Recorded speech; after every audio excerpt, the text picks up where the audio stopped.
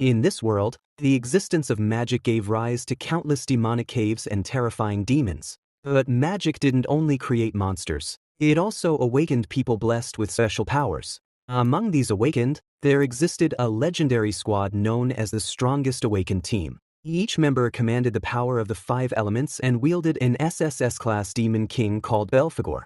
Today, these 5 elite teammates arrived at a demonic cave with a single mission: to slay a fearsome monster. Moving together as one, they were known as the Divine Core.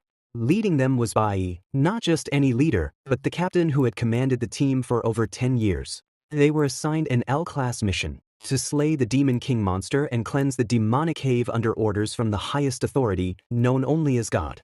The Divine Core stepped forward, power surging through them as the operation began. It wasn't their first battle. This was already the 10th high-level demonic cave they had faced. Among them, Lingzi stood out as the squad's deadly assassin. She wielded a lightning-class L-rank assassin skill, striking swift and silent. With a faint smile, she asked the captain if this mission truly was an L-rank purge operation. Another teammate, Han Qingxing, the squad's strongest mage, possessed an L-class cloud mage ability. Han Qingxing cast a powerful buff on Bai Yi, boosting his chance to take down the Demon King monster. This L-class mission represented the highest level of difficulty. As their power surged, the entire cave filled with energy. They unleashed a massive strike on the monster, shaking the ground itself. Bai Yi raised his sword and released a single, devastating blow. The monster fell instantly, slain in one strike. Landing quietly, Bai Yi let the energy in his body fade. He wasn't just a captain, he was the Divine Core commander, a legendary L-class nuclear synth swordsman. Moments later, the team confirmed it. The SSS-class Demon King had been eliminated. Lingzi smiled faintly, while Han Qingxing laughed and complained that it had ended too quickly. Lingzi teased she might find another demon cave for him to enjoy. But suspicion soon rose when a third teammate spoke up.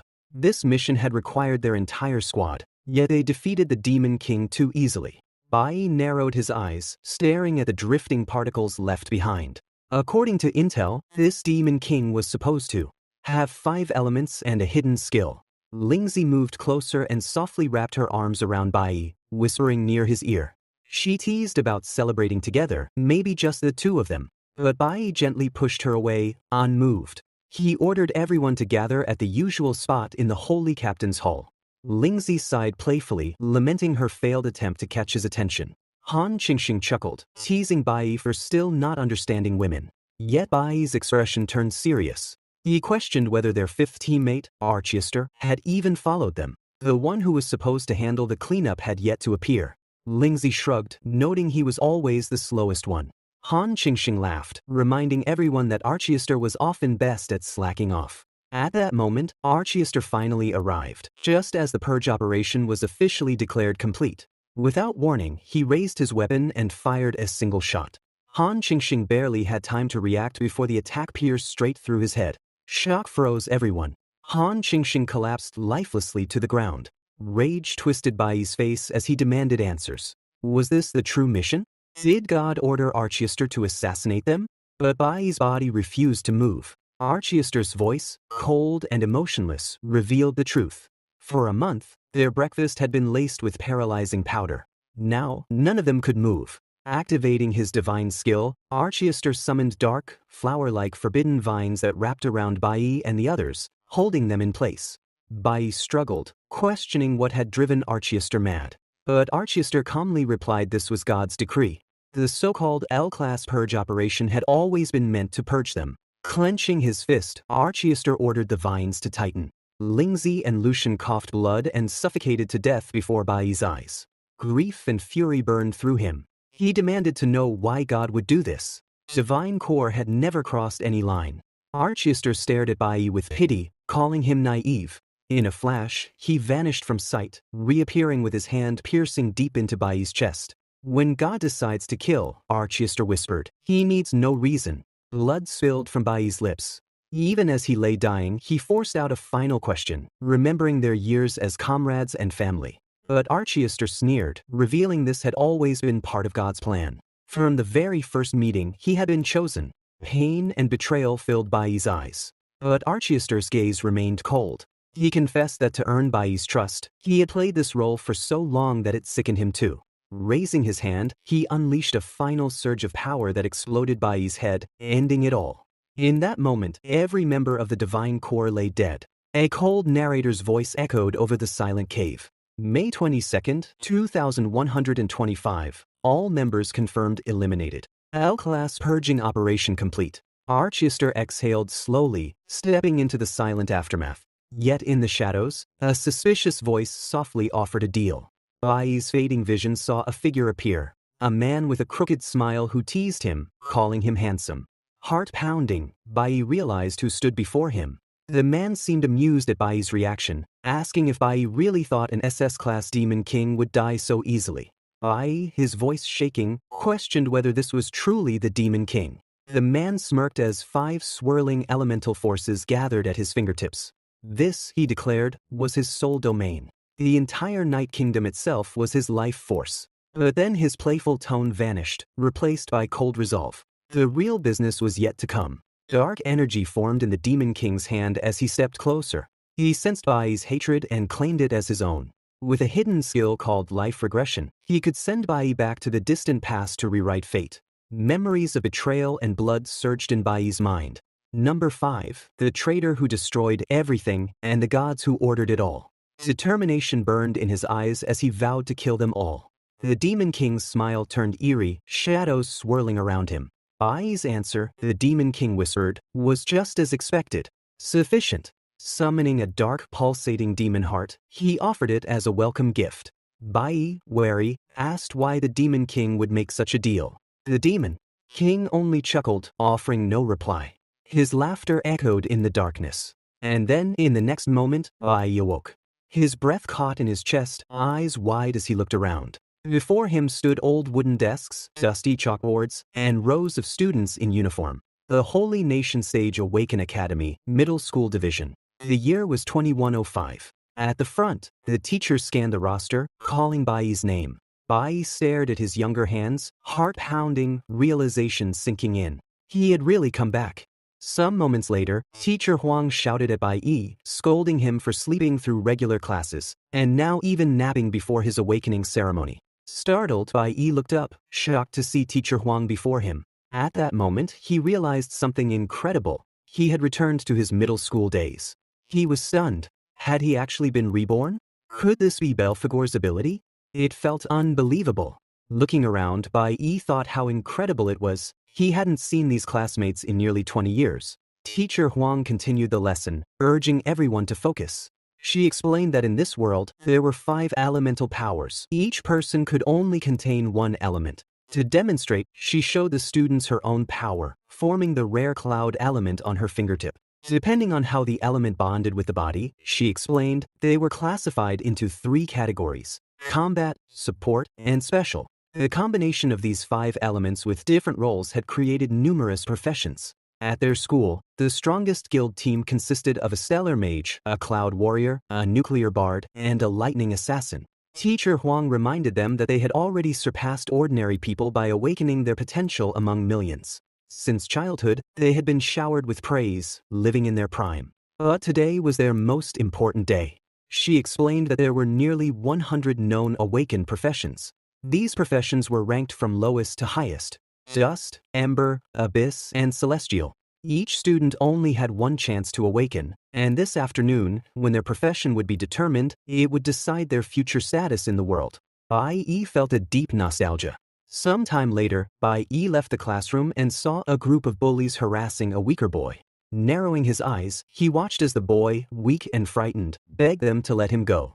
3 bullies stood blocking the boy's path, mocking him for relying on artificial awakening. One of them placed a shoe in the boy's hand, taunting him for daring to block their way. They sneered, telling the boy not to think too highly of himself just because he was about to awaken. Before a rare red-tier awakener like them, they claimed he would always be an insect. The leader, Hong Qiangxing, an E-rank stellar assassin from an unknown background, laughed wickedly. Terrified, the poor boy apologized, stammering that it was his mistake. Bai Yi remembered from his past life that even then, Hong Qiangxing constantly picked fights. It seemed the guy had some overly masculine genes and was always stirring up trouble. Ignoring the boy's pleas, Qiangxing continued to bully him, robbing him of his money. Suddenly, Teacher Huang stepped in, stopping Qiangxing.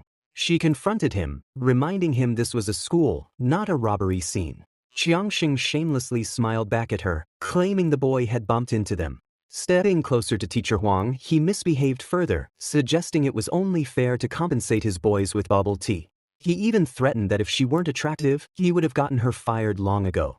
Calmly, Teacher Huang asked the bullied boy if he was okay. Qiangxing laughed again, telling his friends they would give the teacher face this time. As they turned to leave, Bai Yi stepped forward, facing Qiangxing. Qiangxing glared at Bai Yi, asking what he was staring at, and told him to move aside. Before leaving, he threatened they would come back later to laugh at these weaklings. Behind Bai Yi, the bullied boy apologized to Teacher Huang, saying it had been his fault. Bai Yi reflected that Teacher Huang had always been tough on the outside but soft inside. She had helped him a lot after his awakening. She reminded everyone to stay completely calm during awakening to avoid injury. Bai Yi's thoughts shifted. He remembered there were 2 awakening methods in this world. One was natural awakening, like Hong Qiangxing. This usually happened to people with strong constitutions and natural talent, triggered automatically during moments of extreme emotional intensity. The other method used the awakening chamber, a product of countless scientists' wisdom. Inside the chamber, emotions and adrenaline were intensely stimulated to force potential awakenings. This was why their school was called Mystic Mage. Yet everyone could only awaken once, and the process was always random. Next, the weak boy returned, healed and relieved, happily announcing he had gotten a blue-tier, amber, profession. Teacher Huang encouraged him to go rest, knowing it must have been exhausting. Bai Yi thought about how awakening was considered life's only reset button. Soon, it was Bai Yi's turn. Teacher Huang warned him to focus and not slack off like in class. In his last life, Bai Yi had awakened as a C-rank nuclear warrior, a dust-tier profession. This led to years of bullying. Only when he reached S-rank did he awaken the rarest type, the nuclear element. Now, he wondered what profession he would get this time. Suddenly, a system window popped up, awakening system error. Bai Yi felt a powerful heat and pain in his chest. Another message appeared, detected 5 elements. Confused, Bai Yi wondered what was happening, overwhelmed by the heat inside him. Then, a new notification arrived. Infinite awakening system is activated. Because he possessed 5 elemental types within his body, Bai Yi had the choice to select any class from any of these elements as his initial class. He could either obtain a new random class for that element or choose to upgrade his original class. Confused, Bai Yi wondered what elemental accumulation meant. He suddenly realized that not only could he choose his currently awakened element and class, but he could also obtain other new classes in the future. He could potentially acquire Dust rank, Glimmer rank, Abyss rank, and Celestial rank classes, even that special quality class everyone desired. The system confirmed this, explaining that while he could only choose his initial class now, any subsequent classes would be acquired randomly. In the past, a Demon King had spoken to him, saying, "Let me give you one more push." Understanding what had truly happened, Bai Yi realized, so this is what it brought me. He remembered the powers of different classes. At that moment, he spoke coldly about his newfound ability, the ability of infinite awakenings. The system warned him that after selecting his initial class, all elemental bars would be cleared, so he had to choose carefully. He smiled faintly and released his power. Some time later, on his way to class, a bully and his friend were waiting for him. The friend asked why Bai Yi was taking so long inside. Finally, seeing him come out, the bully sneered, calling him a bastard. As Bai Yi entered, the teacher suddenly asked what class he had awakened as. He replied quietly, almost apologetically, that he would have to disappoint them. He had awakened as a Nucleo warrior, the worst green quality class. The teacher accepted it kindly. She told him that even from the green quality, many extraordinary people had emerged and urged him not to give up because this world wouldn't let him down. Bai Yi replied that she didn't have to comfort him. The teacher admitted she knew he must feel terrible and casually suggested he go get some rest, as the awakening must have drained him. Then Hong Qiangxing laughed mockingly at Bai Yi, repeating that as long as he worked hard, this world wouldn't let him down. Bai Yi remembered once thinking the teacher was quite capable. But now he wondered how she could say such useless, toxic positivity. On hearing Qiangxing's words, Bai Yi looked deadly serious. He accused the teacher, saying she must know the truth. Reality wasn't like that at all. Qiangxing sneered, explaining that dust rank quality meant being at the very bottom. That was just how the world worked. The gods chose people. Only the strong were picked, the weak were there to be humiliated. mentioning gods made Bai Yi's body tremble with anger. Qiangxing continued, questioning why Bai Yi was even there again. He explained that those of dust rank quality could only sit in the back row for lessons from now on. He described society as a place where those without power, background, or future were always left behind. The strong received better resources and became stronger, while the fate of a dust rank weakling was sealed from the moment of awakening. They could only become bottom-tier gophers among the awakened. He mocked the idea of changing life through hard work and called the notion of a dust rank class being seen as genius complete nonsense. Qiangxing said it was just like being born. A person's future was already decided. He came closer to the teacher and explained that even their awakened academy was just a small reflection of that same truth. Pointing at her, he said she was glimmer rank herself, so she could only obediently work as a salaried employee at the school. Then, turning to Bai Yi again, he insisted that dust rank students should just go home early and stop wasting government resources. In response, Bai Yi picked up a coffee glass and poured it on Qiangxing's face. Enraged, Qiangxing shouted, demanding to know what Bai Yi was doing. Bai Yi, trying to free his hand, answered simply that he didn't like listening to Qiangxing talk. Qiangxing cursed, calling Bai Yi a son of a bitch, and attacked him. But with a single blow, Bai Yi knocked Qiangxing back to the ground, making him taste the floor. Unable to handle Bai Yi's power, Qiangxing coughed up blood. Everyone watching was shocked, unable to understand how Bai Yi had done that or what had just happened. Smiling, Bai Yi revealed that he had chosen this class himself. The Nucleo Warrior class came with a basic light sword, adding plus 20 attack and plus 20 evasion. He calmly explained that he was simply used to it. Qiangxing, still furious, insisted that Bai Yi had just gotten lucky and dodged once. He boasted about being a rare abyss rank, completely different from trash like Bai Yi. But deep inside, Qiangxing was shaken. He realized that what had just happened couldn't have been mere luck. Bai Yi had used a top-tier movement skill exclusive to the warrior class. Within an impossible reaction time of 0.9 seconds, he had managed to reflect the physical damage back at his opponent. Qiangxing thought about the technique known as parry. If timed correctly, it could nullify 100% of the damage. And if triggered again within 0.9 seconds, it could reflect the full physical damage back to the opponent. It was a move so advanced that even his teacher hadn't mastered it after 10 years of practice. For someone like Bai Yi, on his first day of awakening and with absolutely no combat experience, it was unimaginable. The teacher, surprised, wondered how Bai Yi could possibly do that. In the present moment, Qiangxing lost control, yelling if Bai Yi was prepared to die. He prepared to use the Astro Assassin class, which came with a bayonet, adding plus 30 attack and plus 30 speed. He screamed that he would make Bai Yi crawl before him in front of everyone. Meanwhile, Bai Yi reflected silently that he had chosen this seemingly weakest class for a reason. Judging a person's future and life from birth, he thought, was a grave mistake that everyone would only realize many years from now. At that moment, whispers spread among the crowd. Everyone wondered if the two were really going to fight now. Using awakened powers for private fights in school was strictly forbidden. And right now, there were so many people watching. Hong Qiangxing had a powerful background. His father was a high-ranking official, and his uncle was the school director. But Bai Yi's family was poor and had no connections. Another student shook his head and told the teacher silently that if Bai Yi accepted this challenge and made a move, he would be expelled from school.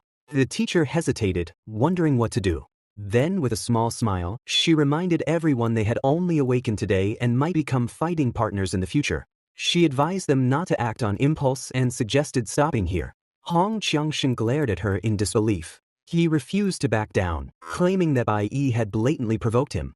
Even if Bai Yi knelt down and begged for mercy, it would be useless. With a creepy grin, Qiangxing swore to show everyone the unbridgeable gap between a chosen one and a nobody. The teacher reflected silently. This difference in quality came from their attribute bonuses. Bai Yi was only level 1 E rank, a core warrior, with dust mote quality that gave him a 100% attribute bonus. By comparison, Firefly quality gave a 150% bonus, and Abyss Peak quality, like Qiangxing's, gave a 200% bonus. His skills were backstab and brutality. The teacher realized the truth. From the moment they awakened, an Abyss Peak class had double the attribute values of a Dust Mote class. This gap couldn't be closed. Bai Yi was completely outmatched, whether in strength, skills, or background. Another student questioned why Bai Yi would provoke someone stronger than himself. In this society, he thought, people had to learn to avoid trash when possible, and when they couldn't, they had to swallow humiliation. Knowing when to yield and when to stand firm was the only way to survive. Direct confrontation would only lead to greater humiliation. Suddenly, Xiangxing attacked with overwhelming speed and power. The teacher felt alarmed, knowing Bai Yi's object block skill used a lot of stamina. Hong Xiangxing's speed was too fast and his attack power too strong. Xiangxing believed it was over and that Bai Yi couldn't block or dodge this time. But in that instant, Bai Yi smiled. With a single blow, he shattered Xiangxing's arrogance. Shocked, Xiangxing tried to speak, but blood gushed from his mouth as he collapsed to the ground. The crowd gasped, wondering what Bai Yi had done to defeat his opponent so easily. With just one hit, Bai Yi had brought him down. Class monitor Qi Yin observed that Bai Yi had not only mastered the highest level usage of basic warrior skills but could apply them fluently in real combat. In that instant, Bai Yi had even considered other options.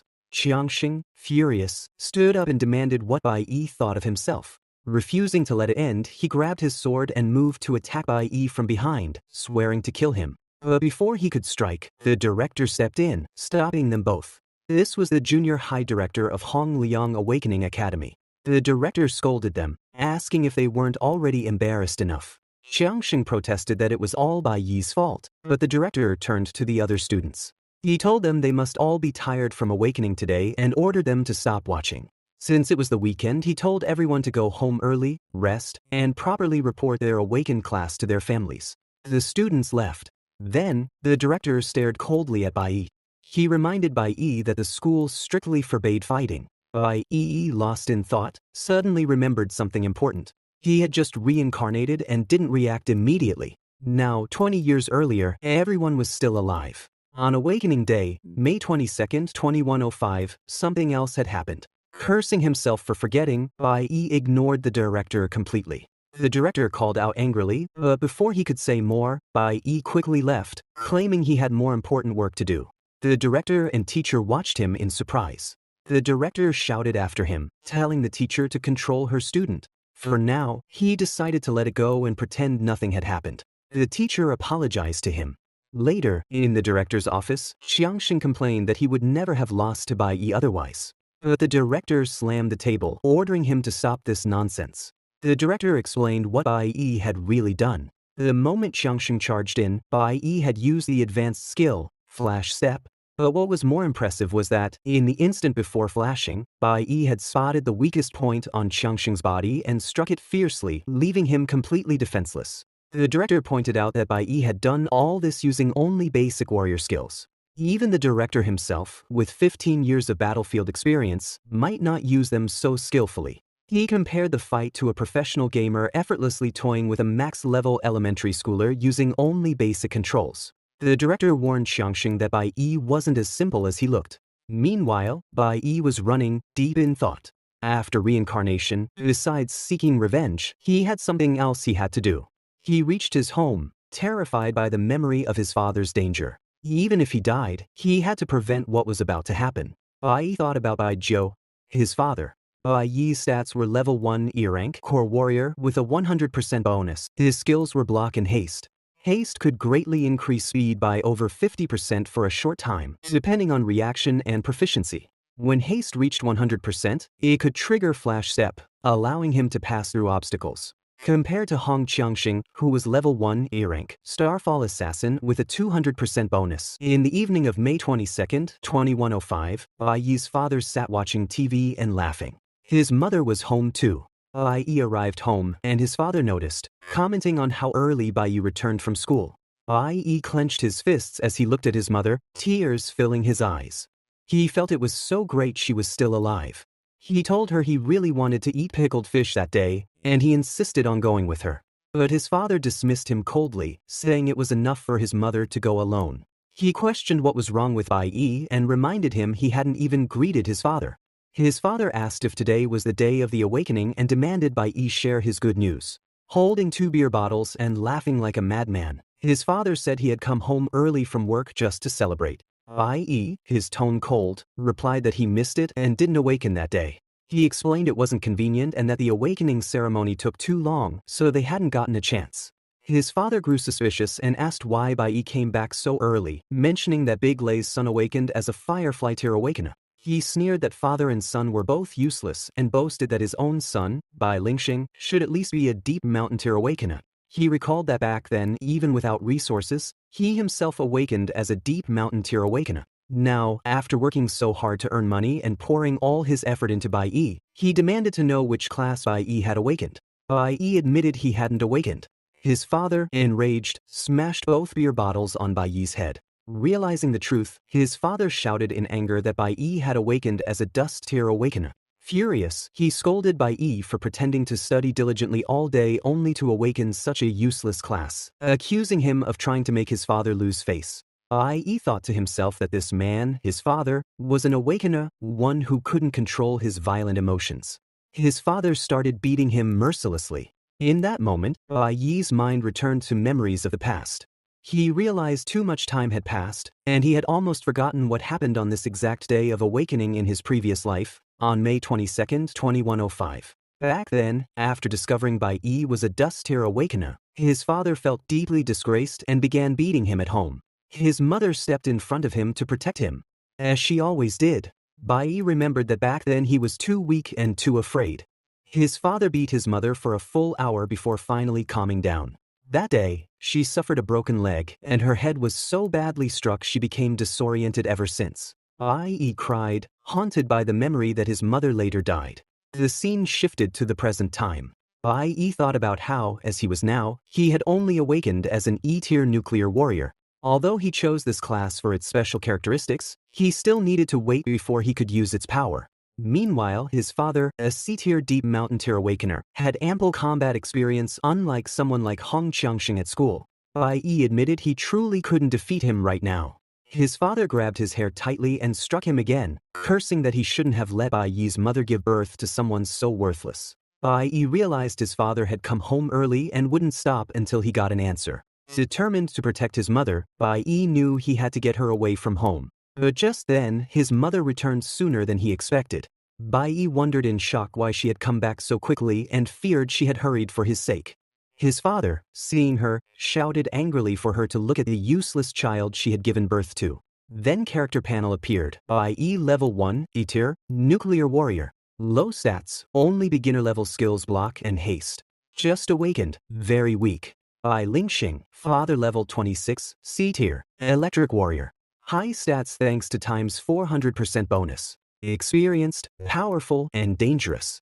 In the passing time, the scene shifts to a dimly lit prison. A voice questions Bai Yi's father, asking if he truly was the first green class evolver. They say a class must normally be at least blue and reach A rank to enter the evolution stage. They wonder why he evolved so early. The voice continues, pointing out that not only did he evolve early, but he also went directly from green to the rare 1 in a million platinum gold. They ask why he was arrested and brought to this place, a place meant only for death row inmates. But Bai Yi knows in his mind that his father deserved to die. His father had beaten his mother to death like that. In the present time, Bai Yi's father suddenly attacks him with a chair. Bai Yi thinks to himself while controlling his breath. They're much stronger than ordinary people, and an ordinary person couldn't withstand a punch like that. Like the old story of the past, his mother appears even now to protect him.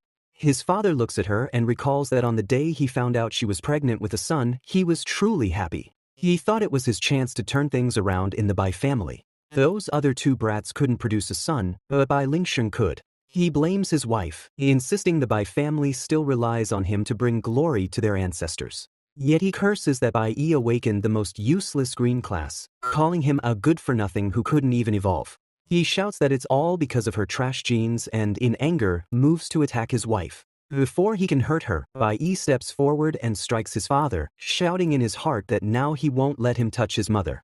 His father laughs coldly, amused. He mocks Bai Yi for growing up, calling it very good. Bai Yi stands in front of his mother, putting her behind him. As his father steps closer, Bai Yi thinks to himself that it should still take a while. While drawing his sword, he focuses on blocking first.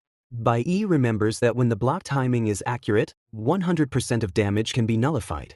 And if triggered again within 0.9 seconds, there's a chance to fully reflect physical damage back. But his father's attack goes right through his defense. Bai Yi feels a sharp pain in his ribs, as if they're about to break. The difference in strength is several-fold. His father beats him brutally, while Bai Yi struggles just to defend himself. His father sneers, accusing Bai Yi of disobeying his esteemed father. He unleashes heavy black thunder, a thunderous lightning strike that makes every attack carry an electric shock effect. He taunts Bai Yi, saying he's being too impatient. Bai Yi, unable to dodge, braces himself for the blow. His father tells him that while he does have some backbone, it's useless with such a weak class. He deserves to be beaten to death. In his heart, Bai Yi promises that in this life, he won't let tragedy repeat itself. His father mocks him further, asking if he thinks he's something special just because he awakened. He swings a chair at Bai Yi, shouting that he can't even tell who his daddy is anymore. At that moment, loud knocks echo on the door. Voices shout for it to be opened. His father curses under his breath, wondering who would ruin the fun at a time like this. He opens the door to find two officers standing there. One is the deputy captain of the inspection team, a red A-rank divine caster. The second is an inspector from the same team, a blue C-rank divine caster. Seeing them, Bai Yi asks in surprise why Deputy Captain Chen Jinwu himself has come. The deputy captain explains they received a report that the fugitive known as Snow appeared near this building. They're checking each unit one by one and ask if anyone suspicious was seen. Snow is described as extremely dangerous. Bai Yi's father responds quickly, saying this person is always on TV. If they'd shown up, of course he would have reported it. The deputy captain then asks what happened to Bai Yi, noticing his injuries. His father sighs and lies that this clumsy kid was sent to buy groceries and managed to fall. Putting a hand on Bai Yi's shoulder, he assures them it's just a small matter and not worth worrying about. But Bai Yi can't stay silent. Angrily, he declares that this man is lying and that his father had hit him. His father shoots him a deadly look. In Bai Yi's heart, anger burns because this man had spoken so rudely to his mother and even wanted to kill her. Bai Yi drifts into his thoughts, the noise around him fading as his mind retraces each step that led to this moment. He remembers the call he made at that small shop on the street, right before going upstairs. That single action has triggered the security team to check this floor. If they catch wind of Snow's presence, Bai Yi knows they'll move together without hesitation, ready to seal off the area and hunt. But he didn't expect them to respond this quickly, almost as if someone had already been on high alert. Still, he reminds himself there's enough time left to see his plan through. As the tension rises, one of the police officers questions whether Bai Lingxing, Bai Yi's father, is telling the truth. Bai Lingxing, wearing a look that shifts quickly from disbelief to forced innocence, insists that he could never beat his own son. He claims it would hurt him more than it would ever hurt Bai Yi, as though those words alone could wash away the violence that had taken place. Before the officer can press further, Bai Yi cuts in. His voice is steady but carries the weight of bruises and fresh pain. He calmly explains that he was hit in the knee with a stool and that a wine bottle was smashed over his head. His injuries are there to be examined, visible proof no words can deny. Bai Yi invokes the law directly, specifically, which clearly states that if an awakened individual loses control of their power and causes harm to others, they should be detained for 15 days. His statement leaves little room for argument.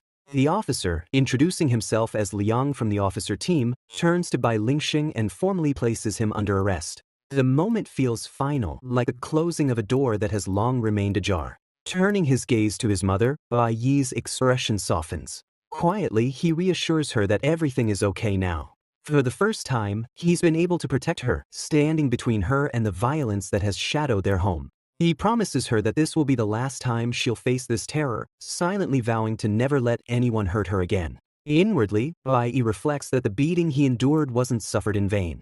Hidden in his hand is the safe key, small, cold, yet heavy with secrets. This is the very key for which his father betrayed a teammate, rising from E-rank to C-rank through deception and sacrifice. His father always guarded it closely, never revealing its existence to the family. In Bai Yi's previous life, he only learned about the key after his father's death, when it was already too late to change anything. Now, armed with this knowledge, he plans to use it to retrieve the special knife capable of harming demons. But for now, the only demon cave he can reach lies under the school, a location he knows well. At the police station, news spreads quickly. The alert has triggered a response from the entire security team, their coordinated urgency revealing just how seriously they treat even the hint of a rebel presence. Even the deputy leader has been dispatched, a sign of how grave the situation seems. Yet after searching, they find nothing. One officer wonders aloud if it could have been a false alarm. Another officer shakes his head, insisting that false or not, when it involves potential rebels, they can't afford to lower their guard. The thought that snow could really be in their county, especially on Celebration Day, would be disastrous. Amid whispered concerns, one officer mentions that the captain returned early this time, perhaps sensing something was off. But before more speculation can spread, another officer sternly cuts in, reminding them that this isn't something they should discuss openly. Meanwhile, Bai Yi, facing the weight of his choices, pleads desperately for leniency. His voice trembles as he swears it was his first offense and promises it will never happen again. He even tries to leverage connections, reminding the deputy leader that his wife is about to give birth and offering a referral to his good friend's prestigious postpartum care center. But the officer's expression hardens, unmoved by the attempted bribe. Coldly, he reminds Bai Yi that he was once a member of the guild and should understand exactly how his own actions led to this downfall. Another officer tells Bai Yi to rest for now, explaining that he'll be transferred to the Awaken detention center the following day. Later, Bai Yi finds himself standing before a glowing door suspended in the air, a passage to the demon cave. Without hesitation, he steps through. Inside, he recalls what he knows. Demon caves can appear anywhere, and once detected, all awakened are drawn to them to strengthen their powers. But these places are filled with danger and typically require coordinated teams to enter safely. In his previous life, this particular cave was only discovered 5 years after demons first invaded the human world. A frank demon cave usually requires 3 E-rank awakeners to clear it safely. By contrast, an E-rank demon cave demands an even larger force. 36 F-rank members and 2 D-rank awakeners. Using everything he knows and the timing of events, Bai Yi calculates there's a 90% chance this is merely a Frank-class demon cave. It's the lowest-ranked hidden cave he can access right now, but it may also be his only hope to gain the power he needs. He knows he must go forward, even if it means risking everything. As he walks deeper, the entire area is blanketed in ice and snow, an ominous sign suggesting the domain of a cloud-type demon. But suddenly, Bai Yi notices faint traces that someone might have come here before him. His heart tightens. Then, without warning, a beast emerges from the icy mist. A demon he estimates only had a 10% chance of encountering. The realization strikes him fully. This is an E-rank demon cave after all. Its existence may have remained hidden because most of the demons inside are still dormant. All the beasts emerged at once in the frozen cave, and Bai Yi fought them relentlessly, cutting them down one after another. Despite killing only 20 beasts, the effort left him completely exhausted. His body, still limited by its E-rank strength, felt painfully weak, unable to endure much longer. Yet this battle brought a small reward. He sensed his rank had finally risen to D. Even so, Bai Yi knew this alone wasn't enough. To keep entering this demon cave and eventually challenge higher-tier caves, he would have to join a guild. Only with guild backing could an awakened keep growing stronger. But there was a harsh rule. Once someone was expelled from a guild or a team, they could never join another. That was why some awakened, like his own father, remained stuck at C rank forever, unable to advance despite their desire to. Bai Yi paused, reflecting on this trap, and wondered what path he should take next. Going solo felt too slow, but at the moment, he had no better plan. As his thoughts faded, new beasts charged in, drawn by the noise of his battle. He steadied himself, using a few practice techniques to swiftly bring down several attackers. Yet it wasn't enough. More kept coming, relentless and wild, swarming around him from all sides. Then, through the chaos, a frost bear appeared. Its massive form trembled with fury, entering a berserk state that would make it attack anything that moved. Recognizing an opportunity, Bai Yi chose to wait. E-rank beasts like the frost bear lacked intelligence. Its rage would force it to clear out the others nearby. While the bear fought wildly, Bai Yi conserved his strength, knowing his stamina was already running low. During the fight, Bai Yi finally noticed something odd about the terrain. What he had first taken for a frozen lake was actually an ice bridge stretching between 2 canyons. Half of the beasts around him had already fallen to the bear's rage or his own attacks. Only a few remained.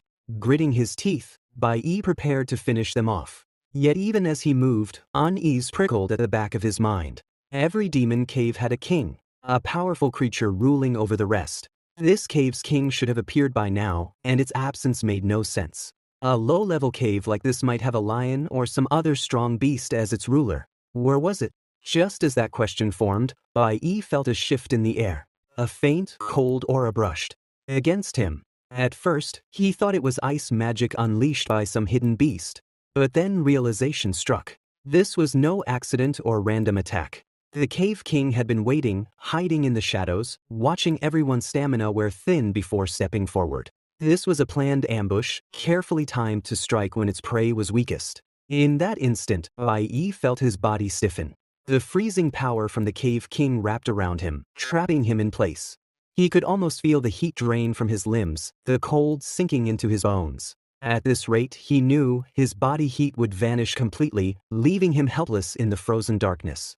Despite the rank he had just earned and the beasts he had slain, Bai Yi now stood powerless against an enemy whose cunning surpassed simple brute strength. Faced with the Cave King's chilling trap, he realized just how dangerous even a low-level demon cave could truly be.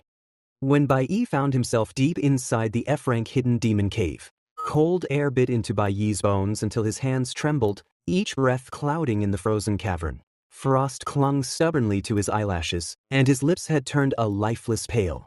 He realized with a sinking dread that his body was nearly frozen. If this went on, all his heat would drain away. Somewhere ahead, faint crunching sounds stirred the silence. Demonic beasts emerged, their eyes glowing like hungry embers piercing the darkness. Without hesitation, they lunged at him. He knew he had no choice left but to fight.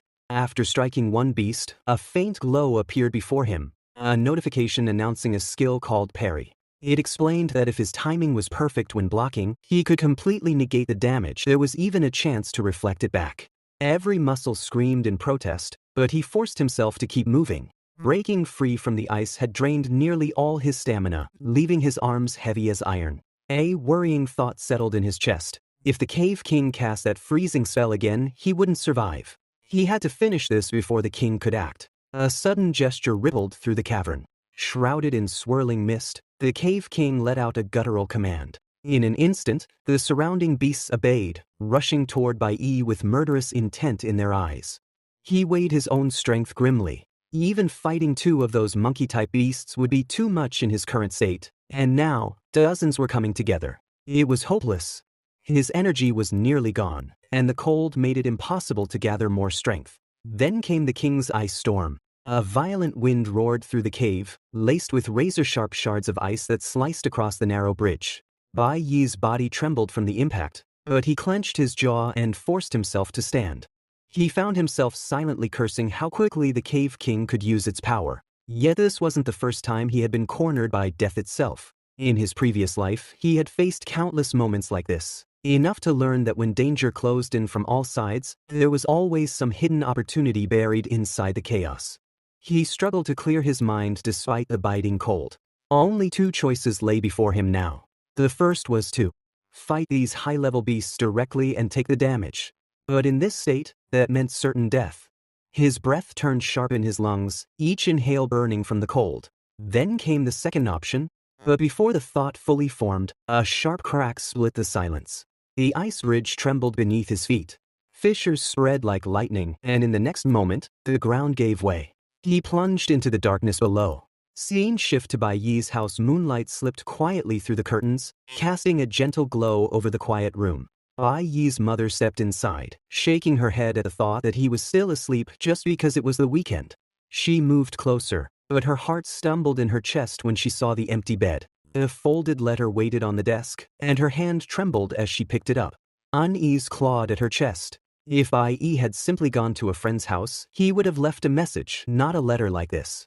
She thought of how strangely he had been acting since coming home yesterday, as though he were a completely different person. The uneasy feeling inside her deepened into fear. Back to the present scene. Wind howled in Bai Yi's ears as he fell from the ruined ice ridge. Through the rush of air, his thoughts raced. He recalled that when the bridge collapsed, nearly 100 demons had also fallen into the abyss. Yet strangely, he had only leveled up 3 times. That meant only 60 of them had been truly eliminated, leaving about 40 still alive. Realization dawned that there must be a river at the bottom of the canyon. It was his only hope to survive. But the truth weighed heavily on him. Breaking the ice ridge had already drained the last of his energy, and the fall itself had torn through what remained of his strength. His body felt battered and hollow. Pain throbbed across his chest until it felt as if it might cave in. His thoughts blurred into gray static. In that final moment, he wondered if he had reached his limit at last. As darkness crept into his vision, Bai Yi's eyes slowly closed. The cold wind whistled through the broken ice cavern, its echo bouncing off jagged walls coated with frost. Bai Yi staggered forward, chest heaving with exhaustion. His breath came out in ragged puffs that quickly dissolved into the freezing air, and his trembling fingers curled into fists, as though resisting the invisible chains weighing him down. A single thought pressed against his weary mind. Had he already reached his limit? Before he could answer himself, a beast charged from the shadows, its claws raking across the frostbitten ground. In that heartbeat, memories from his previous life flooded back to him, sharp and uninvited. A woman's laughter rang in his ears, teasing him for coming home empty-handed, the warmth in her voice painfully clear. Another voice, playful, spoke of foie gras on rice, while someone else urged him to check the data quickly. His mother's soft worry echoed too, asking if the wound on his head still hurt. Through the haze of memory, a chilling image emerged, the Cave King, powerful and merciless. Then came the sharpest memory of all, his father's cold voice, spitting words like poison, telling him to go to hell, declaring it all over. Yet here, in the present, Bai Yi's resolve only hardened. He had no room left to set limits. The regrets of his past life weighed heavy on his shoulders, but he swore not to drag them into this one. With newfound determination, he met the beast's attack head-on. Bloodied hands reached forward, gripping its snapping jaws. Muscles burned as he forced its teeth apart, fresh cuts blooming red against his pale skin. He reminded himself he had already lost everything once. He had already died once. This time he refused to die again. From deep within his chest, a roar ripped out, shaking the cavern. A golden yellow light burst from his body, the unmistakable sign of leveling up. Bai Yi knew what it meant. Only the most desperate, life-threatening moments could trigger a class advancement. So, he had chosen to challenge a solo labyrinth, to lure every beast in the cave toward him, even throwing himself off a cliff to test death itself. Again and again, he had cornered himself, forcing his body and spirit into hopelessness. Now, all the beasts had answered his call. Their snarls and growls merged into a chorus of danger. Levels floated in the air before him, cruel reminders of the odds stacked against him. The weight of misery returned, heavy and familiar, pressing against his chest like an old curse. A golden message flickered before his eyes. Adrenaline rising. Class advancement failed. Failure. But before doubt could take hold, another message glowed softly. Nucleolus Holy Swordsman's skill unlocked. A smirk tugged at the corner of Bai Yi's lips. It wasn't the complete advancement he had hoped for, but even gaining the skill this early was still a victory. Without wasting another breath, he charged forward. The beasts surged toward him, fangs and claws flashing in the pale light. But one by one, they fell beneath his relentless strikes. The ground trembled with every blow, frost shattering underfoot. Green notifications lit the air around him. Successfully killed bloodthirsty forest wolf. Gained 52 EXP. Successfully killed Icefield bear. Gained 64 EXP. Successfully killed bloodthirsty forest wolf. Gained 52 EXP. Successfully killed bloodthirsty forest wolf. Gained 52 EXP. Successfully killed bloodthirsty forest wolf. Gained 52 EXP. Successfully killed glacier overlord. Gained 66 EXP. Then, golden notifications followed, as though rewarding his defiance. Obtained Icefield Beast Hide X1. Obtained Proud Bear Bone X2. Amid the clash, his strength surged again. Bai Yi advanced to Sun Tier C class, the raw force coursing through his veins. With the advancement, 12 attribute points appeared for him to assign freely. A wave of relief washed over him, the sanctuary's trigger effect cleansing his fatigue and restoring his stamina, so he could keep fighting. From the fallen beasts, he collected 16 snow wolf's fangs, trophies of survival carved out through blood and grit. Then, another golden message appeared before him, shining brighter than the rest. Unlocked ultimate skill, Sanctuary. His status shifted once more. Bai Yi now stood as a Sun Tier C-class Nucleo warrior. The boost in power rippled through him, muscles tightening, breath steadying. His stats reflected the transformation. Strength climbed to 113 with an added 150, speed reached 51, stamina rose to 71 with another 100 on top, luck sat at 26 with an added 50, elemental power at 12, and spirit at 11. Alongside these numbers, the skills block and swiftness gleamed, simple, sharp tools ready at his command. Another message reminded him of what he wielded, the A-rank Hanwha blade. Forged from the legendary Hanwha stone, it could slice through metal like mud. Bai Yi took a moment to reflect on how far he had come. After reaching E-class, level 8, even facing other E-class beasts had become almost effortless. The icy cavern that once threatened to freeze him to death now felt like nothing more than a mild inconvenience. Yet Sanctuary, his newly unlocked ultimate skill, remained the real prize. It allowed him to accumulate every bit of injury, fatigue, and pain, only to hurl it all back at enemies in a single, punishing wave. Though it demanded he endure enough harm first, it offered a brutal way to recover stamina and unleash destruction. Time blurred around him as he stood among the fallen beasts, the sharp tang of iron on his tongue. Yet even in this moment of victory, he reminded himself that he couldn't stay. His mother was waiting beyond the labyrinth, probably already worried about his absence. Far deeper in the cave king trained in silence. Ice energy spiraled around him, raw and dangerous, as though alive. Frost shimmered in twisting arcs across the cavern floor. Steel glinted under the cold light as Bai Yi stepped forward, blade in hand, golden aura still flickering around him. His eyes burned, not just with exhaustion, but with a resolve so fierce it felt unbreakable. Their paths had crossed again, bound by challenge and fate. May 23rd, inside the dimly lit Ziyue residence, silence filled the night. Bai Yi's mother sat alone, her heart heavy with fear and longing. Thoughts circled endlessly in her mind. Where on earth did Bai Yi go? Why wasn't he coming back yet?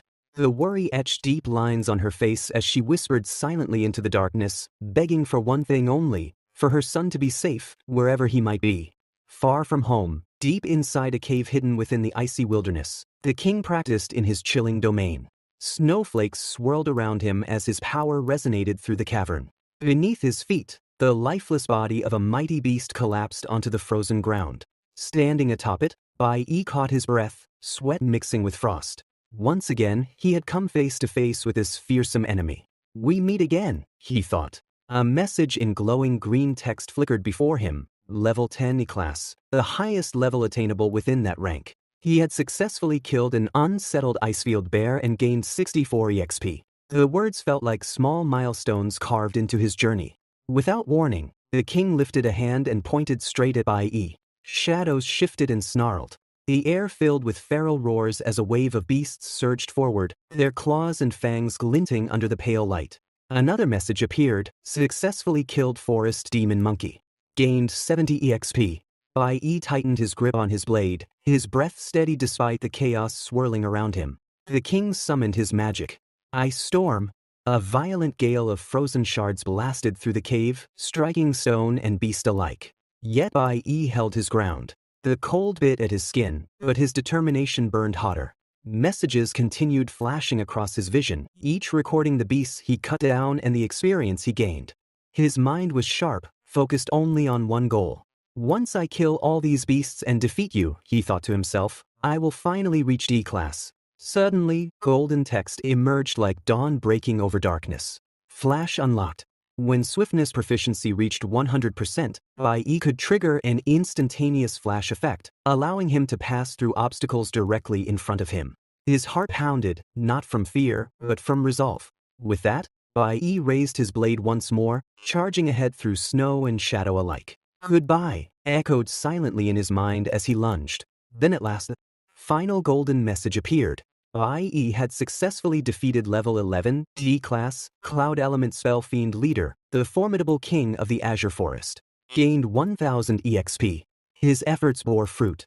Bai Yi advanced to D-class Nucleus Power. A surge of energy coursed through him as he became a D-class Nucleo Warrior, granting him a powerful attribute bonus of plus 100% to all stats. His level now stood at 11 D-class, and he earned 12 attribute points, a small treasure for future battles. In that moment of quiet triumph, Bai Yi realized something important. "I was fighting the whole time, and I didn't pay attention to this," he reflected. The cloud element he had gathered had accumulated enough to unlock a red possession. Although it was only E-class, its crimson rarity granted him an extra 200 bonus points, a reward as precious as it was unexpected. A system message confirmed the next step in his journey: switched profession to Cloud Element Mage. The words glowed softly, reminding him that he could switch professions at any time. Flexibility could become his greatest strength. Bai Yi checked his new form carefully. Its stats matched those of his D-class warrior. If they were the same, then surely there must still be hidden equipment left somewhere in this ancient, frostbitten place. Hope and curiosity stirred quietly in his chest. A red message declared, "Successfully switched to Cloud Mage mode." His power had taken a new shape. A faint smirk curved across Bai Yi's lips. A new path opened before him, a profession he had never played before. And now, standing amid silence and fallen beasts, he decided to see what the Cloud Mage could truly do. Back at the Ziyue residence, Bai Yi's mother sat quietly in a corner. The night had drained her strength, yet she stayed awake, eyes glazed with worry. Fear and love bound her to that seat as she waited. Then, like a vision breaking the long darkness, Bai Yi appeared before her. His presence, real and alive, cut through her sorrow. Guilt softened his expression. "Mom, I'm sorry for making you wait so long," he thought silently. Her tired eyes showed she hadn't eaten, waiting the entire night, unwilling to rest until he returned. A new resolve settled over him. Bai Yi looked at her gently, a spark of determination hidden in his heart. "Mom, I have a suggestion to make," he thought. And though he had yet to speak the words aloud, hope rose quietly within him. "Would you like to hear it?" The long night was over, but a new story was only beginning. Bai Yi retrieved the magical stone bag, a treasure that had served him well.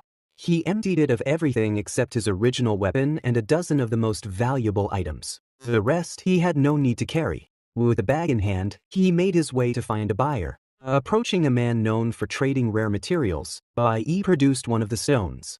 The man examined it closely, his eyes narrowing in calculation. At first, he muttered an offer of 800 per diamond. A moment later, his tone shifted, suggesting 8,000 instead.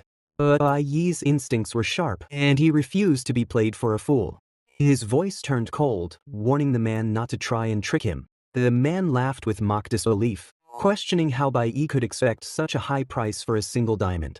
From there, the bargaining began. Numbers shifted back and forth, 22,000, then 5,000, then 6, until they finally reached an agreement at 7,000. The man, clearly satisfied with the outcome, handed over the payment and took the stone. Inwardly, Bai Yi reflected on the knowledge he carried from his past life. Back then, he had learned about countless magical ores and intermediates. He knew their worth. Something like this could fetch a solid price, and he had just proven it. With the money secured, Bai Yi's first thought was of his mother. Now he could rent her a comfortable home, somewhere she could truly live in peace. A faint smile tugged at his lips as he returned, having already purchased a beautiful new house. Memories from his past life lingered in his mind.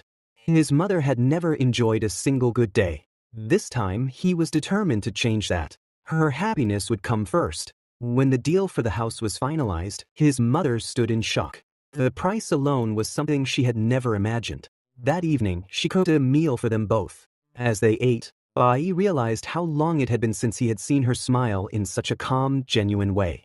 The matter of their housing resolved, Bai Yi had advanced to D rank and even gained a new profession. Yet his mind refused to rest. There was still danger ahead. He took out a crystal and stared at it in thought. Until certain matters were concluded, he could not freely pursue revenge. Sliding the bracelet that held the crystal onto his wrist, he considered his next move. Tomorrow, he decided he would return to school. The crystal itself was no ordinary orb. It was a D-rank demon stone. Within it pulsed a powerful magic, capable of holding elemental energy and extending a spell's range by 50% once polished. Determination burned in his gaze. He could finally begin the search for what he needed. Elsewhere, the scene shifted. Several students emerged from a dungeon portal, their bodies marked by battle. Among them was a young master, flanked by his loyal bodyguard. The bodyguard praised his improved performance. A girl approached, offering him a bottle of water and suggesting a short rest. He refused, intent on heading to another demon lair to continue training. In an instant, he unleashed his energy. A burst of power erupted around him, declaring his intent to surpass all others. His aura swelled, and the system confirmed his achievement, upgraded to Galaxy Assassin Level 3. He was now an E-rank warrior. Far away, Bai Yi's mind was already on the upcoming simulated combat test. In that arena, he would show everyone who the true genius was. On the rooftop of a tall building, a girl sat alone, reading through a report. Her eyes were sharp, her tone icy as she noted that none of the year's newly awakened had gained a golden tier profession. Disinterest settled over her features. There was nothing in this year's candidates worth watching. Morning came. Bai Yi's mother prepared his favorite breakfast. He ate quickly, asking why she had not woken him earlier. She replied that he had been sleeping soundly and she hadn't wanted to disturb him. She told him to take his time, it was fine to be late once in a while. He paused, softening at her words. It had been far too long since he had slept so peacefully. Never before had he sat to quietly enjoy a morning meal with her like this. She touched his shoulder gently, asking him to take care. He smiled faintly, assuring her that he was fine and that she should care for herself instead. She smiled in return, but then handed him a notepad. On it, she had written that next Friday was his birthday. Bai Yi froze. His mother could no longer speak, yet the simple note struck deep. The date echoed in his mind, June 5th, his birthday. In his past life, after her death, no one had celebrated it again. Over the years, he had nearly forgotten the day existed. Now, faced with it again, he wondered if there was anything he truly desired. What mattered most he already, but his resolve returned. His next goal was clear, to kill the one who had betrayed him. At Awakener school, the instructor's commanding voice rang out. He asked if the students had rested over the weekend, then announced the start of the devilish actual combat simulation test. His eyes swept over the group with the precision of a predator. The importance of this test, he reminded them, could not be overstated. The Awakener School's middle school department was directly affiliated with the Divine Guild, and the guild would be watching every move. The students' excitement grew. This battle would serve as their middle school graduation assessment, broadcast live for all to see. The instructor's voice rose in intensity. Those who performed best would be given the opportunity to join the high school department on the journey of cultivation. The name alone sent ripples through the crowd. The journey of cultivation was held once a year, offering the most direct path to meet the Divine Guild. Each year, the school gathered its most outstanding middle and high school students for a trip to the Holy Nation, the guild's headquarters. The announcement stirred the students further, but Bai Yi's gaze remained cold. He remembered the so-called master who would appear in this event. In his past life, that man had only joined the team after Bai Yi himself had entered the guild. And worse, Bai Yi remembered vividly that the fifth member of that team had slaughtered all his comrades. That man, no that monster, was already on Bai Yi's death list. This time, he would ensure the ending was different. He would find the man, excel in the assessment, and blend into the journey of cultivation to reach him as fast as possible. All around him, students whispered about the upcoming challenge. One voice speculated nervously about facing a demon den. The instructor cut the chatter sharply, declaring the start of official training. The first stage was physical endurance in the gravity room. 10 sets of shuttle runs would be their warm-up. One overconfident boy declared his plan to double the required sets. Bai Yi's gaze moved to the assessment area ahead. With calm conviction, he stepped forward, telling the instructor he would not be using the training room. After hearing Bai Yi's words, every student present was stunned. The instructor's eyes fixed on him with sharp focus, recalling the recent conflict Bai Yi had with Hong Qianxing over the weekend. The thought passed through the instructor's mind that Bai Yi might believe defeating a red-quality professional was reason enough to skip regular training. Yet Bai Yi's demeanor remained calm, and he stated his intent to pursue a more specialized form of training. This statement caught the instructor off guard. The idea of specialized training prompted him to question its meaning, his tone revealing a measure of disbelief. Suspicion flickered in his expression as he considered whether Bai Yi was implying a flaw in his physical training regimen. Inwardly, Bai Yi acknowledged that physical conditioning was essential for nearly all awakened individuals, making the use of the gravity room valid. However, he reasoned that shuttle runs specifically benefited professions such as warrior and ascension, which required speed and coordination and were not universally necessary. Professions like mage and chanter, he knew, gained more from working in the element room to develop refined control over elemental forces. With attributes and personal habits varying from person to person, he believed training methods should be tailored accordingly.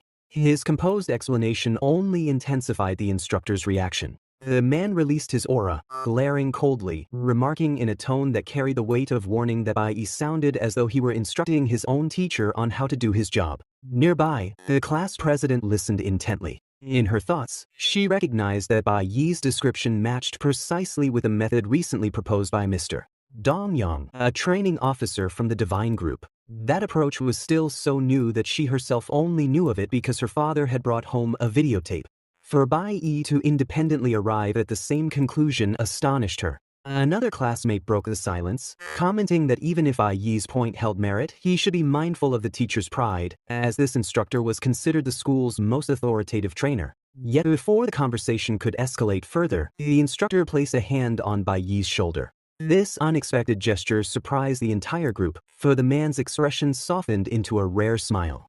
He admitted that Bai Yi's proposed method was interesting and confessed that it was the teacher who had been inconsiderate. A fellow disciple watching silently thanked fortune for the peaceful resolution, aware of how risky Bai Yi's boldness had been. The instructor continued by explaining the difficulty of personalizing training for the large number of students in the school. In his view, the combat simulation served as the middle school graduation performance for every student, and failure in that arena could jeopardize an entire future. He admitted that the choice between shaping a student's future himself or allowing them to determine it was a heavy dilemma for any teacher. Bai Yi's thoughts turned inward to his previous life. Despite the hardships of his original family, he remembered the kindness of several good teachers who had guided him, ensuring he did not grow twisted by misfortune. With renewed confidence, he told the instructor to trust him, promising not to disappoint in the graduation performance. Curious, the instructor asked what kind of training Bai Yi intended to pursue, noting that Bai Yi had awakened as a warrior. Bai Yi responded by requesting the elemental suppression in the element room be set to its highest level, pointing toward the facility. This shocked those listening. Even the instructor coughed lightly in surprise, having not expected such a demand. Confusion spread among the students, many wondering why a warrior would choose that room. Bai Yi explained that he wished to make his abilities more balanced to overcome his weaknesses. Internally, however, he guarded his true intention, unwilling to reveal his interest in training within another mage profession. The instructor's mood soured again, clearly irritated by the unusual request. At that point, the class president raised her hand, stating her wish to practice elemental control as well, pointing out that she was a mage. Reluctantly, the instructor agreed but warned them not to embarrass him in the final assessment. The girl then invited Bai Yi to train with her, but he declined, explaining that he preferred to work alone using his own methods. She frowned at the rejection, arguing that partnership would speed progress and expressing disbelief at his refusal. Her smirk hinted at determination as she claimed he had sparked her competitive spirit. Both headed toward the training area. Behind them, another classmate looked drained of all motivation, feeling as lifeless as a depleted battery. In his mind, the thought surfaced that being at the bottom meant he could simply slack off somewhere. The instructor, however, denied him that chance, placing a firm hand on his shoulder. Bai Yi entered the element room, reflecting that his experience with the warrior profession was extensive, but his understanding of the mage profession was still at a novice level. The current elemental suppression was set at 10%.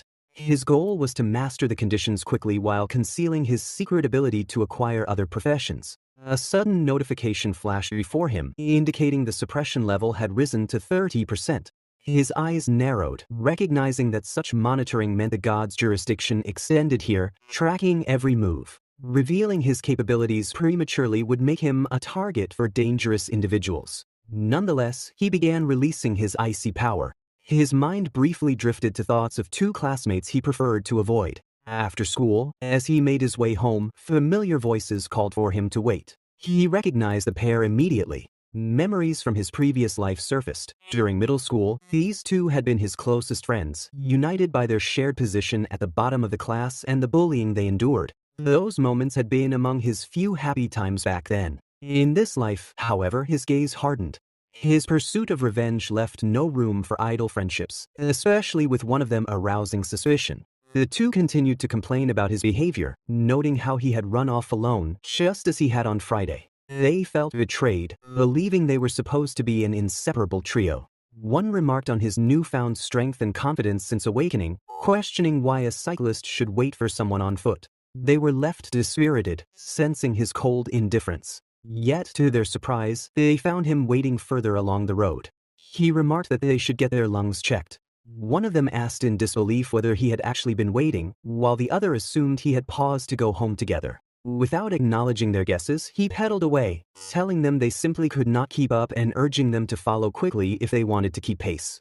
The two exchanged glances, interpreting his action as a deliberate attempt to mock them.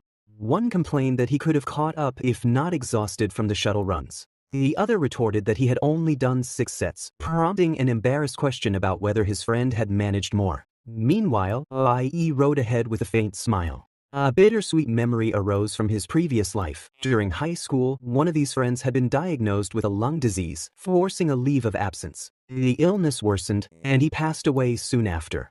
Even if they were no longer friends in this life, Bai Yi still wished for his health to endure. Behind him, the pair continued to speak about him. One, feeling hurt, wondered if he had truly become so cold, calling him unpleasant. The other, though acknowledging his significant changes, still sensed traces of the person he used to be. The next day, at Shenghe Nation's new recruit training ground, the scenery stretched in quiet beauty. A man stood relaxed, surveying the view, and addressed his subordinate with curiosity, asking if he was the one who had broken all previous records. The largest and most muscular of the group acknowledged the remark, responding with modesty while introducing himself as being there to report. At that moment, he gave off a completely suspicious impression, though little was truly known about him yet. Later, on another Monday evening, Bai Yi sat at home, eating quietly with his mother. While eating, he reminded her not to go out alone from then on, emphasizing that he would return early each evening and bring groceries with him. She responded with a gentle smile and a nod. Yet in his thoughts, Bai Yi recognized that such precautions were not enough, and resolved to provide her with a more stable and safe environment as soon as possible. Some time later, inside the Awaken prison, Bai Yi's father appeared. His expression carried an unsettling intent regarding his family. A creepy smile formed as he informed an officer that he would leave a certain matter to him. The other man reassured him with a smile of his own, promising that everything would be arranged and that the release could happen the next day. This meant a greater danger for Bai Yi, as his father's release was now imminent. The following day on campus, Bai Yi had by then grown accustomed to controlling mage abilities. In the special training room, he analyzed his progress, focusing on minimizing casting time and accurately calculating the required elemental power. His concentration was interrupted when a friend ran in, boasting about being able to complete 10 sets of training that day. At the training ground, Double Battery was pushing himself hard but had reached exhaustion. Bai Yi's arrival lifted the mood, and both friends brightened, moving toward him eagerly. They invited him to join them for dinner, but he declined, explaining that he needed to go home early that night as well. His refusal drew playful complaints that he had become cold and robotic, avoiding time spent enjoying himself with them. Bai Yi dismissed the comments with a wave, offering advice instead, reminding them that as archers, their skill wind-up animations were too long. He suggested they practice the initial movements more, promising that once they became stronger, they could enjoy themselves together. The encouragement sparked excitement in his friends, bringing smiles back to their faces. On another Thursday after school at the hospital, a doctor reviewed an X-ray belonging to one of Bai Yi's friends. The doctor explained that discovering the condition early was fortunate, as the parasitic tumor in the lungs could grow rapidly once it began developing. Surgery at a major hospital was recommended as soon as possible, after which recovery would be certain. The friend expressed thanks and promised to schedule the operation for the following week. This prompted a flashback to Bai Yi's earlier warning about getting the lungs checked when there was time. Back in the present, the friend realized that without a school physical examination, the issue might have gone unnoticed. Without specifically adding a lung CT scan, there would have been no way to detect the problem. He began to wonder how Bai Yi had known to say such a thing in the first place. Suspicion lingered in his mind even after he had finished filing his medical report. As he left the examination room, voices reached him from nearby. Several members of Qin Shan's group were speaking among themselves. One noted that someone had already reached E-class level and was certain to take first place in the upcoming assessment. A subordinate reacted in shock, questioning how such progress was possible without entering a labyrinth. Another explained that the individual's family owned a private labyrinth, used solely to train their private army. A third member added that Qianxing, who had been provoked the previous weekend, was preparing to take revenge. The plan was to confront Bai Yi after school that day and teach him a lesson. The overheard conversation stunned the friend. He had suspected that with Qianxing's temper, such a loss would never be accepted without retaliation. Tension and fear gripped him as he considered the implications. This time, the attacker would be armed, and the confrontation was planned to occur outside school grounds. The intent was clear. This was not simply about settling a score, but about ending a life. Urgency and dread pushed him to think frantically about how to warn or save Bai Yi before it was too late. Bai Yi's friend rushed forward, desperate to save him. He regretted everything because deep down he knew he should never have provoked scum like that. Outside of school, those kinds of people would definitely use dirty tricks, maybe even gather others to gang up on Bai Yi. But still, what was the point of him going? He clenched his fists tightly, remembering that Bai Yi had once saved him. Bai Yi had given him his life back when no one else did. That thought alone gave him the courage to move forward. Even if it meant dying, he had to save his brother. Nothing else mattered at that moment, not even his own survival. When he looked ahead, the sight of the chained and locked door brought him confusion. He stopped and questioned why he was even trying to break into the armory. After all, avoiding scum had always been his principle. Yet this time, his resolve burned brighter. He broke the chains and forced the door wide open without hesitation. His determination only grew stronger as he stepped inside. He grabbed a weapon, holding it tightly, and prepared himself to charge against that bastard. In his heart, he was already completely ready to fight, ready to die if that was what it took. For him, saving Bai Yi was the only thing that mattered anymore. Suddenly, a girl appeared before him and questioned why he was trying to break into the armory. Her sudden presence froze him in shock because he had never expected her to come there. She noticed his tense expression and asked why he looked like he was in such a hurry at that exact moment. He clenched his fists again, gathering strength inside himself, and then replied with firm resolve. He had to go because he wanted to save his friend. That was the only truth in his heart. The girl's eyes widened in shock, surprised at the weight behind his words, realizing how serious he truly was. The scene then shifted, moving toward Bai Yi himself. He walked calmly toward his home, his steps steady while his mind swirled with heavy thoughts. Then, in a low and steady whisper, he called out into the air. He knew someone had been following him ever since he left the school earlier. He asked what they wanted from him, his voice firm but calm. At that moment, Xiangxing finally appeared and unleashed his natural ability, power. His intentions were clear as the atmosphere changed. He had come here specifically to settle the score that had been left unresolved from last weekend's brutal conflict between them. Bai Yi, however, remained calm and unaffected. He asked if Xiangxing truly believed he could beat him now after all this time. Xiangxing's response was not spoken but shown through his actions. He charged forward aggressively, his eyes burning with determination. He had been training relentlessly to prepare for this moment. His strike was aimed to backstab, filled with intent to win. But Bai Yi's reflexes were sharp, his movements more fluid than before. He dodged with precision and countered with a sharp, powerful strike, releasing immense energy. Qin Shen froze in shock as Bai Yi's cold death glare locked directly onto him. Fear gripped Qin Shen when he realized the truth. Bai Yi's attack power was higher than his own, something he had never thought possible. Shock filled his chest as doubt consumed him. Bai Yi's cold voice cut through the air, asking if Xiangxing really believed he was the only one who had grown stronger. Just one more step would have ended Qin Shen's life instantly. But instead, Bai Yi drove his daggers into the ground right beside his opponent's face. With calm precision, he revealed the truth. During their first fight, there were many things Xiangxing had never noticed, but now Bai Yi's growth was undeniable. After endless hours of training and focus, Bai Yi could now feel and control his strength instantly. The narration deepened with the realization that Xiangxing had just made a grave mistake. By provoking Bai Yi again, he had dug his own grave. There would be no easy way out for him anymore. During their very first fight, Bai Yi had already been stronger. But now, after countless hours of relentless training, his growth had become immense, almost to the point of madness. When Bai Yi released his power against Xiangxing, his overwhelming presence consumed everything around them, leaving Xiangxing powerless before him. The difference between them was undeniable, impossible to ignore. Even though they were the same age, the figure now standing before Xiangxing was not someone he could ever hope to surpass. The gap had become too wide. In that moment, he finally realized that Bai Yi stood on a level beyond his reach. Xiangxing felt crushed beneath the overwhelming aura radiating from Bai Yi. His confidence broke apart, and for the first time he realized he could never surpass, let alone defeat, the boy standing before him. Frustration boiled within him, and he shouted in despair, demanding to know what level Bai Yi had reached, how he had managed to achieve such growth, and how it was possible when he himself had trained extra hours after school, practiced relentlessly every single day, and reached only level 4 through sheer effort. He could not understand how Bai Yi could rise so much faster.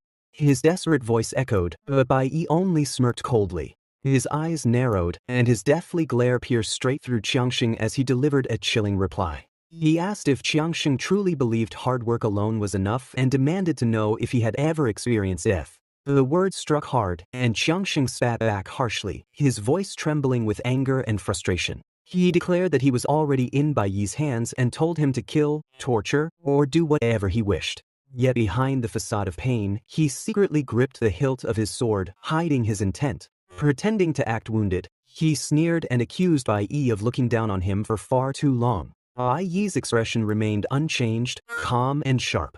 He admitted openly that he had indeed looked down on him. But he also explained that he did not hate him completely, pointing out that Qiangxing had followed him all this way without choosing to ambush him, without calling for backup, and without relying on others. Bai Yi noted that Qiangxing had come alone, only to test his own strength against him.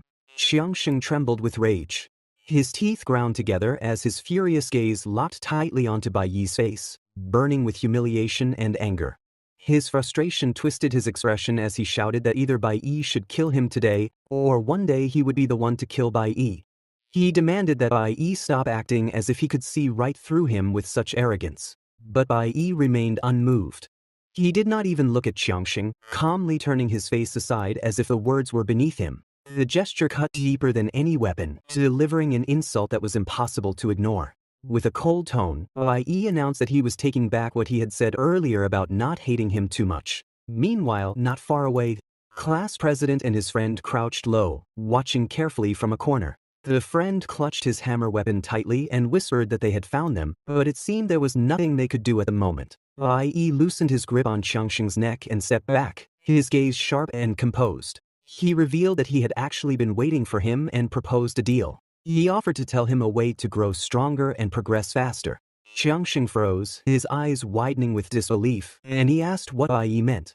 His voice trembled with a mixture of fear and curiosity. Bai Yi's tone turned serious as he explained that he would tell him, but only in exchange for something in return. Qiangxing's expression tightened as he realized the danger and temptation of the offer before him. A week passed. Harsh drills and endless exertion consumed the days until the training period finally ended. All the students gathered inside the academy's training room, where the atmosphere grew heavy with anticipation. The instructor stepped forward, his voice firm as he announced the beginning of the combat simulation. His sharp words echoed through the training hall. He emphasized that despite being called a simulation, the students would be entering a real labyrinth. A murmur spread among them, but he continued without hesitation. He explained that most of the labyrinth's power had been sealed by a barrier, yet real dangers still remained. Many beasts lurked inside, and anyone who underestimated them would pay dearly. He warned the students to act strictly within their capabilities. He then assured them that outside seniors from the high school division had been assigned to guide them for safety. Normally, these seniors would not interfere in combat, but if life-threatening danger appeared, they would intervene or end the simulation instantly. The students straightened their postures, their expressions blending nerves with excitement. The instructor continued with instructions, explaining that teams would be formed in groups of 4 or 5 students, each led by one senior into a dungeon instance. He then gave them 2 choices, either F-class dungeon instances or E-class dungeon instances. Tension filled the room as students exchanged glances. Some whispered about the safer F-class option, while others were tempted by the E-class challenge. The instructor's tone grew sharper as he delivered another warning. He made it clear that the F-class labyrinth was manageable, but the E-class dungeon was far more difficult and dangerous. Without significant strength, he strongly advised against attempting it. His gaze swept over the students, focusing particularly on the arrogant ones. He added that failing the E-class labyrinth could even result in the loss of academic credit, urging them to consider their choice carefully. Silence settled across the room. Some students swallowed nervously, while others clenched their fists with determination. Finally, the instructor raised his hand and ordered the beginning of labyrinth-level selection. He explained that after every student had chosen, the teams would be formed accordingly. The atmosphere grew even more tense as some leaned toward the safety of F-class, while others' eyes burned with ambition, fixed firmly on the challenge of E-class. The instructor's voice then rose above the silence as he called for all who wished to attempt the E-class labyrinth to raise their hands. For a moment, the room was still. The tension hung heavily in the air until slowly, a few hands rose, hesitant, trembling with both nerves and determination. Only 2 or 3 students in total made the choice. The rest kept their hands firmly down, their eyes darting nervously toward those who had volunteered, unable to believe that anyone would willingly take the risk. The room fell silent. Then Bai Yi raised his hand. His calm voice cut through the atmosphere as he declared his choice. He requested to challenge the Academy's D-Class Spirit Jade Labyrinth. Shock rippled across the room. Gasps spread quickly, mouths dropped open, and whisperers erupted in disbelief. Nobody had expected this, least of all from Bai Yi. Even the instructor, who had witnessed countless bold students before, froze momentarily. His eyes locked firmly onto Bai Yi, filled with shock at the declaration. The class president turned sharply, his jaw tightening with disbelief, stunned that Bai Yi had not even chosen E-class, but had gone straight for D-class. The other students whispered louder, their voices filled with disbelief as they asked each other if they had heard correctly. Some questioned his sanity, pointing out that even seniors struggled there. Yet Bai Yi stood calmly, his face steady and unwavering, as if his words were nothing extraordinary at all. The instructor stood frozen, unable to comprehend the words that had just come out of Bai Yi's mouth. His shock was palpable, his mind rejecting the idea that any student, especially one so recently awakened, would dare utter such a reckless declaration. Qin Shen glared at Bai Yi with wide eyes, his disbelief etched across his face. To him, it was not courage but madness. The instructor snapped with anger, his voice sharp, demanding to know who in their right mind would dare to challenge a D-rank demon lair right from the very beginning. Before the instructor could regain control of the room, the heavy sound of footsteps filled the training hall, and the atmosphere grew tense.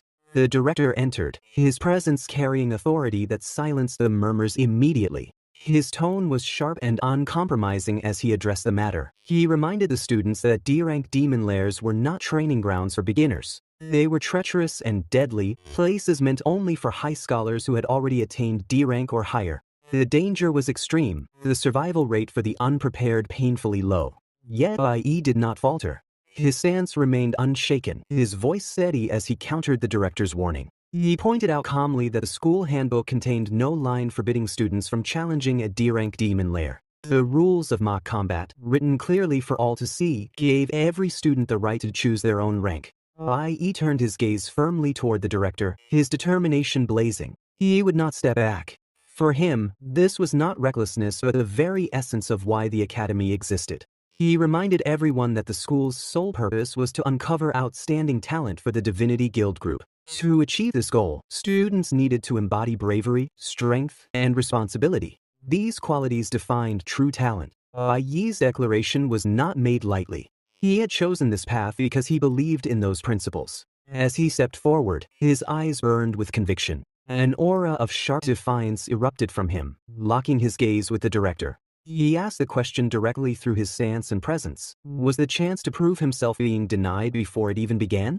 The director's voice grew heavier. His gaze narrowed upon Bai Yi, as though trying to pierce through him, to see if his determination was genuine or simply the arrogance of a youth intoxicated by awakening power. He made it clear that Bai Yi could not face such a trial alone. If he was to enter the demon lair, then it had to be as part of a team.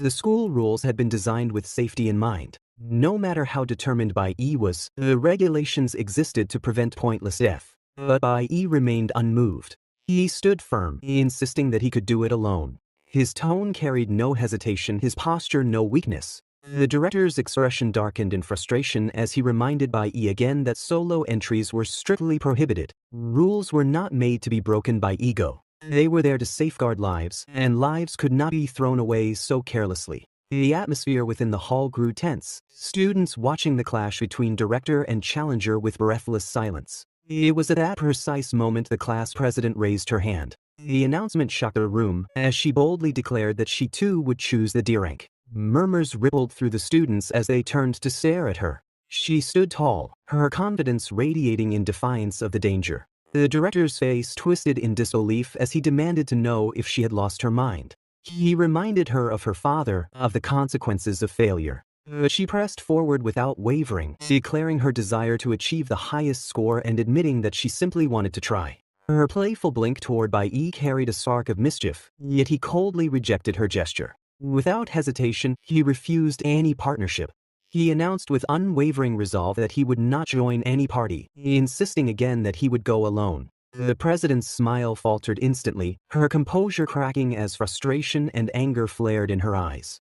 She accused him of refusing her once again. The instructor attempted to calm the situation, but his efforts were cut short as the director's irritation boiled over, spilling into sharp words. The director scolded both Bai Yi and the president. He reminded them harshly that it had only been a single week since they awakened. Already, they had grown cocky, letting arrogance cloud judgment.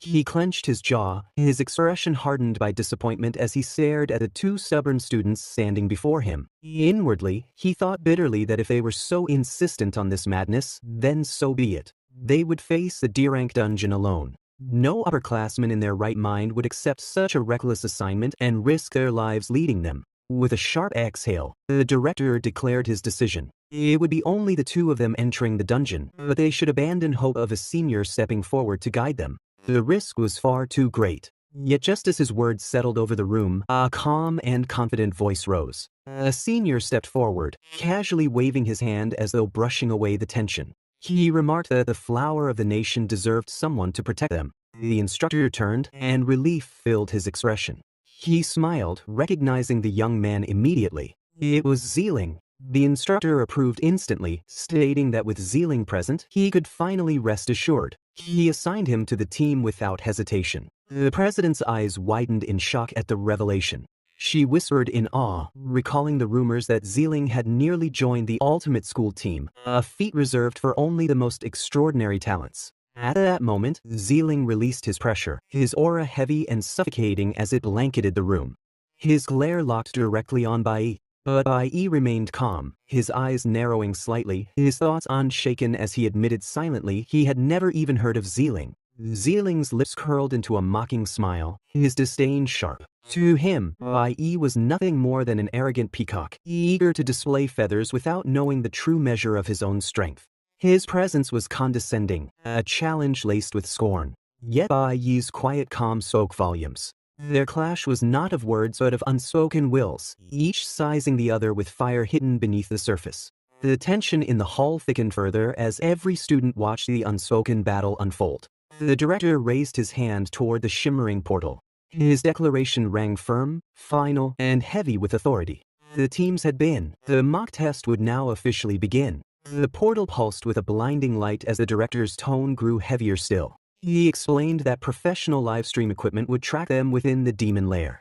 Every move, every decision, every battle would be recorded for evaluation. The students stiffened, nerves tangling with excitement, the atmosphere brimming with pressure. The director's gaze swept across the room, ending with a sharp reminder. Now it was time to see who would earn the highest score this year. Sometime later, the Awakened affiliated middle school was constructed above a massive demon lair that had once been conquered long ago. This was not an ordinary sight. It was a place where countless battles had been fought, a ground layered with traces of blood, fear, and triumph. To fully utilize its environment, the high school and middle school divisions were merged into one, allowing students from both levels to train and compete in the same setting. On this day, students gathered around the portal site with restless anticipation. The Spirit Jade Demon Lair was unlike anything an ordinary person could imagine. Vast in size, dangerous in nature, it had absorbed and swallowed many smaller, low-level dungeons into its depths. What once were fragmented zones of danger were now unified into one monstrous labyrinth. Because of this, the lair became a perfect testing ground for students, capable of pushing them to their limits while still being under a controlled environment. The levels inside ranged from F rank to D rank, each carrying different kinds of threats, ensuring that every challenger would be tested according to their own daring. There was one rule above all others, clear and unbreakable. The moment a student stepped into the dungeon, the mock combat would officially begin. It was not a practice session, not a rehearsal, but the real trial. Every movement within the labyrinth would be monitored by advanced equipment. The technology installed ensured that every single action would be live-streamed to classrooms, instructors, and senior observers. Nothing could be hidden. Every decision, every strike, and every hesitation would be recorded without exception, available for others to see and judge. Bai Yi, however, was not distracted by the eyes watching him. Inside, he was reminding himself to remain cautious. He repeated to himself that he must control his strength, not recklessly reveal his hidden trump cards, especially when so many unknown dangers awaited. His experience had taught him restraint was as important as strength. Revealing everything at once would only invite trouble later. As he raised his head, his gaze sharpened, focusing directly on the entrance of the Spirit Jade Demon Lair. Somewhere within its depths, he believed that what he sought most was waiting for him. The moment their team entered the D-rank dungeon, Ziling immediately placed himself in front of the president. His expression was full of pride and confidence, and his tone carried the arrogance of someone who enjoyed showing off. He declared himself her protector. He even boasted that he had already conquered an unsealed D-rank demon lair in the past, and not alone but with the aid of others.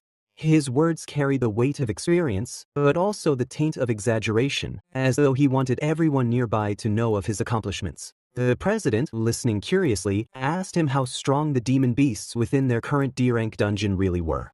Her tone was genuine, neither mocking nor overly trusting. She wanted to know what dangers lay ahead. Ziling smirked at the question, his lips curling with mockery as he began his explanation. He told her the demon beasts usually ranged between level 5 and D5, enough to challenge the strength of new students. The strongest creatures were already sealed away, so there was little chance of facing a true D-rank monster. He insisted that encountering a boss was nearly impossible. Yet, despite his assurances, he added that high-level E-rank monsters could still be quite dangerous if underestimated. His words carried a warning but also seemed crafted to make himself look knowledgeable. Not stopping there, Ziling wore a smug grin as he continued. He described how the attack power and speed of such monsters could overwhelm the inexperienced.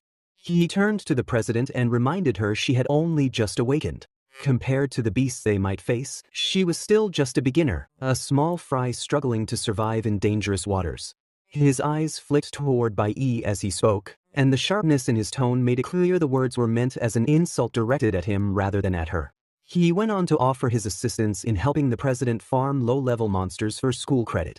His tone dripped with condescension, as though he was lowering himself to help. He promised that with him around, she had nothing to fear. He dismissed her strength completely, speaking as if she could only rely on him. He crowned himself as the dependable senior who would not allow his junior to be hurt under any circumstance.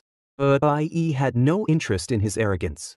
He completely ignored Ziling and moved forward silently, his steps calm but determined. The blatant disregard for his words stung Ziling, who quickly rushed ahead to block his path. His voice sharpened as he warned Bai Yi not to run too far ahead. He accused him of trying to steal monsters and even claimed he was making too much noise. Every word carried irritation, his pride unwilling to be overlooked. Bai Yi finally turned his head.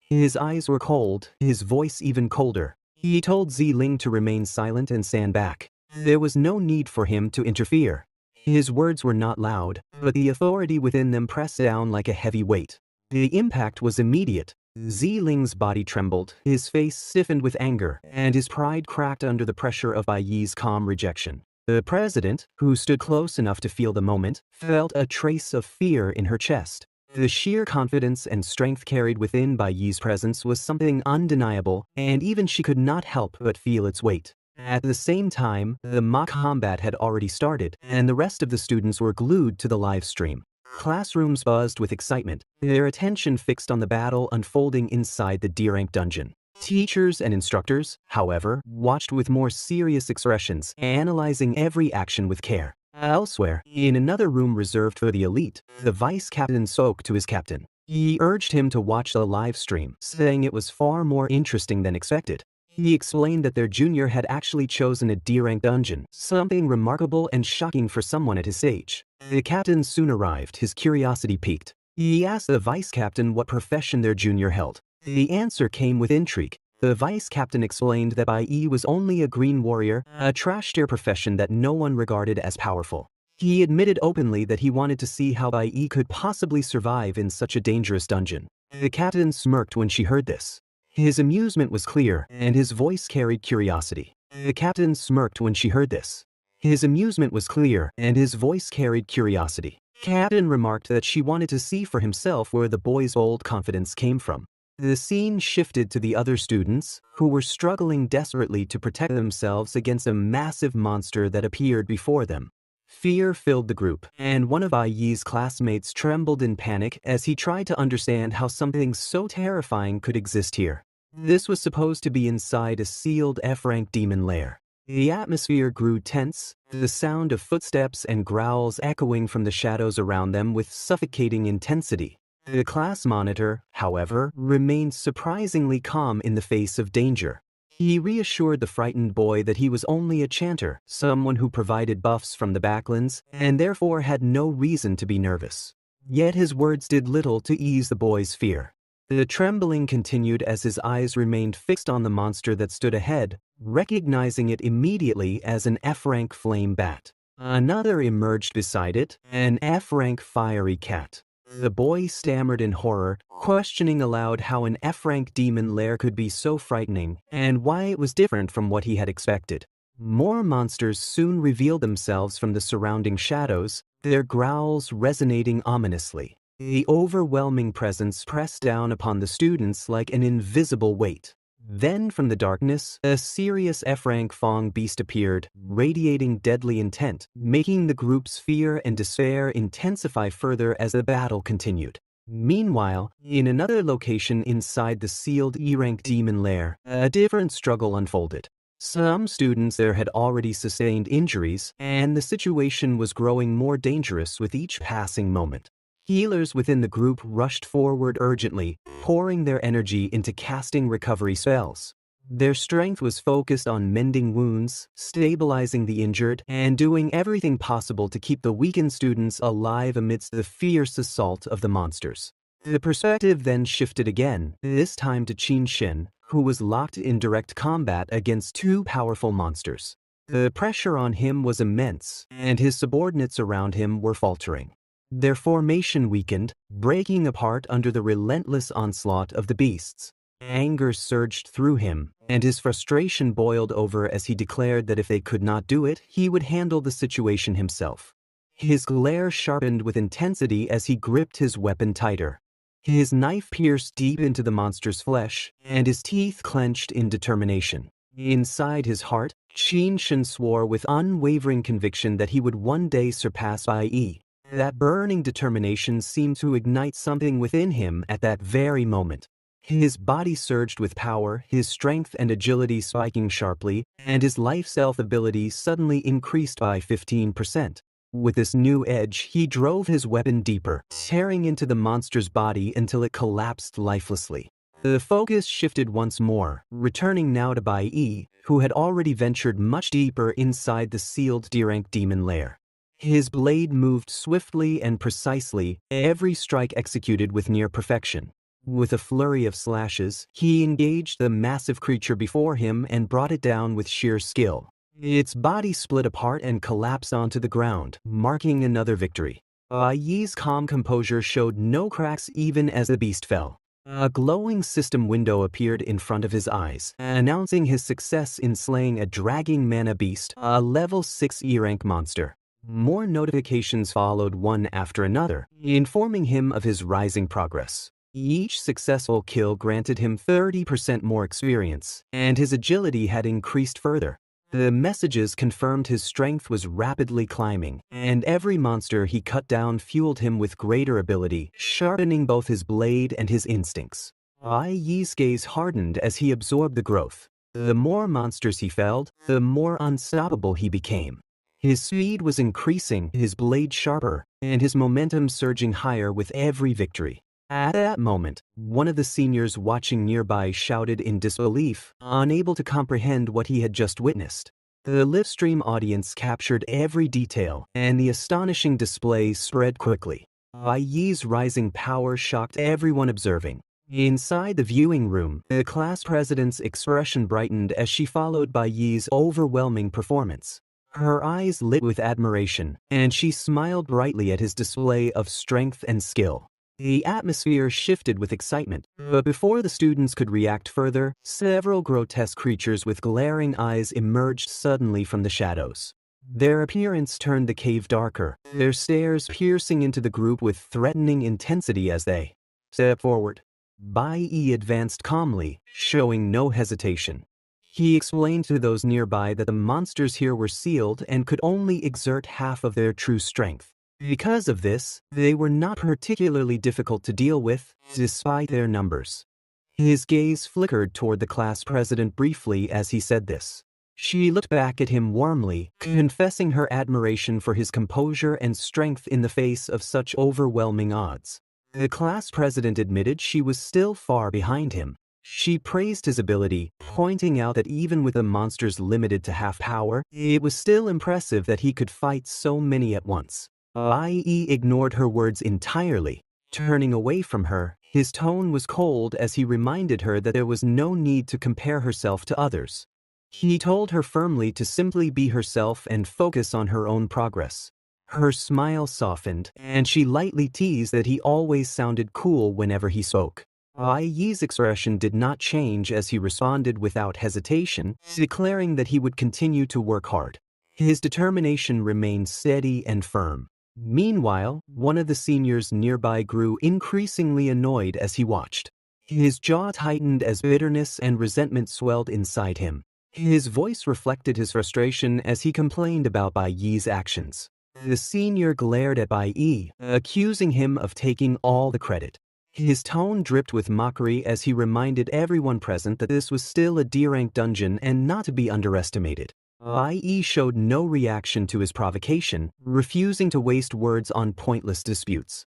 The class president, confused by the tension, looked between them. She softly asked the senior brother what was happening, but her words went unanswered. The senior ignored her concern. He stepped closer toward Bai Yi, his voice attempting to carry authority. He warned Bai Yi not to be reckless and claimed it was dangerous to overestimate himself. He offered false praise, saying his performance was commendable, but reminded him that it was his first time inside a demon lair. Reaching out, the senior attempted to pat Bai Yi's head in a patronizing gesture, while warning him once again to stay careful. He added further that D-rank demon lairs were not easy to deal with and that as Bai Yi's senior, he had the responsibility to provide advice. Bai Yi dismissed his words entirely, choosing not to acknowledge him at all. Instead, he shifted his focus toward the class president. His voice was calm and commanding as he instructed her to deal with the monsters on the right side. He did not pause to wait for her answer. Bai Yi moved forward quickly, announcing that he would take the left side. As he stepped deeper into the D-rank dungeon cave, his eyes assessed the growing number of monsters waiting in the darkness. His steady gaze showed no fear. Behind him, the senior's expression twisted darker, his eyes narrowing with fury. He muttered coldly that Bai Yi had ignored him yet again, his irritation festering and resentment growing more intense. Bai Yi remained focused and paid no attention to the hostility festering behind him. His attention returned to the class president, and he evaluated her carefully once again. He noted that the monsters on the right side were of lower level and asked if she could handle them on her own. His words pushed her to take responsibility, challenging her ability to prove herself inside the dangerous dungeon's assessment. She straightened her posture with renewed determination. His reminder about the mock test being designed to measure each individual's strength reignited her confidence. She knew she was here for the same assessment and that she also needed to achieve a high score. Excitement lit her eyes as she answered with firm confidence that she understood. She declared strongly that she could do it and would not allow herself to fall behind in the evaluation. The senior nearby narrowed his eyes further, and his tone turned menacing as his irritation grew worse. He muttered darkly to himself that Bai Yi had refused the toast, and so he would have to drink a harsher punishment instead. A faint, unsettling aura rose around him as he released his power. His hand stretched forward with malicious intent, aiming directly toward Bai Yi's back. His terrible intentions remained hidden from everyone else nearby. At that critical moment, no one noticed his senior plan. The others were too focused on the looming monsters and the assessment ahead. Bai Yi, unaware of the attack about to strike him from behind, kept his full attention on the dangers waiting in front. His focus never wavered from the monsters gathering in the cave, leaving him completely oblivious to the betrayal that was silently approaching from within his own group. The scene shifted to the livestream room, where teachers watched in stunned silence as Bai Yi cut down monster after monster. Their voices carried quiet awe, murmurs of praise rising steadily. The atmosphere grew heavy with astonishment, every strike leaving them breathless as they witnessed his overwhelming performance unfold before their eyes. One teacher expressed admiration, deeply impressed that Bai Yi had defeated so many E-rank monsters in such a short span of time. The instructor also appeared amazed, his eyes fixed sharply on the display, recognizing that Bai Yi's control and precision were far beyond expectation. His ability clearly exceeded prior understanding. Another teacher leaned forward curiously, questioning what level Bai Yi had reached after showcasing such incredible strength. The senior teacher, however, calmly shook his head. The report still listed Bai Yi as Elite 1, yet his true level remained uncertain. Perhaps he had already achieved E3, maybe even climbed close toward E4. The senior teacher continued to analyze Bai Yi's movements with a steady gaze. He noticed Bai Yi's decision to face the monsters on the left while allowing Xin to deal with the right side. His reasoning was clear. He had observed elemental weaknesses carefully, assigning the plant-type advantage against the star-type monster. Even though the assessment was designed to test individual ability, Bai Yi still made the most logical tactical judgment possible. His choices reflected composure and clarity under pressure. The room fell quiet after those words. Every teacher processed his insight, slowly realizing that Bai Yi was demonstrating not only raw power but remarkable awareness. The senior teacher then concluded with a faint smile that Bai Yi possessed an excellent grasp of the bigger picture. The instructor leaned back thoughtfully, recalling when Bai Yi once told him to believe in himself. A small smile tugged at his lips as realization dawned. Bai Yi was truly formidable. He understood now that Bai Yi had not simply bargained before but genuinely revealed his confidence. Excitement gleamed within his eyes. The instructor admitted silently that Bai Yi was far stronger than he had ever expected. A spark of anticipation burned brightly as he thought about what Bai Yi might accomplish next. Meanwhile, inside the dungeon, Bai Yi's focus remained sharp. He had already noticed that most of the star-type beasts emerged from the right cave. He struck swiftly, each movement precise and efficient. His path cleared quickly as monsters fell before him. Their levels were lower and vulnerable to her plant-type element advantage. His earlier decision to split the battlefield had been correct. Strategic awareness guided him, ensuring maximum efficiency. At that moment, a sudden danger struck. A monster lunged fiercely from behind the class president, growling as it charged directly toward her. Its fangs bared, claws extended, intent clear in every movement. Immediately, thick vines burst from the ground, shimmering ominously with poison. They lashed outward like whips, wrapping around the monster with suffocating force. The creature screeched violently as toxins seeped into its body. Within moments it collapsed, defeated, the poison corroding its strength. The class president lowered her staff, heart pounding with relief. Her eyes widened with triumph. She realized she had successfully defeated a starbug, a level 6 E-rank monster, and gained 30 experience points from the victory. A spark of excitement lit her expression as confidence began to grow. Quietly celebrating, she stood straighter, reassured by her first solo success inside the lair. Bai Yi glanced toward her, calm yet approving. He analyzed her progress in silence. When a mage reached E-rank, they would acquire their first basic profession skill. She had awakened hers already. His eyes lingered on the poisonous vines still dripping. The ability she displayed was Rain Wall, a plant-type mage technique. The skill rapidly generated defensive vines infused with toxin. It created a barrier against enemies while corroding those trapped within. Bai Yi observed closely, recognizing its potential. The class president exhaled slowly, steadying herself. Confidence surged through her veins, the fear of earlier battles fading into determination. Her growth became evident. Bai Yi's gaze lingered longer. For her first time inside a demon lair, she displayed surprising composure. Facing higher-level monsters calmly, and even trapping them with her wall skill, revealed true potential. Yet his eyes narrowed slightly. E-rank monsters here should all remain sealed. Something else lurked deeper, presenting hidden threats.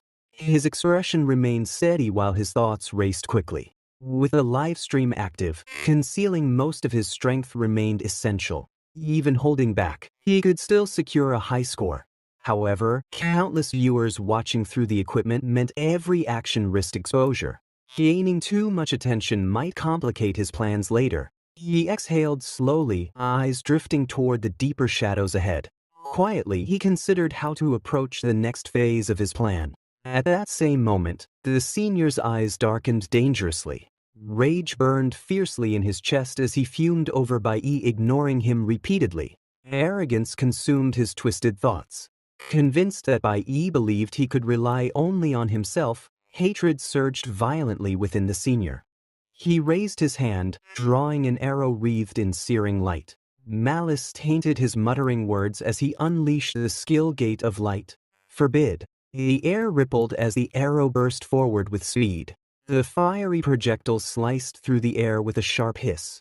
It shot past the class president, startling her instantly as it streaked toward the monster cave. Her heart pounded furiously, shock flooding her mind at what had just happened. Confusion and disbelief filled her expression as she processed his recklessness. The senior, however, showed no regret. His sneer twisted arrogantly across his face. He insisted he had only meant to provide a buff. Mocking her, he suggested she should not have dodged. His arrogance dripped like poison, while his actions betrayed selfish intent. The class president's expression froze with disbelief and anger. Before she could respond further, the dungeon trembled ominously. A deep, earth-shaking growl erupted from within the cave. Dust cascaded from the rocky ceiling as a massive shadow stirred. The ground quaked heavily, vibrating under its weight. Danger surged outward in waves, pressing down upon everyone present as fear rose sharply. Slowly, a colossal figure emerged into view. It was the two-headed lion, a formidable deer-rank monster. Both maws snapped furiously, bloodshot eyes blazing with fury. Its breath steamed with violent energy. Fixing its gaze directly on the class president, the beast lunged forward, moving with terrifying speed and savage hunger for blood. Suddenly, Bai Yi noticed the two-headed demon lion emerging from the depths of the cave. The beast roared fiercely, its violent echo shaking the cavern walls. Its massive body pressed down on the earth, crushing the plant veins spread across the ground into dust beneath its claws. The class president froze instantly under the overwhelming presence. Fear seized her body, her movements stiff. Yet despite the trembling in her arms, she still raised her staff to launch another attack. The lion's roar burst directly toward her, and her face strained pale with pressure. She whispered quietly to herself that she was doomed. Her body trembled uncontrollably, betraying the fear weighing down her heart. The senior stood aside, unmoving, a disturbing smile stretching across his face as he watched the danger unfold, showing cruelty rather than even the smallest trace of concern. His twisted amusement only deepened, as if the sight of her suffering gave him satisfaction. At that critical moment, Bai Yi stepped forward with unwavering determination. His eyes sharpened as he planted his feet firmly on the ground, preparing himself for the battle that awaited him against the monstrous opponent. He tightened his grip on his blade and launched a decisive strike aimed directly at the beast's chest. His weapon sliced through the air with deadly precision, yet the blow missed narrowly. The monster emerged completely unharmed, its rage intensifying into another bone-shaking roar that rattled the cavern. The lion raised both heads high, its dual maws snapping violently. With terrifying speed, it charged straight at the class president. Its claws tore through the stone floor as it advanced. Just before its fangs could reach her, Bai Yi unleashed his instant flash technique with blinding speed. His body flickered forward like lightning, his blade glowing with radiant energy. The strike landed decisively, slashing across the demon lion's body with overwhelming force. A devastating critical blow connected. The beast howled in pain, staggering from the sudden impact, its head thrashing in uncontrollable fury as it resisted. Bai Yi stood protectively before the class president, his stance unmoving despite the monster's ferocity. His aura surged outward, a fiery presence shielding her from the lion's deadly assault. He muttered under his breath, questioning how such a monster could move with such unnatural, terrifying speed in its text. He clenched his weapon tighter, steadying himself for what lay ahead.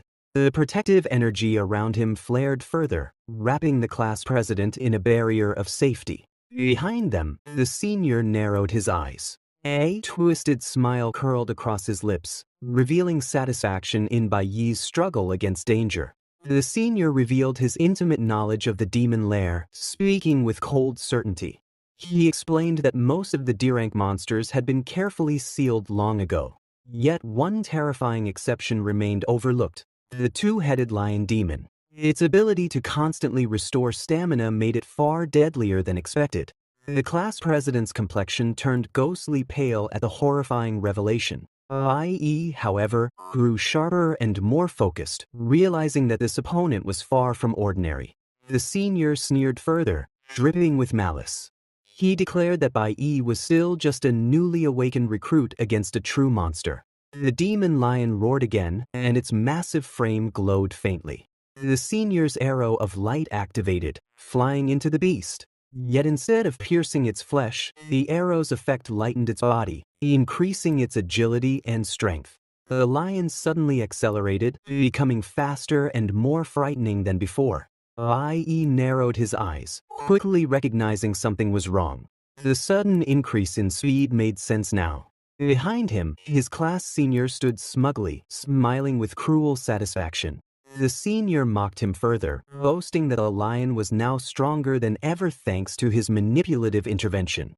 The cave floor quaked as the empowered lion prepared another violent strike. Its body flexed with terrifying force, both heads snapping hungrily. Yet Bai Yi refused to falter. His aura flared around him like a raging flame. He tightened his stance, silently questioning whether he should unleash his full strength. His eyes remained fixed firmly on the beast, but instead of charging recklessly, he turned toward the class president. His voice was steady and commanding as he urged her to step back. He reminded her that she could not handle this beast for now, insisting she leave it to him. Her heart thundered in her chest, each beat echoing louder than the roar of the monster. She admitted to herself that she had indeed been terrified for a moment, cursing her weakness. Yet she bit hard into her lip, gathering her courage as determination rose within her again. The two-headed lion lunged ferociously, both maws snapping with hunger. Its roar shook the cavern violently. Yet this time the class president did not falter. She raised her staff high, summoning power from deep within. Thick vines surged from the earth, forming a towering wall between herself and the beast. The vines twisted upward, forming a barrier of living strength. The demon lion slammed against it violently, its fangs tearing. The beast snarled with fury. She summoned another barrier, then another. Triple layers of reinforced vine walls locked tightly around the creature, restraining its monstrous body with surprising effectiveness. Bai Yi's eyes widened with astonishment. Only moments ago, he had believed she would die without his intervention. Yet now she stood tall, her body still pale but filled with courage. Her spirit refused to break, and she revealed a level of bravery that completely exceeded his expectations. Her breathing was ragged, her strength stretched thin, yet her eyes remained unshaken. She declared her intent through action, choosing to fight alongside him no matter how terrifying the monster. She knew she could not equal Bai Yi's strength but refused to retreat even against a D-rank monster. Her determination shone brighter than her trembling voice. The teachers watching from the live stream felt stunned, their disbelief mixing with frustration. Bai Yi narrowed his eyes further as he observed her stance. He admitted inwardly that he had expected her to remain frozen in terror, but she recovered far faster than imagined. Her resilience impressed him deeply, showing she possessed greater courage than her earlier weakness had revealed. The class president clenched, her fists tightly, pouring every ounce of her strength into her plant vein ability. A few moments later, Bai Yi looked at the class president and said, "I thought you would be completely shocked, but you adjusted pretty quickly." The president released her power, chanting softly, and then turned to him with a confident smile. "Of course, I've worked so hard, I can't fail in a place like this. As long as you're here, I won't die."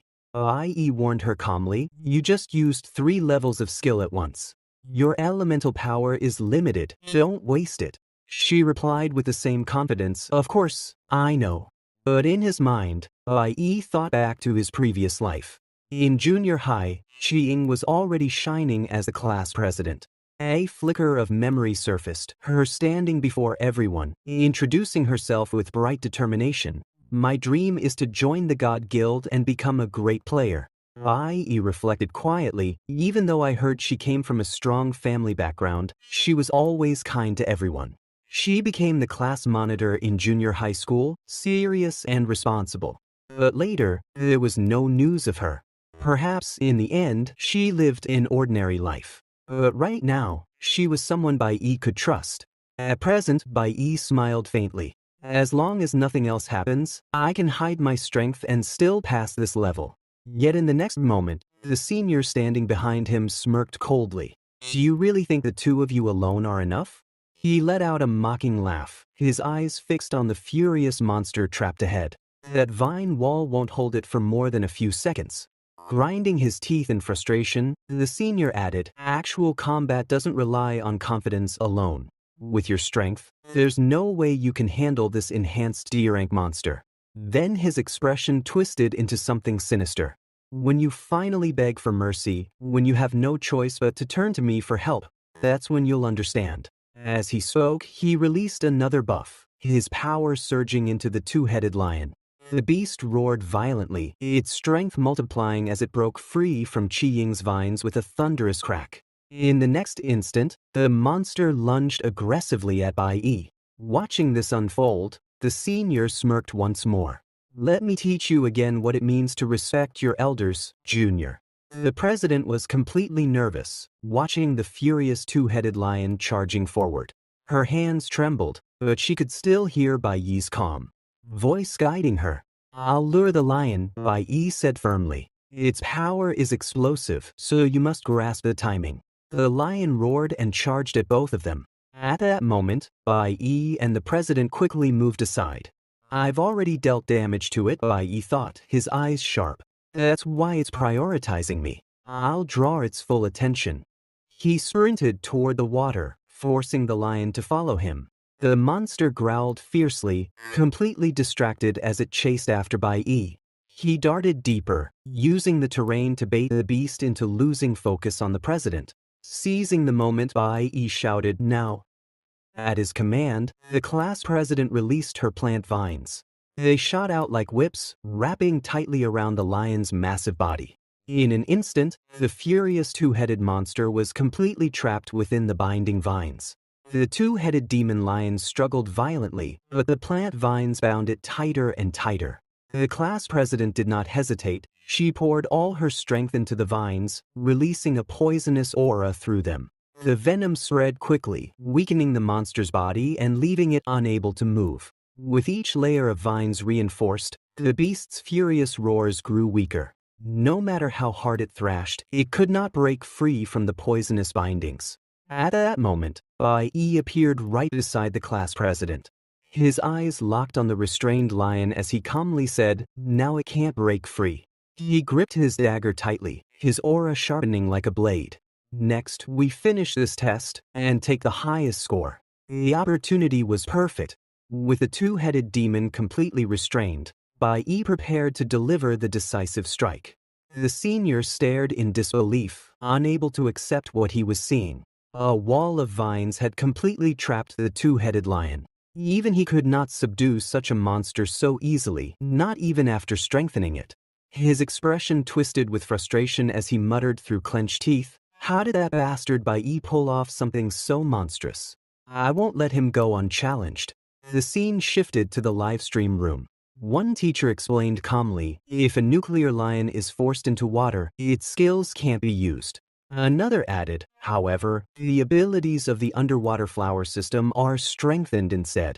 The senior instructor nodded. It's the simplest application of elemental restraints and teamwork, yet it's enough to restrain a monster above one's level. An excellent, even insane display of skill. For a D-rank dungeon student to showcase such control is remarkable. He continued proudly, Bai Yi's reaction speed and leadership are outstanding. At this point, there's no suspense about who will rank first in this actual battle. Another teacher leaned forward. Only one final strike remains. Once the lion is harvested and the video is submitted to the Union for review, he might achieve the highest score ever recorded. The monster collapsed unconscious and crashed to the floor. At that instant, the screen went dark and the live broadcast cut off without warning. Instructor, what's going on? Why did the feed stop? One teacher asked in alarm. The instructors exchanged uneasy looks, unable to explain the sudden interruption. The scene shifted to the senior. His eyes narrowed with malice as he muttered, "There's no way you'll get recognition without a certificate, a video, or proof of credit. You won't take the spotlight, Bai Yi." Meanwhile, Bai Yi caught his breath and turned to the class president. "Thanks for lending me your ability." She shook her head in disbelief. "No way. From now on, I'll follow your instructions in everything." With her support, Bai Yi struck decisively, killing the two-headed lion, a level 11 monster that had appeared inside a D-rank dungeon. The system confirmed his victory, awarding him 100 experience points. The class president, still amazed, said softly, "No, it's because you've trained your elemental resistance so thoroughly. Only by mastering so many variations of skill could you pull this off." Bai Yi gave a faint smile. "You don't even realize what I'm pointing out. You're really talented with your plant vein ability." She blinked in surprise. "Plant vein? What kind of elemental resistance do you mean?" Before Bai Yi could answer, a new voice echoed from ahead. The senior, standing as the dungeon's mid-boss, stepped forward. "Enough. You've defeated the beast. Save your greetings for after you make it out alive for now." The senior strode forward, each step heavy with anger. "That's enough," he barked, glaring down at Bai Yi. Bai Yi's expression twitched, but he stood firm. "You know exactly what it means when a D-rank monster is suddenly strengthened in a dungeon like this, especially for students entering the demon cave for the first time, don't you?" The words were sharp, directed straight at the senior. The man turned his head slightly, eyes full of disdain. "I already said it. I was planning to strengthen the gull. But who told her to hide? If your level's so bad, don't blame me." His voice carried a sneer, and he shot Bai Yi a hateful glare. Bai Yi understood the situation clearly. His gaze hardened as he replied, "As a shooter, is this the best you can do? Your aim is pathetic." The class president beside him joined in coldly. "No wonder you weren't chosen for the ultimate school group." The senior's face flushed with rage. "What did you just say, you brat?" His aura surged violently, power spilling into the air. But Bai Yi didn't flinch. He stood confidently, meeting that murderous glare head-on. The senior's teeth ground together audibly. Bai Yi only said, calm and steady, "You still have a long way to go." Unable to endure the humiliation, the senior twisted his face in frustration and turned away. "Just wait for me," he hissed, then stormed deeper into the demon cave. Bai Yi followed shortly after, his steps cautious but unwavering. The president exhaled and muttered, "That guy's personality is really annoying." She glanced at Bai Yi. "What are you doing now?" Bai Yi crouched, picking up a broken fragment from the ground. It was part of a recording device, smashed beyond repair. His eyes narrowed. "So that's it. He destroyed the camera to stop us from getting a high score." Straightening, he thought to himself, once he leaves, he'll need an entry permit to come back in. The other teams are still far away from this cave, which means I have time. Bai Yi smiled faintly. "He actually helped me. Now I have the chance to handle the rest." The president's eyes widened in surprise. "What do you mean? What are you up to?" At the entrance of the dark, sinister cave, Bai Yi stood straight and asked calmly, "Squad leader, can you keep what happens next a secret for me? Even if I told anyone, they wouldn't believe it." She frowned. "A secret? If no one would believe it, then what on earth are you planning to do?" Bai Yi's thoughts drifted to Qinshan.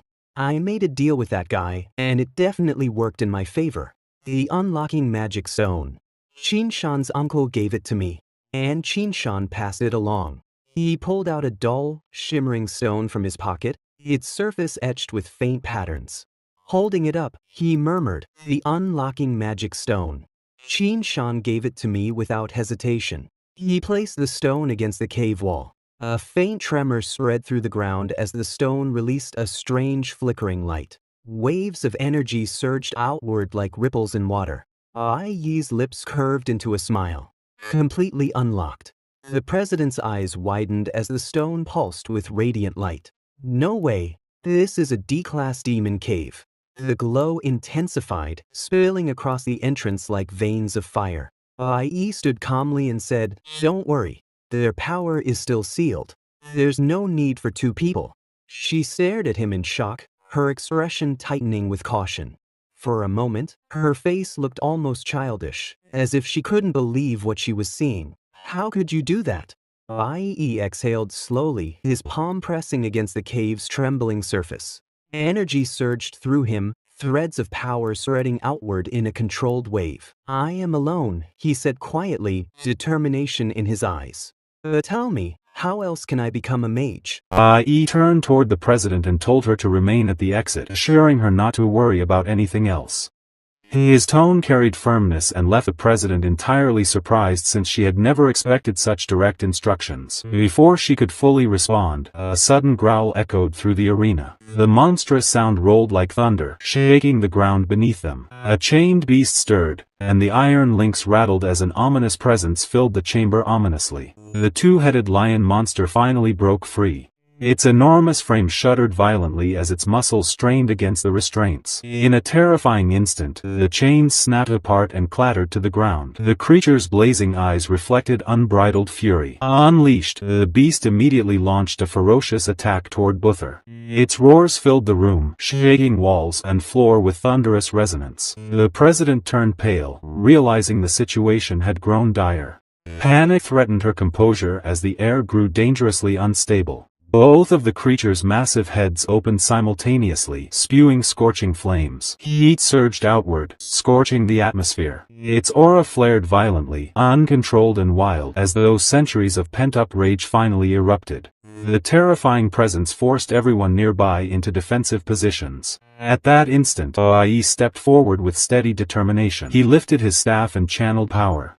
With an elegant shift, the weapon transformed into a cold mage level 5 staff, glowing with concentrated blue magical energy coursing steadily. The chilling aura spread outward as Bai Yi began chanting. Blue sparks circled his form, spiraling upward like streams of frost-laden wind. The sheer concentration of power created an atmosphere heavy with pressure, announcing the release of overwhelming magical strength. With thunderous force, Bai Yi unleashed his spell. Lightning split the air, striking directly upon the beast. The monstrous figure roared in agony, its massive body trembling from the devastating impact, yet Bai Yi held his ground firmly without hesitation. The president stood frozen, overwhelmed by the display. She watched Bai Yi maintain control with calm composure even under pressure. Her admiration swelled as realization struck. He was fighting like a professional beyond his years. His mastery defied logical explanation entirely. Cold aura surged further as frost enveloped the two-headed beast. The monster's enormous body stiffened while ice rapidly crept across its limbs. In mere moments, an icy prison enclosed it, holding firm despite its violent thrashing attempts at escape. The president's eyes widened as she studied the scene. She murmured inwardly that the monster had been trapped too long already and would soon be forced to break free. Her fear deepened, recognizing the temporary nature of the frozen restraint. Bai Yi's expression hardened as his voice echoed, warning that the ice wall would not last long. His eyes narrowed sharply, calculating every possibility. The small venue pressed constraints upon him, forcing consideration of a wider battlefield to manage. Understanding his meaning, the president nodded quickly and admitted she would make arrangements. Yet before any action could be taken, a sudden roar erupted, shaking the arena violently. A new threat emerged with terrifying presence, making immediate movement impossible. Out of the shadows lunged a flame leopard. Its entire body radiated blazing aura, flames licking across its fur like a living inferno. The beast, a level 12 demon monster, aimed deadly claws directly toward Bai Yi's glowing staff weapon. Bai Yi reacted instantly with reflexive mastery. Blue lightning exploded outward as icy mist spread across the area. The temperature dropped sharply, moisture condensed, and shards of ice formed midair. His control reshaped the battlefield instantly with chilling dominance. He flicked his hand calmly, invoking his ice magic. The flame leopard shrieked as its movements slowed beneath overwhelming frost. Within seconds, crystalline ice sealed the creature completely, encasing it in a frozen prison from which escape seemed impossible. A faint glow appeared before Bai Yi's eyes.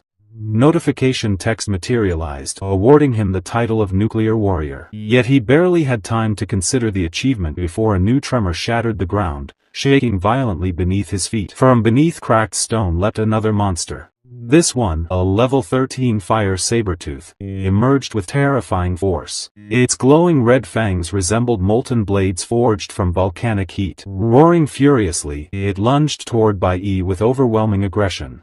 Bai Yi dodged the assault narrowly, his movements swift as lightning. The beast's strike missed by only a hair's breadth, sending shockwaves through the ground. He clenched his staff, thunder coursing across its length, muttering in irritation at the brazen attack. The fire sabertooth growled with mounting fury. Its colossal body radiated destructive energy as molten heat pulsed outward. Bai Yi shifted his stance, aura altering completely. His staff pulsed brightly as he changed profession, assuming the role of cloud mage. Lightning intertwined with frost as Bai Yi launched forward. His power surged, elemental forces merging harmoniously. With one precise strike, the full force of his attack landed directly upon the sabertooth. The monster froze instantly, immobilized in suspended defeat. The president watched everything with wide eyes, her mind unable to process such mastery. She realized Bai Yi could switch professions effortlessly. His control over elemental magic exceeded common comprehension, confirming his determination to enter the elemental chamber.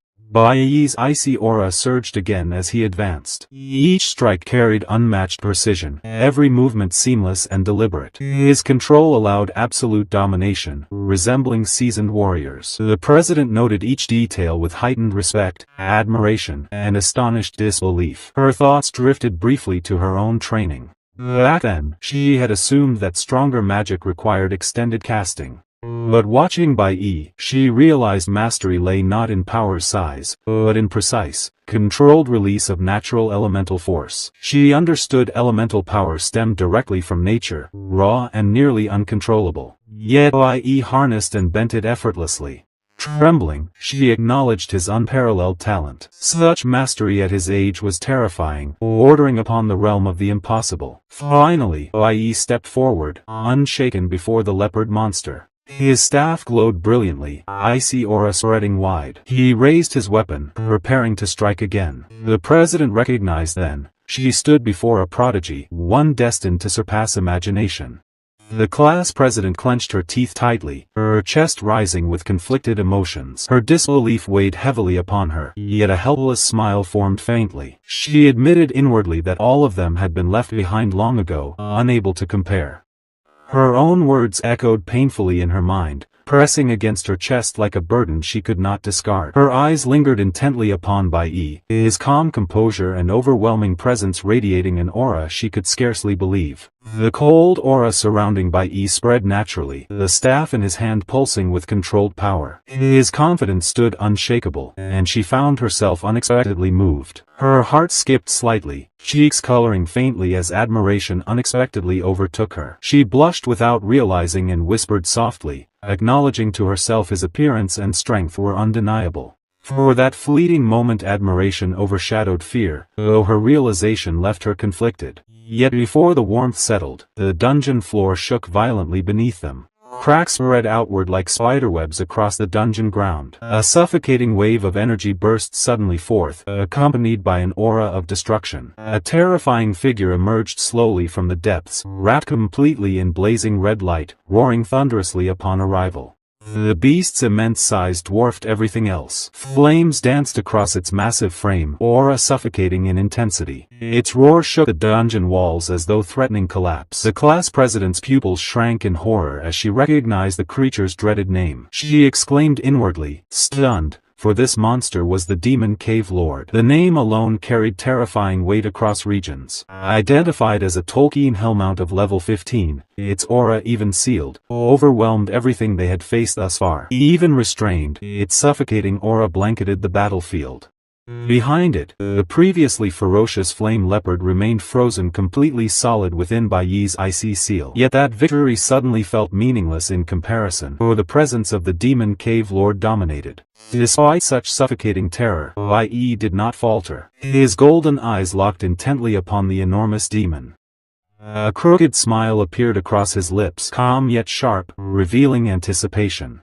Raising his staff, he acknowledged the boss finally emerging openly. The dungeon trembled violently as the mammoth demon cave lord roared again. Its fiery red aura surged outward like storm winds. Without hesitation, it lunged forward. The ground cracked violently beneath its weight, crushing stone with each enormous step advancing relentlessly. Bai Yi's gaze sharpened instantly. With precise movement his staff vanished from sight. In its place appeared a weapon infused with terrifying force of a nuclear warrior. Icy energy surged outward, freezing the surrounding air completely. His voice remained steady. He declared clearly that what he desired lay within the demon and that destruction was inevitable. The monster's claws came crashing downward with overwhelming force. Yet Bai Yi moved instantly, lightning speed blurring his figure out of the strike's path. In his hand flashed a dagger, blade gleaming sharply. With a swift, precise strike, he slashed across the demon's massive head. The cut sliced effortlessly through hardened skin, tearing like fragile paper. The mighty beast staggered, howling in unbearable agony. Bai Yi did not relent. His dagger gleamed repeatedly, striking again and again with cold precision. Each attack left deep wounds carved across the demon cave lord's massive body. Blood gushed freely, staining the dungeon floor with vivid crimson rivers. He muttered coldly that after centuries sealed, such a so-called level 15 Maimud was laughably weaker than a mere level 10 monkey. His disdain sharpened, each blade strike reinforcing the difference in power. The beast's strength collapsed steadily under pressure. The demon cave lord leapt wildly, desperate swings of claws tearing through the dungeon walls. Yet Bai Yi remained faster, movements sharp as lightning. Each motion blurred, leaving critical strikes tearing its body open, until wounds covered its form completely. At last, the monstrous beast collapsed to its knees. Its fiery aura flickered, weakening rapidly under continuous assault. Bai Yi's eyes glowed with golden brilliance, weapon raised high above. His presence radiated judgment, delivering inevitable destruction without even slight hesitation. A golden light condensed instantly, his voice thunderous as he unleashed a technique 1 versus 100. Flash. The devastating strike erupted downward like divine judgment. The demon cave lord split cleanly in half, collapsing heavily with one final agonized roar. Silence followed the collapse, the dungeon trembling only faintly as the beast's enormous body struck stone. What remained was stillness, broken only by echoes of Bai Yi's overwhelming power. This victory revealed merely a glimpse of his terrifying true potential. The flame leopard collapsed lifelessly nearby, its icy prison shattering to reveal frozen remains. A glowing notification flashed instantly before Bai Yi's eyes, declaring his victory. The system awarded 110 experience points for defeating the flame leopard completely. Immediately afterward, system windows multiplied rapidly before his sight. Information streamed continuously, detailing further achievements. The slain two-headed lion yielded another 100 points. The mammoth demon cave lord's defeat rewarded 1,000 points. Acknowledgement of conquering a D-rank dungeon boss.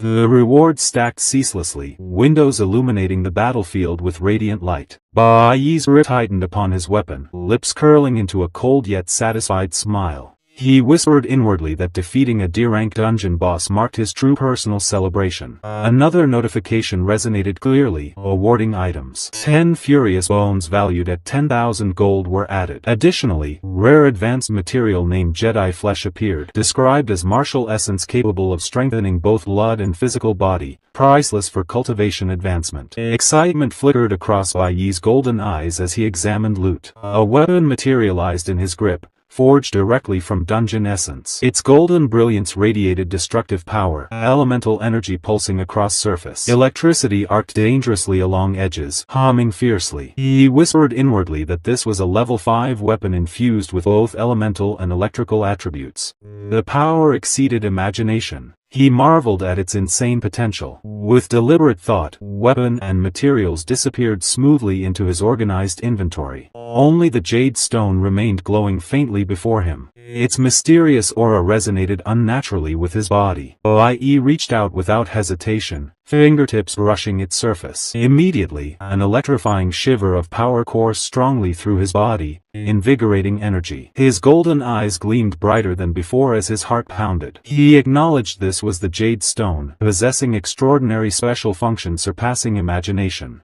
Finally, he had obtained the treasure, one step closer to his ambition of absolute unparalleled strength. His voice trembled slightly with suppressed excitement, yet determination steeled his tone. The time had begun for Bai Yi to ascend further. This was the moment where his transformation solidified, every victory and treasure leading him toward undeniable supremacy. Bai Yi opened his status window and his eyes immediately lit up as he noticed the changes.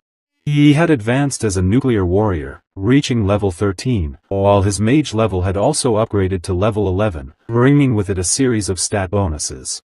He clicked on the details and carefully checked everything, realizing that the mage path had reached D level, which significantly improved his agility and growth speed.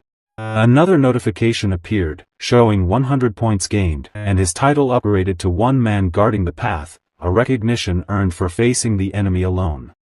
This title increased all his attributes by 20 to 30%, while also adding a 10% vampiric effect to his skills. The president stood nearby, observing him carefully and questioning what was happening, reminding Bai Yi of what had been told inside. She herself had also increased her level, reaching level 7.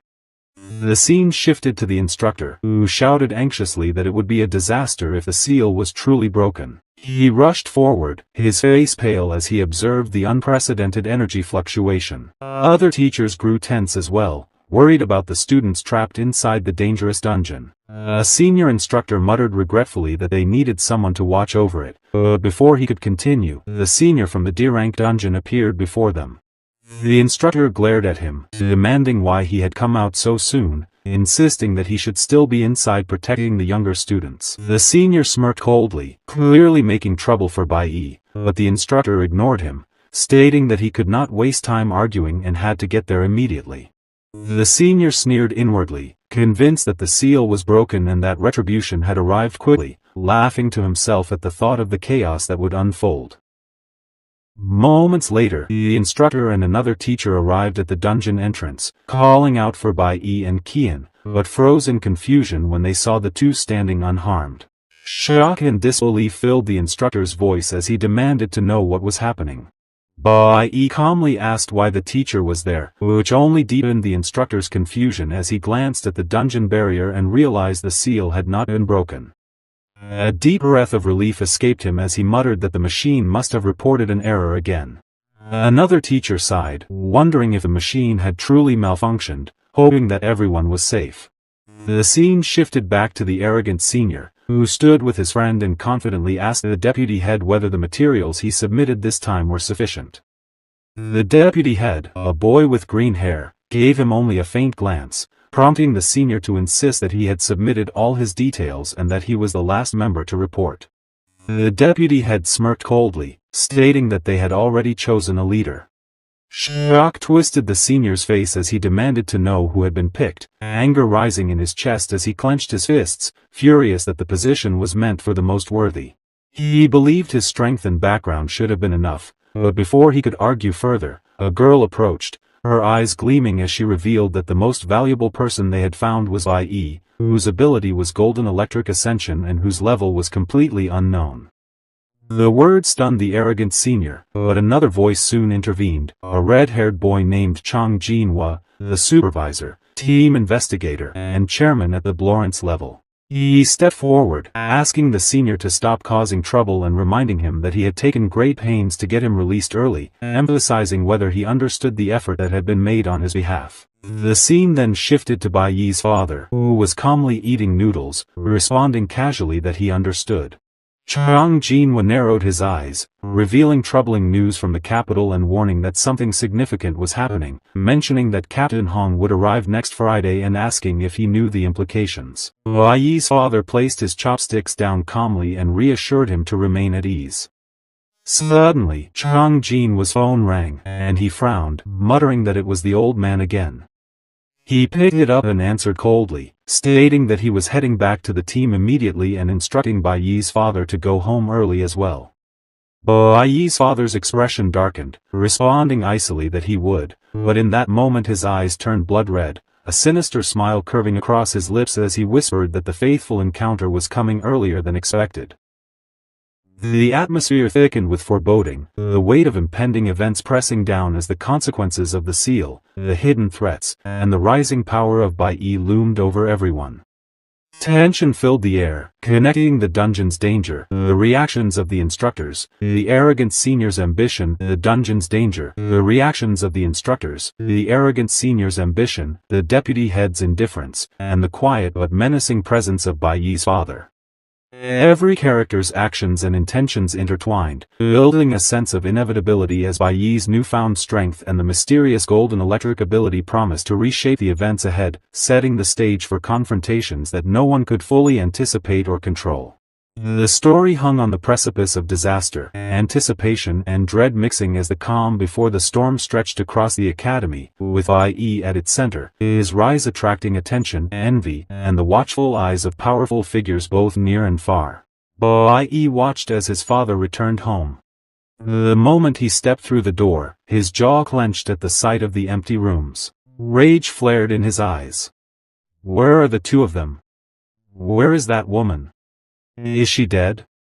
His father barked, voice sharp as a blade. He slammed his fist into the table, splintering wood across the floor. Damn you, how dare you hide from me? If I grow old and you keep doing this, I will kill you both, he snarled, every word dripping with fury.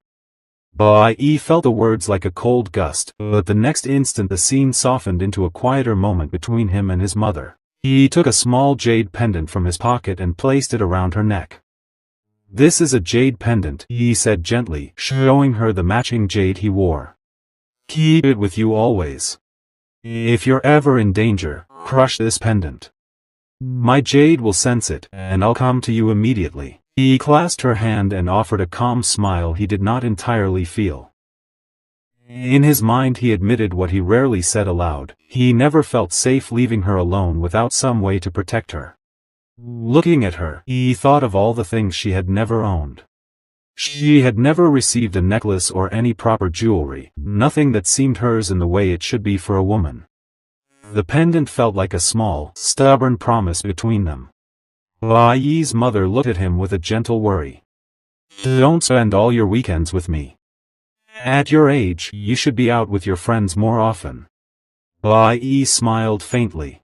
Don't worry, I don't need holidays or trips. His mother's eyes widened in surprise. How can a person not need friends? You should always have someone important to you. He let out a quiet sigh. Important pupil, he murmured, and froze as memories from his past flashed before him. I don't know if I'll meet you again in this life, he thought, recalling all his divine crop teammates. He quietly reflected, letting his memories wash over him. The scene shifted to the D-level demon cave. Bai Yi arrived and assessed the area. Now that the jade problem has been solved, I don't have to be distracted anymore. This is another hidden cave I know of. It only opens briefly at midnight and closes at 1 a.m. The difficulty and level of this hidden devil cave are completely unknown. I don't have much time. It's time to focus on improving myself. He drew his dagger and stepped forward into the cave. In my previous life, I became a tough fighter inside. Monsters of level 13 and level 15 appeared before him. Bai Yi reminded himself, I can only watch my comrades die in front of me, and felt the weight of his friends' memories. Without hesitation, he charged at the level 15 tentacle monster and struck it down, earning 260 experience points and obtaining the blood petal item. So what if I pay a price? One day, a god may give me a plan, he muttered. A level 16 monster appeared. Bai Yi leaped forward, striking decisively. We still have no place to die, he thought, launching a critical hit. He pulled back, steadying his dagger. I must become stronger, he said firmly. He then killed a wild crop, gaining 300 experience points. Determined, he pushed forward to reach level 15 faster. Suddenly, a monster attacked from behind. Bai Yi's shout echoed with pain, but also with determination. I want to become stronger than anyone. His eyes burned with fierce aggression. He struck again, slicing through the monster like it was nothing. His power surged with every blow. I've obtained multiple poisonous skills and items, he said, panting, covered in wounds and blood. I have to fight like hell. Bai Yi's thoughts turned to his father, and a cold weight settled over him. I am too weak right now, he thought, staring at the memory of his father's face. That bastard wants to kill me and my mother, and I can't even stand against him. Memories of betrayal flashed before him. His previous 5 teammates who had turned against him, and the prodigy who had been a golden shooter since childhood. I have to become much stronger. There were no shortcuts, no detours he could take. The only path was forward. Steeling himself, he took another step deeper into the devil cave, ready to face whatever awaited him. I can't avoid any enemy, he reminded himself. With determination, Bai Yi unleashed his purple poisonous mischief. His power surged around him as he stepped forward, standing boldly in front of all the powerful creatures that awaited. Meanwhile, Bai Yi received a string of notifications. You have successfully slain Blood Trustee Flower. Gained 260 EXP. You have slain Wild Crop. Gained 330 EXP. You have slain Blood Trustee Flower. Gained 360 EXP. Although injured, determination still burned in his eyes. The entrance to the Devil Cave was only 20 minutes away. After that, the cave would close completely, and the Lord inside had to be dealt with before then. Deeper within the cave, Bai Yi tightened his grip on his dagger, standing before a towering demon. The monster's voice rumbled coldly that now it was his turn. Shock flickered across Bai Yi's face, but he didn't hesitate. With a burst of speed, he rushed forward, striking at the level 20, D-class Lord Yi Wu Ming. His dagger sliced through the monster's body in one swift slash, cutting it into pieces. Bai Yi immediately raised his weapon again, delivering another strike. But to his disbelief the creature's body regenerated instantly. So it actually has such a strong self-healing ability, Bai Yi thought, his heart sinking. The Lord roared in fury, plunging its hand into a swirling poisonous mist. The deadly energy spread around, and Bai Yi froze for a moment, stunned by its terrifying power. His mind raced, searching for a way to deal with this monster. The demon growled that it would kill him where he stood. Bai Yi's body trembled, blood dripping from his wounds. I can't kill him like this. I need one critical move. Only then can I defeat him. The Lord roared again, mocking him, asking why he kept standing up. Bai Yi's gaze sharpened, filled with defiance as he declared that a D-rank lord shouldn't even have the ability to revive. The demon lunged, a critical strike landing on Bai Yi's back, blood spurting as he staggered, coughing violently. A notification flashed, level 20 D-class lord, stab inflicted. Agonizing pain tore through him. Then the screen revealed another message. Yi Wu Ming wasn't alone. He had a twin brother. The second demon appeared from the shadows, joining the first. Both charged at Bai Yi together, preparing to finish him off. Bai Yi glared at them through blurred vision, refusing to fall, but the scene suddenly shifted. Inside Bai Yi's apartment, the atmosphere was unusually heavy. Outside, the weather turned ominous as his mother stood by the window, worry etched deep on her face. She had not seen her son for an entire day, and dread gnawed at her heart. She whispered to herself that she had sent him so many messages but he had not replied, that he must have gone to some dangerous place again just like last time, and that she had to find him. The next moment, a shadowy figure appeared outside Bai Yi's apartment. His expression twisted with rage as he muttered harshly, "Oh, good job, you two." His bloodshot eyes gleamed with a sinister light as he called out to his son, Bai Yi,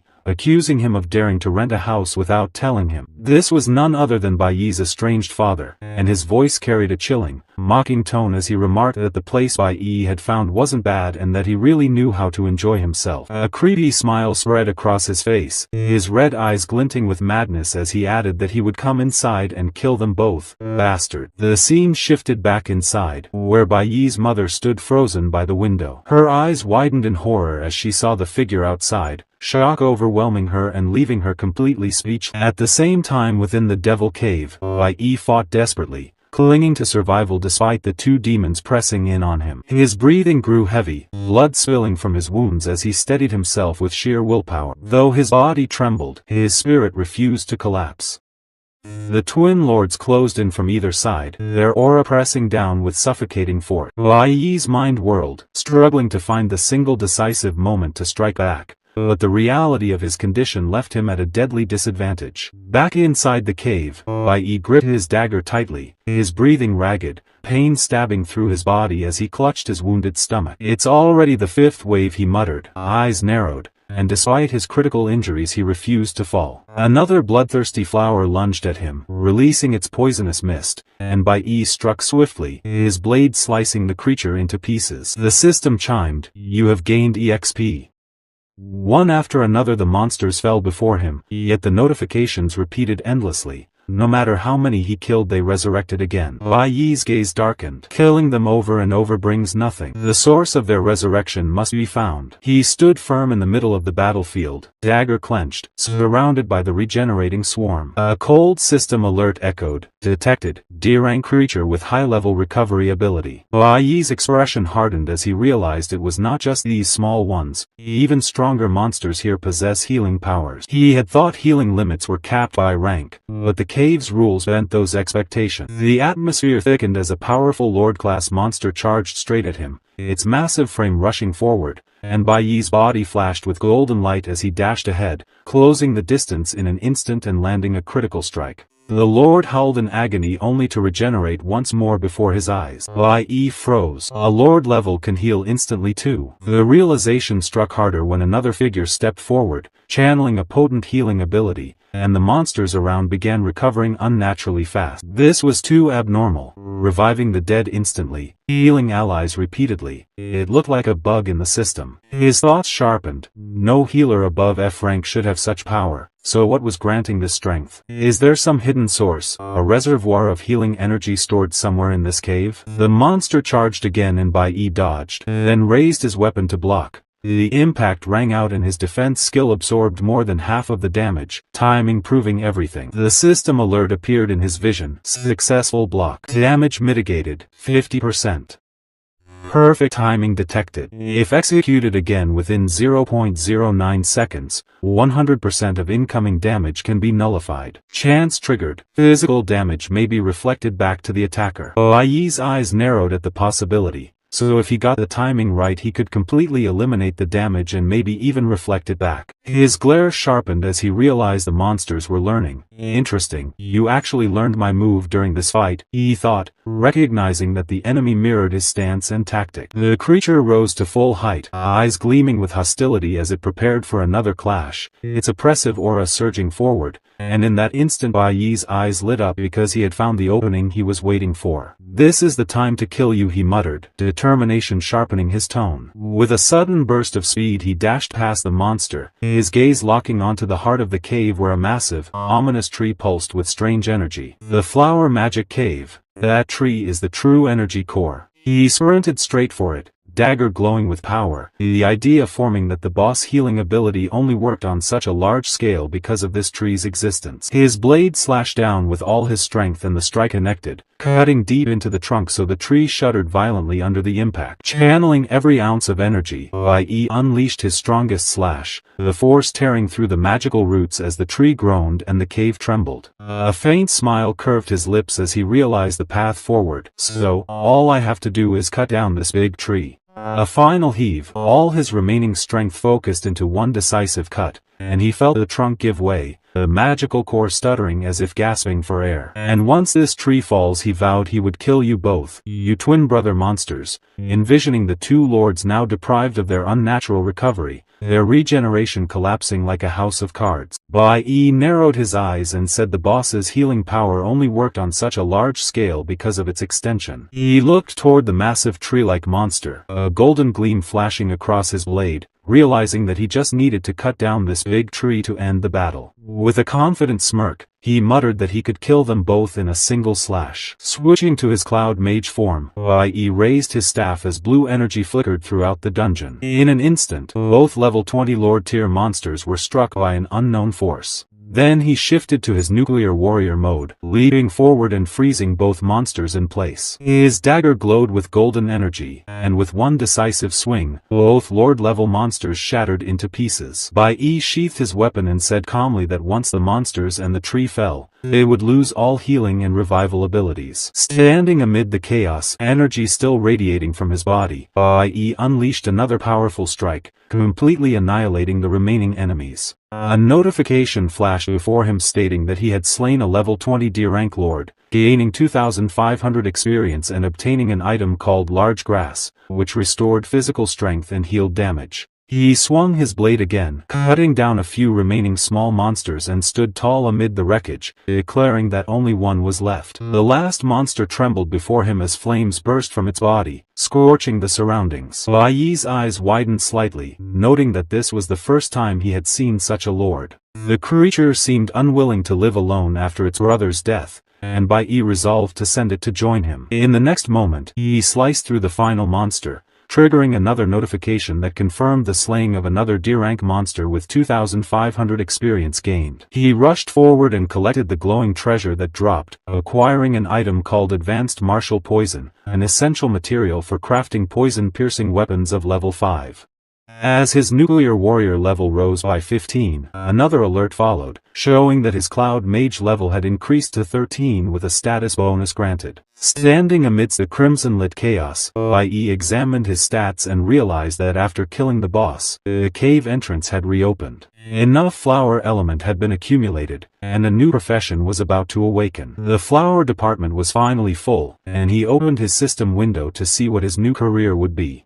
The system announced that a new profession had been unlocked, titled Flower Summoner at level 1. Bai Yi smirked slightly, noting that it was only a blue-tier career, but summoner professions usually didn't require high base stats. He scrolled through the skill details of his new profession and read the main skill, Flower Spirit Contract, which allowed him to form a contract with the soul of a flower-type monster he had defeated and use it for his benefit, though his current contracts were 0. The passive skill was Flower Field, which allowed the user to perceive the souls of recently defeated flower monsters. Bai Yi nodded with satisfaction, calling it a truly good and powerful evil spirit contract. But suddenly, his expression froze as his eyes shifted toward the fallen monsters nearby, struck by a realization that perhaps the two bosses he had just defeated could be used for this contract. He quickly returned to the battlefield and examined their remains. Moments later, a system notification appeared confirming that the Flower Spirit contract had been activated successfully. With calm yet commanding power, Bai Yi ordered both of them to come with him. The two level 20 Lord-tier monsters rose from the ground, their forms now bound to his will, and under his control. They followed his command respectfully.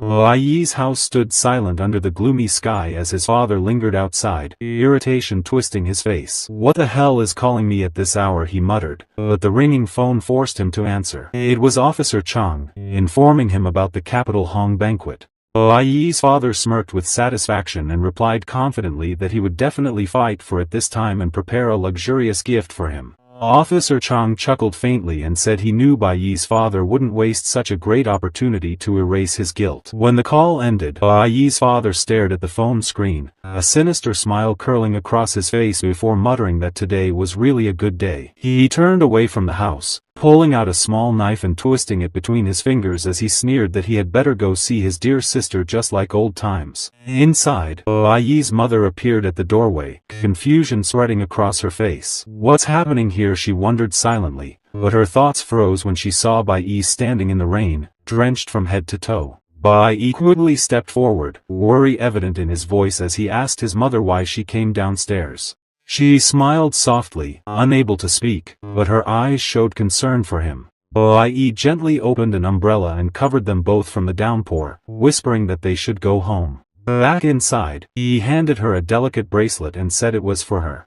His mother's eyes widened in surprise, touched by the gesture as warmth filled her expression. She thought silently that her silly child went out in the rain at night just to make up for a missed Mother's Day gift. Later that night, Bai Yi returned to his room, lying on the bed with a tired sigh. He stared at the ceiling and murmured that even though his mom could not speak, it did not mean she did not understand him. His gaze turned distant as he thought about his power system, recalling that there were currently 3 professions in total: green for warrior, blue for summoner, and red for mage. Sitting up, he opened his interface and carefully reviewed his stats. He examined his progress quietly and muttered that 2 of his combat professions had reached D level. For the Cloud Mage, his status displayed level 13, power increased 300%, strength 10 times 3, speed 20 times 3, stamina 39+, mental strength 40, and elemental strength 62. A small smile tugged at his lips as he noted that his magic ability had grown quite a lot. Then he switched to his nuclear warrior stats, which read level 15 D rank, power increased 200%, strength 53, speed 42, stamina 61, and mental power 22. Finally, he looked at his new flower summoner class showing level 1 E rank, strength 20, speed 10 times 1.5, stamina 50, and mental power 80. He stared at the numbers, whispering to himself that after defeating a flower-type monster, he could form a contract with its soul and use it as his own power. As his level increased, the number of contracts would also rise. E level allowed 1, D level 4, and B level 10. His face darkened as tension crept into his voice. It was still not enough, he said, because he had been imprisoned on the 21st and now it was already the 10th. His father would be released soon, and when that man came out, he would definitely try to kill both his mother and him. Clenching his fists, Bai Yi muttered that his father would be released in 5 days, but knowing him, he might even bribe the jailers to get out early. He didn't realize that his father had already been released. Still unaware, Bai Yi took a deep breath and resolved that he needed to prepare everything in advance just in case. The next morning, the sky glowed dim red as Bai Yi stood on the rooftop, looking at the thick mist swirling above the city. Avoiding the problem would not solve anything, he said with calm determination, and before he began his spiritual journey, he needed to end this once and for all. Stepping into the blood-colored mist, Bai Yi entered the first D-rank hidden mage cave and swiftly cleared it. Without resting, he moved on to a D-rank hidden cave, then another E-rank magic cave, conquering them one after another. His pace was relentless, his resolve unshaken. By Sunday afternoon, exhaustion hung heavy in the air, but his sharp eyes gleamed with resolve. I can't relax for even a moment, he told himself. I must reach C rank as soon as possible. Then, as if responding to his determination, his interface flashed with a bright red warning. Alert Class D Hidden Demon Cave detected, degree of danger unknown. Bai Yi's expression turned serious as he tightened his grip on his weapon, feeling the weight of the coming battle. Next time we meet, I'll be even stronger, he said, his voice low but filled with conviction. The light around him shimmered as another message appeared before him. Title acquired: Lone Wolf Warrior Solo Raider of the Demon Cave. Reward: key of bribe, higher tier item. Bai Yi blinked in surprise as curiosity flickered in his eyes. Key of bribe, he murmured under his breath, wondering what it could possibly mean. The next day at Awakener School Junior High, the morning sunlight spilled through the tall glass windows, filling the classroom with a warm golden glow. A teacher stood proudly before the class, her voice brimming with excitement as she addressed her students. Our final assessment results are out, she announced with energy, a radiant smile lighting up her face as the entire room buzzed with anticipation. Bai and Xian from our class achieved the first and second highest scores in the entire school. She pointed toward them with visible pride, adding that Bai's performance video had also been sent to headquarters for careful analysis and deeper evaluation. Bai and Xian exchanged glances filled with satisfaction, their smiles broadening as they quietly absorbed the extraordinary news. The teacher continued with enthusiasm, explaining that this final rating was the highest in the entire history of the school. Both of you now qualify for the official training journey, she declared. Her gaze lingered on Bai a moment longer, soft yet filled with awe. Because of your remarkable performance, you will be eligible to meet with the gods this time. Bai's smirk deepened, his mind already racing ahead, thoughts spinning with possibilities and ambitions. A classmate gasped aloud, their eyes widening in disbelief. An audience with the gods? Oh my god, that's an honor even many masters might never attain. The boys around them began to whisper excitedly among themselves, voices filled with awe, admiration, and envy. I considered the implications carefully, understanding the immense weight of this rare and sacred opportunity. Then, suddenly, a close friend tugged at Bai's hand, tears shimmering in their eyes. "If you achieve enlightenment, don't forget your fellow villagers," they said earnestly, their voice trembling slightly. Another friend added with a bright smile, "I knew you would shine one day." Bai's expression softened briefly at their sincerity before he turned his gaze forward again, his calm demeanor returning. The sense of pride in the room lingered as everyone tried to imagine what it would mean to stand before the divine. The scene shifted quietly to the academic affairs office, where the air felt heavier, tense with restrained energy. The teacher there spoke gently, though his tone carried a hint of concern and curiosity. "Are you sure you don't want to go?" he asked in a measured voice. "Your father has finally returned after so long. Can't you take advantage of this cultivation journey by accompanying him to headquarters?" Bai's hand clenched tightly into a fist, his voice firm, unwavering, and edged with quiet defiance. "I won't go," he said flatly. "I only came in third this time. If I didn't qualify, then I don't deserve to be there." His expression hardened even more, the determination in his eyes unmistakable. "I won't let anyone think I have to rely on him for everything."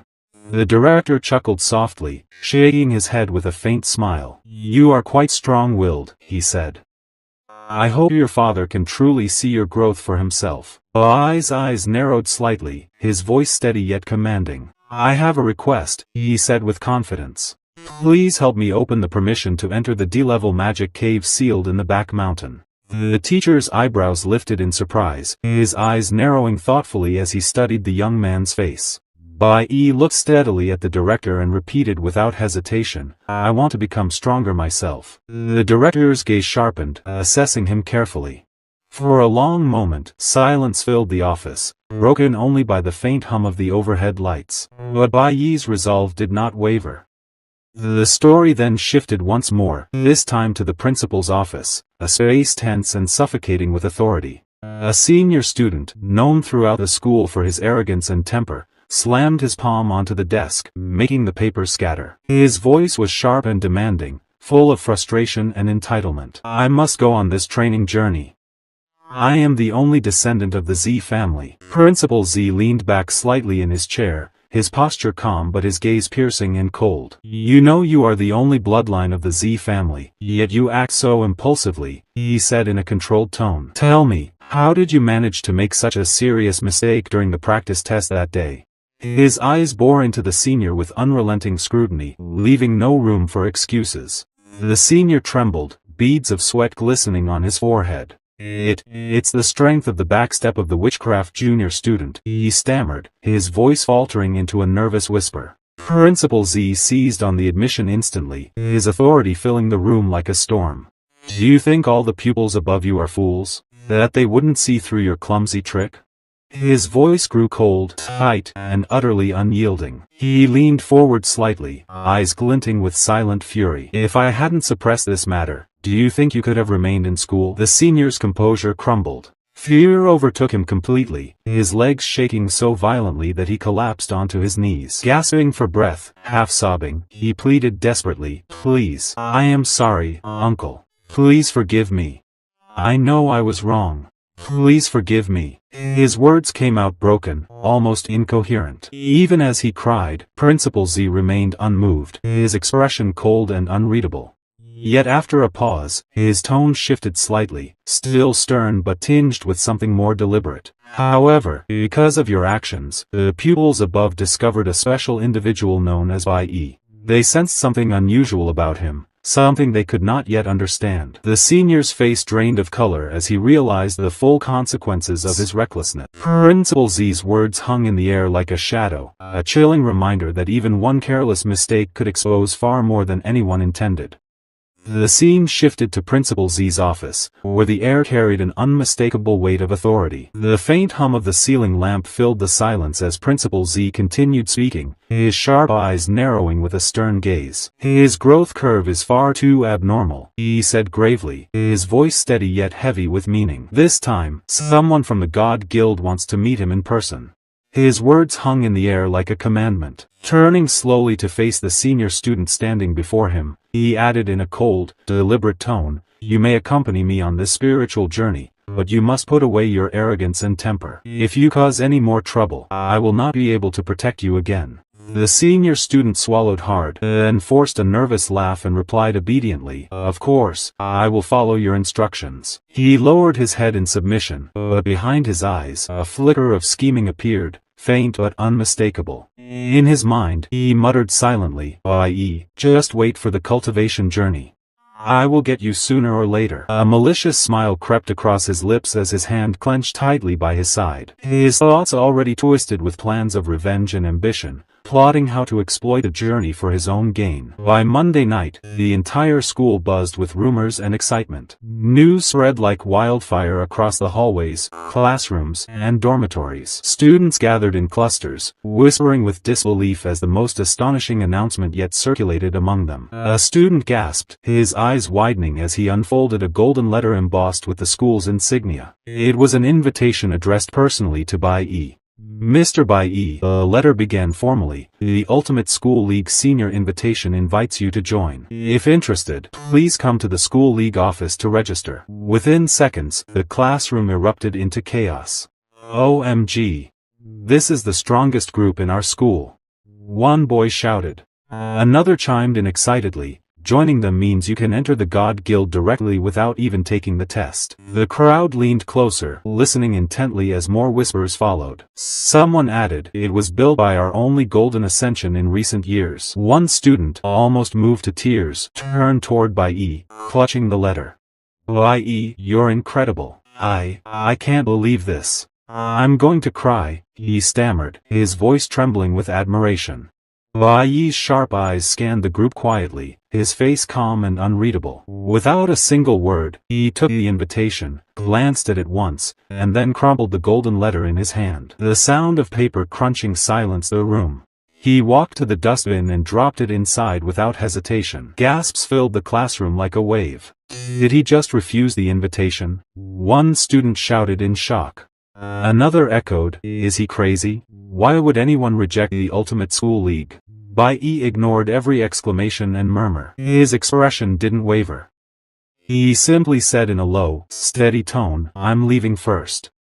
With that, he turned around and walked out, his footsteps echoing down the hallway.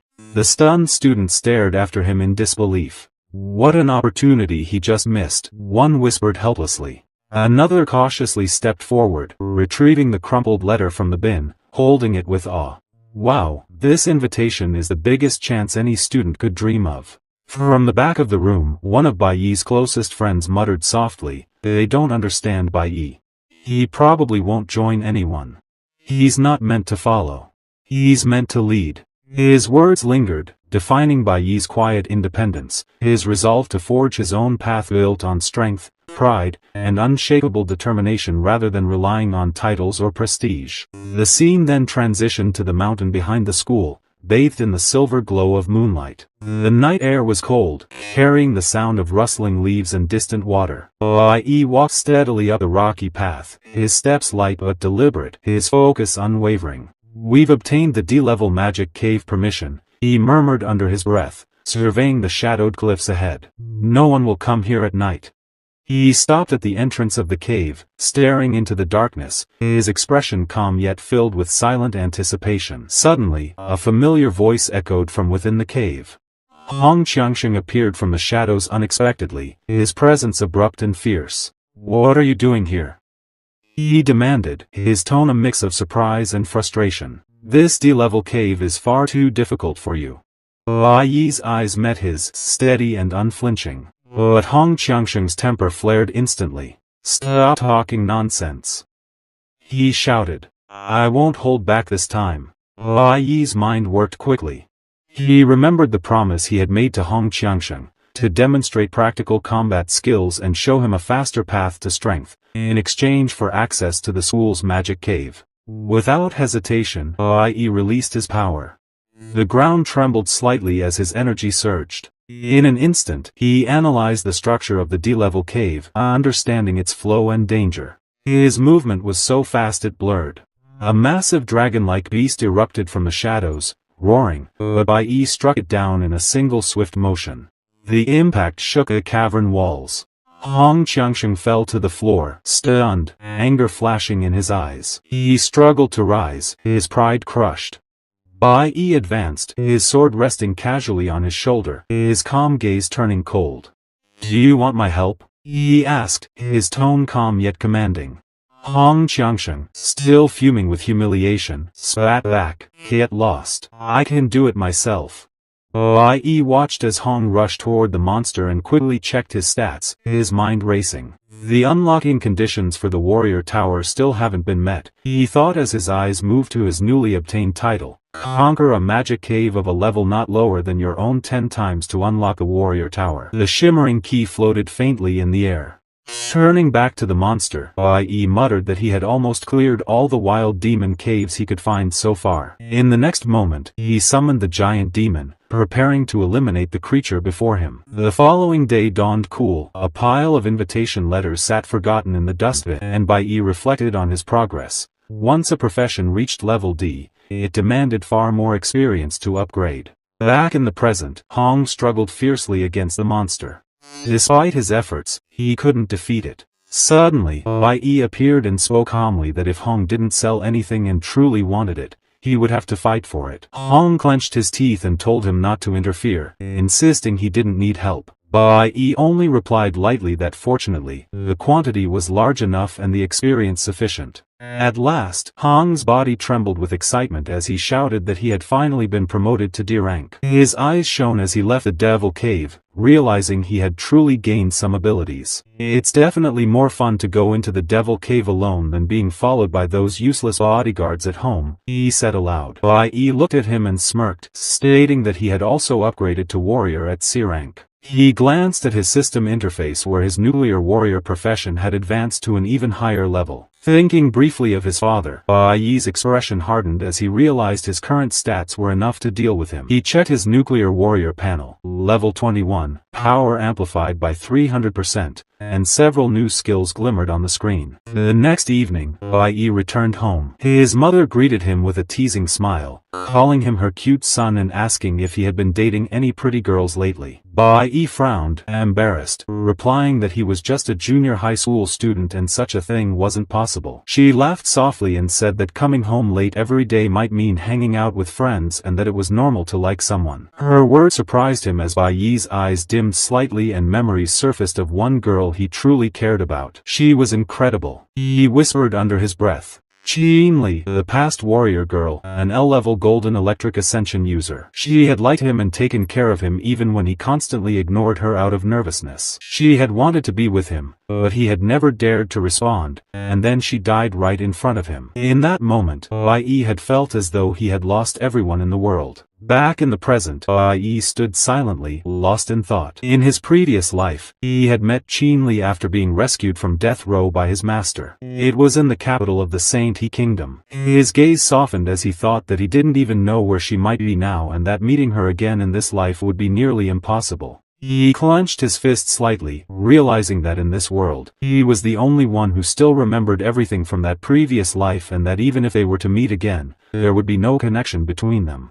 The scene shifted to another location where a message notification flickered on a girl's communicator. One girl said that leader Bai Yi still hadn't responded and it seemed he had no interest in joining their school group. In another room, a girl sat quietly on her bed, checking her messages. Her eyes scanned the invitation letter, her lips curving into a faint smile as she whispered that he was getting interesting. The view moved closer to her face, revealing Qin Li, Bai Yi's closest companion from his past life. Determined, she stood up and said firmly that she would go meet Bai Yi tomorrow. She had no idea about the memories Bai Yi carried from their previous life, nor that the bond they once shared was already buried deep within his heart. After some time later, by surprise, his birthday gift box in his hand, he looked amazed. His mother smiled and said, "This is your birthday present for you." He opened and checked the box and surprised to see this. That is a card with a write down. "I wish my dear son to be happy forever and to be able to bravely live the life he chooses." And that is a scarf. Why, he told. This is scarf, but summer is coming soon. He surprised and asked, do you know that I am going to same country soon? She smiled and just told in sign language, the temperature difference between day and night is huge there. So please take good care of yourself. Bai Yi said, Mom will take care of yourself too. He looked and thought, it turned out she knew what I was doing all alone. She smiled and pulled the scarf from his hand and said, where you are go. So please keep this aside with you. Bai Yi smiled and said, did not I say that I don't have any friends? After some time later in the academy, Bai Yi looked surprised to see something weird on front. A small girl who is show some magical thing. At next moment, another boy excitedly said, how about this birthday gift? This is my favorite. It's so sparkly to you. Next moment, another friend said, you chose so vulgar toy to give Bai Yi. And he adjusted his glasses and said, he is so vulgar. Look at mine gift. That is some another scarf, and he said, now getting this scarf is not easy to you. I floundered surprised to think the original tape of my favorite movie, Prestige. I thought, in my previous life, I often went to head shared with him to secretly watch then prehistoric movie. But his friends say, you can't let the teacher find this thing. Keep it safe. He just take this gift and say thanks for his gift. But he looked and gave a smile to Bai Yi. But suddenly, President appear. When she say, Bai Yi, I also have a birthday gift for you and really happy birthday. She smiled. At this moment, both idiot friend completely stunned and shocked. He shout to see that. That is AA rank weapon. This is a level magic weapon, gem undefinited. I surprised to see that thing and asked from President, this thing is too valuable. I can't accept it. But she smile and say, if it were not for you, I would be able to join the spiritual journey. It's not particularly valuable item. I have penalty at home. She smiled softly and said, it should be very helpful to you right now. Bai Yi looked at the weapon and thought to himself, indeed, I need to improve my strength. There's no reason to refuse. This is a really good treasure for me. Then another thought crossed his mind. Did she give me this because she noticed I was using the lowest level mage weapon when I changed professions? She's really a thoughtful girl that he felt warmth in his heart. I didn't expect that they all remembered my birthday and prepared their gifts so carefully. A small smile appeared on his face as he thought, I want to live like this peacefully. Meanwhile, one of his friends adjusted his glasses and whispered, when did they get so close? The boy beside him muttered, He doesn't seem to like it though. Suddenly, the president turned toward them with a sharp smile. What are you two talking about? Both froze like statues and quickly stammered, nothing, you must have misunderstood. She glanced at them with narrowed eyes. Don't get involved in nonsense, she said coolly. Before the moment grew more awkward, Bai Yi smiled lightly and said, how about we all have dinner together tonight? My treat, since it's my birthday. Do you have time? At that moment, his old friend excitedly say, of course, Bai Yi, can I choose the place? But suddenly, Bai Yi listened some suspicious voice back behind. A boy say, hey, isn't that someone from high school? Where are they here? Bai Yi turned his face to listen his voice. The boy continue his word, it seemed to be coming toward our class. And don't you know it, the leader of Ultimate School Group is here? Another boy say, I hear the leader is coming to personally invite Bai Yi to join. Beside of another boy, look stunned, surprise and shout, what, there is such a thing? Another boy also say, have you meet the group leader? But suddenly, Bai Yi friends say to her, are you really go to join their guild? But Bai Yi reply, no, I just hear some pupils say, she is great beauty. But it seemed better to refuse in person. His both friends stunned to listen his word and say, what rubbish he are told to us. But his another friend say, there is another good show to watch. Scene changed to the senior who is standing in the crowded area and look angrily Bai Yi and clench his teeth and curse. He looked in front and say, you bastard Bai Yi, is that really cocky? Worth all this? It's disgusting. His friend also aside, but he did not reply to her. Senior boy glare Bai Yi, but Bai Yi go inside the area and suddenly flash energy erupt, and some students say, what's going on? Bai Yi stunned and say, if something is going weird. At next moment, golden flicker energy full with electrically separate all the room. At next, a beam of light aggressively come to the text Bai Yi. He did not frown and stand in front dearly. But another student completely going to chaos because this yellow energy is so powerful. At next, Bai Yi smirk because that energy is fainted. At next, he just pull out his dagger and release his aura to cut out that golden energy. At the same time, Bai Yi stare and say left area and he charge again on golden light. He use his technique to block her, but another student covered his eyes and tried to saw her. but he did not able to saw anything. And one boy say, "What's happening here? It's so fast, I can't see anything." At the same time, Qinli appear with golden mixture. Bai Yi stunned to see her. All energy of golden beam completely disappeared from Bai Yi. She smile and grab his dagger and say, "The response was really quick. I did not choose the wrong person." She smirked. Bai Yi, after decades of long time to see Qinli, he completely froze this place. At that moment, Bai Yi froze in place, then let out a small smirk. His response was quick. "Seems like I didn't choose the wrong person." Suddenly, flashes of the past filled his mind. He remembered Qinli smiling brightly and saying,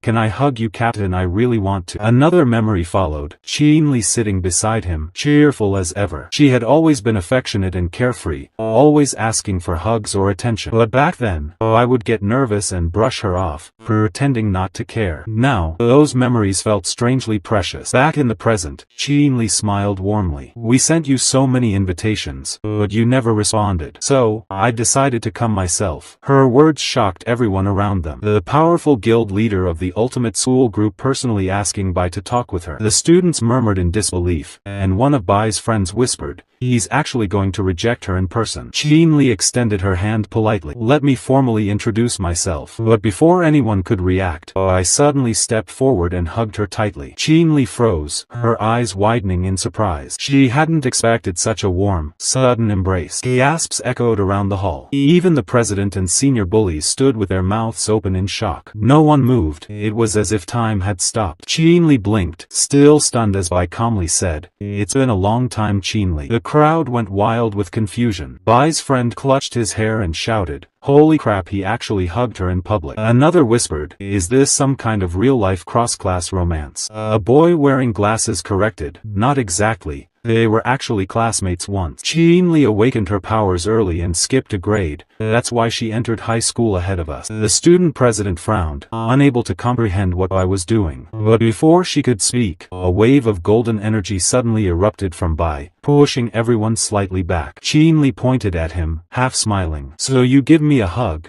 Does that mean you've accepted my invitation?" She straightened her expression and continued, "The ultimate school group is fully supported by the academy. We have access to the best resources and faster growth opportunities than anyone else. Our goal is simple, to become stronger. Maybe we can fight side by side again." Bai smirked and replied calmly, "I won't be joining the ultimate school group. I won't be here for long, so there's no point in joining a school club." Qinli frowned slightly, confused by his word. But Bai's tone softened as he added, "However, I'll be forming my own union soon. When that happens, we'll have another chance to fight together." Before she could respond, the director appeared, calling out urgently, "Qinli, why are you still here? Captain Hong has returned to the school, and the principal wants your group to welcome him." Qinli turned, then glanced back at Bai with a faint smile. "We'll see each other again soon, on our spiritual journey." As she walked away, her mind was restless. Why did he say long time no see? Her heart trembled as she realized Bai Yi had changed, and she couldn't read him anymore. At that moment, the senior glared angrily and said, "He just rejected the invitation from the leader of the ultimate school group and instead invited her to join his own group." The students around began whispering in disbelief. "Wait, is he seriously planning to start his own union? How's that even possible?" one said. "They're still underage. Forming a union costs a fortune," another added. "There has to be a limit to how far someone can go," a boy muttered. "But didn't he score the highest in the entire junior high exam?" Then another student exclaimed, "Forget that. Did you see what's even crazier? He hugged the leader directly, and she didn't even refuse." The senior clenched his jaw, glaring at Bai Yi once more. "I never thought I'd meet you like this again here in the academy," he thought. Bai Yi quietly reflected, "In my previous life, every member's identity in the God Union was kept strictly confidential. We never asked about each other's past." He realized, so even she never knew that we once attended the same middle school. This encounter, it's completely unexpected. I almost missed it. Bai Yi smiled faintly to himself. "This feels so unreal," he thought. "This feels a real surprise gift for me," he thought. After school ended, Bai Yi and his friends arrived at a restaurant for a small celebration. As they sat down, one of his friends teased him, "Hey, you're the one who chose the barbecue place, right?" The boy standing nearby immediately replied, "No way." This time, it was Bai Yi who said he wanted barbecue. "I just recommended this spot." Another friend leaned forward curiously. Are you serious about forming a union? The group's president added. Didn't you say you wouldn't stay here? Are you preparing for high school? Bai Yi took a sip of his drink and replied calmly. After my spiritual journey, I plan to stay in Saint High Country. His words left everyone stunned. The president frowned in disbelief. You're not thinking about dropping out of high school to start a business, are you? Are you crazy? Bai Yi shook his head. No. I just want to stay there. Don't you want to take the exam too? But before anyone could respond, one friend suddenly shouted, You mean the Divine Weapon Academy of the Holy High Country? At that moment, the scene shifted to the luxurious Kablin Hotel. A white luxury car pulled up at the entrance and a well-dressed man stepped out. The guard immediately greeted him respectfully. Captain Hong, please come in, he said. The man took a deep puff from his cigar and replied confidently, Of course. This was Captain Hong, commander of the Hongbin God Union Corps. As he entered, the crowd grew noisy with whispers and murmurs. Among the people standing there were Bai Yi's father and his friend. When they saw Captain Hong, both of them tensed up. Someone in the crowd whispered, Wasn't Bai Yi Lu Xing supposed to be imprisoned for 15 days? Why is he out already? Bai Yi's father's friend quickly replied, I paid double bail. Everything was approved by the captain himself. Please, deputy, just turn a blind eye this once. The deputy gritted his teeth angrily. Then why bring it to Captain Hong? That bastard and his group cause enough trouble already. Nearby, a red-haired youth leaned in and whispered, You know he was kicked out of the union over a minor issue, right? This is a rare chance for him to return. He even brought all his family's savings to make it happen. So doing him a small favor isn't a big deal. But before the man could finish, Captain Hong's expression darkened. He slammed a few crystals onto the floor and shouted, Who allowed you to enter this place? Bai Yi's father froze, his voice trembling. Captain Hong glared at him and barked, This area is reserved for our God Guild group. What if an outsider leaks military secrets? The red-haired man and his companion backed away, frightened by the captain's anger. Trying to calm the situation, Bai Yi's father stammered, Excuse me, Captain, please listen to my explanation. I only came here to collect some stones. I just want to say. Before he could finish, Captain Hong grabbed him by the collar and growled coldly, What right or status do you have to buy an official position from me? Bai Yi's father turned pale, feeling the weight of death in the man's eyes. With a final glare, Captain Hong threw him aside and said icily, Pick up your worthless junk and get out of my sight. Bai Yi still tasted the tension from earlier that day when news reached him. Captain Hong had thrown his father to the floor and ordered that no one allow him to rejoin the group. The thought sat heavy in Bai Yi's chest, though he wasn't there to see the whole scene. At the hotel, Bai Yi's father had snapped. Eyes trembling with fury, he lunged for the crystal stone he had come to collect. In a sudden, brutal motion, he struck the crystal with his fist. Blood welled from his hand as the impact tore the skin. His face went pale with a crimson glare. I will definitely kill you, he spat, voice raw and dangerous. He stared at his injured hand as if it were proof of the humiliation he could not swallow. How dare you look down on me? Those close by shrank back, fear written on their faces. Bai Yi's father muttered venomously about the captain, a loose, self-important man, and vowed revenge. Clenching his teeth, he cursed his fate. Everything went wrong, and he blamed the Hongbin God Union and the people there. He swore, dark and resolute, that he would settle scores one by one. Later, Bai Yi's father returned home in a storm of rage. I want to kill that two-fries bastard. View shift Bai Yi house where his mom reached his house and she did not know what danger is coming soon in his house. Bai father arrived that building outside area and say I kill you all. He looked darkly, Bai mother shocked and feel feared to see his husband. Bai father is mock and say what a good luck. At last scene again changed to Bai Eve. His friends are gone and he thought to look in person that area what's something going to weird. He checked out some another student and that looks suspicious for her. Bai Eve thought look at the God Guild groups. My friends say if you enter the Miracle Academy you will be colleague with his pupils. So who would have thought that this meal would be a farewell dinner? President reply who say it has to be a farewell dinner. I will also work hard to pass the exam. But Bai completely ignored his word and focused at another university member. Bai even thought carefully today went so smoothly. But suddenly Bai friends say hey let's talk about other thing later. Today is Bai birthday. Another friend reply yes birthday should be fun. At this moment Bai thought I always feel a sense of disobedience. He looked cheers and say then wish you all the best. He cheered with his friend. But again scene change by mother. She grabbed the jet pendant and she murmur by name. But his father say oh bitch my wife. You feel feared of me. He raise his aura and energy. You have been living a comfortable life behind my back. Have you even forget where your home is? She fall into the floor and look tremble to see. By Shinhan.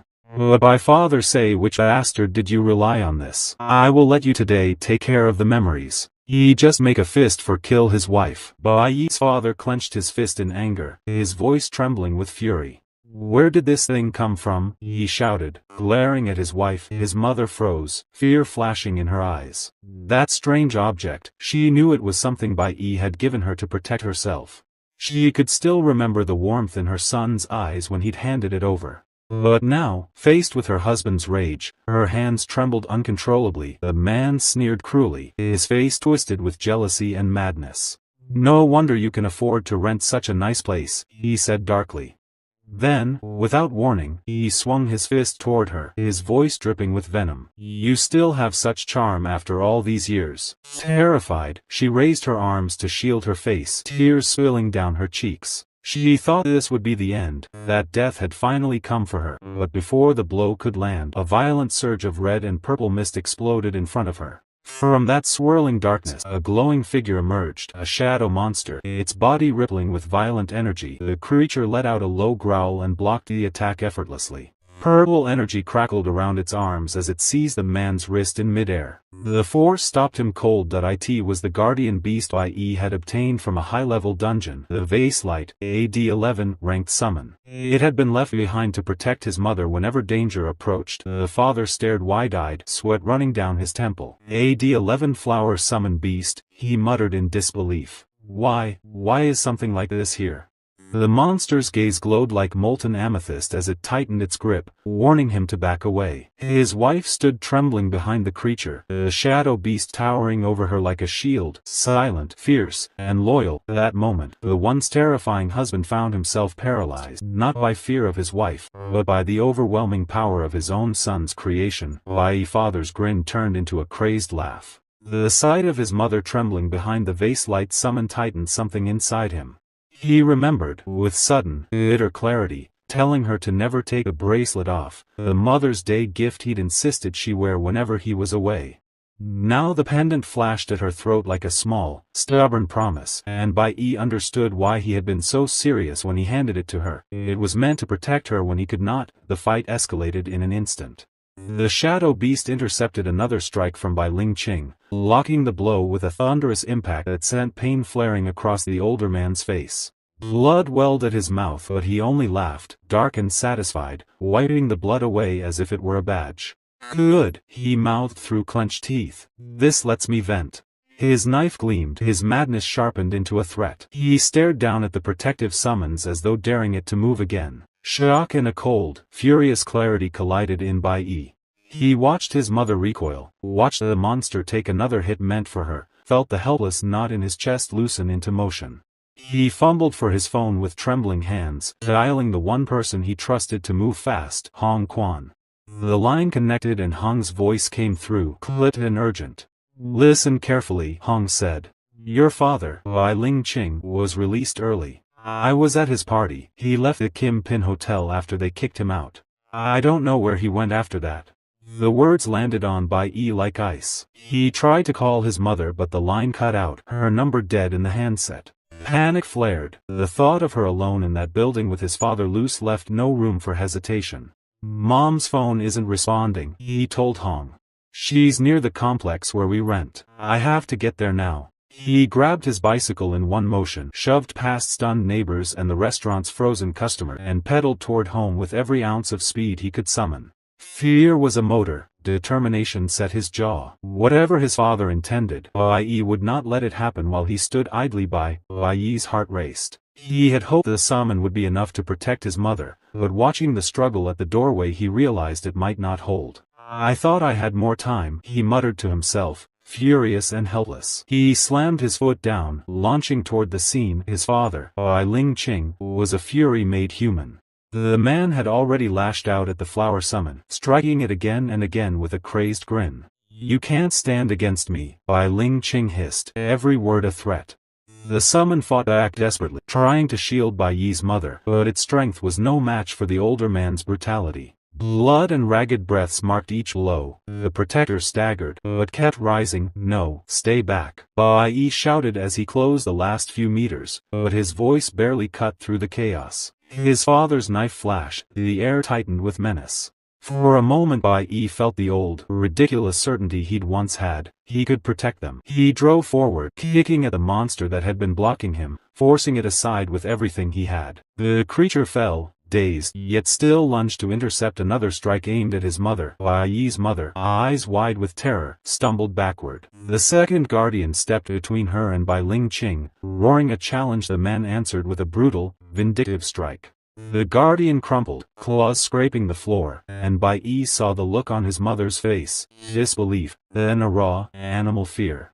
She moved to run, pulled by the instinct to flee. Bai Yi advanced like a shadow, cold and sure. "Where can you run to?" he snarled, cutting off his wife's path. He moved with the kind of calm only a predator owns, knife ready to end the threat he believed she represented to him. Bai Yi slammed into him, shoulder first, stinging and raw with adrenaline. The impact didn't stop his father, but it did by a second, just enough for the second guardian to stagger to its feet and throw itself again between them. The creature's loyalty surprised Bai Yi in the way true loyalty always does. Terrible, beautiful, unafraid of the consequence. "Get away," Bai Yi hissed to his mother, voice shaking. "Now." She hesitated for the slimmest fraction of a second, then ran, feet pounding the stairwell. Bai Yi's world narrowed to the jagged set of his father's jaw and the desperate, defiant posture of the wounded guardian. Bai Yi laughed, bitter, savage, wiping his lips as if the blood on them were nothing but proof of his resolve. "You'll pay for this," he promised the empty air, then turned his attention back to the creature. Bai Yi braced himself. He'd failed to keep the scene from unfolding, but he would not fail again. Whatever it took, whatever came next, he would stop Bai Yi and protect his mother. Bai Yi's mother stared at him with horror and disbelief. Bai Yi advanced, eyes like cold flint. "Tell me, you slut, where can you run?" he spat, snatching the jade pendant from her trembling hand. He crushed it in his fist as if destroying the charm would erase the promise tied to it. "Was this given by your bastard son?" he snarled, voice cracking between anger and something closer to pain. Blood flecked his lips, and for an instant Bai Yi saw not only cruelty but a warped, desperate grief. Then the fury returned and swallowed everything. "You think you can hide behind a trinket?" Bai Yi hissed. He raised the knife, fingers white on the handle. "I'll cut you into pieces." The threat was viciously calm, the kind that makes the world tilt. Bai Yi felt the memory of his own hurried promise slam into him. Tell her to break the pendant and he would come. He had meant it then, had believed it would be simple to keep her safe. Reality was proving otherwise. Before Bai Yi's blade could fall, Bai Yi moved. He lunged, grabbing his father's wrist and driving with everything he possessed. The two men slammed together in a tangle of limbs and rage. The protector monster, wounded but loyal, thrown itself between them, snapping and swiping to shield Bai Yi's mother. It took another savage blow for the creature to falter. It fell with a wounded roar, yet it still tried to stand. Bai Yi's mother fled as the chaos opened a narrow path, sobbing but running. Her terrified silhouette receded down the stairwell, the sound of her footsteps a small, jagged rhythm in Bai Yi's chest. He kept his grip on Bai Yi's arm, tasting metal and adrenaline.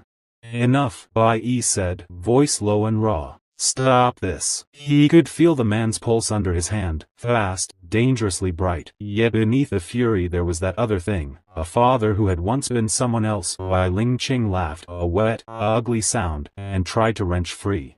"You," he began, but Bai Yi tightened his hold and forced the word back down his throat.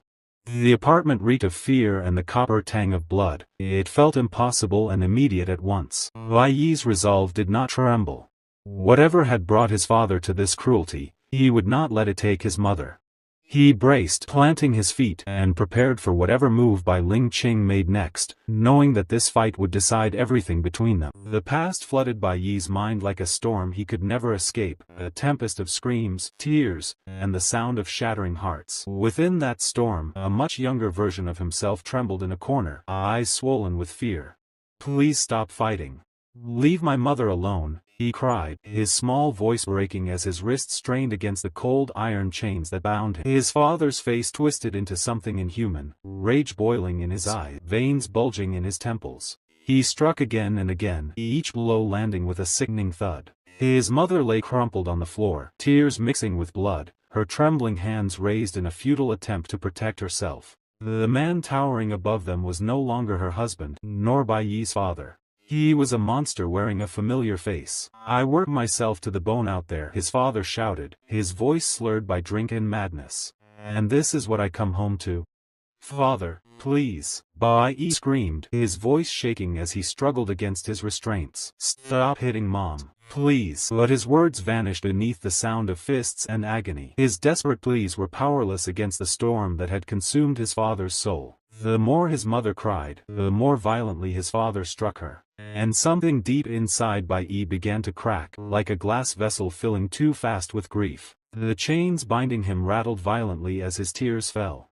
Then, all at once, something inside him snapped. With a blinding flash, the chains shattered. A surge of golden light erupted from his small body, raw and uncontrolled, shaking the room like an earthquake. His fury had taken form. "That was my first weekend in high school," Bai Yi whispered now, his voice trembling as the memory clawed its way back into the present. His eyes grew distant, unfocused. "My mother took me to the amusement park that day. We laughed for the first time in months. I forgot to tell my father I'd be home late. He went out looking for work but failed again.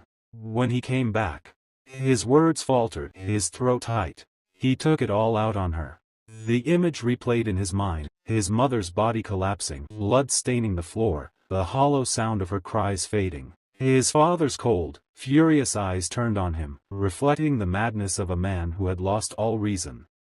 The demon in his heart, Bai Yi said softly, voice breaking, was completely unleashed that night. "And he beat my mother to death.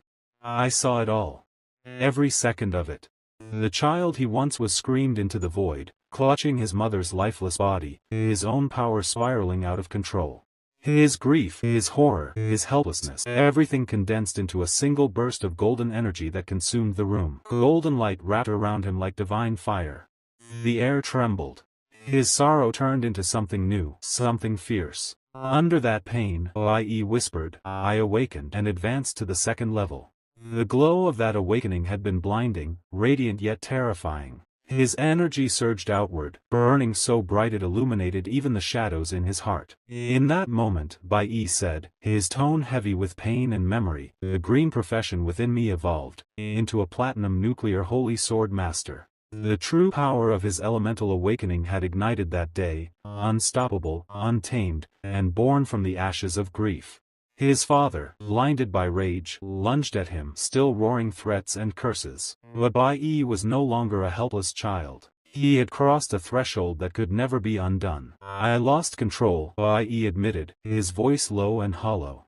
He reached out with trembling hands, seizing the very chains that had once bound him. Power coursed through him, golden, divine, and merciless. In one motion, he yanked the chain tight around his father's neck. The metal bit deep as golden sparks flared from his fingertips. His father's shouts turned to choking gasps, then silence. "I killed that monster with my own hands," Bai Yi said coldly, the light fading from his eyes. "My father died that night." For a long time, there was only silence. His power dimmed, leaving behind only the hollow ache of loss. The room was filled with the smell of iron and sorrow.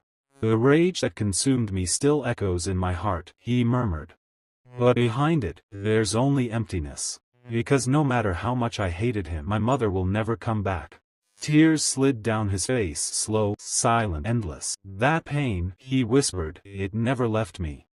The present came rushing back like a gust of cold wind. Bai Yi stood tall, his golden aura flickering faintly around him. His eyes, once filled with grief, were now sharp with resolve. Before him stood a man, his enemy, his nightmare, wearing the same twisted smirk, the same cruel eyes that had haunted his childhood. "This time," Bai Yi said, his voice calm yet deadly, "I won't be late again." The enemy lunged, dagger flashing in the dim light. But before the blade could reach him, Bai Yi raised his hand. Golden energy erupted like a shockwave. The dagger shattered instantly, fragments scattering like glittering dust across the battlefield. The man staggered back, eyes wide in disbelief. The sheer force of Bai Yi's awakened energy pressed against him, suffocating, immovable. Bai Yi didn't move. His stance was firm, unyielding. He stood before the faint image of his mother's spirit, a shimmering vision born from memory and power. Even now, after all these years, he protected her like the shield he had always wanted to be. The air trembled. Energy rippled outward, warping the ground beneath their feet. The true battle was only beginning. Thunder roared around them as Bai Yi's father glared, his body glowing with surging lightning energy. His voice was cold and sharp. "I'm still wondering who made that mistake. Turns out it was you." A cruel smirk followed as he raised his hand. What a perfect chance for a mother and son to die together. Bai Yi tightened his grip on the sword. Hatred burned in his mind. The sight of that man, his own father, filled him with rage too deep to contain. Power burst through him like a storm, and he struck forward. The blade slashed through lightning, landing a critical blow. His father staggered, blood spilling from his mouth as he fell to one knee. Trembling, he looked up in disbelief. "Tch, that's my Kunyan blade," he muttered, wiping the blood from his lips with irritation. But Bai Yi didn't stop. He turned the same blade against its former owner. The edge gleamed cold and deadly. His father's eyes widened. You were the one who hid my weapon." Behind them, Bai Yi's mother stood frozen, fear tightening her chest. Yet in that chaos, two of Bai Yi's summoned creatures rose behind him, completely healed and restored by his power. They stood ready, reflecting the strength and resolve of their master. Bai Yi took a deep breath, his gaze unwavering. This time, he would protect everything that mattered, no matter the cost. Bai Yi's eyes widened for a brief moment before he steadied himself. "Brother Wuming," he commanded firmly, "take good care of my mother." Wuming and the summoned beast beside him both nodded without hesitation, accepting Bai Yi's order. But his mother stepped forward in panic, her voice trembling. Stop, don't go near him." Bai Yi turned to her, his tone calm yet resolute. "Please, take her somewhere safe. I'll handle this." As Wuming led her away, Bai Yi's father coughed out blood and let out a dark laugh. "Interesting. So those two flower-type monsters are your summoned beasts," he said mockingly, his voice heavy with arrogance. He pointed his finger toward Bai Yi. "That means you're a one-in-a-million dual-element user, a nuclear warrior and a flower blade summoner. Ha ha ha. Awakening dual professions at such a young age. Good, very good. You truly are worthy of being my son." Bai Yi stood firm, his expression cold and unreadable. His father's praise meant nothing now. But the man stepped closer, his aura flaring like thunder. "Don't get too proud," he sneered. "Simply inheriting that talent isn't enough." Without warning, he lunged forward, red mist energy swirling around his fist. "You dared to search my vault without permission. You even sent your own father to prison," he roared, fury burning in his eyes. "How dare you betray me like that?" Bai Yi's gaze darkened. His voice, low and sharp, cut through the chaos. "None of them are forgivable." A ruthless light flickered in his eyes as he prepared for the next strike. His father narrowed his gaze, a smirk twisting his face. "So that's it, you think you've grown up, just because you have a dual career now?" The air between them trembled, thick with killing intent. "How dare you ignore me?" the man shouted, his voice shaking the ground. In an instant, Bai Yi's father was engulfed in thunder energy. Sparks danced across his body as his power surged to its peak, ready to strike his own son with a deadly blow. Be careful," his mother cried out, rushing forward. Before she could reach him, Bai Yi's twin flower beasts moved at once, forming a barrier of light that shielded her from the incoming blast. Bai Yi exhaled slowly, his gaze turning sharp and distant. A wave of blue light spread from his body, rippling like the surface of a stormy sea. His form shifted as the cold element awakened, his aura transforming into that of a frost mage. The next moment, thunder and ice collided. A blinding flash filled the sky. His father's movement halted mid-step, the shock freezing him where he stood. The lightning around him dimmed, trapped within layers of ice so thick that not even sound could escape. The battlefield turned silent, frost spreading across the ground until everything within sight was frozen solid. His father's eyes widened in disbelief. "What's happening? Why can't I move? Why did you freeze me, Bai Yi?" He struggled, lightning crackling weakly from his hands, but the ice refused to break. Bai Yi stared at him, expression cold and unyielding. The killing intent in his eyes deepened, silent, merciless, and absolute. He took a slow step forward, the frost crunching under his boots. This time, there would be no hesitation. Thunder crackled around Bai Yi's father as he glared, his body surging with uncontrollable lightning. "I'm still wondering who made that mistake. Turns out it was you." Bai Yi's grit heightened on his sword. Hatred burned inside him as he stared at the man who had caused so much pain. Bai Yi leaned forward, eyes locked on his father as the older man clawed at the icy barrier, trying to force a way through. Cold fury steadied Bai Yi's voice. He accused him without mercy. How could he think himself powerful enough to kill their mother so easily? In Bai Yi's sight the man was nothing but trash, utterly worthless. His father ground his teeth, rage warping his face. "You bastard," he spat. "Why have you trapped me in this ice? Do you think I cannot kill you? I will tear you both into a million pieces." Then, with a dark chuckle, he mocked Bai Yi's indignation. A few flattering words and the boy already felt self-righteous. Bai Yi narrowed his eyes. The man before him still relied on old certainties. "You've only just awakened," the father snarled, voice full of contempt, "while I'm a C-rank holder with battlefield experience. How do you expect to defeat me?" With those words he shattered the last of the icy shield and a murderous light flared in him, as if reminding Bai Yi who, in the family, claimed the title of elder. Bai Yi tightened his grip around his weapon, his knuckles whitening. Without hesitation, he lunged forward, slashing at his father with all his strength. The older man reacted quickly, blocking the strike with ease, but Bai Yi didn't falter. His eyes burned with fury and resolve. "Today," he vowed silently, "I'll end the man who murdered mother." He swung his blade again, this time with the force of thunder. The attack tore through the air, too fast for his father to evade. The man caught the blade with his bare hand, but the impact sent tremors through his arm. This strike broke my defense," he muttered in disbelief, blood dripping from his palm. His eyes widened. "How is it possible? That arrogant boy, how did he become this strong?" Bai Yi drew his dagger in one smooth motion and drove it forward, twisting it as he pushed. His father cried out, blood spilling down his arm before he collapsed to his knees, clutching his chest. How could this happen?" he gasped. "You just awakened. It's been no time since your ceremony. An E-rank Awakener shouldn't have this kind of power." Bai Yi's aura flared, a crimson light radiating around his body like burning mist. He stared down coldly at the man before him. "From this moment," he said in a voice sharp as ice, "we no longer share a father-son bond. Mother has nothing to do with you anymore. Whatever you are, your strength, your pride, it means nothing to me." His father froze, disbelief clouding his eyes. Still on his knees, he looked up in shock as Bai Yi's words struck deep. But Bai Yi only glared down, his tone colder than ever. "To me, you've always been trash."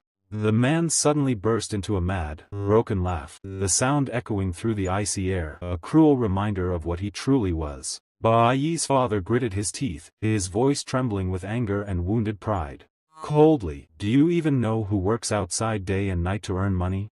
Who sacrifices everything to support you too?" His tone grew harsher, his expression twisted with resentment. "You are my son, born of my blood. That fact will never change, no matter what you do." But Bai Yi's glare didn't waver. His father's words meant nothing anymore. With a roar, the man surged forward, energy bursting from his body. "An unfeeling son with a ruthless heart," he shouted. "You're nothing but a monster without compassion." In that instant, Bai Yi kicked off the ground, his body moving faster than a gust of wind. His foot slammed into his father's face, sending the man sprawling. The impact lifted him off his feet, his body crashing back, sliding across the dirt like a torn paper kite. Before his father could recover, Bai Yi charged again, leaping through the air. His fist glowed with violent energy as he drove it forward, aiming straight for the man's chest. His father barely had time to think, Why isn't he weakening from my attacks?" He wondered, panic flashing in his eyes.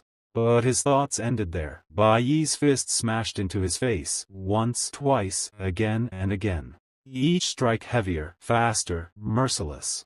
The sound of impact echoed through the air, until the only thing left was the sharp crack of bone and the faint shimmer of crimson light around Bai Yi's hand. In the next moment, everything seemed to move in slow motion. Bai Yi's father stumbled backward, his body twisting as blood sprayed through the air. The color drained from his face, disbelief filling his eyes. I'm a C-rank warrior, he thought bitterly. How could I be defeated by this bastard child? Before he could collapse completely, Bai Yi stepped forward and seized his father's head in one hand, gripping it tightly.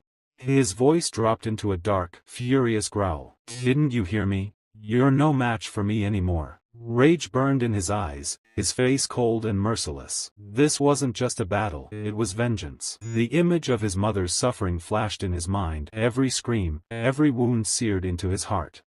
To Bai Yi, the man before him wasn't a father anymore. He was the true enemy, the one he had sworn to destroy for the rest of his life. So, the intense battle between Bai Yi and his father comes to an end. Bai Yi glared down at his father, his voice low and trembling with restrained fury. I only wanted to see how far you'd go, how you could raise your hand to kill mother. As his words echoed, flashes of the past flickered through his mind, painful, vivid memories of a childhood drenched in fear. He saw his younger self again, a small, helpless boy watching his mother being beaten, powerless to protect her. His father's shadow loomed large, drunk on anger, striking without mercy. Bai Yi's chest tightened as he spoke, his tone turning sharp, each word cutting like a blade. All these years, you've used nothing but violence to prove your worth in this family. You never had the courage to face those stronger than you. Instead, you vented your cowardice on the weak, on me, on her. A bitter chuckle escaped his lips. You beat me because I was weaker than you, and that made you feel powerful. But in truth, you were always just trash, a worthless fool pretending to be strong. He took a step closer, eyes dark and unyielding.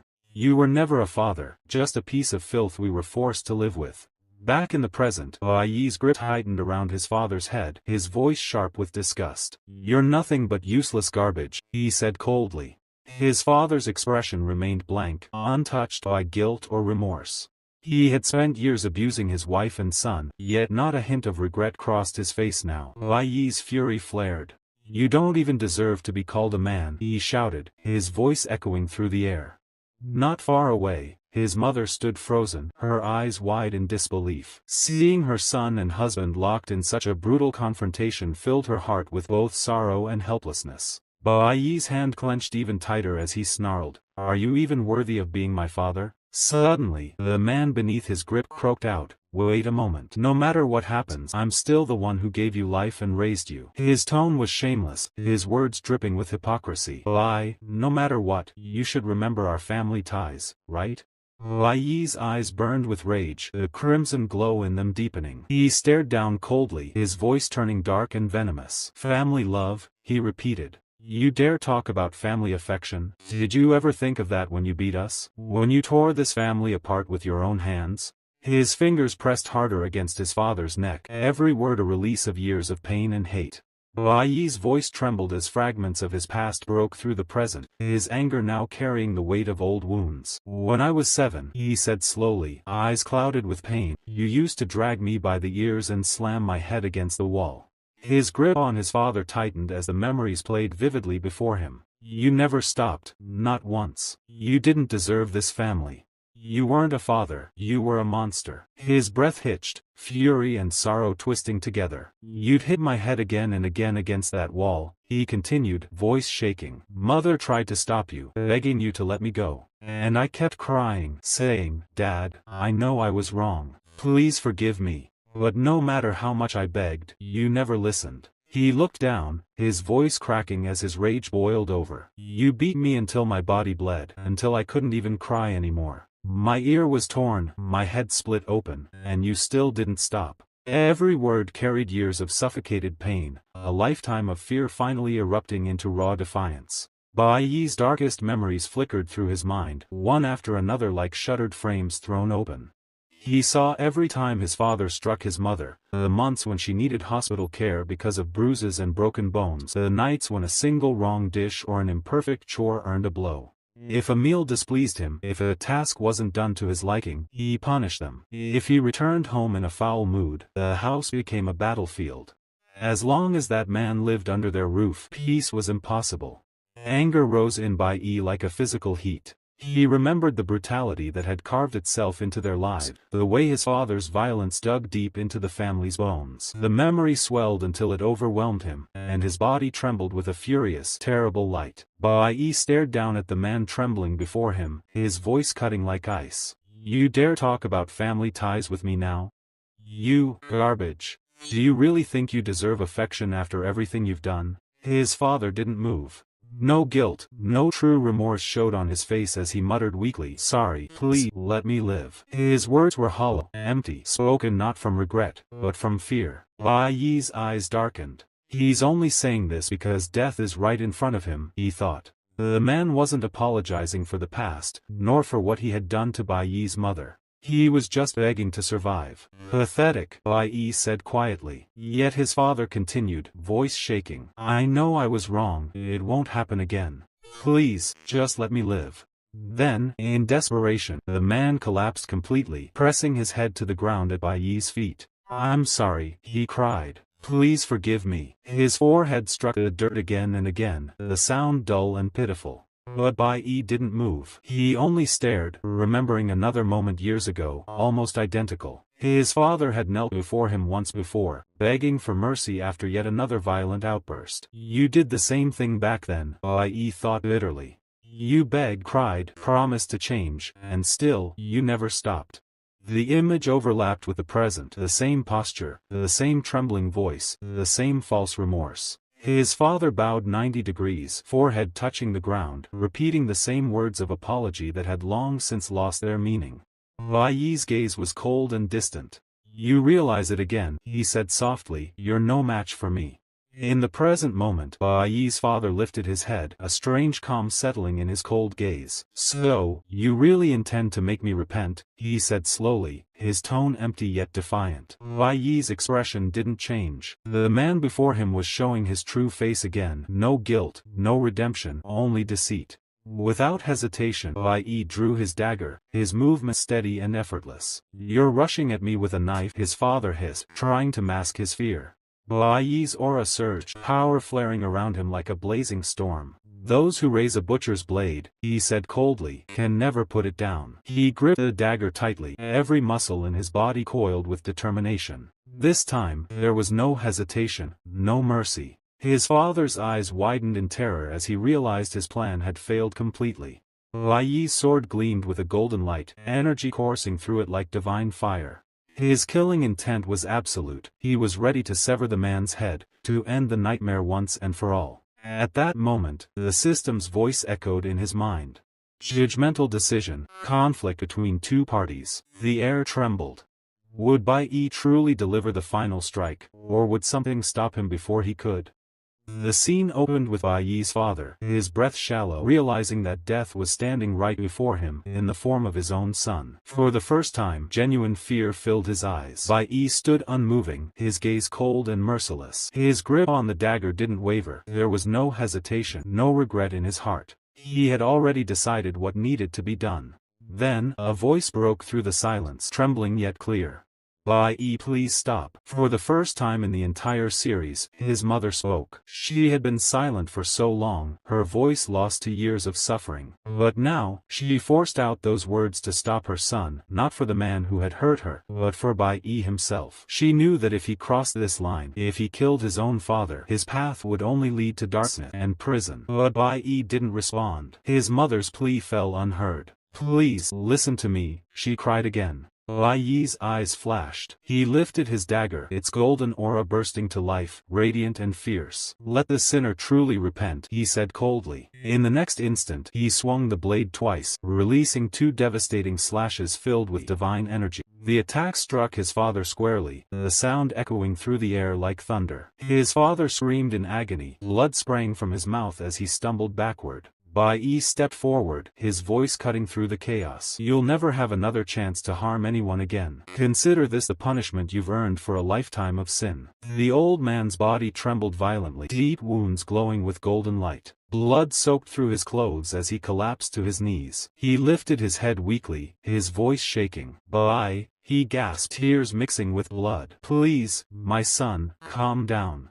Don't be angry. Spare me. Please don't kill me." His pleas hung in the air, but Bai Yi's expression remained cold, a storm of pain, rage, and justice burning behind his eyes. Death hovered in the space between them. Bai Yi watched his father with eyes like stone as the older man, trembling and desperate, pleaded for mercy. Then the man uttered the same hollow argument he always used: blood ties, family duty. "We are blood," he rasped. "You can't kill your own son." Bai Yi laughed once, a bitter sound that held no humor. The word family had been twisted into an excuse for cruelty for as long as he could remember. His jaw tightened. The idea that the man before him wanted a family now, after all the bruises and broken nights, felt like an insult. Ridiculous, Bai Yi thought. A rascal who only wanted the comforts of being a husband and father when it served him. Wind coalesced at his palm, cool blue energy rippling along his skin. He moved with the speed of a gale, clamping his hand over his father's mouth so the man could no longer beg or lie. The elder stared up in stupefied fear, unable even to summon another false apology. Bai Yi drew his sword and raised it until it pointed at the sky, golden light running along the blade. Memories of another life flashed through him, the moment his father had died beneath his hand before. The thought hardened his resolve. "You died by my hand once," Bai Yi said, voice low and remorseless. "Why should this be different?" He had no wish to offer mercy. The past weighed too heavy, the price too high.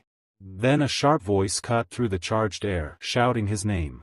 "Bai!" The sound snapped at him like a blade. Bai Yi froze, every nerve taut. For a panicked second he could not place the voice, stranger or kin. It sounded unbearably familiar. His eyes swung to the source. A summoning beast stood nearby, its handler, one of the Wooming brothers, holding Bai's mother protectively. She looked small and fragile beneath the creature's winged shield, lips moving as if to speak. Bai Yi squinted, trying to reconcile the sound he heard with the woman in front of him. The voice that had cried out was his mother's, but the timbre was too disbelieving, too distant. He almost dismissed it as someone else's call. Then he noticed the brother who had shouted, calm, composed, gentle in a way Bai Yi had not expected. The man's eyes were steady as he faced Bai Yi, and the beast at his side kept a careful watch. In that instant Bai Yi understood, the voice he heard had been carried, amplified, or coaxed out by someone else. This Wooming brother had given his mother the strength to speak. Something like gratitude, or at least recognition, flickered through Bai Yi. Bai Yi froze when his mother's voice cut through the tension, soft but firm. "Don't become like your father," she pleaded. "Don't do anything rash. If you kill him now, your future will be ruined." She had been silent for so long, hearing her speak shook him. She reached for him with tired hand, eyes full of pleading and fear. "He has already lost everything he once prized.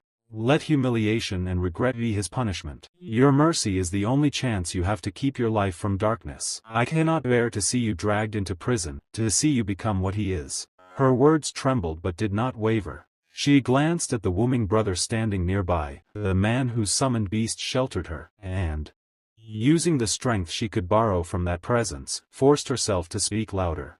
"He will live in regret every day. That is punishment enough." Bai Yi listened.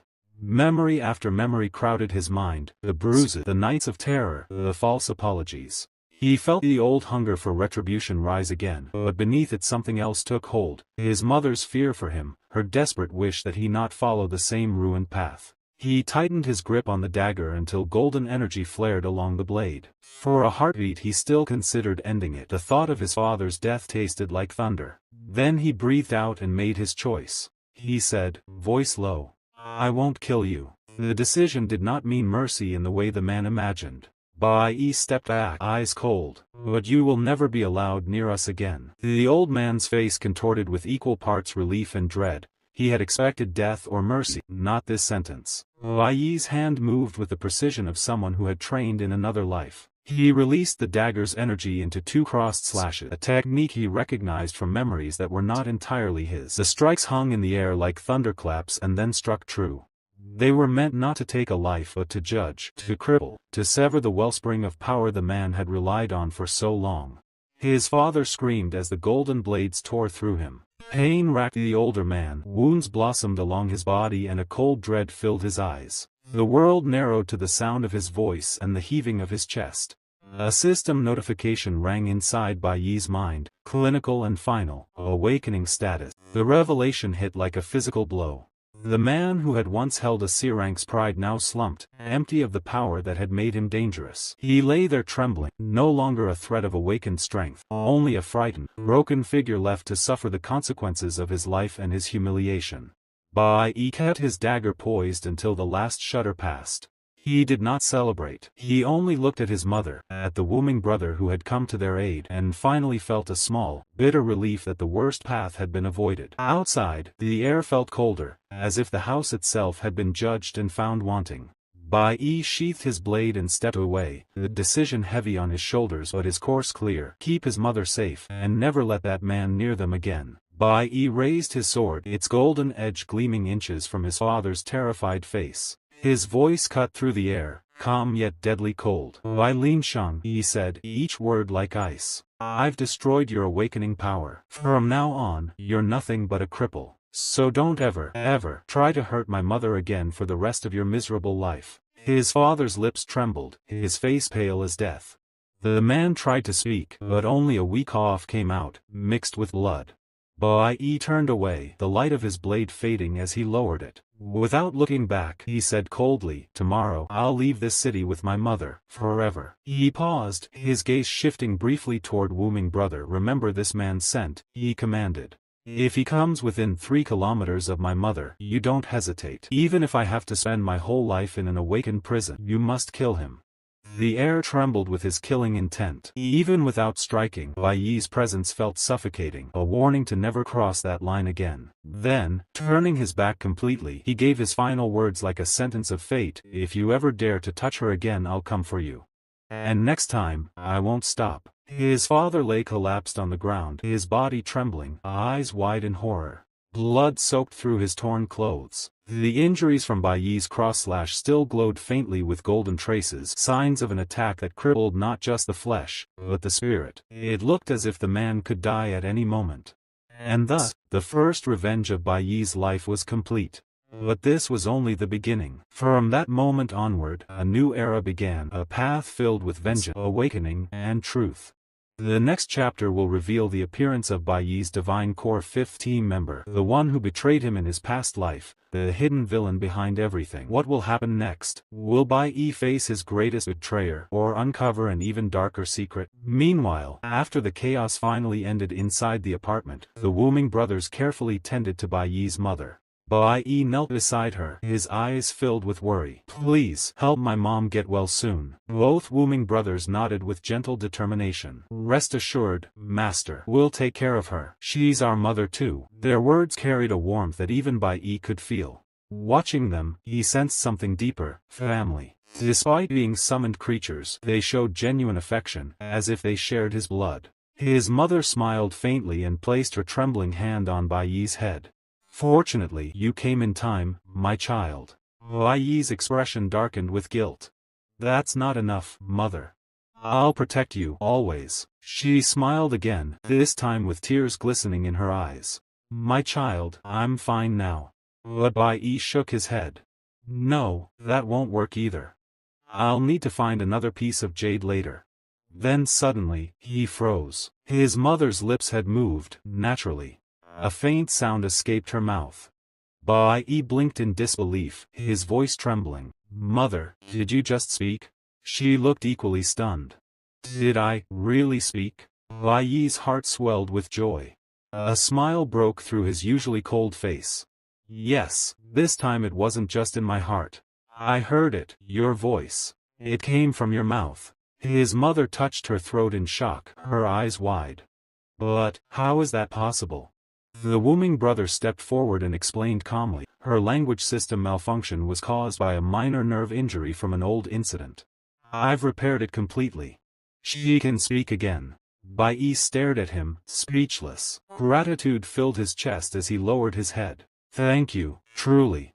Sometime later, Bai Yi stood outside in the forest with the Wuming brothers. The breeze brushed through his silver hair as the sunlight pierced through the canopy. One of the brothers spoke softly, "Master, can't you really stay here? Your mother and your friends are all here. If you wish, you could live peacefully."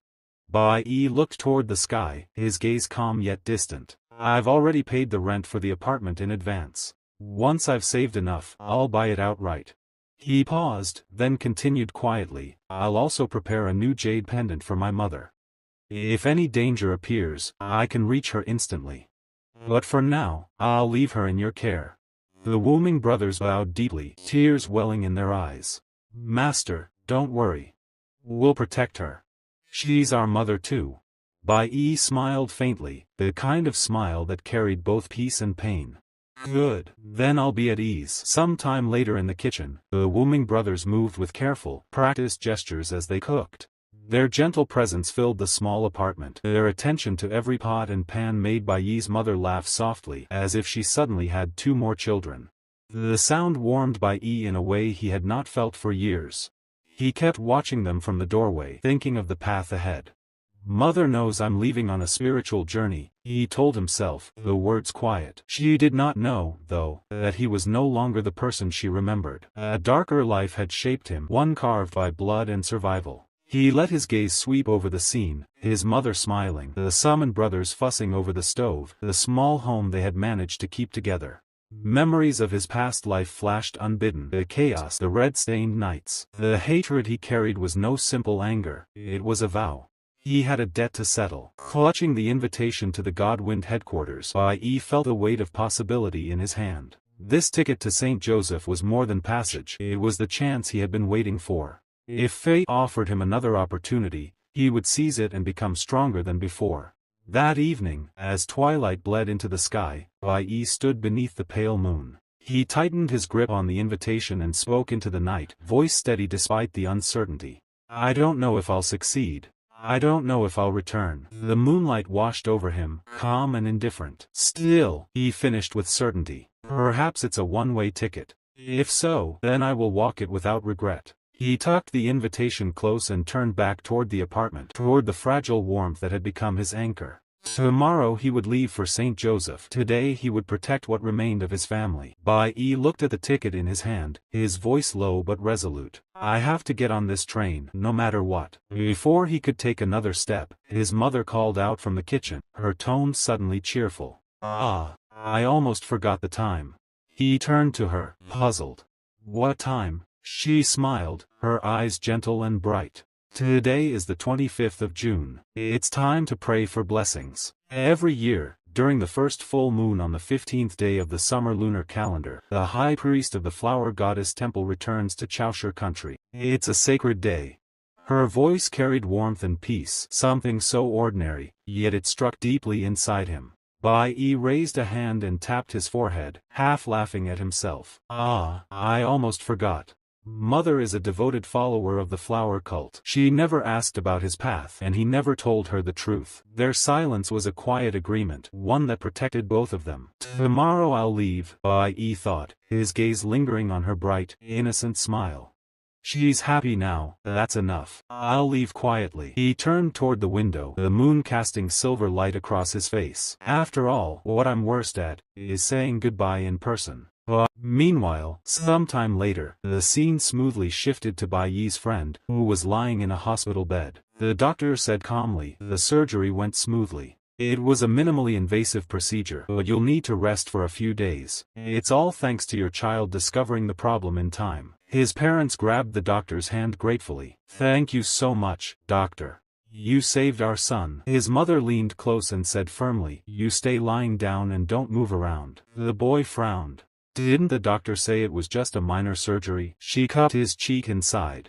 "There's no such thing as a minor or major surgery. You're not allowed to move." Inside, he thought bitterly, "They forced me to have surgery today. Tomorrow, Bai Yi and the others are going to the Saint Kingdom, and I can't even see them off. I don't know if I'll ever get the chance to see him again." The next morning, the day of departure for the spiritual practice journey, everything began at the special training platform. All the students had already arrived. The president's mother said tearfully, "You need to take good care of yourself in the future.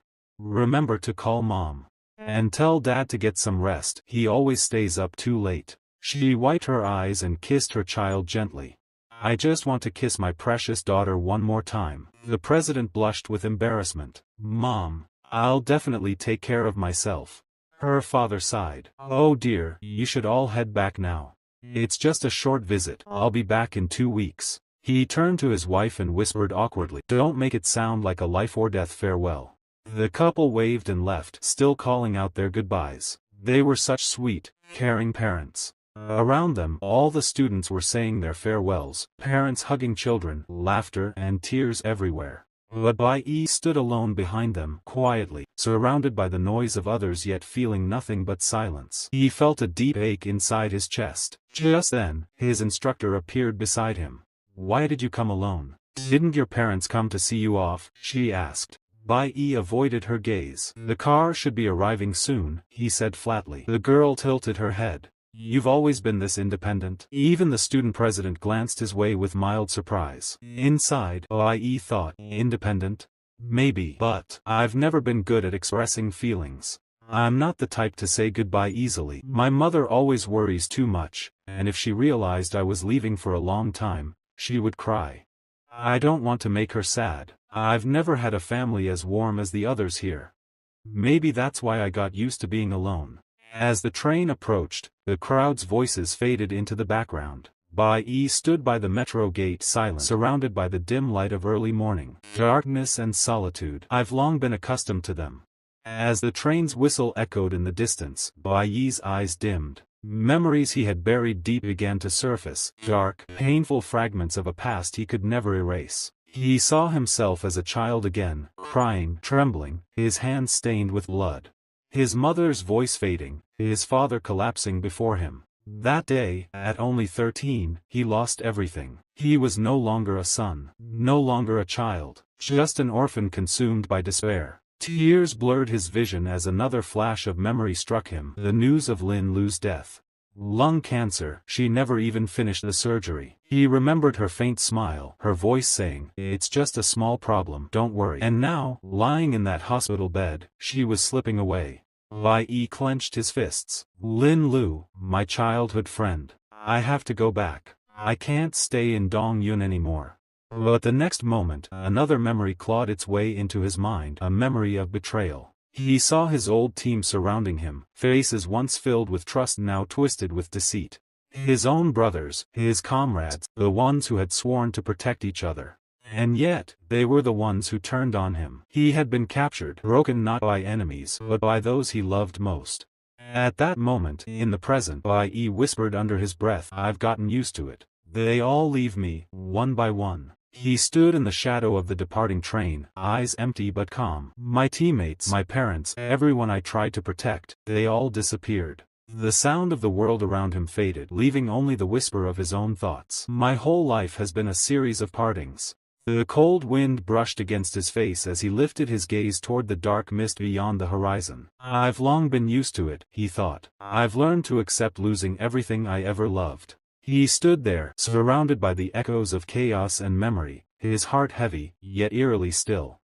In that silence, Bai Yi realized, the pain of losing had become part of who he was. The senior instructor's voice echoed through the platform as she announced that the train had arrived at the station and told everyone to get ready to board. But Bai Yi didn't hear her at all. His mind was lost in the depths of his dark memories, shadows of betrayal, loneliness, and pain swallowing every thought. He started to move forward toward the train when suddenly a familiar voice called out from behind him, and his eyes widened in disbelief. Slowly, he turned around and couldn't believe what he was seeing. His heart trembled as he realized the people he thought he had already said goodbye to, his mother and friends, had come to see him off. Lin Lu sat in a wheelchair, smiling faintly through her exhaustion, saying softly that it had been hard to reach there. Another friend added breathlessly that Lin Lu's parents hadn't even wanted her to come, but thanks to her stubbornness, they made it to see him off. Bai Yi's eyes trembled as he told Lin Lu she shouldn't have come because her body hadn't recovered, but she smiled and assured him she was fine.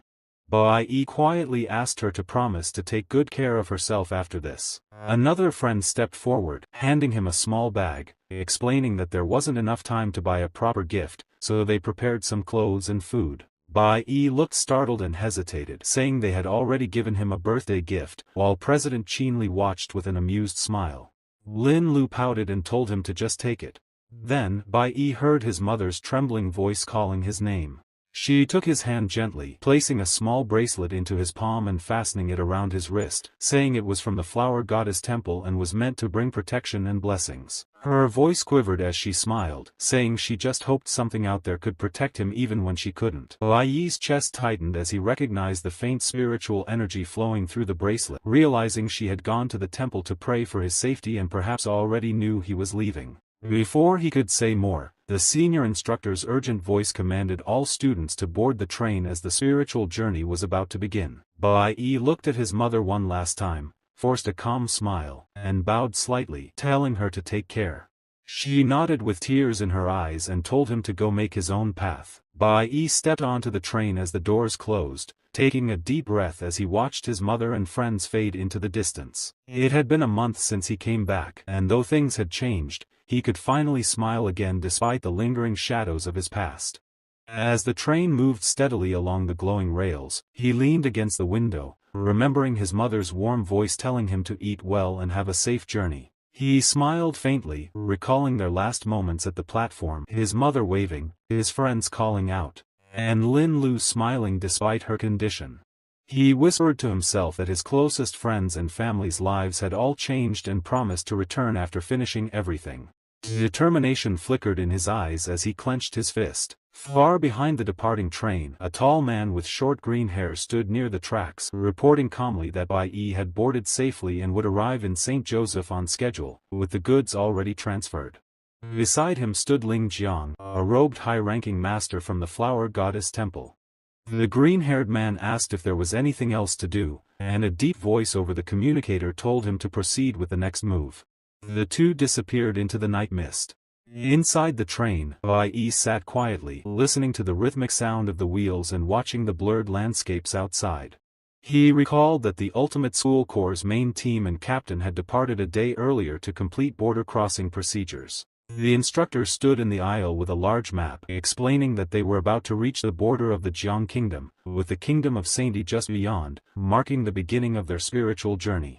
She pointed to the glowing border line and said they would rest at the border tonight before proceeding to St. Joseph. Bai Yi exhaled softly, focusing on the horizon beyond the glass, knowing the real journey was about to start.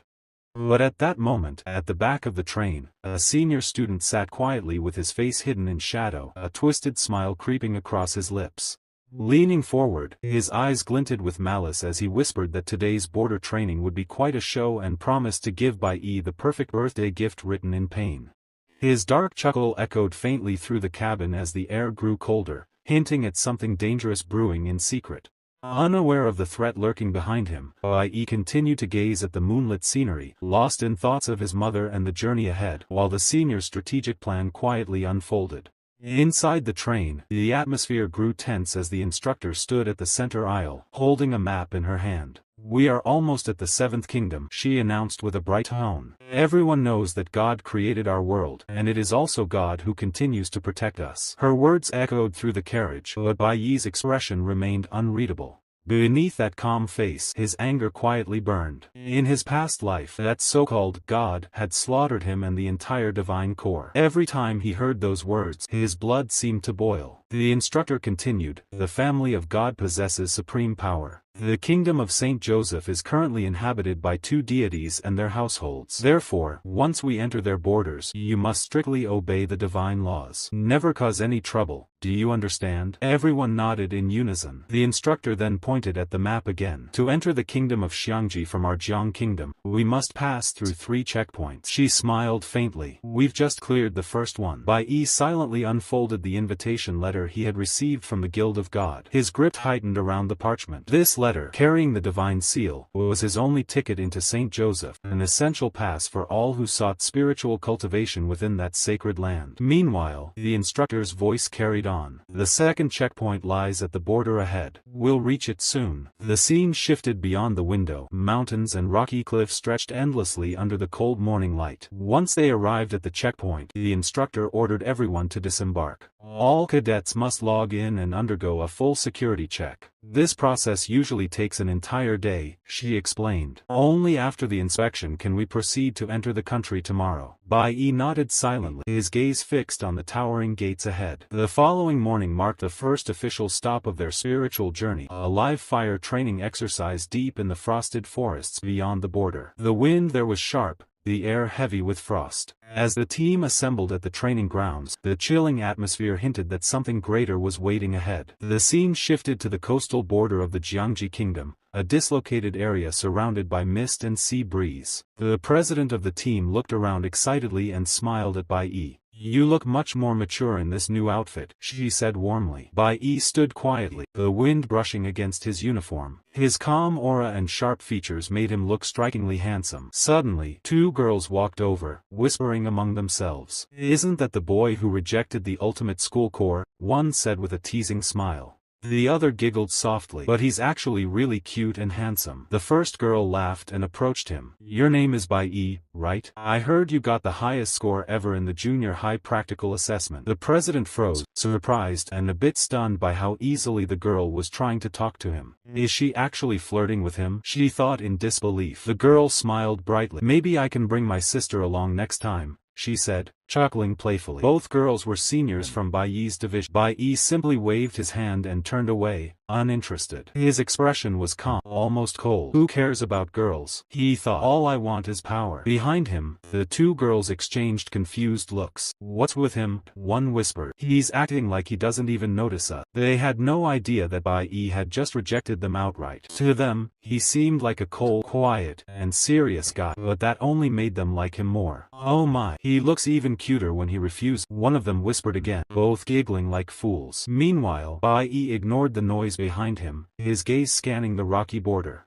"The monsters in the western lands are too low level," he murmured. "They don't help much with real training." He analyzed the terrain calmly. After reaching rank C, advancement becomes much harder. The progress rate drops significantly. Just then, another voice came from behind. "Well, I also got first place back then by defeating a sealed monster during the school assessment." A cocky tone interrupted. A young man with short white hair stepped forward, smirking arrogantly. He tried to act smooth, leaning closer to the girl beside him. "The real world is nothing like the simulated vision of Warcraft," he said with a grin. The girl turned away, unimpressed, but the boy winked and casually placed a hand on her shoulder. "Only real combat can show a person's true ability," he said confidently. That arrogant student was Jiang Jun, a high schooler from the warrior class, a known troublemaker and show-off, and the kind of person Bai Yi had no patience for. Suddenly, another girl smiled brightly and waved at Bai Yi. "Hey, handsome. School's so hard and tiring. Next time, you'll have to take me with you," she said playfully. Both she and her friend laughed, and Jiang Jun, smirking proudly, joined in. "Of course, I'll carry both of you," he said with mock confidence, earning giggles from the girls. Meanwhile, the instructor clapped her hands firmly to gather everyone's attention. "Listen up, everyone. Those who have been chosen for this spiritual journey are all among the most elite students of our academy," she said proudly. Her tone softened slightly, though her eyes remained sharp.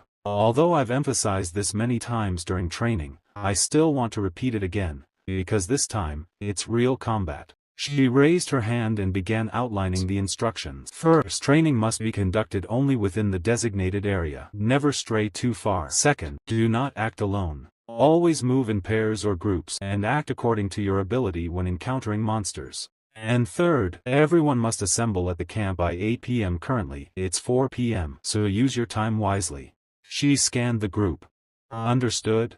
"Yes, instructor," the students replied loudly. But Jiang Jun had already started running off ahead, carrying both girls on his shoulders like a show-off.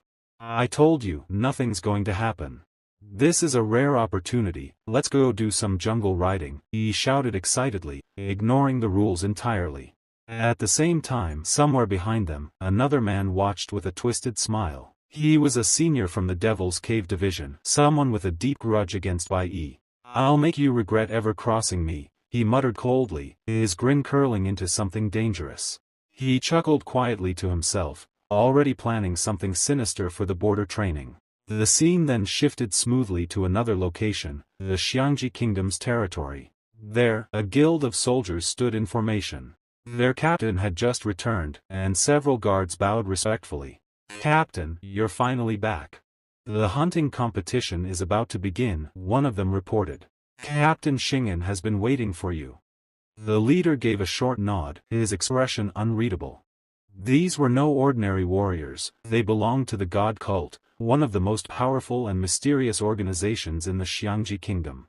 Among them stood a green-haired youth, watching the distant hills with calm eyes. "It's quite a privilege," he said quietly.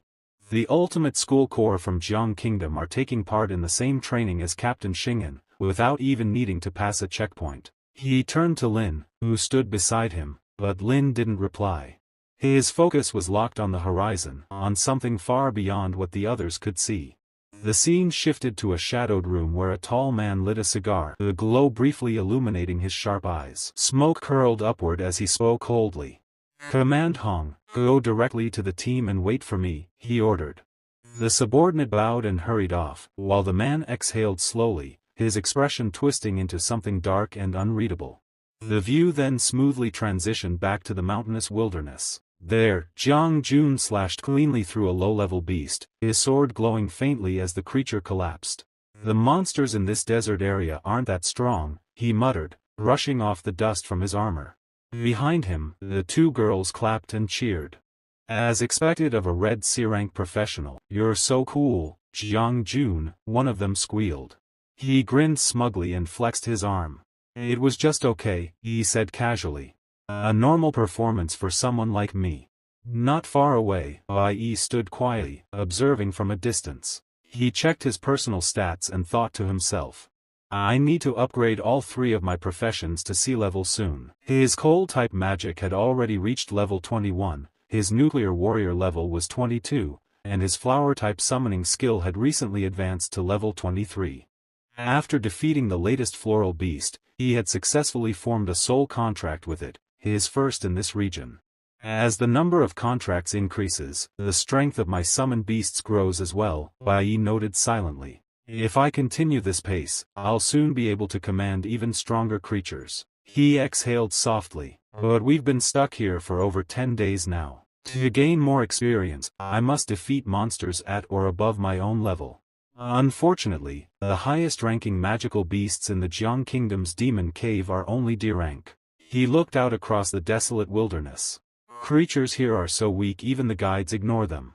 Killing monsters below my rank barely gives me anything at all." Suddenly, a piercing shriek echoed through the forest. Jiang Jun froze as a massive level 11 D-rank flower-type spider crawled out from beneath the rocks. The monster towered over him, 8 feet tall, its body pulsing with venom. "Damn it!" Jiang Jun shouted as the spider lunged. Its poison burst through the air, burning through his armor as he stumbled back in pain. The two girls screamed in panic. "This spider's too strong. We can't handle a monster of this level," the white-haired girl cried. "Please, we have to get out of here," the other added, terrified. But Jiang Jun, poisoned and trembling, shouted desperately, "Someone, please, help me detoxify this venom." The creature loomed over him, its fangs dripping acid. Even sealed D-rank beasts rarely appeared in the wild, and this one was furious. At that exact moment, Bai Yi appeared. He saw the chaos and instantly drew his weapon. "This is my chance," he thought. Energy surged through him like lightning. The golden aura wrapped around his blade as he sprinted forward, his focus razor-sharp. At that moment, Bai Yi completely ignored the warnings from both girls. With a swift motion, he swung his blade, cutting down the 8-foot spider monster in a single strike. The creature collapsed to the ground, and a faint system glow appeared. Item obtained, poisonous spider leg. The two girls and Jiang stood frozen in disbelief. None of them could comprehend what they had just witnessed. How is this possible?" Jiang muttered, wide-eyed. But Bai Yi remained calm, silently analyzing the situation. "Even the dropped items are mostly low-level materials," he thought. They only take up space in my backpack. All the high-level monsters are under the control of the god guilds anyway. He glanced around and noticed something lying behind the spider's corpse, an abandoned item glimmering faintly under the sunlight. The girls looked at him in confusion. What is he trying to do now? One of them whispered. Bai Yi didn't respond. His gaze hardened as he thought. This is why they say the distance from C rank to B rank is like the difference between heaven and earth. The white-haired girl called out to him. Hey, don't you want this D-grade venomous spider leg? I'm not interested, he said coldly. He turned away, lost in thought. I remember there's a place where high-level magic crystals are buried, near the border of the Saint High Kingdom. If I dig deeper there, I might be able to find something truly valuable. With that plan forming in his mind, he adjusted his gear and headed toward the desolate region. The sun dipped low behind the mountain, casting long shadows across the desert and jungle. The night was silent, and every living creature seemed to be in slumber. Bai Yi stopped for a moment, scanning the strange landscape before him. They actually found quite a number of natural magic crystals here, he thought, but something about this place feels off. Bai Yi continued to examine the cave surroundings, his gaze fixed on the glowing stones scattered along the ground. He muttered quietly. Magic crystals contain a large amount of energy, and they're usually found near places inhabited by crystal beasts. He crouched down, brushing dust off one of the stones.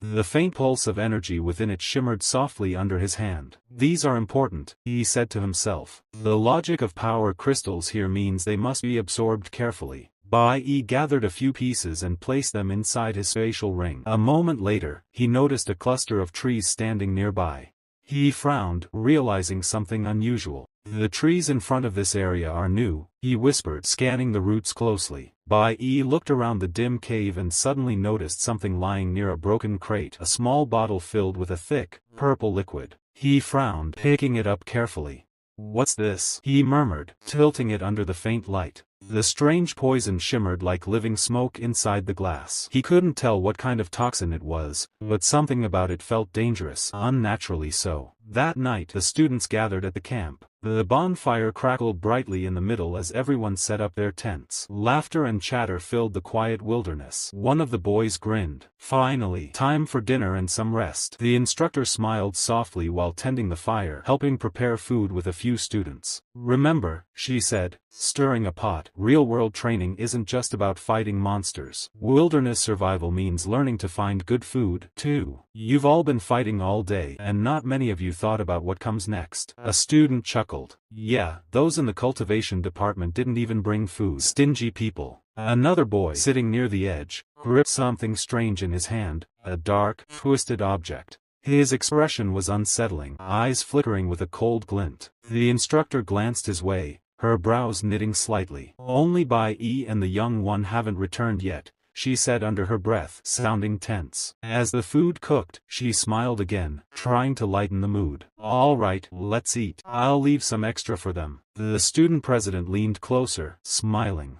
I always thought Professor Huang only taught theory, but I didn't expect her to be so skilled in the field. The instructor laughed quietly. How can one be a real teacher without experience? Before becoming an instructor, my dream was to join the God Guild, or even become a cleric knight. The president nodded. You seem capable enough for that. She smiled faintly, her tone softening. Unfortunately, I wasn't. I didn't even get a chance to take the exam. Then she leaned closer to whisper. I'll tell you a little secret. This is actually my first time visiting St. Joseph Kingdom. Thanks to you and Bai Yi, I finally had the chance to see this sacred place I've always dreamed of. The president looked pleasantly surprised, his tone cheerful. Teacher, what about? But before he could finish, the instructor's expression froze. Her eyes widened in shock. A sudden, violent surge of purple energy erupted from the darkness behind them, a powerful, poisonous aura cutting through the night. Watch out, she shouted. The instructor threw herself forward, pushing the president away just as the attack struck. A sharp sound tore through the air. Her body jolted violently as a spear of toxic purple light pierced through her chest. The bonfire flickered wildly. Gasps filled the camp. Bai Yi, who had just returned to the edge of the clearing, froze where he stood, his eyes widening in disbelief. Instructor. The night that had once been peaceful turned instantly into chaos. Teacher Huang, the president shouted, panic in his voice as he caught her falling body. Blood flowed down her chest, staining her uniform crimson. Around them, the other team members froze in shock. "What is this?" one of them cried. "She's been attacked, someone help her," another yelled in fear. Before anyone could react further, a deep, distorted voice echoed through the forest. "All of you need to leave now." The tone was dark, laced with killing intent. Bai Yi's instincts screamed in warning. He felt a suffocating pressure fill the air. Something powerful was approaching fast. Without hesitation, he rushed forward, placing himself between the wounded instructor and the incoming threat. "Everyone, move back," he shouted. "Take her and get out of here, now. If I don't stop this thing here, no one will make it out alive," he thought grimly. The air twisted with a violent roar. A massive shadow loomed overhead, a mutated spider beast, far larger and darker than the one Bai Yi had fought earlier. Its 8 blood-red eyes glowed with killing intent as it lowered its body, the ground cracking beneath its weight. So Bai Yi really reached that place, saved the instructor, and killed that monster? Some time ago in the morning inside at the Westerland area, view completely shifted and changed inside the forest. Bai Yi ever since appear inside the jungle. Then twisted face senior guy stood. He's holding poison bottle in his hand and say you stole all my time and my fascinating light. And even you are really going to flex in front of teacher and you should dare to look down on me, and he tightly hold this toxicant on his hand, say he acts all high and mighty all the time, and he completely broke that toxin in front of poison monster. He stood and say make the most of what you have here. His face completely wicked, give a smile evilly. I will make my appearance after I have made them all look completely devilish. Let's everyone see it. Who the real savior you are. And that moment we are realized what a master plan behind of that senior guy. In the previous chapter we all know about that boy really hateful against of Bai Yi, and that boy really make that 8-legged spider going to mutant because of him. And in the present moment senior stood making evil face. Now breaks in the western land. How so? It's only been less than a day. He grabbing his weapon and say this idiot is growing up was too fast. He looked inside the forest his mutant monster. At that moment, fear ran through the senior's body. His hands trembled as he realized the horror he had unleashed, a monster born from his own reckless actions. The mutated spider, its 8 legs glistening with venom, towered before him. Several students nearby froze in shock, unable to move. In his panic, the senior released a burst of poison energy, toxic fumes spreading through the air. But the attack backfired. The senior instructor, already injured, was struck by the spreading poison. She clutched her chest, blood seeping through her uniform as she struggled to remain standing. Bai Yi's expression darkened. So this is what his arrogance led to. Inside his mind, memories from his previous life surfaced. An F-rank mutated spider monster. I've faced one before. He thought grimly. Even after I advanced to a higher level, it took everything I had to defeat it. His gaze locked firmly on the creature. This thing excels in both offense and defense. It hides well, strikes fast, and its venom is lethal. With its mutation, it's become even stronger. He glanced at the trembling students and the injured instructor. The strongest among them are only C rank. He murmured. Against a B-level monster like this, there's no chance of winning. Bai Yi's mind flashed back to his past life, the battle against the same type of spider monster. Back then, even when he had reached a higher level, it had taken everything he had to bring it down. Without using his full strength, defeating it had been nearly impossible. Now, facing this mutated 8-legged creature once again, the situation was even worse. It had appeared far too early, before he was ready. He clenched his teeth and steadied his breathing. If I use that power now, he thought, everyone will know I have more than one profession. That will definitely draw the attention of the gods. But the monster gave him no time to hesitate. The 8-legged spider lashed out, venom flying as it tore through the forest. Several students screamed as they were struck. The instructor, already weakened, looked around in horror. In an instant, all of them were injured, she whispered. Pain surged through her chest, blood spilling down her uniform. The poison was spreading fast. The monster loomed over her, its massive form blocking the light. Bai Yi's fists tightened as despair flashed in his eyes. This creature's attacks cause paralysis. Even the strongest among them can't move, he realized. Across the field, the president also fell under the monster's aura, his body frozen as he struggled to breathe. The spider's crimson eyes fixed on the instructor. "Don't touch my disciple," she shouted, her voice shaking but firm. The creature hissed, its fangs opening wide as it lunged to devour her. Suddenly, a blinding flash cut through the air. A shadow appeared in front of the instructor, blocking the monster's strike. The instructor's eyes widened in disbelief. Who was the one that appeared to save her? The instructor stared in disbelief, her eyes widening as a shadow suddenly appeared before her. Bai Yi stepped in, teeth clenched, his sword flashing through the air as he unleashed a storm of slashes against the eight-legged monster. He moved without hesitation, each strike sharp and precise. Standing protectively in front of the instructor, Bai Yi met the creature's gaze with a deathly glare. The poisonous aura around him began to stir as he activated one of his poison skills, forcing the monster back for a brief moment. But the spider monster roared and charged again. Bai Yi quickly realized the truth. Even a C-rank warrior's attack can't hurt it. Its defense is far too strong. He took a deep breath, eyes narrowing. "I have no choice. I'll have to use it," he murmured, switching his combat mode. Energy rippled through his body as he activated his cloud mage profession. A staff appeared in his hand, glowing with cold light. "Freeze!" The next instant, a wave of freezing magic burst forth. The temperature dropped sharply as the level 10 Cloud Elemental Mage control skill condensed the surrounding water vapor into countless blocks of ice. A violent gust swept across the field, freezing everything in its path. In a blink, the massive eight-legged spider was sealed in solid ice. Silence fell. The entire area stood still. Students could only stare in shock. The monster that had terrified them moments ago was now completely frozen. Behind Bai Yi, a girl gasped. "That cute little boy actually froze a B-rank monster." Another student whispered. "Isn't he supposed to be a nuclear warrior?" A boy shouted from the back. "Wait, does that mean you have a dual career?" Bai Yi didn't answer. His eyes stayed fixed on the frozen creature, his mind heavy. "Even if it's exposed now, there's nothing I can do.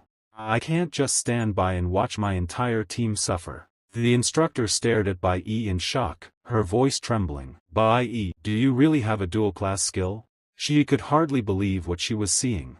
The boy she thought she knew was far more than he appeared.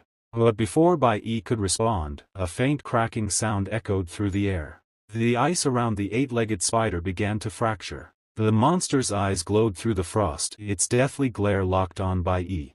In the next few seconds, the frozen layer shattered completely, scattering shards of ice across the ground. The students gasped, frozen in fear. "What the hell?" one of them cried. "That mutant monster, it's vanishing.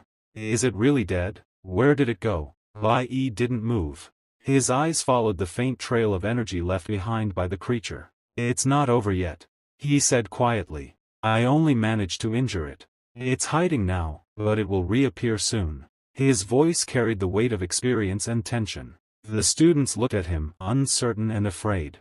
The instructor clutched her chest, blood staining her uniform. "My strength isn't enough to kill it," she said weakly. "We should evacuate now." Bai Yi turned toward her, noticing how pale she had become. "You all go first," the instructor continued. "The teacher has to stay here."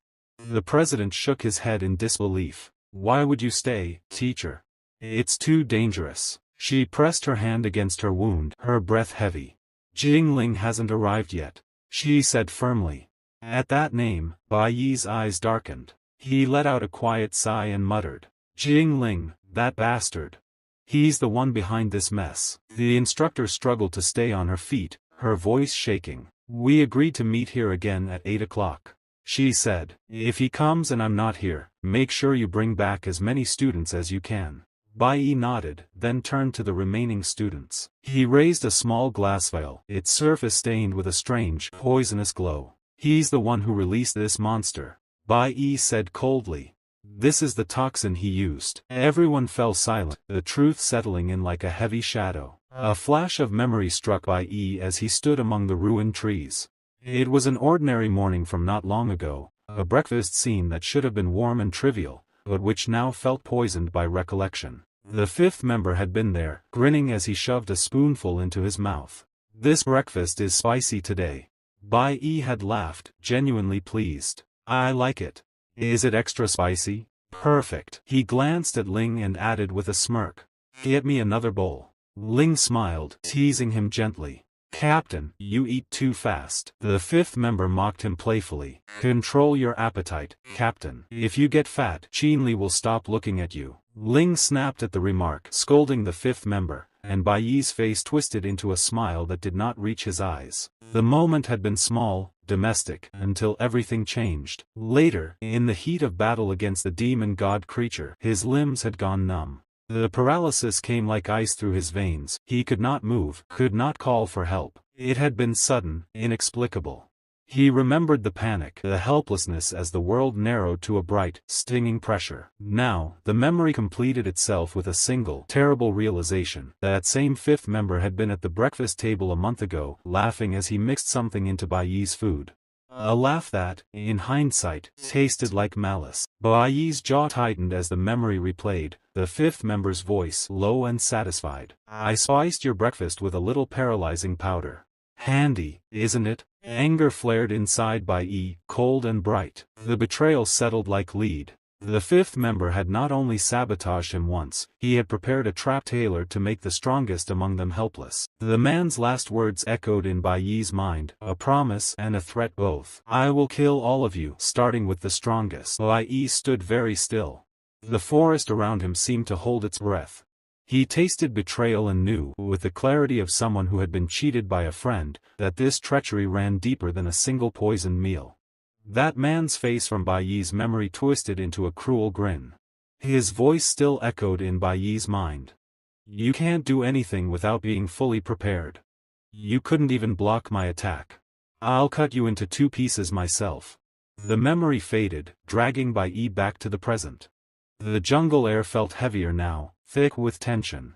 He turned toward the instructor, his tone sharp and steady. "Instructor, that toxin, it was spread by that man." He raised the broken glass bottle in his hand, its edges still faintly glowing with poison. "This bottle belongs to Jiangfei Industrial, a company owned by the Zun family.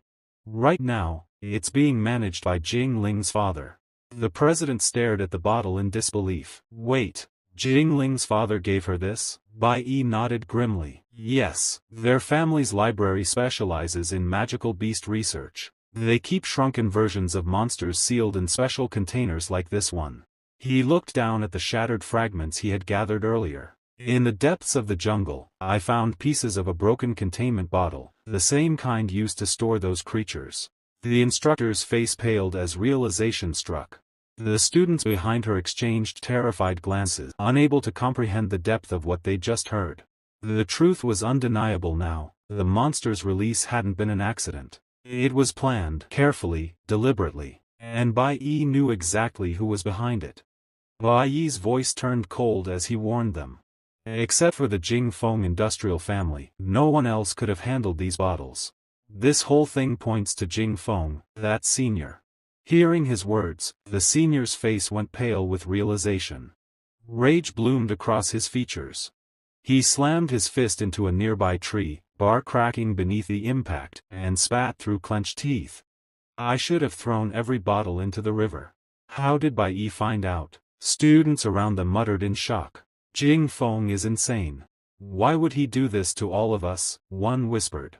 The senior's expression darkened into something monstrous. His eyes reddened, veins standing out at his temples. He fixed Bai Yi with a hatred so fierce it seemed to burn. "Bai Yi, it's you again. Always you." His voice dropped to a snarl. "This is your fault. I'll crush you with my own hands." Bai Yi watched him, every muscle tense. The senior's transformation, anger warping him into something animal, confirmed what Bai Yi already suspected. This betrayal ran deep, and it would not end without a fight. On the other side, panic spread among the students. "Why would Jingfeng do this?" one shouted. "Is he really trying to kill everyone? He deserves to be thrown in jail." Hearing their voices, Jingfeng's expression twisted. His bloodshot eyes glowed with fury. "You, all of you, shut up." But the students didn't stop. "If it wasn't him, then why hasn't he shown himself?" another yelled. The shouting grew louder, accusations and fear filling the air, until suddenly, the ground beneath them cracked open. A deafening rumble echoed through the forest and everything went dark. The instructor gasped in pain, clutching her chest. Her breathing grew shallow. Everyone, leave now, she ordered weakly. She pulled out her walkie-talkie, forcing her trembling hands to steady it. Take this radio distress device, she said, handing it to the president. Get to a place with a clear signal. The president hesitated, gripping it tightly. But instructor. Before he could finish, a loud explosion erupted. The walkie-talkie burst apart in his hand. The blast threw him backward, blood streaking down his arm. What's happening? Bai Yi shouted. Kylan, are you alright? The girl coughed, clutching her wounded hand. Someone shot it. Who did that? The shattered remains of the radio fell to the ground, smoking. Everyone froze. Then, without warning, a dense purple mist began to spread across the clearing. The air turned heavy and sour. The students began to cough violently, eyes watering. It's poison, one of them cried. The smell, it's paralyzing powder. Bai Yi's eyes narrowed. He could sense the danger instantly.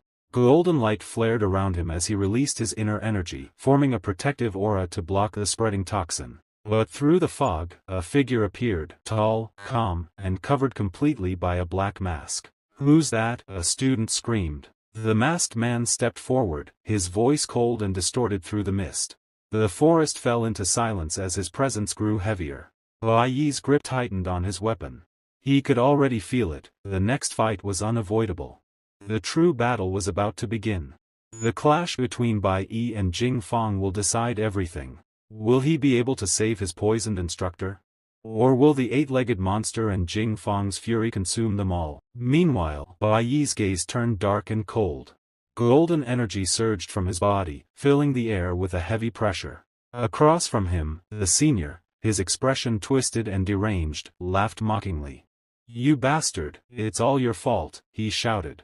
Do you all know? That brat, Bai Yi, he's the reason you're suffering. His laughter grew wild, echoing through the mist. Now everyone knows it was me who did this. It's a shame most of you won't make it out of here alive. The students stared in disbelief, unable to comprehend what they were hearing. But Bai Yi ignored the madness in his voice. His golden aura intensified, and his tone grew colder as he said, Are you ready? Are you trying to kill everyone here? His jaw tightened, fury burning in his eyes as he glared at the senior. The mist thickened, spreading across the area like poison. One of the students gasped, What's in this fog? I feel so tired. A moment later, another collapsed, unconscious. A boy crouched beside him, his voice trembling. It's paralyzing powder. It's a B-grade toxin, meant for fighting monsters. The crazed senior grinned, raising a small vial filled with violet smoke. Exactly, he said. This is made from pine toxin, B-grade quality. None of you can resist it. His hand shook, but his smile only grew more twisted. Why would you use that on us? A student shouted in disbelief. The senior's eyes narrowed with madness. Originally, this was meant to deal with that idiot, he sneered, pointing toward Bai Yi. I was supposed to be the one to rush in and save you all. But instead, look at him. His laugh turned bitter. He's the one protecting you now, like some hero's shield. Then his expression contorted completely. Bai Yi, you bastard, he growled, voice dripping with hatred. It's all your fault, you little rascal. In the next moment, the crazed senior, Jin Ling, tightly gripped his bow and drew back an arrow glowing with dark energy. His voice dripped with mockery as he said, It's always you, Bai Yi. Everywhere you go, you cause trouble. He aimed the arrow straight at Bai Yi's chest, the tension of the bowstring humming through the fog. But Bai Yi didn't back down. Even though the paralyzing toxin had already begun to affect him, his limbs heavy, his breath uneven, he still stood firm in front of the others, protecting them without hesitation. His golden aura flickered like a fading flame, but his eyes never left Jin Ling. Jin Ling, the instructor shouted, her voice sharp with both anger and sorrow. It's not too late to stop. Why are you doing this to all of us? Bai Yi tightened his grip on his sword, standing protectively between her and the deranged archer. The instructor's voice trembled slightly as she continued, Don't keep making the same mistake. You were the one who released that monster by accident, weren't you? You didn't mean to put everyone in danger. But Jin Ling only laughed, his eyes filled with madness. He turned the bow toward her, the arrow now aimed directly at the instructor. Too late for your pathetic words, he snarled. I don't want your pity, and I don't need forgiveness. Everything's beyond repair now. He drew the arrow tighter, his voice breaking into a shout. Don't lie to me. Behind the chaos, Bai Yi's condition grew worse. His body trembled uncontrollably as the B-grade paralyzing powder continued to spread through his veins. He gritted his teeth, barely able to hold his sword steady. I can't move, this toxin is too strong, he muttered, his voice strained. If this keeps up, I'll faint right here. His vision blurred for a moment, but he forced himself to focus. When his gaze fell on the instructor, her condition even worse than his, something inside him hardened. Without hesitation, Bai Yi stabbed his own leg, the blade tearing into flesh. Blood splattered onto the ground, but the sharp pain jolted his senses back to life. The instructor's eyes widened in shock. Bai Yi, what are you doing? She shouted, horrified. Bai Yi's expression darkened, his voice cold. Everything he did is already beyond redemption. The instructor looked stunned, unable to speak. Bai Yi continued, voice steady despite the blood pooling around his foot. No matter what excuse he gives, no matter how pitiful or absurd the reason, it can't justify this. He drew out his sword again, golden energy swirling around the blade. Across from him, Jing Ling's mocking face twisted into surprise. His hand trembled as he realized the killing intent radiating from Bai Yi. Suddenly, Jing Ling's bow cracked and shattered as Bai Yi charged forward.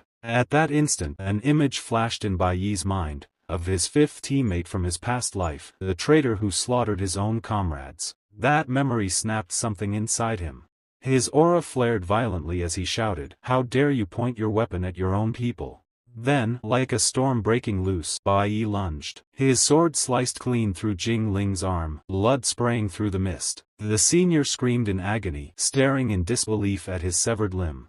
He fell to the ground, begging for mercy, but Bai Yi's eyes were cold and merciless. "You traitor," he said, his tone sharp as steel. "You deserve this." Bai Yi's aura burned with rage and grief, his killing intent echoing through the jungle. The others watched in silence, terrified, not just of what he had done, but of the monster that pain had awakened within him. The next episode will reveal the shocking aftermath of Bai Yi's brutal decision and the mysterious power awakening deep within him. Stay tuned, because the real battle is only beginning. The next episode will unveil the storm that marks a new era of chaos.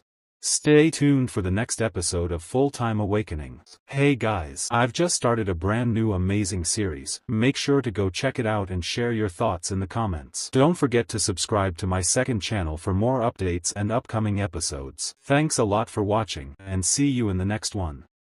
Bai Yi showed no mercy. His blade swung down with a ruthless precision, severing Jing Feng's hand in an instant. The senior's scream tore through the poisoned fog as he collapsed, trembling in pain and fear. He lifted his head, eyes shaking, and pleaded for his life. But Bai Yi didn't hesitate. His gaze had already sunk into that cold, shadowed place inside him, the same place carved out by the betrayal of his past team member. To him, the man kneeling before him was not just Jing Feng. He was a traitor. Bai Yi stepped forward, sword dripping, and declared with a chilling calm, "You betrayed your entire team. That crime cannot be forgiven." The senior's half-severed arm hung uselessly as he sobbed. "It hurts, you're insane." But Bai Yi didn't waver. He thrust his blade straight into the man's chest, dragging it through flesh and bone as that final truth echoed in his mind. Betrayal deserved only one end. Bai Yi's aura turned darker than ever. The senior screamed, cursing Bai Yi through tears. "It's all because of you.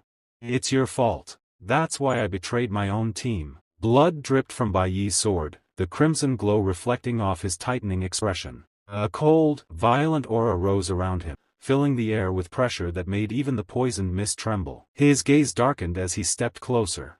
"You hid here the entire time. What was your real motive?" He pointed his blade toward the trembling man. "Every disaster here, every life put at risk, it was all part of your plan. You stood there and watched it unfold." Jing Feng collapsed to his knees, shaking uncontrollably. Please forgive me." His voice cracked with desperation. But Bai Yi didn't soften. His tone remained icy. "Watch helplessly as the disaster you created spirals out of control. That's what you forced everyone else to experience." Bai Yi's voice turned colder. "I know exactly what you intended. You watched while the instructor and the students were dragged into danger because of your disgusting tricks. You didn't warn anyone. You didn't save anyone. You only cursed and hid. His grip tightened. How despicable can you be? The senior's face twisted into madness. He screamed, fear and hysteria mixing together. Then, he suddenly burst into frantic, broken laughter. I'm scared. I'm terrified. I'm afraid because I can't win. He pulled at the ground, fingers trembling. Let me explain. Jing Feng tried to defend himself with more excuses, but Bai Yi didn't let him finish. He stepped forward and struck the man's mouth with a clean, merciless motion. The blade sliced through his tongue. The senior collapsed, clutching his bleeding mouth, choking on the metallic taste filling his throat. Terror twisted across his face as he stared up at Bai Yi, thinking silently. How could he be this brutal? Bai Yi pointed his sword down at him, anger burning through the paralyzing fog. The moment you made this choice, you should have been ready for the consequences. His voice was steady, cold. Because of you, the teacher and every student here is suffering. To Bai Yi, the man kneeling before him was no longer a classmate. He was rot, a piece of trash who had thrown away every trace of humanity. The senior trembled uncontrollably. In his mind, only a single thought repeated. He's insane, he's really going to kill me. He cried, struggling to stop the blood pouring from his mouth, but Bai Yi didn't slow. The sword lifted again, gleaming under the poisonous mist. At that moment, Bai Yi's judgment skill awakened. A notification echoed sharply in his consciousness. Enemy severely weakened. In dying state, execute, strip all magic, cripple completely. His eyes hardened. Then the blade fell. Slash after slash tore through the senior's defenses. The man shrieked, rolling helplessly in the dirt as Bai Yi drove him into complete collapse. The dark aura around Bai Yi seemed to thicken with each strike. When he finally stopped, he stared down at the ruined figure and spoke in a quiet, merciless tone. Your abilities are gone. You're crippled now. That's the punishment you earned. Even then, Bai Yi's fury didn't fully fade. The senior crawled back, shaking violently, voice cracking with fear as he screamed. Someone help me. Please, save me from this monster. At that moment, Bai Yi dissolved his sword form, golden rays spreading across his body. He prepared to move, but a sudden twist ran through his senses when he heard his teacher's voice behind him. An 8-legged spider monster had appeared, releasing a thick poisonous fog meant to kill anyone nearby. Bai Yi felt a surge of irritation. He understood clearly that he wasn't strong enough to face this creature alone. He muttered that they needed to move again. This monster wasn't something he could suppress, and only a cloud mage might restrain it. Before he could react, the spider suddenly lunged toward another student. Bai Yi froze, unsure of his next move, the situation tightening around him like a trap. Anger flared through his chest as he forced his sword to reappear. He shouted that under the influence of the paralyzing powder, his mobility had dropped sharply. Even if he used all his strength, his body refused to move properly. The powder held him down like chains. He looked up, teeth clenched, voice tense with frustration. There was no way he could stand still. He wanted to protect his teacher. Bai Yi clenched his teeth, insisting that he was the only one left with a chance to save everyone. Before he could gather his strength, a thunderous wave of slashing energy echoed through the field. His eyes widened in confusion, unable to understand what had just happened. He looked ahead.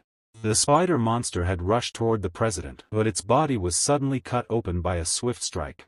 The teacher stared at the scene and urged the president's daughter to stay safe. She turned toward her savior and said with relief that they had arrived at the perfect moment, saving all of her students in one move. Bai Yi raised his gaze, stunned by the monster's increasing strength, but the scene shifted as the figure who had intervened stepped fully into view. It was Lin, his first companion, graceful as ever, descending like golden light. Lin remarked that dealing with such a creature alone was far from easy. She gave a faint smirk, glanced back at Bai Yi, and asked if he could still fight. Bai Yi stood frozen, unable to conceal his shock. He could hardly believe she had come all this way to help him. Both of them prepared to fight again while the students and the teacher kept their distance, watching the injured monster carefully. But in the next instant, the creature vanished. Lin froze, confused, and muttered that the monster had disappeared. Bai Yi stepped closer and quietly explained that the creature could change its coloration, blending perfectly with its surroundings. He warned her not to assume it had escaped. He added that after he wounded it, the beast had gone into hiding. Raising his sword, Bai Yi continued, saying that once the numbing powder fully took effect, everyone struck by it would fall into a drowsy state for a while. Lin glanced at Bai Yi and the other students, worried by how badly the powder had affected him. The situation was clearly deteriorating. Then her gaze settled on Bai Yi again, on his determination to finish the monster despite his condition. She took out a small bottle and handed it to him, telling him he needed to carry it. Bai Yi accepted it, recognizing the purifying powder inside, and said that it would help him. Lin told him she had brought only one recovery potion, and he should use it first to confront the monster. Cursing the creature under her breath, she added that the Union's response was far too slow. She had no idea when the rest of her guild members would finally arrive. Bai Yi quickly drank the purifying elixir, feeling the numbness begin to fade. He murmured that the monster was still nearby, drawing closer. A sudden shift of air behind him made his instincts flare. The monster lunged like an assassin, its strike aimed straight at his neck. Had he been even a heartbeat slower, the blow would have pierced through him. Bai Yi reacted instantly. He swung his sword upward and blocked the deadly strike with one hand, channeling more than half of his weapon efficiency into the defense. The monster screeched behind him. Lin launched her own attack, her blade slashing across the creature's head. Together, they unleashed a flurry of strikes, blades cutting through its 8 legs as the spider monster cried out in pain and fury. The next moment, the monster was thrown back and crashed into the ground under the force of their combined assault. Bai Yi and Lin moved seamlessly, partners once again, like members of their former Divine Core squad.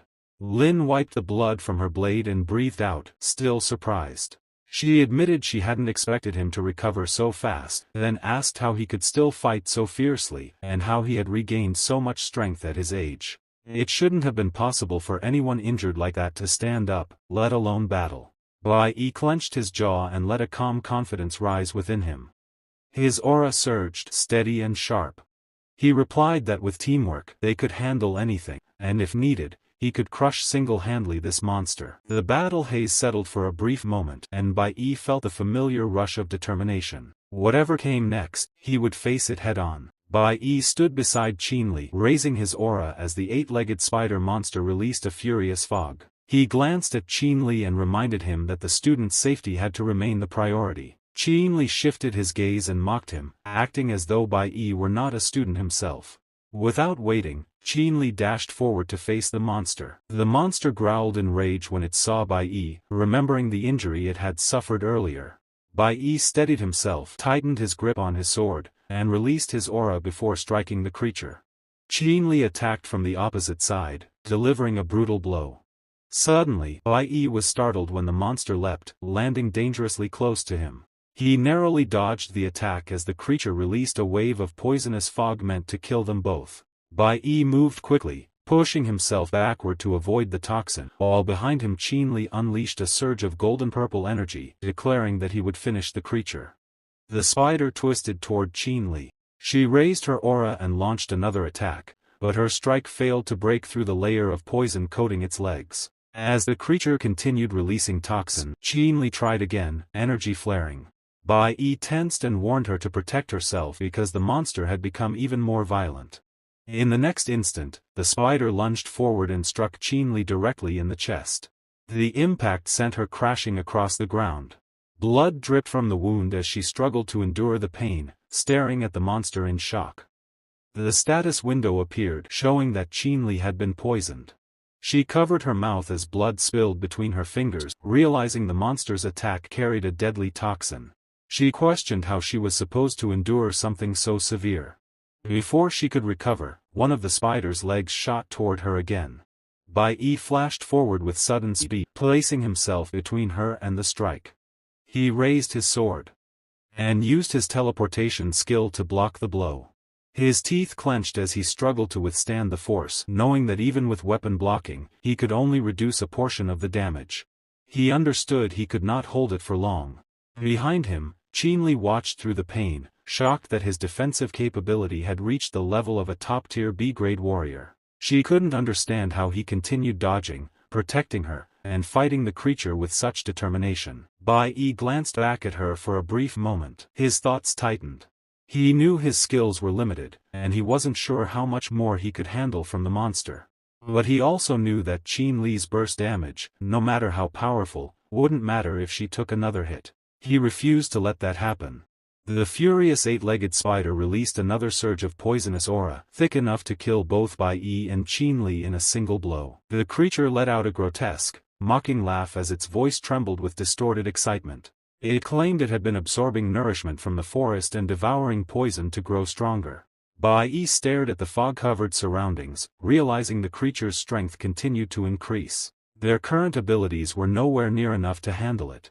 He looked toward the scattered students and thought that if the situation continued like this, they might not even reach the Union headquarters to report what had happened, let alone survive. Not far from him, Qin Li pushed herself up, clutching her wounded chest as blood leaked through her fingers. She gritted her teeth through the pain. She knew their strength was only at the sea level, and she wasn't here to be a burden or rely on Bai Yi. She had to help him escape this forest and survive the deadly encounter. But Bai Yi's focus sharpened. In a firm, determined tone, he concluded that the monster's defense needed to be broken as quickly as possible. A memory flashed through his mind, moments from the past where their battles reached a stalemate against evenly matched or even stronger opponents. In that memory, his younger self had suggested retreating for safety. Qin Li's answer echoed in his mind. The legions of God never retreat. That belief burned inside him again, anchoring his resolve. A memory surfaced in Bai Yi's mind. He saw his fourth teammate standing beside him during a past mission, explaining a tactic in a low, steady voice. Bai Yi had replied at the time, acknowledging the plan they called the rat-luring strategy. In that memory, he had turned to Qin Li and outlined it clearly. He would strike the enemy with everything he had, drawing all firepower and attention onto himself. Once the enemy focused entirely on him, they would pour all their strength into immediate offense and defense. That moment of reckless engagement would expose a weakness. The memory faded, and Bai Yi returned to the present. His red, dark mist gathered again around his sword as he prepared to attack the eight-legged spider monster using the same strategy from his past life. His stats flared with brilliant intensity. His eyes sharpened with cold determination, and he stated in a low voice that when facing a powerful opponent, one only needed to wait for the single hidden weakness that decided life or death. The strike was coming. The opening would appear. Bai Yi lifted his gaze and dashed forward, his movements sharpened by urgency as he launched a furious strike toward the eight-spider-leg monster. The tension etched across his face revealed how much pressure the confrontation imposed on him. Just as he prepared to push further and force the creature back, something behind Qin Li caught his attention. His expression shifted instantly. A sharp warning surged through him, and he shouted for her to stop attacking, insisting that she fall back and gather her strength instead of moving forward. Qin Li halted in confusion, unable to grasp the sudden alarm she sensed in him. His insistence bewildered her. She could not understand why he would choose to confront such a deadly creature alone. To her, the idea felt reckless, and she struggled to accept the possibility that he intended to hold the line without her support. No matter how remarkable his performance had been so far, she still believed he was only a C-rank green warrior facing a monster far beyond what he should handle. On the other side of the battlefield, Bai Yi kept his full attention locked onto the monster. A crisp thought slid through his mind, a reminder of his reality as a god-level professional. Yet even with the confidence that status should grant him, he was startled when he caught the reflection of a strange symbol in Qin Li's eyes. Confusion widened his gaze. The sensation unsettled him. It felt as if the symbol signified something greater, something unfamiliar, something that indicated she was meant to confront this threat herself, as if the role of leading this fight naturally belonged to her. Before he could consider the meaning any further, Qin Li flinched as green-purple mist exploded across the arena. A dark, suffocating aura rolled out from the eight-spider-leg monster. Its killing intent expanded rapidly, rising with violent determination as though it had decided to end everything in front of it. Bai Yi's grip tightened on his sword. His stance lowered in preparation for the monster's next move. He did not have the chance to advance. The creature lunged first. Its attack slammed against his arm with overwhelming force. The impact tore the sword from his hand. The blade spun upward, flickering as it turned through the air. No amount of strength could have kept it in his grasp. Qin Li watched, frozen in disbelief as the moment unfolded too quickly to react. In the next heartbeat, the monster's strike pierced straight into Bai Yi's chest. The attack was brutal, tearing through him with merciless precision. Blood erupted across his body, painting the scene in a deep, violent red. His vision shook as he staggered, fighting to keep his balance. A harsh cough tore at his throat, scattering more blood onto the ground as he attempted to rise. He lifted a trembling hand toward Qinli, desperate to signal her despite his failing strength. She froze at the sight of him. The image of Bai Yi, small, pale, drenched in blood, and struggling to stay upright, struck her hard. She could not comprehend how he still managed to stand with such a devastating wound. The thought spiraled through her mind. Was he seriously telling her to stay out of the fight? Was he prepared to die here in her place? Her thoughts shattered as the monster tightened its grip on him. Its antenna drove deeper into his chest, lifting him into the air like a helpless prey caught in a trap. Qinli cried out, unable to stop the agony rising inside her as she watched him hang there, powerless. The creature growled, its voice heavy with rage, filled with a promise of death. It opened its jaws wide, preparing to devour him whole. Bai Yi felt the weight of his fading strength. His breath caught, and his eyes closed briefly as he inhaled sharply in an attempt to steady the pain. Another cough forced more blood from his lips. With the small force he had left, he reached out and seized one of the monster's legs, gripping it tightly. A roar of pain escaped him as he forced his remaining strength into his hold. In his mind, this was enough. The risk he had taken had reached its purpose. At that very moment, Qinli released a burst of golden energy. Radiant light burst around her, and electric currents wrapped across her body, increasing her speed instantly. The enhancement surged through her limbs, preparing her for a direct strike toward the monster. Through the fog of pain, Bai Yi's eyes shifted upward. He understood the creature carried injuries from earlier events, injuries it had received when it devoured others. That act weakened its defenses. The moment it began feeding was the moment its guard fell, the precise moment he had been waiting for. This timing was the core of his red luring plan. He had thrown his life forward to create the opening required to bring the enemy down. He forced his breath steady, his voice low and strained as he stated that it was time for the mouse catcher to appear. The words clarified everything. He had deliberately used himself as bait to trigger the creature's weakness. Qinli reacted instantly. She lowered her sword, dragging it in a swift arc as she slipped behind the monster. A bright golden flash erupted as she delivered her enhanced strike. The electric blade cut into the creature's vital point. Electricity spread rapidly through its body, releasing a paralyzing effect that caused the monster to tremble uncontrollably. She held her glare steady, focusing on the vulnerable area as the creature convulsed from the damage. The paralysis deepened. Bai Yi explained, his words faint yet firm, that the plan succeeded only when every step of the rat-luring tactic was executed correctly.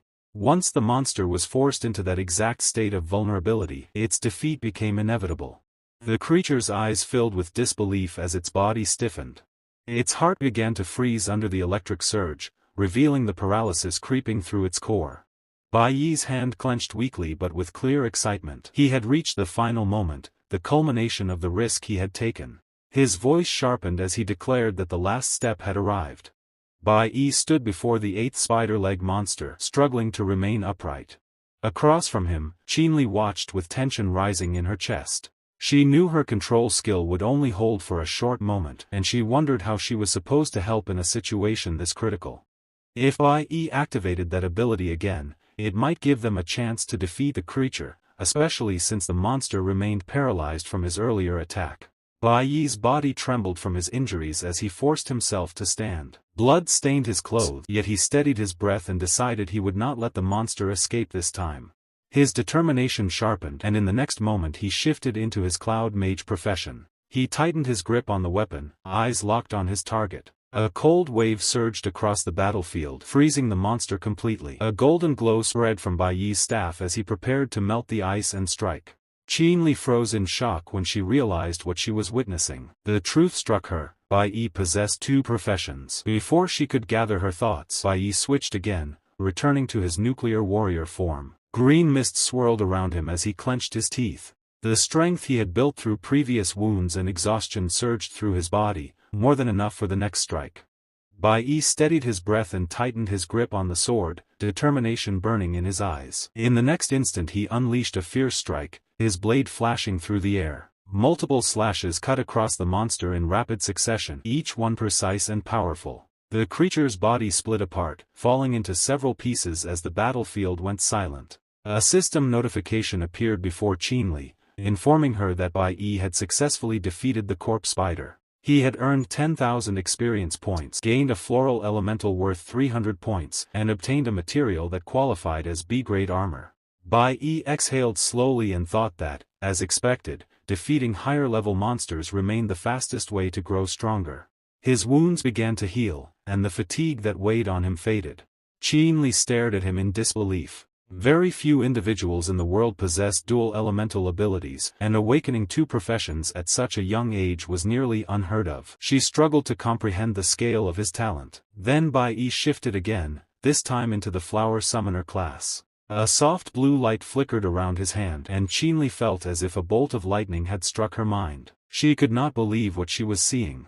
A summoner with a C-rank foundation could already contract with a 6th-level monster, yet Bai Yi now displayed 4 distinct abilities.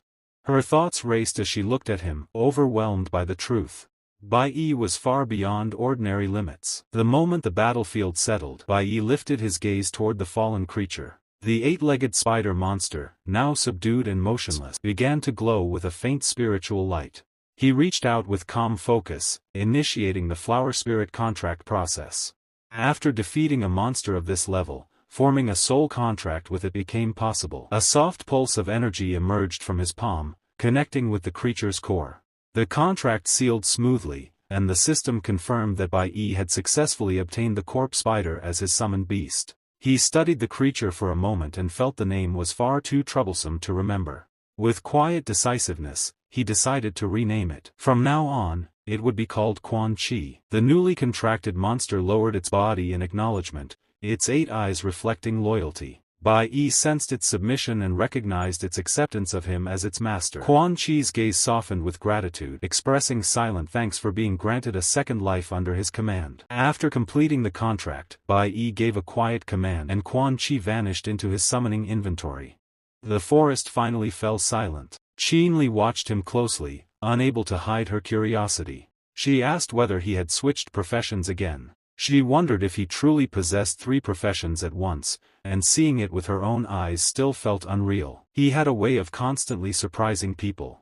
Bai Yi replied in a calm tone, asking her to keep what she saw confidential. She smiled softly and understood his meaning immediately. She admitted that revealing multiple professions during the graduation assessment would attract unnecessary attention. She promised she would not tell anyone about his abilities. Before Bai Yi could respond, several figures arrived through the fog. 2 guild members rushed forward, and one of the men called out that the 26th Regiment had reached the scene. 3 guards stepped into view, followed by a white-haired man. A purple-haired warrior greeted them and checked on their condition. All of them belonged to the God Guild's Eastern Territory 26th Regiment, elite members of the same powerhouse kingdom. A man walked briskly up to Qinli, his expression a mixture of concern and urgency. He asked if everyone had made it here safely, his voice tinged with relief as he scanned the surrounding area.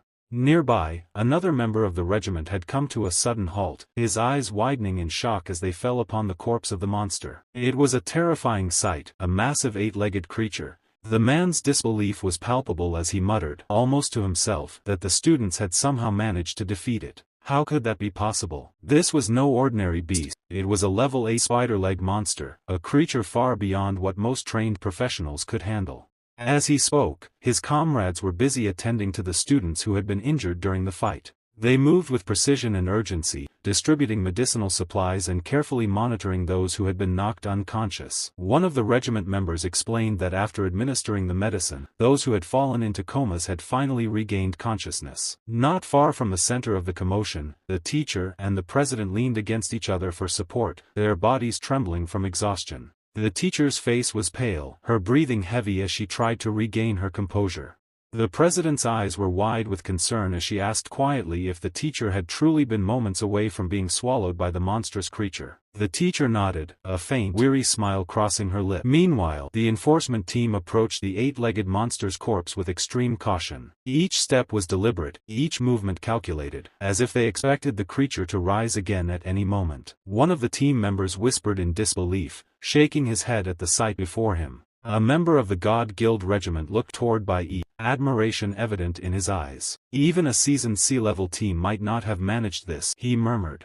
But these two students, they've truly outdone themselves. They're genius-level talents of Jiang Kingdom. Qin Li smiled slightly at the praise, a quiet satisfaction reflected in her gaze. Bai Yi's expression, however, remained calm and unreadable, betraying no emotion even as Qin Li looked directly at him. A student nearby pointed toward Bai Yi, calling out for recognition of his role in the battle. Though he was often labeled a troublemaker, there was no denying that they owed their survival to his actions. Behind the boy, two girls giggled softly, whispering to each other that without Bai Yi's intervention, they would likely be paying their respects to ancestors rather than standing alive among their peers. The gratitude was palpable, yet Bai Yi merely acknowledged it with a calm glance, his demeanor distant and composed.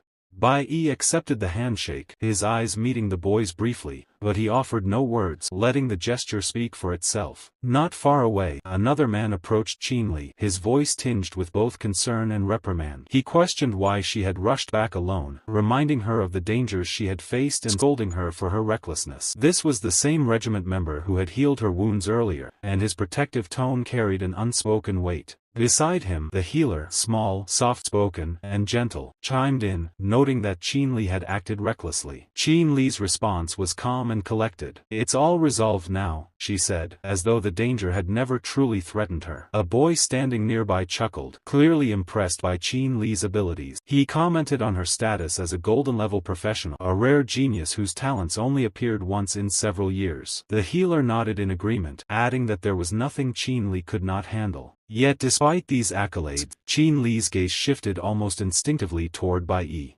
In that moment, she realized she was looking at someone far beyond ordinary genius, a prodigy whose talents were shrouded in mystery. Bai Yi, sensing her stare, returned a brief, unreadable glance before withdrawing his attention, focusing on the task at hand. Bai Yi began reporting that the headcount was complete, noting that only one student was still missing. The rest of the students needed to board the special train without delay. The teacher nodded in agreement, confirming that the union would take responsibility for searching for the remaining student. Bai Yi's mind, however, drifted briefly to the desolate jungle and the poison Jing Feng had released. He reflected silently that those who had played with life and death in such a reckless way deserved whatever fate awaited them. The scene shifted abruptly to the forest, where the missing senior student struggled to stay upright. Fear contorted his face as he shouted at a figure approaching him, warning it not to come closer. His voice trembled as he insisted that he had released the creature, not to fall victim to it himself. The forest seemed to respond to his fear, dark mist swirling around the ground as a sinister red light suffused the area. The monster, mutated and terrifying, advanced toward him with clear intent to kill. The senior student's arrogance dissolved instantly, replaced by sheer terror as he realized the magnitude of the threat he had unleashed. Chaos consumed the forest as the monster's eyes blazed through the fog, its shrill cries echoing across the trees. Every step it took distorted the surroundings, nature itself seeming to recoil in fear. The senior student's futile attempts at control only drew the creature closer, and he could do nothing but stumble backward, realizing the consequences of his actions were unavoidable. The narrative shifted back to Bai Yi and the students aboard the God Guild special train. Bai Yi observed quietly, his mind analyzing the recent encounter. The corpse of the corpse spider still lingered in his thoughts. He recognized its potential. If properly guided, such creatures could grow into formidable units under his command. Defeating it had strengthened his abilities, raising his mage class, though he knew the distance to Great B rank remained considerable. A screen flickered to life in front of him, displaying his class advancement. His flower-type summoner class had reached level 21, and his mental strength had multiplied to 3.5x. He noted that, after defeating the flower-type monster, binding it to serve under his command. He also reminded himself that monsters ranked C and above were usually controlled by Protoss or major guilds, making them difficult to obtain without unique circumstance. Meanwhile, through a walkie-talkie, a voice confirmed that the team had successfully regrouped with all students aboard the special train. Bai Yi's gaze shifted forward, already searching for new opportunities for advancement. The train's speed increased, the landscape blurring past as they approached the coastal tunnel. Once we pass through this tunnel, he thought, we will finally reach our destination. The special train roared into the long tunnel, its headlights cutting through the darkness. Moments later, the world opened up to reveal a sprawling cityscape, sunlight glinting off towering buildings and bustling streets. Bai Yi's eyes scanned the view ahead. "We've finally arrived," he murmured softly. "Sant High Kingdom, at last." Bai Yi's attention shifted when a voice echoed inside his mind. He recognized it immediately, his dark memory, the fifth one.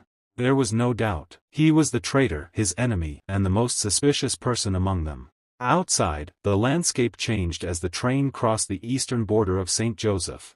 A short while later, the train arrived at the Divine Weapon Academy station. Bai Yi looked at the massive platform. It was easy to understand why people called this place the Holy Kingdom. The platform alone dwarfed similar structures in other countries, several times larger. Students crowded around, whispering among themselves. Many thought this truly was the richest country in the world. Everything here felt different, grander, and more imposing. A man stepped forward and introduced himself, welcoming the newcomers to the kingdom of Saint He.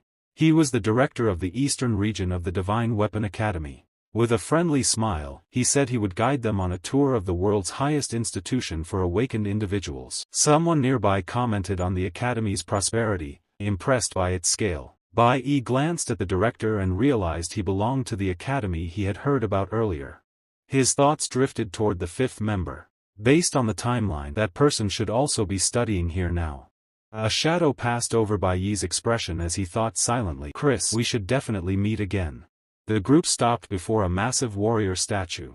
The guide explained it was Kandamastaba, one of the 5 great creator gods.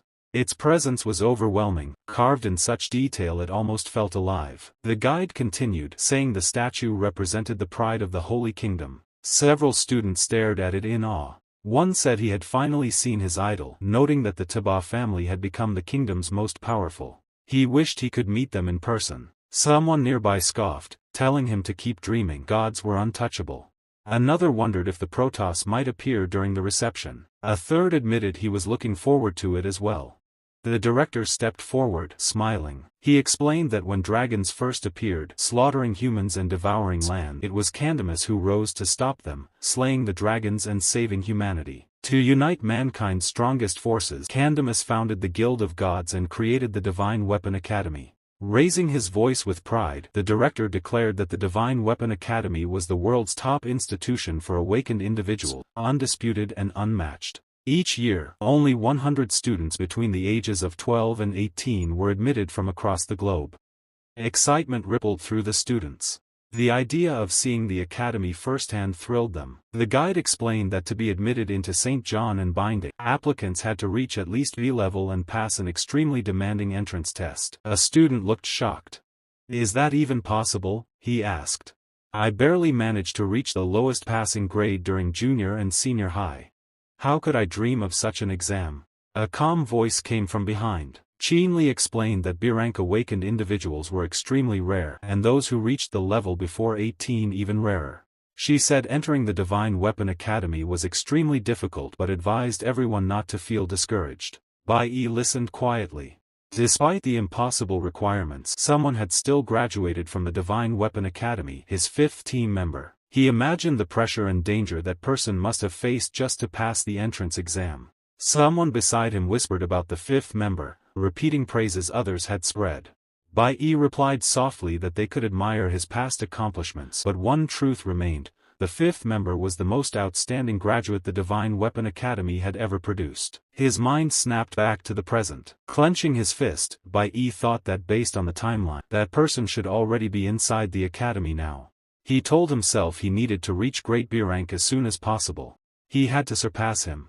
He wanted to enter the Divine Weapon Academy, and once he did, he would settle every score. Bai Yi was still lost in his own thoughts, his mind wandering aimlessly through the recent event. Behind him, a teacher cast a glance toward President Gleer, her expression thoughtful. The teacher recalled Bai Yi's earlier words, how he had insisted he wanted to remain at the school. There had to be a reason, she mused silently. Perhaps it had something to do with her. Could it really be him? The teacher's eyes softened with curiosity and concern, but before she could dwell further, the atmosphere around them shifted abruptly. A loud, sharp voice rang across the courtyard, breaking the momentary calm. "Little princess." President Gleer froze instantly, her body stiffening with a mixture of surprise and dread. She turned slightly toward the voice, her instincts already predicting the trouble that would follow. This person, she knew, was never one to bring anything but chaos. An elderly man, his posture commanding, strode purposefully toward her. His voice carried a scolding tone, heavy with urgency. "Why didn't you go see your father first when you arrived in the saintly kingdom?" Glear's expression tightened as she slowly turned to face him. Behind her, the courtyard was alive with whispers. Students who had been quietly observing now gawked openly,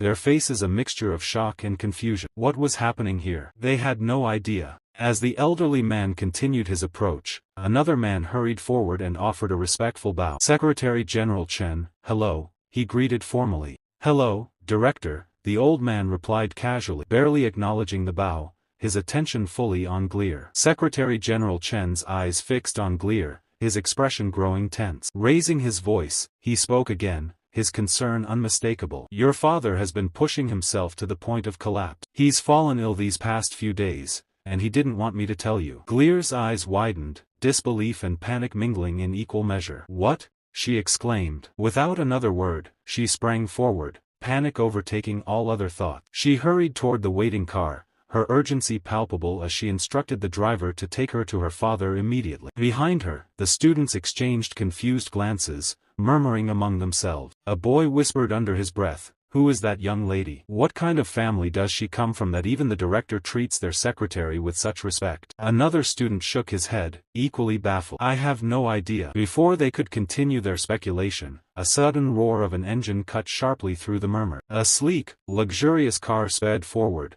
coming to a halt at the courtyard entrance. The students' jaws dropped, their disbelief written clearly on their faces. "What the hell?" one boy muttered, eyes wide with astonishment. Another whispered, voice trembling slightly, "Did they really send a car like that for a student? That's way too luxurious." The car door opened, and a group of people stepped out in perfect formation, their movements synchronized and precise. Finally, the last passenger emerged, a young man unfamiliar to everyone, dressed in finely tailored clothes that radiated wealth and status. An aura of arrogance clung to him, filling the space effortlessly. With purposeful steps, the orange-haired young man strode toward the director. The director's eyes narrowed as he regarded the newcomer. "Student, you're late," he said, his tone measured yet stern. The orange-haired boy let out a short, mocking laugh, his tone dripping with disdain. "As you know, students at our Eastern Supreme Private Academy train in the Demon Cave every night," he said smoothly. "So, Director, how could you possibly expect me not to be late?" He waved a hand dismissively, a smirk playing across his lips. "Yesterday was especially exhausting. I had a long day and went to bed late. I hope you can understand my situation." Every movement, every word, exuded arrogance. His posture was casual, but it only made him appear more insufferably cocky. The director ignored the mockery and addressed the gathered students. "All students, listen carefully. This cultivation exchange is a joint effort between two schools from two countries. These students are from St. Joseph,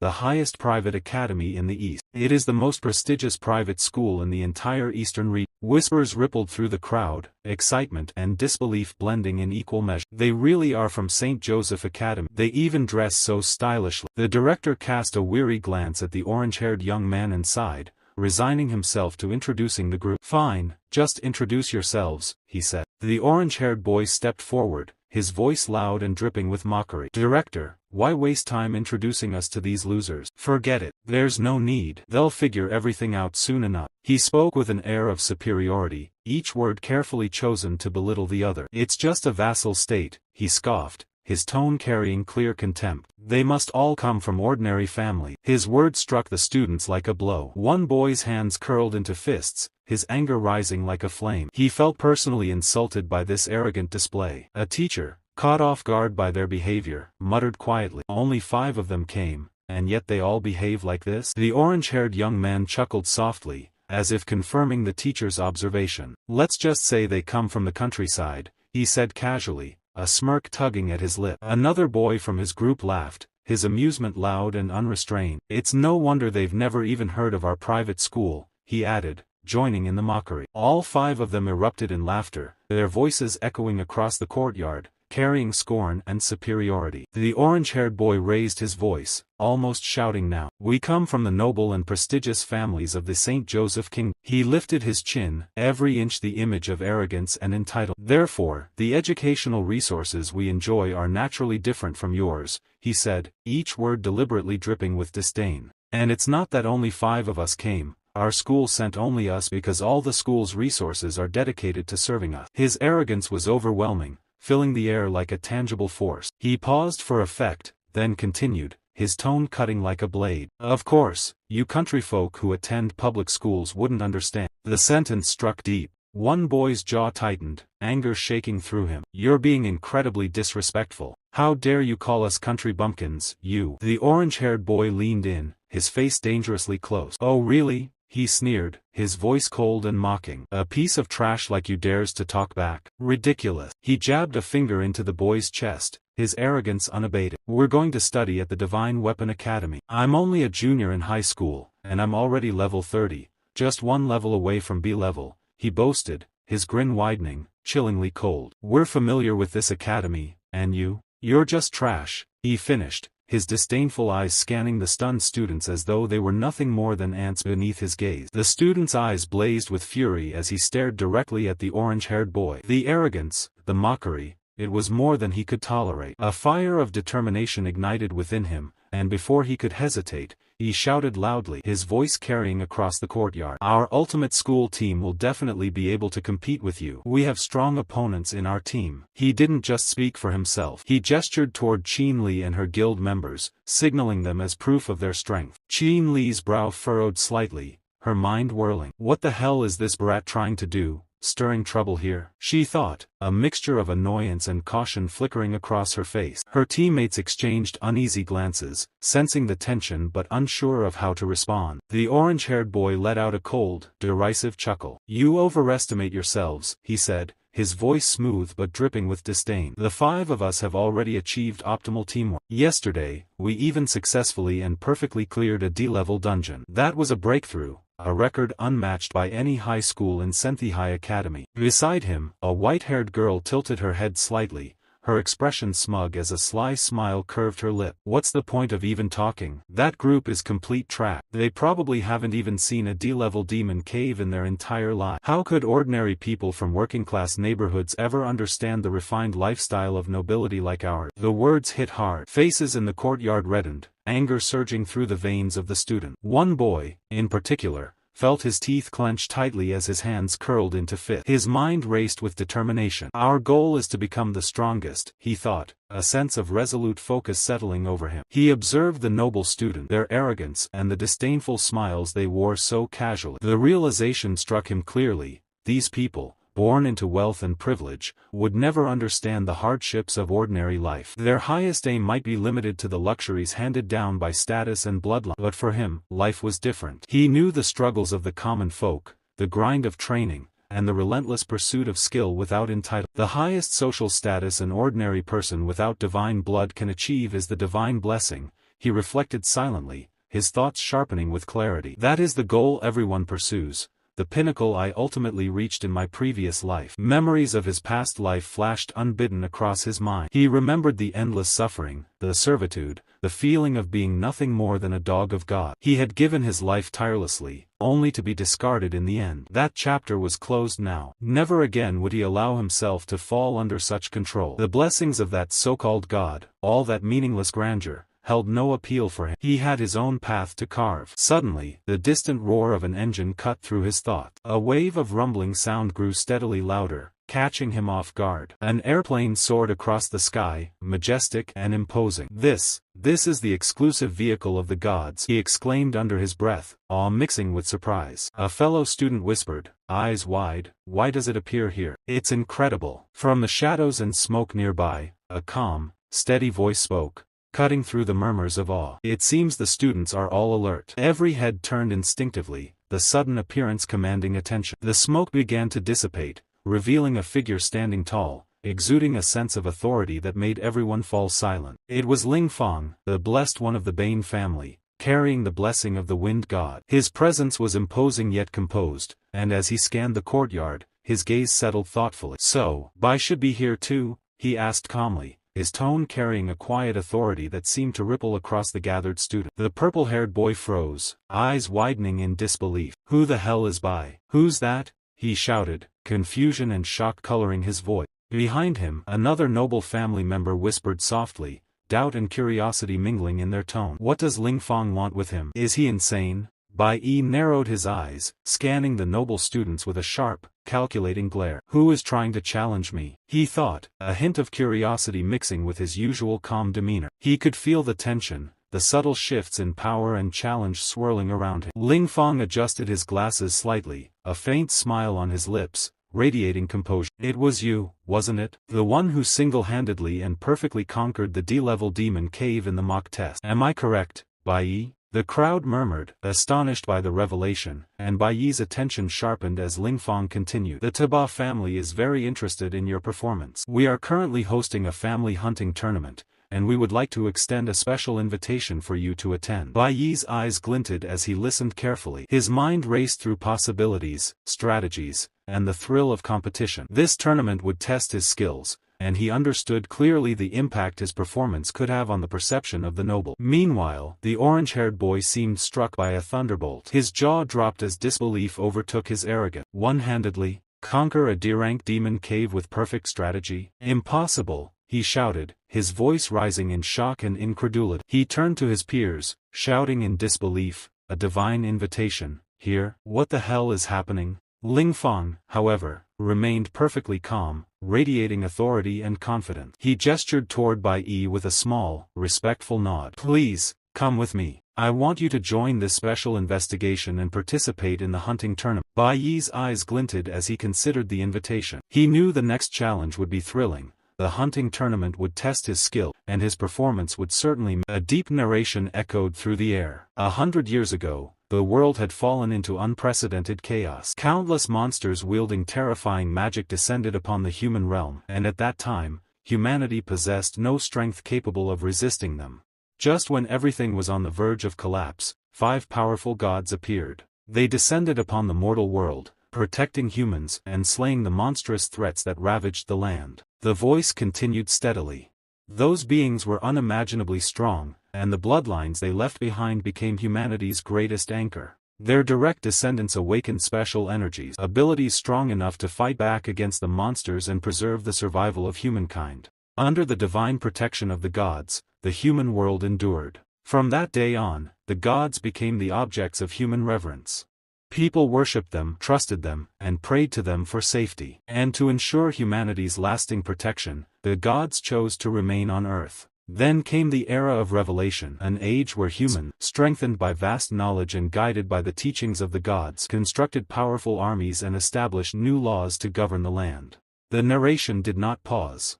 With the birth of new generations, stronger Awakens began to appear. The voice explained that in the future, humans might even meet the gods in person and receive their blessings. The direct descendants of the gods were known as protos, an identity so prestigious that people across the world dreamed of possessing even a single drop of that lineage. A cold breath followed. "This is history," the voice declared. "Everyone in this world lives under the rule of the gods." An orange-haired student lifted his head, unable to contain his excitement. "Can we go together? The hunting tournament is being held in the Protoss territory. Ordinary people might never even get the chance to go there, let alone watch it live." The man guiding them glanced back and smiled lightly. This cultivation journey was originally arranged by the Taiban family. It's only natural that all the students were invited this time. He smirked. "There's still some time before we visit the God Guild. Anyone interested is welcome to come along." My teacher froze for a moment. "We actually have the chance to step foot on the Protoss territory?" Her surprise spread quickly. The students began whispering among themselves, eyes wide as the reality sank in.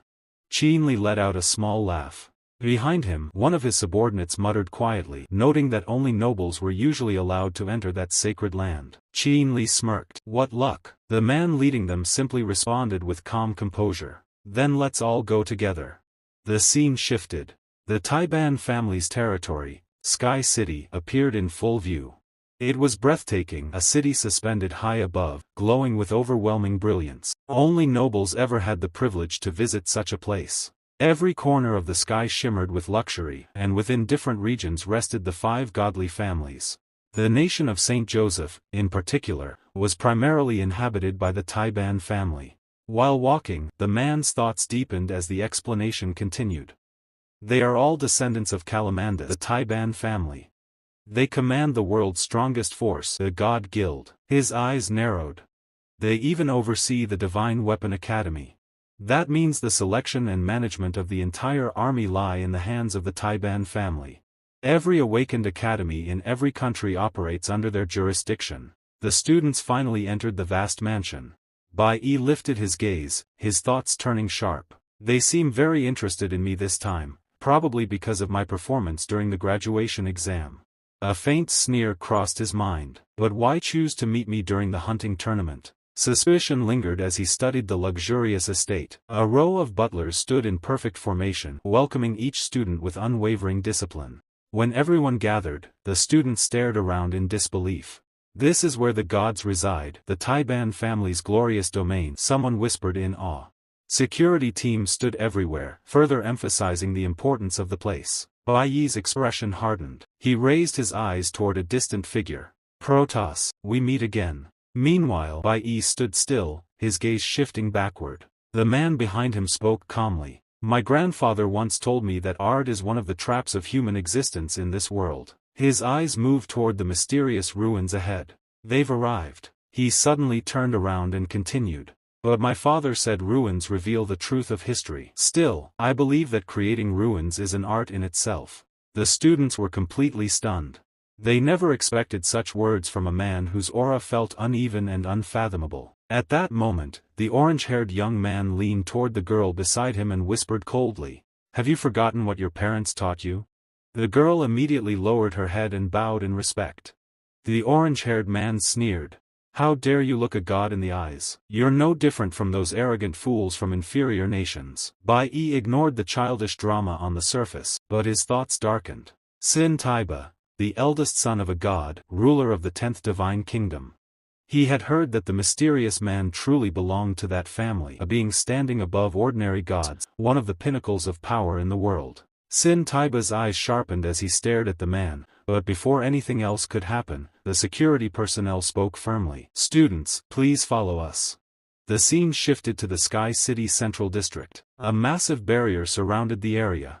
Bai Yi narrowed his eyes. This is a hunting ground, he muttered. It's enormous, and the monsters inside look powerful. A low rumble echoed as the ground trembled, signaling an imminent battle. Nearby, 2 young masters sat together, chatting casually. They'll probably announce the fight soon, one said. His twin brother frowned. The participation time feels too early. How many people are entering? Not far away, a chubby young man laughed loudly while ordering his servant. Bring me iced coffee, 3.2 portions of sugar. His tone alone revealed his unpleasant nature. On another side, Ellie, the king's daughter, sat gracefully. She asked her servant in a calm voice, "How large is this arena? What kind of competition is this, and when does the battle begin?" Bai Yi observed everything quietly. Grandsons from the Duke family, and even a descendant of the Kim family, he thought. So they're here as well. Then Bai Yi's gaze shifted. Today, I'm surprised to see members from 3 divine families present at the same time, he said quietly. His eyes moved toward the eldest son of a god standing before the monsters. Beside him, the security officer Ismail stepped forward and announced, "The hunting tournament is about to begin. Let me explain the rules so everyone can understand while watching." Ismail's voice echoed across the venue. The entire hunting festival is being held inside this massive arena.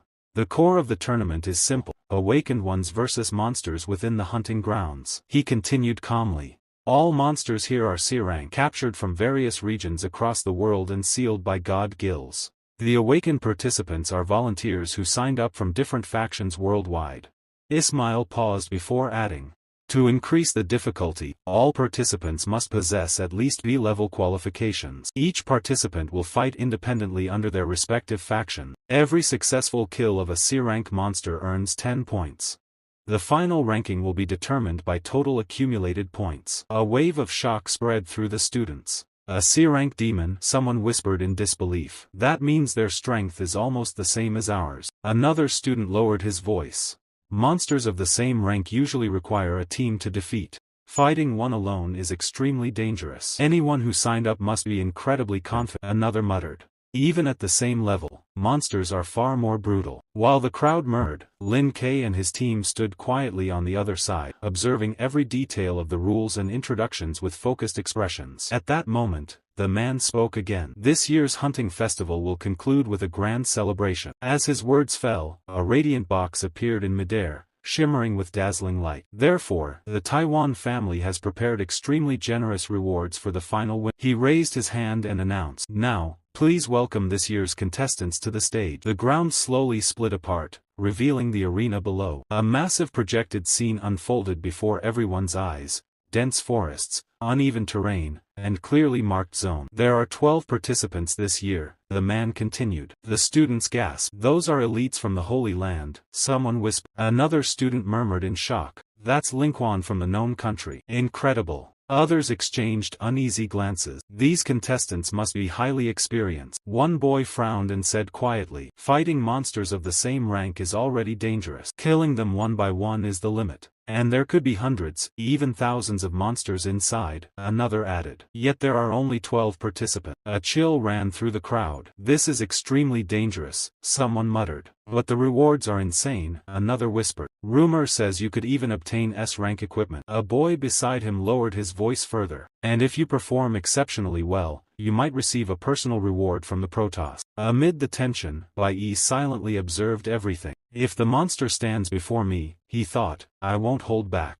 His fist tightened as he stood firmly in place. However, a dark gaze suddenly fell upon him. The youngest son of the goddess stood behind him, staring coldly at Bai Yi. With a mocking tone, he sneered, "Hey, you're nothing more than a nobody." The young man continued to glare at Bai Yi, his voice cold. "You're just trash. You only conquered a D-level demon cave alone while still in junior high. You haven't even reached your true potential yet." His eyes darkened as he spoke again. "Now show me how you kill a C-rank monster." He directly challenged Bai Yi to prove his strength. The orange-haired arrogant boy froze, while the girl beside him widened her eyes in shock. "You want a student to fight a C-rank magical beast alone?" she exclaimed. "How is that even possible? That's madness." Yet this order had come from the God Order itself. At that moment, Qinli looked at Bai Yi thoughtfully. No wonder they specially invited him, she thought. This request shouldn't be difficult for Bai Yi. He already killed a B-level 8-legged demon alone. A C-rank monster shouldn't stop him.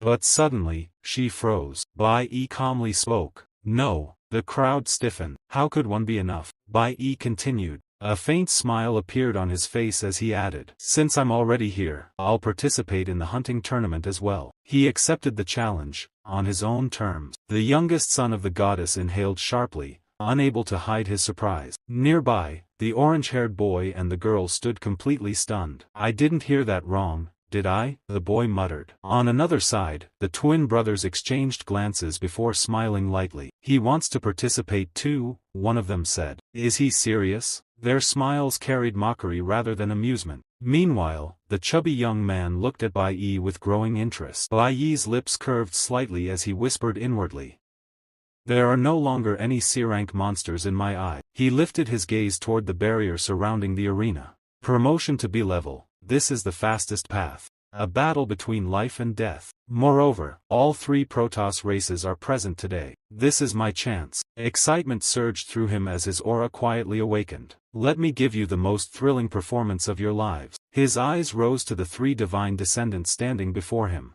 The battle was about to begin.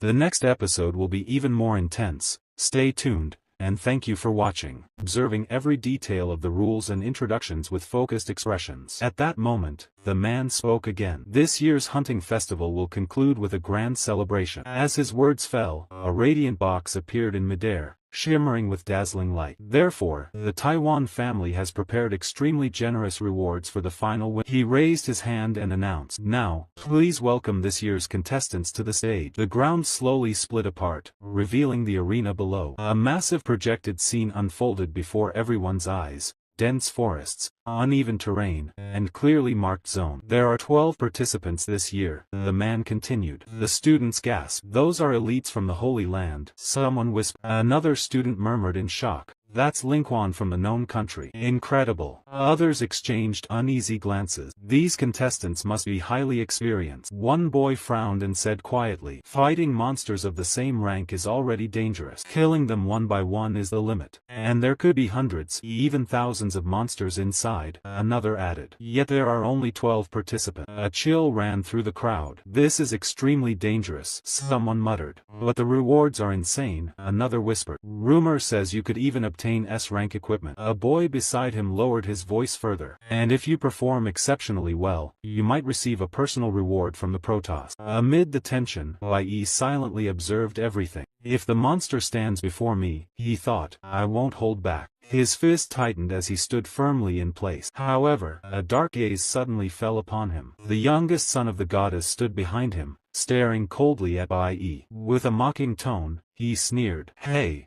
You're nothing more than a nobody. The young man continued to glare at Bai Yi, his voice cold. You're just trash. You only conquered a D-level demon cave alone while still in junior high. You haven't even reached your true potential yet. His eyes darkened as he spoke again. Now show me how you kill a C-rank monster. He directly challenged Bai Yi to prove his strength. The orange-haired arrogant boy froze, while the girl beside him widened her eyes in shock. You want a student to fight a C-rank magical beast alone? She exclaimed. How is that even possible? That's madness. Yet this order had come from the God Order itself. At that moment, Qinli looked at Bai Yi thoughtfully. No wonder they specially invited him, she thought. This request shouldn't be difficult for Bai Yi. He already killed a B-level 8-legged demon alone. A C-rank monster shouldn't stop him. But suddenly, she froze. Bai Yi calmly spoke. No, the crowd stiffened. How could one be enough? Bai Yi continued. A faint smile appeared on his face as he added, since I'm already here, I'll participate in the hunting tournament as well. He accepted the challenge, on his own terms. The youngest son of the goddess inhaled sharply, unable to hide his surprise. Nearby, the orange-haired boy and the girl stood completely stunned. I didn't hear that wrong, did I? The boy muttered. On another side, the twin brothers exchanged glances before smiling lightly. He wants to participate too, one of them said. Is he serious? Their smiles carried mockery rather than amusement. Meanwhile, the chubby young man looked at Bai Yi with growing interest. Bai Yi's lips curved slightly as he whispered inwardly. Meanwhile, Qinli raised her hand, a confident smile appearing on her face. Wait a moment, she said calmly. I also want to sign up for this competition. Beside her, the green-haired boy stepped forward. I'll join as well. The orange-haired boy and the girl next to him froze in disbelief. A heavy silence spread across the crowd. What nonsense are these idiots talking about? The orange-haired boy muttered. At that moment, the youngest son of the god narrowed his eyes. See grid qualifications, he said coldly. All conditions are met. He lifted his gaze toward the competition screen. After a brief pause, a faint smirk appeared on his face. Interesting. This is the first time students are participating in the hunting tournament. Then he spoke decisively. I approve your request. Nearby, a boy ground his teeth in frustration. This fool just wants to show off in front of the gods. The orange-haired boy sneered. There have been cases where individuals were directly chosen by the gods because of their performance.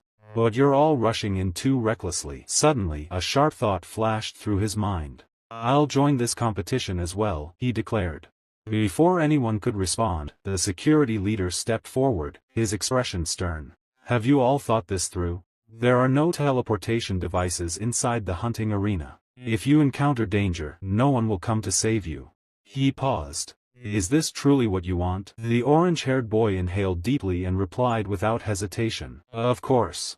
I know the risks. The orange-haired boy glared at Bai Yi, his jealousy barely concealed. It's just a C-rank monster, he scoffed. What's so special about it? Annoyance burned in his eyes as he leaned closer and whispered. How could we possibly be inferior to people from some backwater state? He lifted his chin mockingly and stared at Bai Yi. Bai Yi's gaze shifted toward him. After a brief pause, he let out a quiet sigh and said nothing. Some time later, the scene changed. 8 more participants stepped forward. 5 came from the private academy of St. Joseph, while the remaining 3 were from the Jiang Kingdom. One of the twin brothers narrowed his eyes, then smiled faintly. A group from the Jiang Kingdom as well, he said. This match just got interesting. The chubby young man glanced at him and asked, "Who are you planning to defeat?" At that moment, both divine descendants looked on with interest. One of the twin brothers smiled confidently. "I'll bet 1 million on a student from the private academy of St. Joseph." His brother nodded.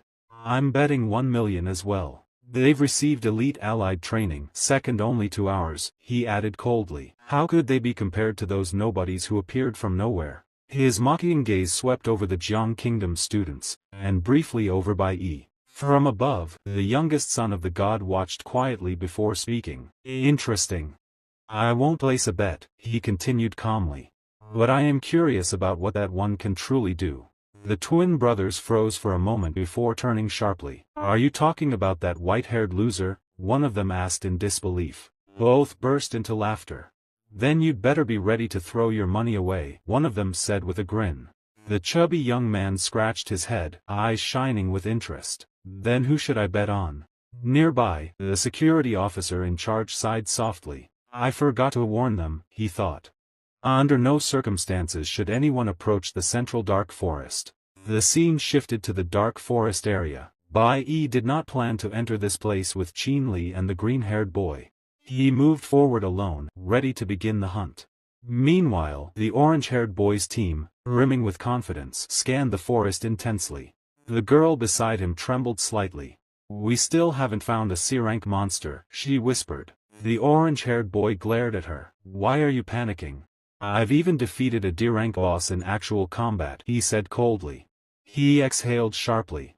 "Even a C-rank monster is only as strong as a D-rank boss. We can continue as a team, just like before." Clenching his teeth, he added sharply, "Let those backwater fools from other countries see what it truly means to fight as an allied team." The scene shifted to Bai Yi's team. All of them scanned the forest, alert and cautious. Suddenly, Bai Yi felt something strange. His eyes sharpened, glowing faintly, and a sudden pain shot through his chest, like a sharp spike. "What's going on?" he thought. "My heart is racing. Could something terrifying be nearby?" Before he could dwell further, Qin Li noticed his discomfort. "What's wrong?" she asked, concern in her voice. Bai Yi's lips curved into a faint, confident smile. "Nothing. It's fine," he said calmly. The green-haired boy chimed in. "Now that we're here together, how about we operate in small groups? Since you declined the invitation from the ultimate school, the guild leader has been losing sleep over it." Bai Yi met his gaze and said, "On the contrary, I'm even more looking forward to working with you." Qin Li blinked, surprised, a faint blush coloring her cheeks. "Hey, Rad, what are you talking about?" she asked. The green-haired boy laughed softly. "What do you think?" Suddenly, a lizard-type monster emerged from the shadows. Its grotesque form and piercing gaze made the team tense. It lunged sharply toward the orange-haired boy's team. "Damn it! The monster has appeared," one of them shouted. "It's level 30, and it's a nuclear mage." The orange-haired boy's eyes narrowed. "Can you keep up with my movements?" he shouted sharply. The monster, a level 25 A-grade ice Trianos, advanced rapidly. Its attack was precise, aimed directly at the orange-haired boy's team. The air felt heavy, as if death itself was closing in. As the monster lunged, it roared with ferocity. "I won't die here. I'll kill you, you bastard." The orange-haired boy's team braced themselves, shouting in unison. "We won't die either. We'll take you down." Suddenly, the monster lunged forward, its attack aimed directly at the two boys. One of them reacted instantly, narrowly grazing past the beast as he charged an attack head-on. The monster roared sharply in pain. At that moment, Qin Li used her magic. A surge of ice enveloped the beast, freezing its arm and immobilizing its body completely. "I've got this under control," she said confidently. The monster was now fully encased in ice, unable to move. Another girl readied her bow, a sharp smile crossing her face. "Here, I'll take a shot." In the next instant, she released a precise arrow, striking through the frozen monster. The boy lunged again, charging another attack to its side. The orange-haired boy conjured a massive fiery blast, yelling, "I'll end this here." But then, the ice trembled strangely. The boy's eyes widened in disbelief as the monster tried to resist. With a roar, the orange-haired boy released his furious fire energy. The molten flames collided with the ice-encased monster, causing a massive explosion. When the smoke cleared, the monster was reduced to ash. The orange-haired boy pumped his fist in triumph. Success! We killed the monster. See, I told you it works. We're the best of the best. His team cheered loudly. Awesome, Calvin. That's 10 points. We actually managed to take down a wild C-rank monster. Calvin, the orange-haired boy, looked around at his team. You guys handle the rest later. The remaining kills are yours. The scoreboard updated. The first place had 150 kills, the green-haired boy had 130, Bai Yi had 120, and another participant had 60. The crowd gasped. All three of them have each killed more than 10 monsters. Everyone was astonished at the result. A new twist awaited in the next episode. Deep in the forest, a true C-rank monster lurked, and even more dangerous creatures were waiting for Bai Yi. The next episode promised to be even more thrilling. Stay tuned, and thank you for watching. Meanwhile, the crowd erupted into hushed whispers as the rankings appeared on the screen. The board clearly showed that 3 people had each killed more than 10 monsters. A girl covered her mouth and whispered in disbelief, calling it insane and impossible. The surrounding spectators stood frozen, completely stunned by the results. On the other side, the orange-haired man nervously looked up at the screen. The moment he saw the ranking, his expression collapsed into despair. Suddenly, a sharp cracking sound echoed as a cup shattered in the hands of the twin brothers. One of them narrowed his gaze and shouted angrily, cursing the so-called elite education and calling it worthless. Both brothers had placed a 1 million bet on the orange-haired man, yet he had struggled even against a monster of a lower level. In the end, they had all lost. The younger twin clenched his fists and shouted in frustration, realizing they were about to lose money again. He then looked at his older brother and spoke through gritted teeth. If it was not sheer luck, then that newcomer was truly exceptional. Whoever had chosen to bet on him had made the right call. At the same time, the youngest son of the god-descendant successor stared sharply at the updated rankings. His eyes fixed on the new position as he spoke calmly. He admitted that he had not expected a random pick to suddenly rise so fast and claim second place. He spoke sharply, his tone cold and disdainful. He said he could not believe that the insignificant bug he had randomly chosen had actually climbed to third place. He added mockingly that one should never underestimate insects, recalling how his father had warned him of this since childhood. At that moment, the chubby boy smiled faintly. He let out a slow sigh and calmly remarked that he had not even placed his bet yet. To him, this hunt was far too easy. His gaze shifted toward the hunters in the arena as he spoke with clear boredom, saying that playing like this was dull. The youngest son lifted his head and questioned him, asking what other crooked idea he had in mind. His eyes fixed on the chubby boy. In response, the chubby boy merely smiled again and sighed, his voice turning eerie as he said that he wanted to participate as well. He announced that he would bet on himself. As he spoke, he grabbed his assistant by the collar and pulled him closer, insulting him as he declared that his dog would take his place. His behavior was cruel and revolting, treating a human as nothing more than an animal. Elsewhere, the twin brothers were no better. One sneered and remarked that the man was blessed, while the other raised his middle finger and pointed out that the rules allowed only one sea-level awakened individual to participate. The chubby boy bared his teeth in a grin and replied that gods themselves were the rules. He then turned to his servant, gripping his hair tightly in his hand as he issued another command. He ordered the release of the high-level monsters that were locked away. If that person failed to take first place, he would be sent inside as well and left to die.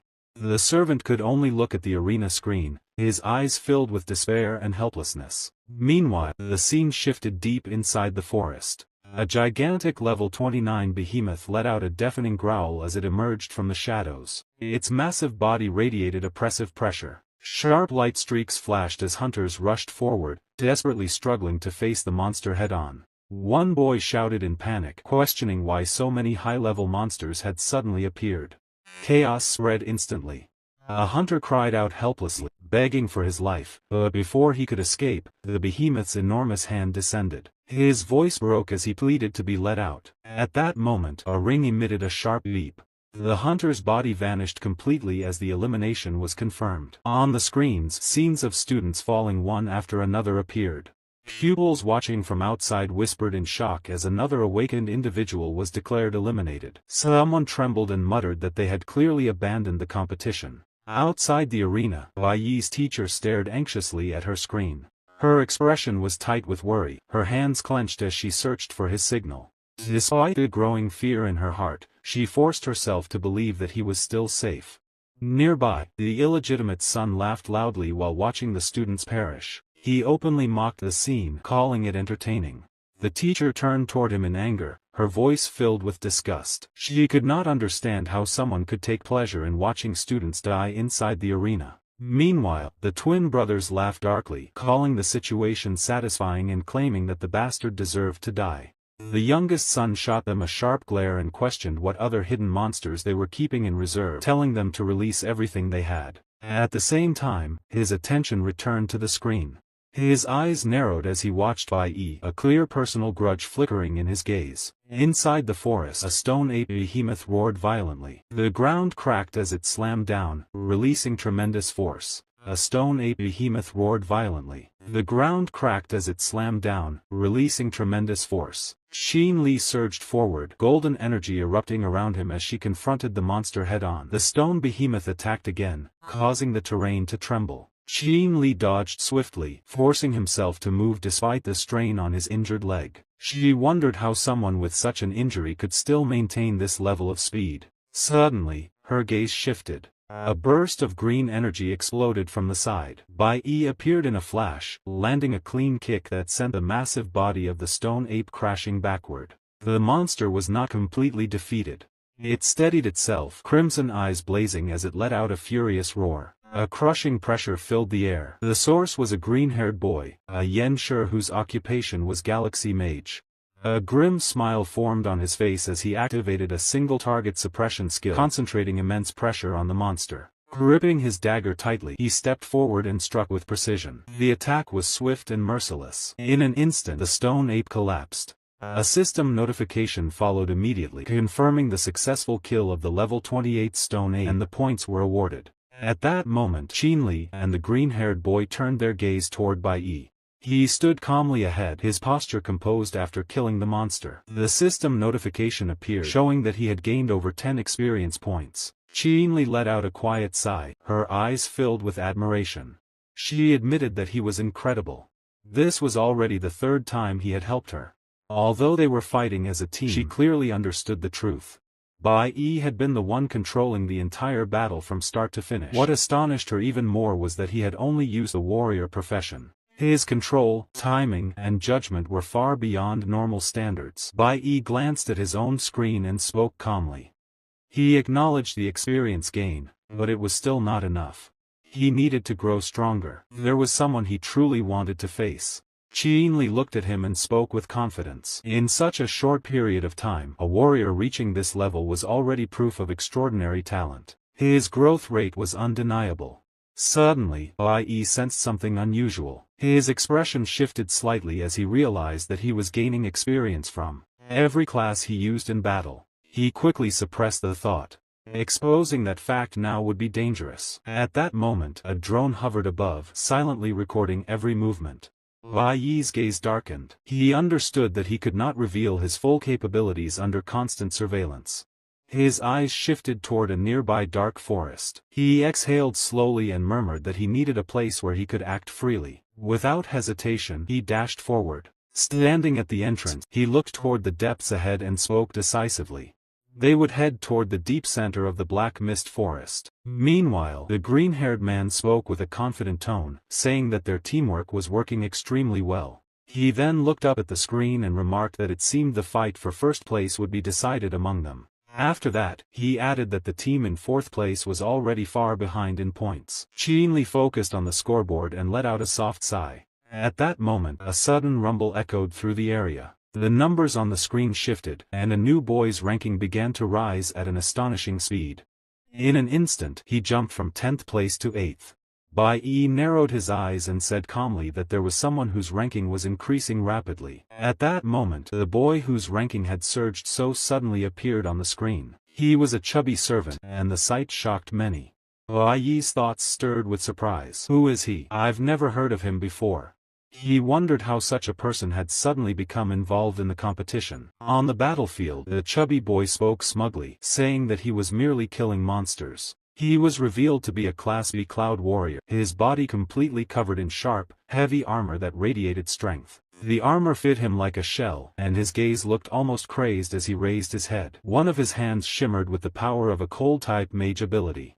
In that very moment, his points surged again, pushing him forward to seize third place in the tournament. The chubby boy burst into laughter. Nearby, a young man stood up arrogantly and pointed at the screen, declaring that the boy was his servant. He mocked everyone openly, boasting that his ranking had already surpassed that so-called new talent. With a sneer, he claimed that the people chosen by others were nothing special and that first place would belong to him this time. Before the noise could settle, a sharp voice cut through the air. One of the twin brothers spoke mockingly, saying that letting a blessed one participate on someone else's behalf was nothing more than cheating.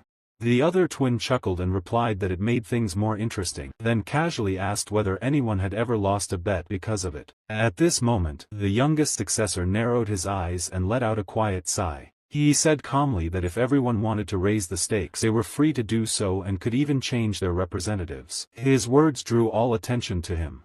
He then stared at the screen and spoke again, announcing that he would add another 100 million to the bet. His gaze was sharp and unwavering as he asked whether anyone dared to follow. A heavy silence fell over the area. The twin brothers were visibly startled. Someone nearby trembled and blurted out, asking if he had lost his mind, noting that his behavior today was completely different. The other twin commented that 100 million was equivalent to a week's tribute and that the amount was no small matter. The chubby young master, however, laughed loudly. He declared that Gainik was the most loyal servant he had ever raised. Since the others were so eager to throw away their money on worthless choices, he would gladly accept. He announced that he would also raise his bet, placing everything on his servant, while mocking the idea of betting on an ordinary student like Bai Yi. Meanwhile, his eyes sharpened as his gaze shifted back to the screen. He spoke coldly, saying that the purpose of all this was to push everyone's desire to seize first place, and his attention briefly locked onto the chubby servant. The security staff acknowledged his words. Soon after, a firm announcement echoed throughout the forest. The final stage of the hunting tournament had officially begun. All hunters were startled and immediately focused. The announcement continued, stating that more powerful monsters would now be released into the arena. Every participant had to prepare for intense combat. At the same time, all hunters were given a choice, whether to remain in the arena and continue the hunt or withdraw. A girl nearby trembled and said that she wanted to quit. Before anyone could react further, the voice sounded again. It announced that the Taiwan family had added a new reward to the prize pool. The final winner would receive a special item. Bai Yi's expression changed slightly as he listened carefully. The item was revealed to be the skeletal metaphor divine ring. His gaze turned deep and serious. He knew exactly what that treasure represented. A divine artifact was something a god could only bestow once in a lifetime. For ordinary people, possessing a divine ring was equivalent to holding a lifeline. Even someone guilty of a capital crime could obtain a pardon through divine authority. A memory surfaced in Bai Yi's mind. In his previous life, his master had once used a divine decree tied to such a treasure to rescue him from the Awakened One's prison. He quietly concluded that the Taiwan family was truly willing to pay a heavy price this time. His eyes then shifted toward Qin Li. At this rate, the competition would only become more brutal, yet his remaining time to grow stronger was limited. Behind him, the green-haired boy laughed sharply, filled with excitement. He pointed out that while team battles had a higher success rate, they also resulted in slower point gains. Furthermore, the number of monsters in the outer areas was steadily decreasing. He suggested that they split up and hunt separately from now on. He added that the new participant had already left them far behind. Almost instantly, the screen updated again. The chubby servant of the fat young master had suddenly taken first place. Shock spread through the crowd. Everyone stared at the screen in disbelief. His points had surged to 350, an overwhelming lead. At that moment, Bai Yi turned slightly and asked Qin Li in a calm voice whether she would be able to protect herself. At that moment, Qin Li looked at Bai Yi with a steady gaze and spoke softly. She said that he had agreed to teamwork only because he was concerned about their safety. A faint smile appeared on her face as she added that he should not underestimate the ultimate school troops. She suggested turning this into a fair competition to see who would reach first place in the end. With that, the real battle began. On the other side of the forest, a new participant, Gainik, moved with terrifying efficiency. He faced powerful monsters without hesitation, cutting them down brutally. His blade flashed, forcing the beasts into desperate retreats before slicing them apart. Blood and fragments scattered across the ground as one monster after another fell. Inside his mind, Ganek recalled the chubby young master's cold warning. If he failed to maintain first place, he would die in the forest. That threat pushed him forward, leaving no room for mercy. Meanwhile, the youngest successor carefully observed the situation. He had placed his bet on Bai Yi, and his confidence in that decision had never wavered. Yet the present development drew everyone's attention. Ganek's points continued to rise rapidly. The chubby young master grew increasingly excited and laughed loudly, boasting that he had raised an exceptional hunting dog. He mocked the youngest successor, claiming that despite his status and strength, he lacked a servant as powerful as Ganek. With a sneer, he ridiculed the choice of Bai Yi, calling him worthless. His laughter echoed until the screen suddenly flickered. Shadows rippled across the display. Bai Yi image blurred, and in the next instant, he vanished from the live stream entirely. A wave of shock spread through the spectators. The youngest successor frowned and asked what had just happened. The chubby young master stood frozen, disbelief written all over his face, shouting about why the live broadcast had ended and what was going on inside the forest. Bai Yi's sudden disappearance left him stunned. The youngest successor, however, narrowed his eyes. A faint smile formed as he spoke quietly, saying that it was finally time. His gaze sharpened as his thoughts settled on Bai Yi. He wondered what kind of ability Bai Yi had been hiding and what strategy he was preparing to obtain the divine artifact. The scene began with Bai Yi deliberately hiding himself deep within the forest, completely cutting off the live stream. Moving quietly through the shadows, he muttered to himself that he had already passed through several core danger zones, places most people did not dare to approach. He activated his ability and entered Cloud Mage mode. As mana flowed, Bai Yi recalled what his master had once taught him about the areas in the jungle where monsters preferred to hide. Lifting his gaze, he locked onto the beasts ahead. One was a Liu Shao beast, level 29. The other was a Thunder Owl, also level 29. This combination made Bai Yi's eyes gleam. It was the perfect hunting opportunity. Gaining experience here would be easy. He released his mana search. Blue lightning surged, wrapping around his body as energy spread outward. His expression sharpened as he stated calmly that it was time for each of his professions to receive a proper upgrade. Outside the forest, spectators whispered among themselves. Some stepped forward, watching the cadets fighting on the visible screens. However, Bai Yi's screen remained blank. No one could see what he was doing inside the forest. A white-haired girl froze in surprise when she noticed the sudden disconnection. She wondered why Bai Yi's screen had disappeared and whether he had encountered danger. Unease crept into her thoughts. Behind her, Bai Yi's teacher grew tense. Lowering her voice, she whispered, questioning what had gone wrong with Bai Yi. Then the rankings changed. Within a single minute, Bai Yi's score jumped to 260 points. The crowd erupted in shock. Whispered discussion spread rapidly as people questioned how he had gained 30 points so suddenly, vaulting straight into second place. Before the surprise faded, his score increased again, 290 points. Shouts echoed across the area. Some exclaimed at how unbelievable the increase was. Others pointed out that he was now only 20 points away from first place, his score rising at a frightening pace. Many questioned how such growth was even possible. Voices rose, accusing the system of malfunctioning at Hilltop High. At that moment, high above, a descendant of the All-God stared intently at the screen. Nearby, a chubby man cursed loudly, demanding to know how that kid's score could skyrocket the moment his live stream ended. At that moment, a member of the security staff looked toward the chubby man and spoke calmly, addressing him as young master. He stated that there was no need to overthink the situation. He explained that the point system was completely error-free. Every monster had a tracking clip attached, and points were only awarded the instant a monster was killed. There was no possibility of miscalculation. Before he could finish, the chubby man let out a cold laugh, clearly mocking him. The next instant, a teacup flew through the air. Tea splashed across the security officer's face as the chubby man slammed his hand down and shouted angrily, demanding whether the man wanted an explanation. He cursed him, asking if he truly thought he did not understand the rules himself before ordering him to get lost. Clenching the teacup tightly, his anger surged as he raised his voice again, accusing Taiban. He sneered, questioning whether Taibon's family diviner had forgotten the rules and since when it had become his place to interrupt the gods. Taibon tried to speak, attempting to address the youngest successor, but before he could continue, the chubby man looked at him with a smug expression. He taunted him, asking whether he was afraid of losing his seat. Taibon's teeth clenched as fury flashed across his face. He cursed under his breath, his expression darkening.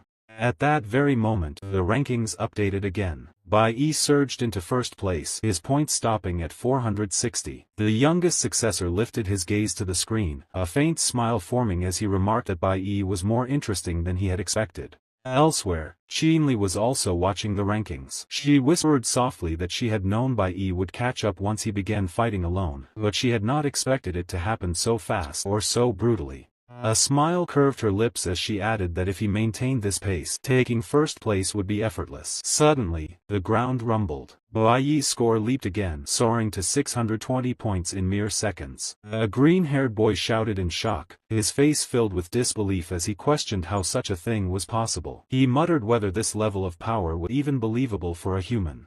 His gaze trembled as the screen refreshed again. 750 points. His hands shook as realization struck him. He wondered if Bai Yi had been deliberately hiding his true strength while fighting alongside them earlier. Lowering his voice, he muttered that this was a rare chance to display their abilities in front of the gods. Though the central area was extremely dangerous, it would certainly contain even more monsters. After glancing toward the depths of the forest, resolve hardened in his eyes. He decided to head toward the central zone as well. Even if he could not catch up, he could not afford to fall too far behind. If he gained more points, he might at least draw the attention of the gods. Meanwhile, the green-haired boy moved deeper into the forest. As he advanced, he reminded himself that as long as he stayed away from the black mist, there should be no real danger. The scene shifted. On the other side, Bai Yi raised his head slightly and spoke in a low voice. The black mist had finally appeared. This presence was the strongest force in the area. His sensing ability sharpened drastically as he calmly noted that, along the way, nearly all the monsters within the inner circle had already been eliminated. At the same time, his growth became clear.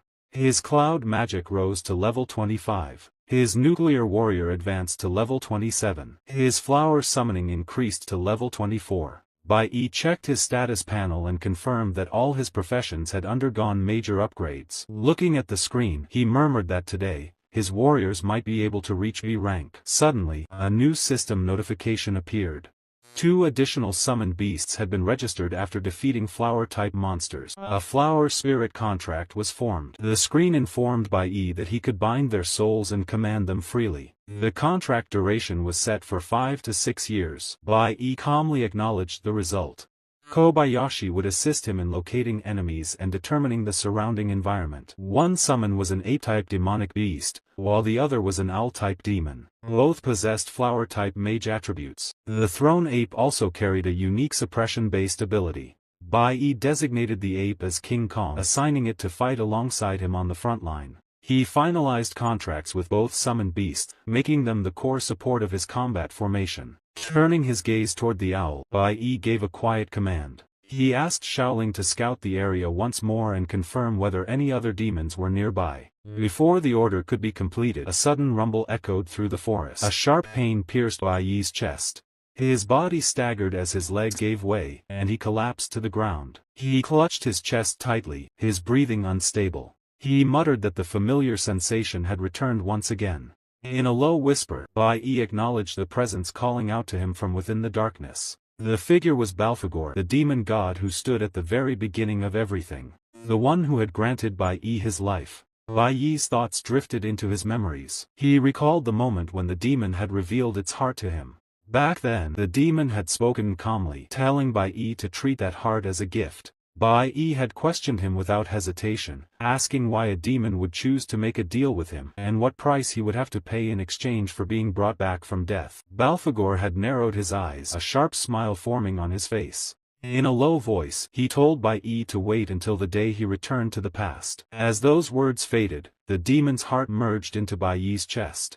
That was the moment Bai Yi regained his life. It was not a gift without conditions. It was a contract, a demand made by a demon, bound by an unspoken price. The memory shattered. Bai Yi returned to the present. His gaze sharpened as he slowly straightened his body and rose to his feet. The pain in his chest subsided, replaced by a deep sense of clarity. He finally understood what that sensation meant. The time had truly arrived.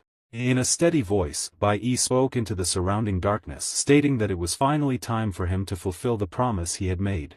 Meanwhile, the scene shifted to the area outside the hunting grounds. Students gathered around the screens, all eyes fixed on the rankings. Someone spoke with clear disbelief, saying that they had never expected the hunting tournament to turn out like this. The screen refreshed. First place, Bai Yi, 750 points. Seeing the result, Bai Yi's teacher became visibly excited. She smiled and remarked that 3 of the top 4 participants were all classmates from Jingu Academy, calling it an excellent outcome. Nearby, a boy nodded in agreement. He admitted that the result was impressive, but pointed out that Bai Yi's live stream had been unavailable for quite some time. Because of that, no one knew how he had managed to claim first place. Beside him, a short-haired girl looked up and spoke calmly. She suggested that Bai Yi had likely entered the central area. Before their ultimate training journey, their team had attended a crash course related to the hunting tournament, so she had some understanding of how it worked. She explained that the hunting grounds were extremely vast, far beyond what the screens could fully display.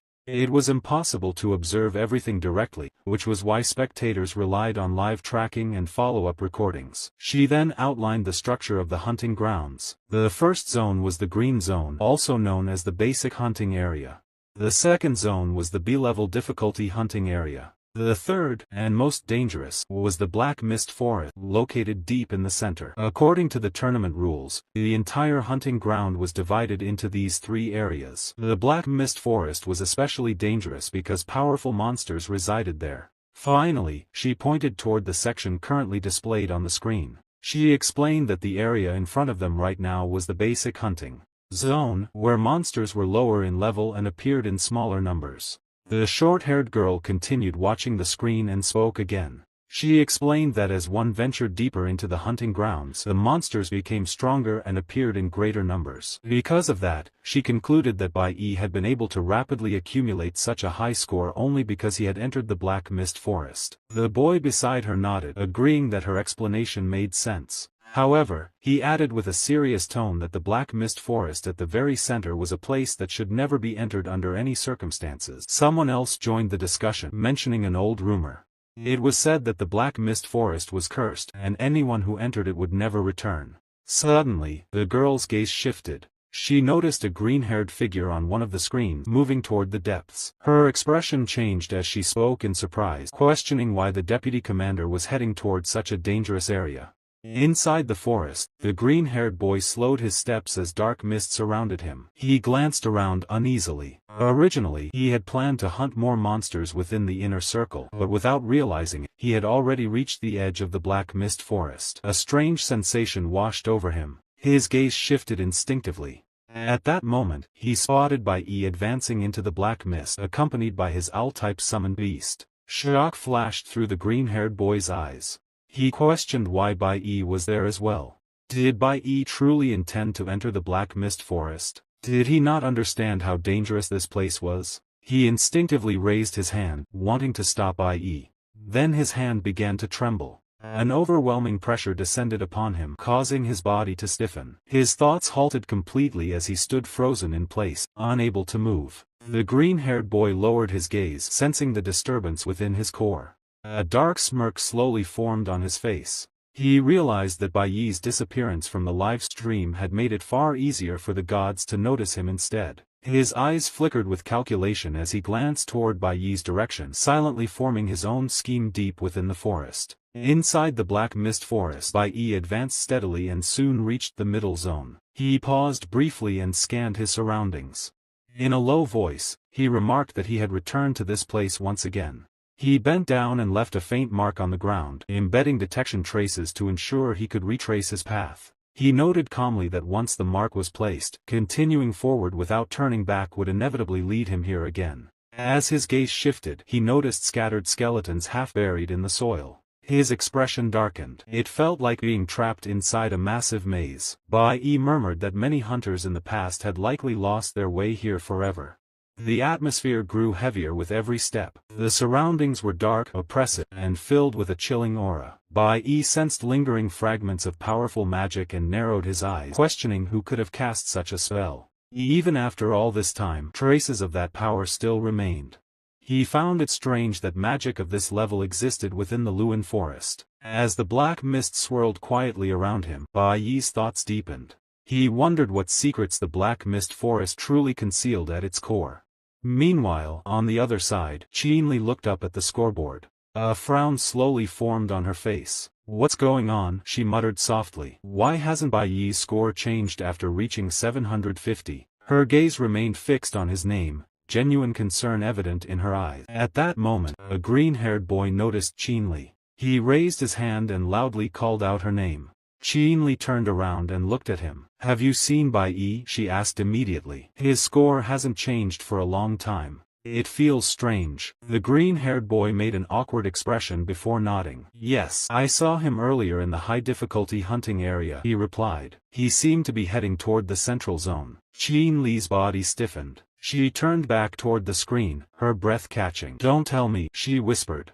"Did he accidentally enter the black mist forest?" Just then, Bai Yi's position on the screen flickered violently. The image suddenly vanished. A red cross warning appeared, and the system notification marked the area Bai Yi had entered. Contact completely lost. A wave of shock spread through the crowd. Someone cried out in disbelief. His score disappeared. Could something have happened to him? Is he in danger? Bai Yi's instructor stared at the screen, her face drained of color. "Bai Yi," she whispered, her voice trembling. "You must not let anything happen to you." At the same time, deep inside the black mist forest, Bai Yi stood silently at the center of the forest. He slowly closed his eyes, forcing himself to calm down. "I just want to close my eyes," he thought, "and stop believing what I'm seeing and hearing." As that thought crossed his mind, a strange energy surged out from within his body. Bai Yi's expression changed slightly. "Trust what you feel," he muttered under his breath. Suddenly, a low rumble echoed through the forest. A deep, indistinct voice resonated in his mind. "Follow your heartbeat. That is the path that will guide you through this forest."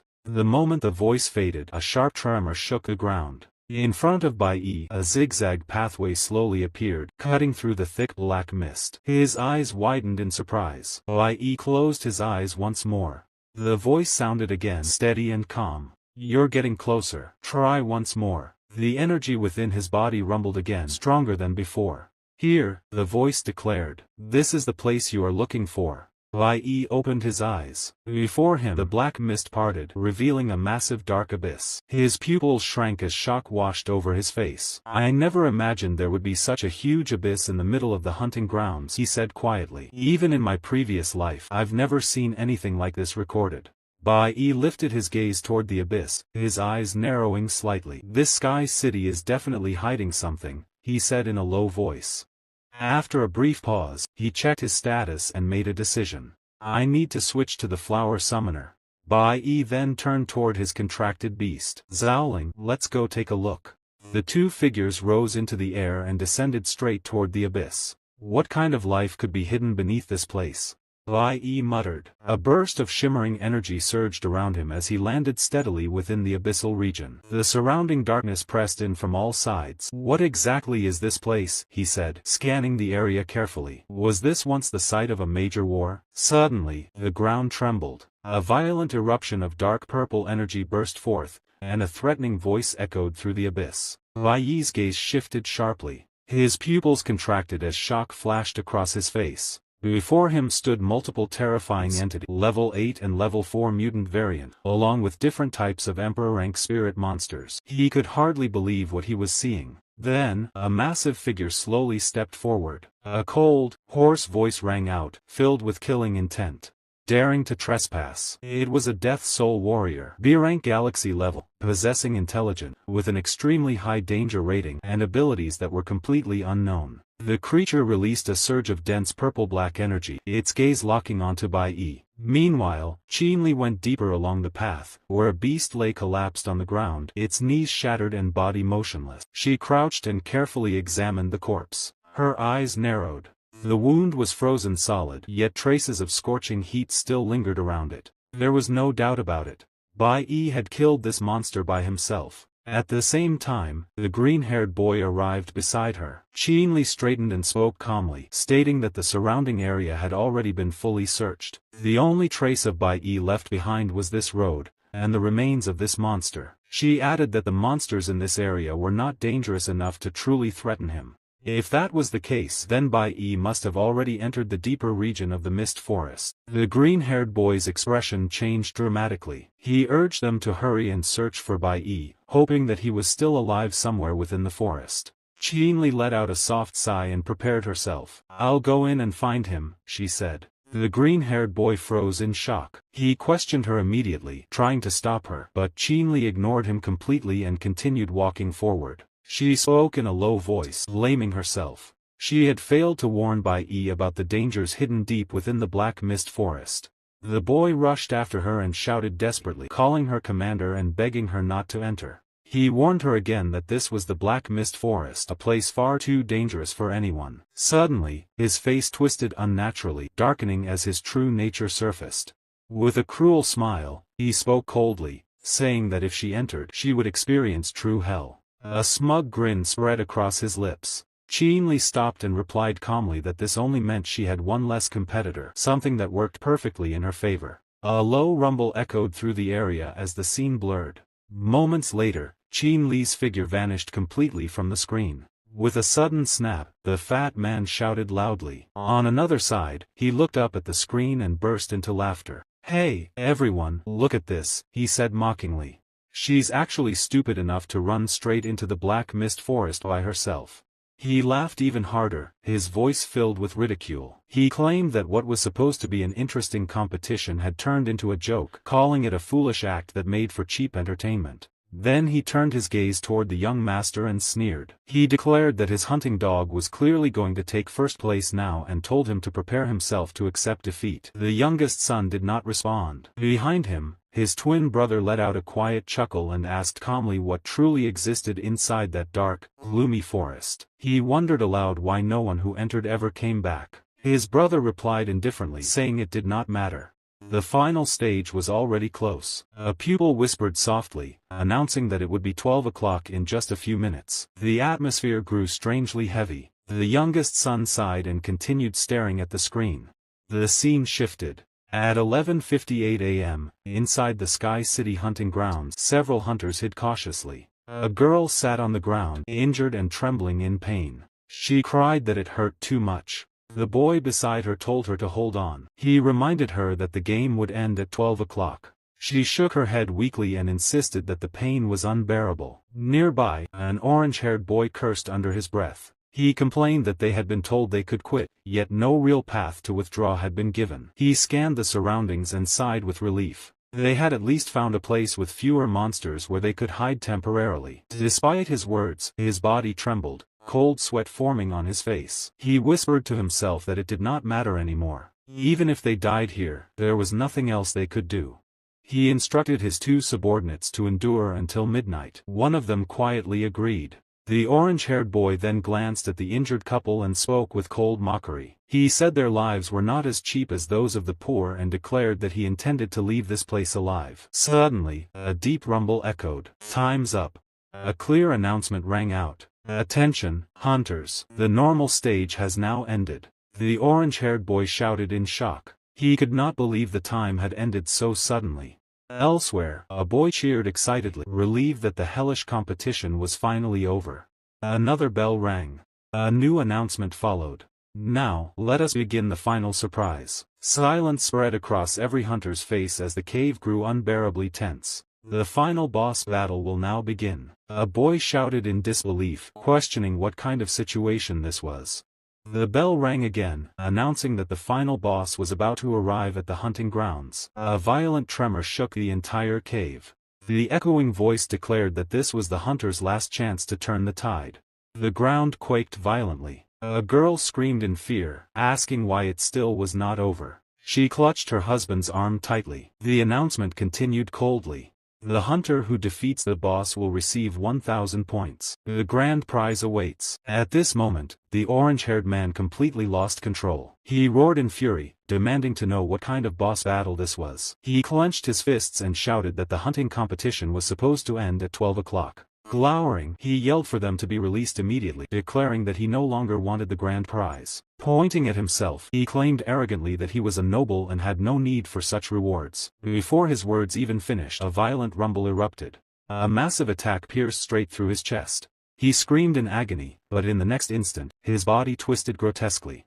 His life force and soul were forcefully extracted, leaving behind a hollow, corpse-like shell. A dark figure surged forward, absorbing all the remaining energy from him. The true form of the disaster revealed itself. It was a massive monster radiating terrifying pressure. The surrounding members froze in terror. One boy shouted in disbelief, asking if Kelvin had truly died just like that. A girl broke down in despair, trembling as she questioned what kind of nightmare this was. The monster revealed its identity. It was a flower mage lord, a terrifying B-level, level 36 boss, ruling this entire area. One boy muttered shakily that this was a B-level boss. Another shouted in panic, stating that even if all the Awakened participants joined forces, defeating such an enemy would still be impossible. Not even a C-level Awakened stood a chance. The monster lifted its head, a cruel smile spreading across its face. The boy's voice trembled as he declared that beating a B-level boss was absolutely impossible. The scene shifted. Sky City, second layer of the abyss. Bai Yi stood before a towering monster, his gaze sharp and unwavering. He stated calmly that only the enemy remained. In the next instant, violent purple energy erupted from his body. During the hunting tournament, all job levels had increased. Now, his two combat professions were approaching the peak of C rank. His overall attributes surged rapidly as his power climbed. His professions, Flower Summoner, Cloud Mage, and Nuclear Warrior, had all strengthened significantly. Bai Yi tightened his grip on his weapon, his thoughts steady. He knew that with a single profession alone, he still could not match this opponent. Before him stood a B-rank Lord-level Galaxy Death Warrior, its body shrouded in dense purple energy and murderous intent. However, Bai Yi's advantage lay elsewhere. He possessed multiple professions.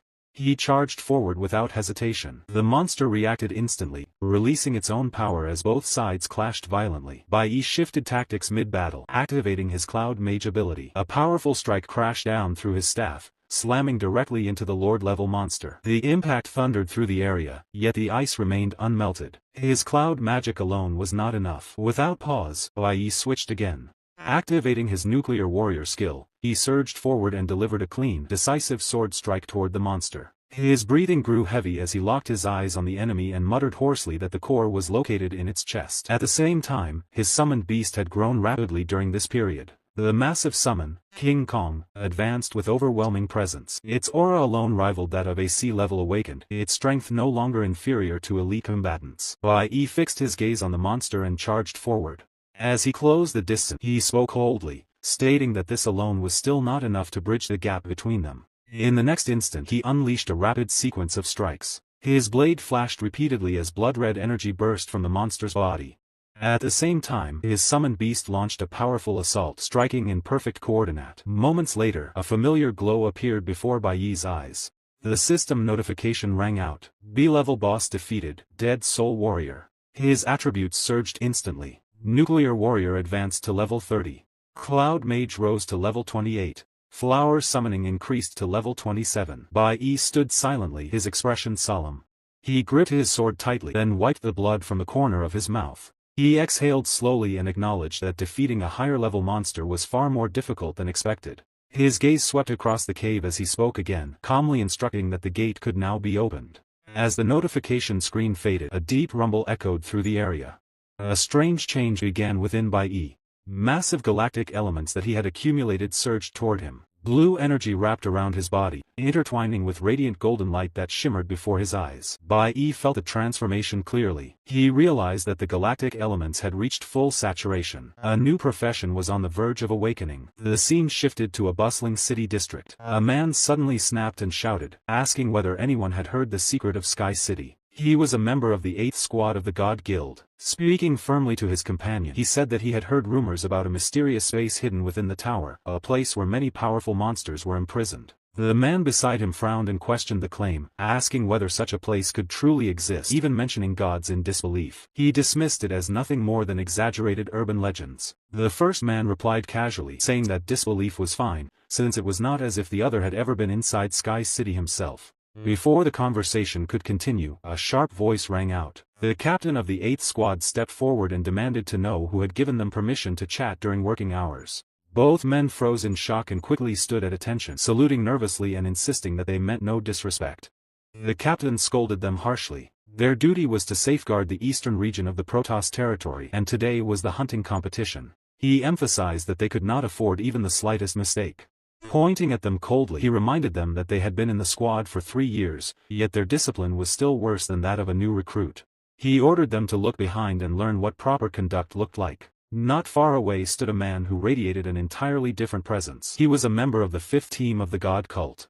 The true traitor had appeared. This man was an enemy of Bai Yi. His name was Chris. Standing silently, Chris showed a faint smile as he thought about the mysterious space hidden within Sky City. To him, it sounded interesting. The scene shifted again. Inside his mental space, Bai Yi stared at the glowing screen before him. A new notification appeared. New profession awakened, Galaxy Mage. Bai Yi narrowed his eyes as the red-tinted screen reflected in his gaze. He muttered quietly, questioning what kind of power this red galaxy truly was. The data confirmed it. Galaxy Mage, Level 1. At the same time, he recalled someone else with a similar profession. That green-haired boy possessed the same type of red galaxy power, identical to Yen Zhansher's awakened path. Suddenly, a violent rumble echoed.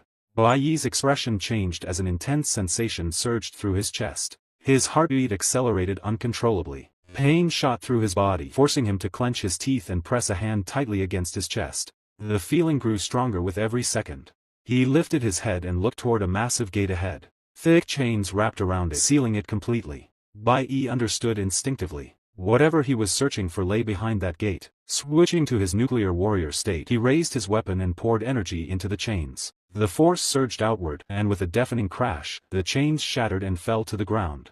He gripped the massive door and pulled it open. A dense, smoky fog poured out from within. Inside, towering pillars stood in silence. Heavy chains bound a figure at the center, locking him in place. Strange symbols glowed faintly, marked clearly as a star soul lock, Level 5. Bai Yi's eyes widened. A man stood there, completely restrained, his body covered in chains. His presence was demonic and oppressive. The chained man lifted his head, stared at Bai Yi, and let out a mocking smile. He asked coldly whether another person had been sent to humiliate him. Bai Yi did not flinch. He calmly spoke the man's name, asking if he was Shamil. The chained man froze. Shock flashed across his face as he questioned how Bai Yi knew his name. Bai Yi answered without hesitation. He said that he had come to save him. The words echoed through the chamber. The man who had been imprisoned for countless years fell completely silent, unable to process what he had just heard.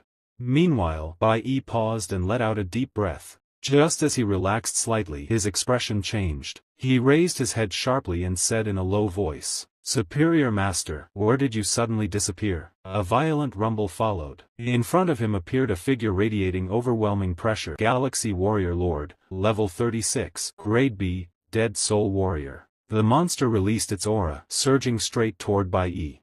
Bai Yi's face drained of color. His pupils trembled as he stared in disbelief. What's going on? I already killed him. How is this possible?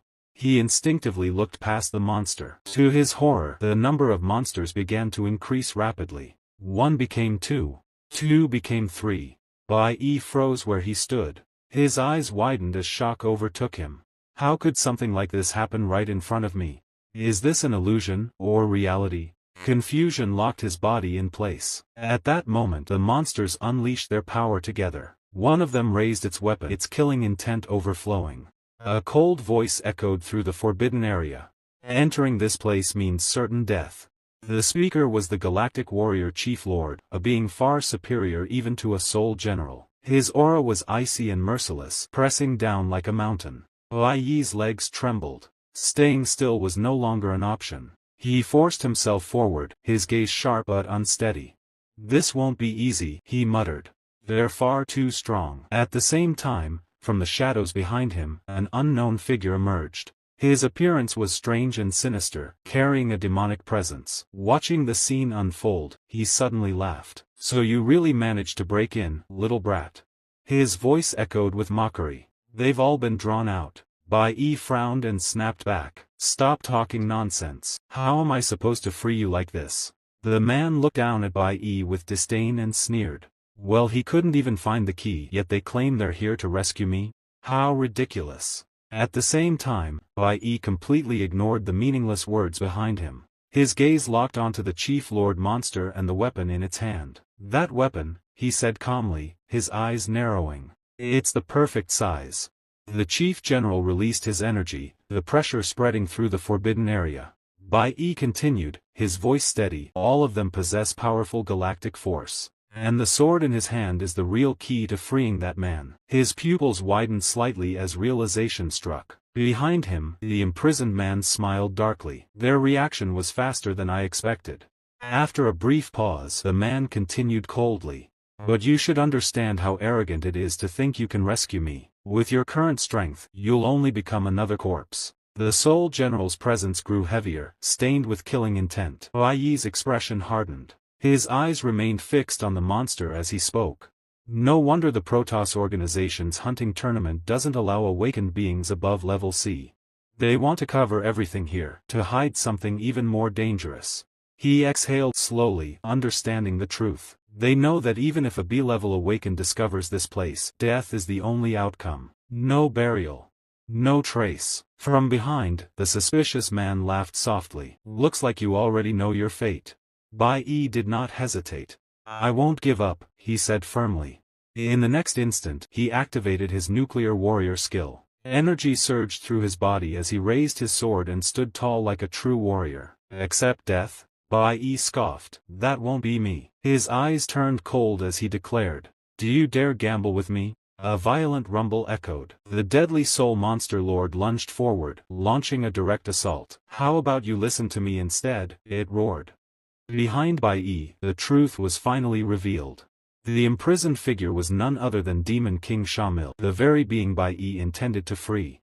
A system display flashed briefly. Demon King Shamil, level, unknown. Bai Yi felt no fear. His grip on the sword remained steady. Shamil observed him closely, then smiled. "Interesting kid. Let's see how far you go." His eyes suddenly changed. A crimson-golden light flickered within them as demonic energy leaked out. With an eerie smile, he said to Bai Yi, "If you truly manage to release me, I, Demon King Shamil, will grant any request you desire." Meanwhile, the Galaxy Warrior Chief Lord raised his hand, releasing a surge of sharp purple energy that rippled violently through the air. Bai Yi stiffened for an instant, then narrowly shifted aside, barely dodging the devastating strike. The attack slammed into the ground with a thunderous roar, its destructive power shaking the surroundings. Bai Yi's pupils contracted as he thought inwardly that the strength of this attack was utterly terrifying.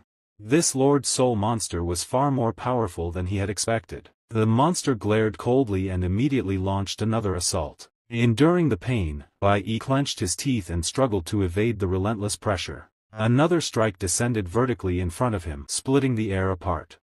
In the next instant, Bai Yi dodged again, but before he could recover, the monster had already rushed in from behind, charging straight toward him while releasing another wave of purple energy. Amid the chaos, Bai Yi steadied himself and quickly activated his summoning ability. A screen flashed before his eyes as the King Kong beast was successfully summoned. He turned to face the enemy, adjusting his stance and preparing for the next clash. High above, the Demon King lifted his gaze and spoke with faint amusement, noting that a human summoner with two classes was indeed rare. His tone carried a mocking hint of approval. Then he looked toward the Galaxy Warrior Chief Lord and continued coldly, stating that Bai Yi was now standing before a true monster. At that moment, the three powerful Galaxy leaders and Lord-level monsters began gathering their energy. Their auras surged violently, filling the battlefield with an overwhelming sense of fear and oppression. At that moment, the Demon King narrowed his eyes and spoke coldly, stating that the undead army was far more powerful than expected. He let out a slow breath, then looked toward the Lord Monster and admitted that fighting them would not be easy. Suddenly, one of the Galaxy leaders, the Soul Lord Monster, let out a low rumble and charged forward once again, rushing straight toward Bai Yi. Bai Yi quickly adjusted his stance, gripping his sword tightly as he faced the incoming attack. The monster swung its massive long blade in a wide, large-scale strike. Bai Yi dashed forward and blocked the attack head-on. The instant their weapons collided, an overwhelming force surged through him. The impact was terrifying, far beyond what he could endure. Bai Yi's body trembled as he struggled to maintain his footing, but the pressure crushed down relentlessly. The power spread through his entire body, forcing him back. Even so, Bai Yi planted his feet firmly into the ground, waves of energy rippling outward from where he stood. His injuries were severe, blood streamed from his eyes, nose, and mouth as pain tore through him.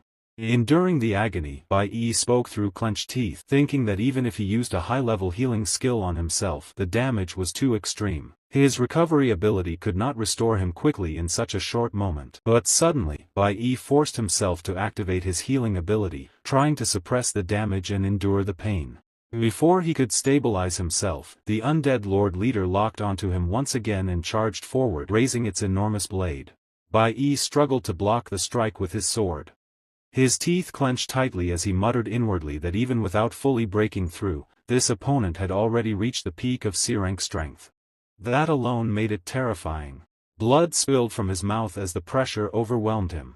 Before he could recover, two monsters attacked at the same time, rushing straight toward him. Bai Yi lifted his gaze, a grim thought flashing through his mind. Facing so many B-rank monsters at once was an extreme challenge. A violent rumble echoed. Bai Yi narrowly dodged a critical strike as one monster slammed its sword downward with immense force, causing the ground to tremble. The shockwave sent Bai Yi flying into the air. Using the momentum, he avoided the attack and quickly adjusted his posture midair. As he landed, Bai Yi prepared to counterattack and rushed toward the monster. At that moment, a faint grin appeared on his face. Standing between him and the enemy was his summoned beast, the Ape Demon King, King Kong. King Kong roared as it moved to protect its master. However, the Lord Monster swung its blade without hesitation, aiming directly at the beast's arm. The attack landed, injuring King Kong while it shielded Bai Yi. Bai Yi's eyes widened in horror. Pain tore through his chest as he shouted for his summoned beast. Without hesitation, he issued a command, ordering King Kong to retreat and stop fighting. The summoning screen flickered, and King Kong began to withdraw. Yet at that same moment, the Demon Lord unleashed his overwhelming power.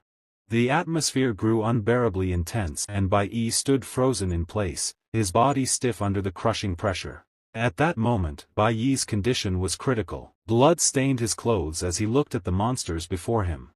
His mind remained clear despite the pain. All of them are higher level than me, he realized. I barely managed to kill a single warrior-level monster and that alone drained almost all my strength. His gaze shifted to the battlefield ahead. 10 warrior-level dead soul generals had appeared, along with a great general leader. Above them stood the Galaxy Warrior Chief Lord, radiating overwhelming pressure. They're far stronger than I imagined, Bai Yi thought grimly. Suddenly, the Galaxy Warrior Lord released his aura. The sharp surge of energy crushed the surrounding space. Behind the chains, the bound Demon King slowly lifted his head. In the face of absolute power, the weak have no hope, the Demon King said coldly, directing his words at Bai Yi. Bai Yi closed his eyes. He ignored the pain and focused on his thoughts, searching for a way out. This was not a battle of life and death. Opening his eyes, Bai Yi spoke firmly, "No." His voice rumbled with resolve. Attack from behind. A violent ripple of energy swept through the area. Blue light burst into existence above the undead soldiers' heads. In the next instant, a bird-like beast descended from the sky, unleashing a fierce assault.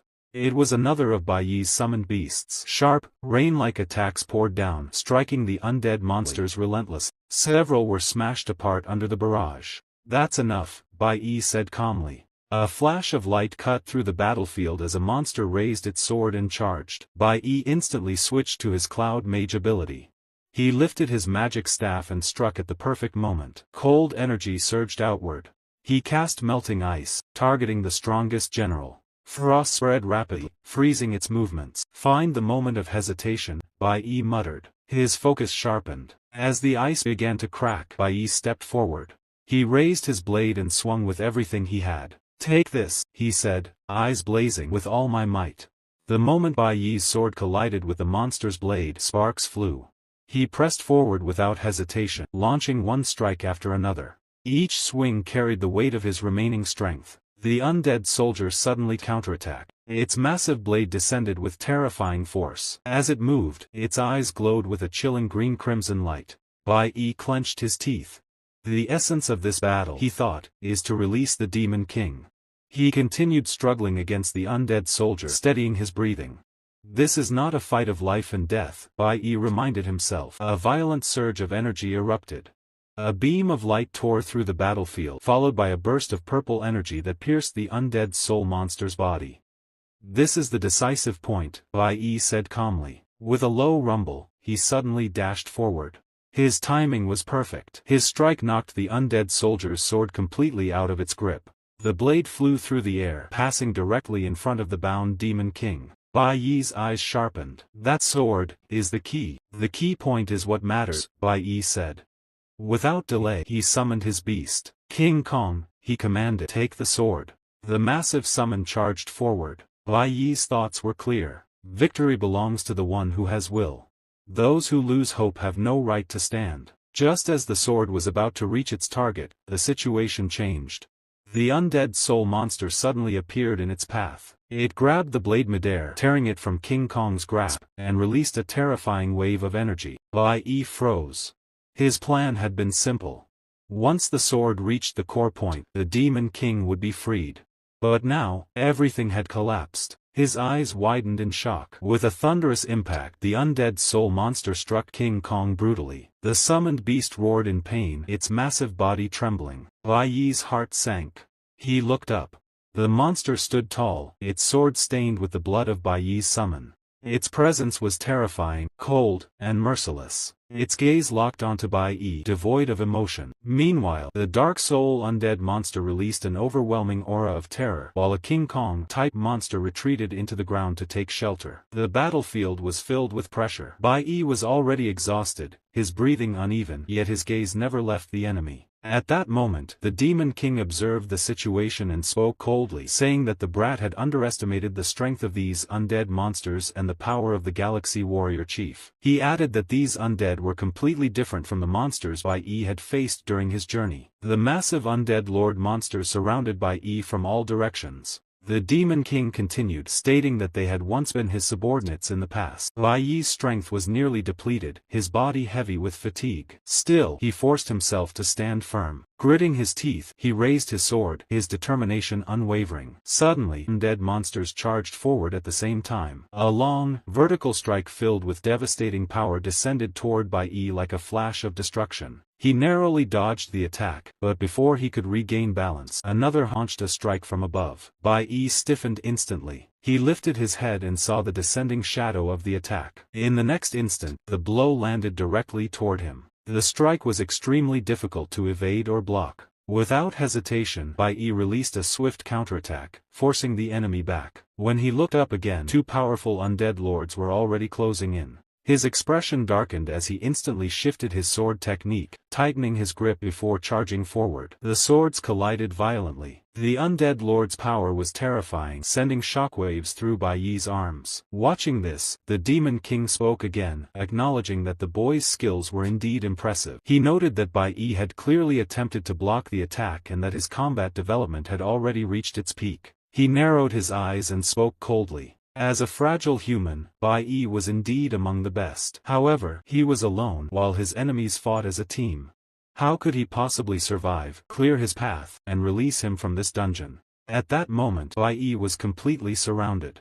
The undead monsters launched a coordinated assault, striking at him simultaneously. A furious blow crashed against his sword at close range. Bai Yi looked up at the approaching monster, blood dripping from his wounds, and spoke with resolve. I won't accept defeat. The Demon King watched silently, thinking that no matter how stubborn the brat was, he stood no chance against a team of undead lords. Bai Yi was heavily injured. He gritted his teeth, narrowed his eyes, and said in a low voice that he once had a team as well. His thoughts drifted back to the God Union headquarters. Back then, Bai Yi had stood inside the hall and stated that he neither wanted nor needed a team. Sitting calmly in front of him was his master. Bai Yi explained that he was not used to coordinating attacks with other disciples. His master held a cigarette between his fingers and replied that he understood, but Bai Yi believed himself to be the best and looked down on others for slowing him down. Bai Yi froze and quickly denied it, saying that was not his intention. He admitted that he simply was not good at interacting with other disciples. His master dismissed the excuse, saying it was nonsense. With a faint smile, he added that they all got along quite well, didn't they? Bai Yi replied that it was only because he was his master. His master shook his head and told him to stop overthinking and to lead his team into the dungeon. Bai Yi protested again, saying that the team members were all handpicked. His master responded that he should have made friends by now. As Bai Yi recalled walking alongside his teammates into that dungeon, he remembered thinking that their different personalities and backgrounds would make cooperation difficult. Yet, he never imagined that they would end up fighting side by side for so many years. His consciousness returned to the present battlefield. Bai Yi said while closed his eyes he had never truly been alone. In the next instant, he opened them again, his gaze sharp and unwavering. From the day he returned, he was no longer alone. In the next instant, Bai Yi released a surge of dark purple energy that enveloped his entire body. He lifted his head, his expression tense and cold, and spoke in a low voice, saying that he carried their hatred with him at all times. He immediately activated his Galaxy Mage ability. His eyes snapped open as purple star-like energy flickered within them, shining like distant constellations. A terrifying pressure erupted outward, causing the surrounding undead monsters to tremble uncontrollably. As Bai Yi fully released his power, the aura of the Galaxy Mage spread across the battlefield. The surrounding terrain distorted under the pressure, and the undead monsters were completely suppressed, their bodies shaking as they struggled to withstand the overwhelming force. The energy on the ground surged violently as Bai Yi clenched his fist, releasing his ability in one decisive burst. Sharp spikes erupted from the earth, rumbling as they shot upward. One Lord-level monster was instantly trapped within the spikes, its movements completely sealed. Standing alone before the Chief Lord monster, Bai Yi remained calm. "I'm already familiar with all kinds of abilities," he said coldly. His gaze sharpened as he lunged forward without hesitation. The Chief Lord monster roared and raised its sword, purple energy flooding the blade as it aimed to kill Bai Yi in a single strike. A flash of blood appeared in the next moment. The long sword pierced straight through Bai Yi's chest. Blood poured from his body as the monster stood unharmed. Bai Yi coughed violently, pain tearing through him. "A B-rank lord, that full power strike was truly ruthless," he muttered. "The pain is overwhelming." Yet in the very next instant, Bai Yi grabbed the monster's wrist. The Chief Lord monster froze, confused by the sudden action. "You can only break ice by using your weapon," Bai Yi said calmly. In one swift motion, he switched his class to Cloud Mage. Frost spread instantly, freezing the monster's arm solid. "But now," Bai Yi continued, his voice steady, "you can't swing it." He raised his hand. "Unleash the full power of the elemental world." Cold surged outward. Ice rapidly encased the Chief Lord monster. A notification appeared. Forest Domain, Forced World, Cloud Mage LV.2 activated. All elemental power concentrated. Target frozen successfully. Control effectiveness greatly increased. The monster glared at Bai Yi, its eyes filled with hatred. "You bastard!" Before it could finish, its body was completely sealed in ice. From a distance, the Demon King stared in disbelief. That guy. First, Bai Yi had used Galaxy Mage skills to scatter the minions, forcing them into isolated battles. Then, he used himself as bait, deliberately allowing the enemy's weapon to strike a non-lethal area. At the decisive moment, he restrained the opponent, preventing the use of the weapon, switched classes, and froze them completely. The Demon King's expression darkened. What terrifying judgment, and what a genius. The frozen sword remained lodged in Bai Yi's chest, ice spreading along the blade, yet he did not flinch. He slowly raised his hand, his eyes unwavering. The Demon King spoke quietly. "There's only one person on that battlefield, yet he fights like an entire team by himself." The monument remained standing, unmoving, even as Bai Yi stayed upright with a long sword piercing through his chest. A system notification appeared. Skill, Severing Surveillance. All accumulated power will be released at once. Effect, can sever any target regardless of defense. Warning, user will enter a severe fatigue state after activation. Skill evolution detected, nuclear-type holy warrior skill evolving toward Pure Land. Bai Yi lifted his gaze toward the monster. In the next moment, he reached up and pulled the sword from his chest. The blade was long and heavy. Blood burst out as it was drawn free, soaking his body. Bai Yi did not hesitate. He endured the hellish pain, his teeth clenched tightly. "Sorry for making you wait so long," he said hoarsely. Gripping the sword, Bai Yi's eyes sharpened. "The key is right here." He raised the blade high. That sword was the key binding the Demon King. With every last bit of unslashed power remaining in his body, Bai Yi hurled the sword forward. It shot through the air at terrifying speed, aimed directly at the core point. The chamber shook violently. The sword struck. A deafening rumble followed as the seal shattered. The chains binding the Demon King cracked apart. "Stop, don't do this," the Demon Lord roared. The icy barrier shattered completely. Dark energy exploded outward as the seal fully unlocked. The ground trembled, and an overwhelming aura flooded the area. The Demon King slowly lifted his head. His eyes glowed a sharp, eerie purple as he stared at Bai Yi. The chains around his body fell away, broken. He was completely free. "You actually did it," the Demon King said. A slow smirk spread across his face. At that moment, Bai Yi was already severely injured. He forced himself to remain standing and spoke with difficulty. "You said, any condition." He lifted his head and looked at the Demon King. "They all promised me." Before he could say anything further, the Chief Lord Monster suddenly rushed forward and grabbed Bai Yi tightly by the neck. Its grip was suffocating. Bai Yi's breath was instantly cut off. At the same time, the frozen monsters that Bai Yi had sealed earlier broke free as the restraints collapsed. Ice shattered across the battlefield. Another monster appeared behind Bai Yi. Pain flashed through his eyes, yet he still forced himself to look toward the Demon King. "Now it's your turn to keep your promise," Bai Yi said hoarsely. "Eliminate the entire legion, immediately." The Demon King, now completely free of the chains, was surrounded by surging energy. He smiled faintly. "You don't need to tell me," he said calmly. "I was going to do it anyway." In the next instant, strange markings appeared across his body.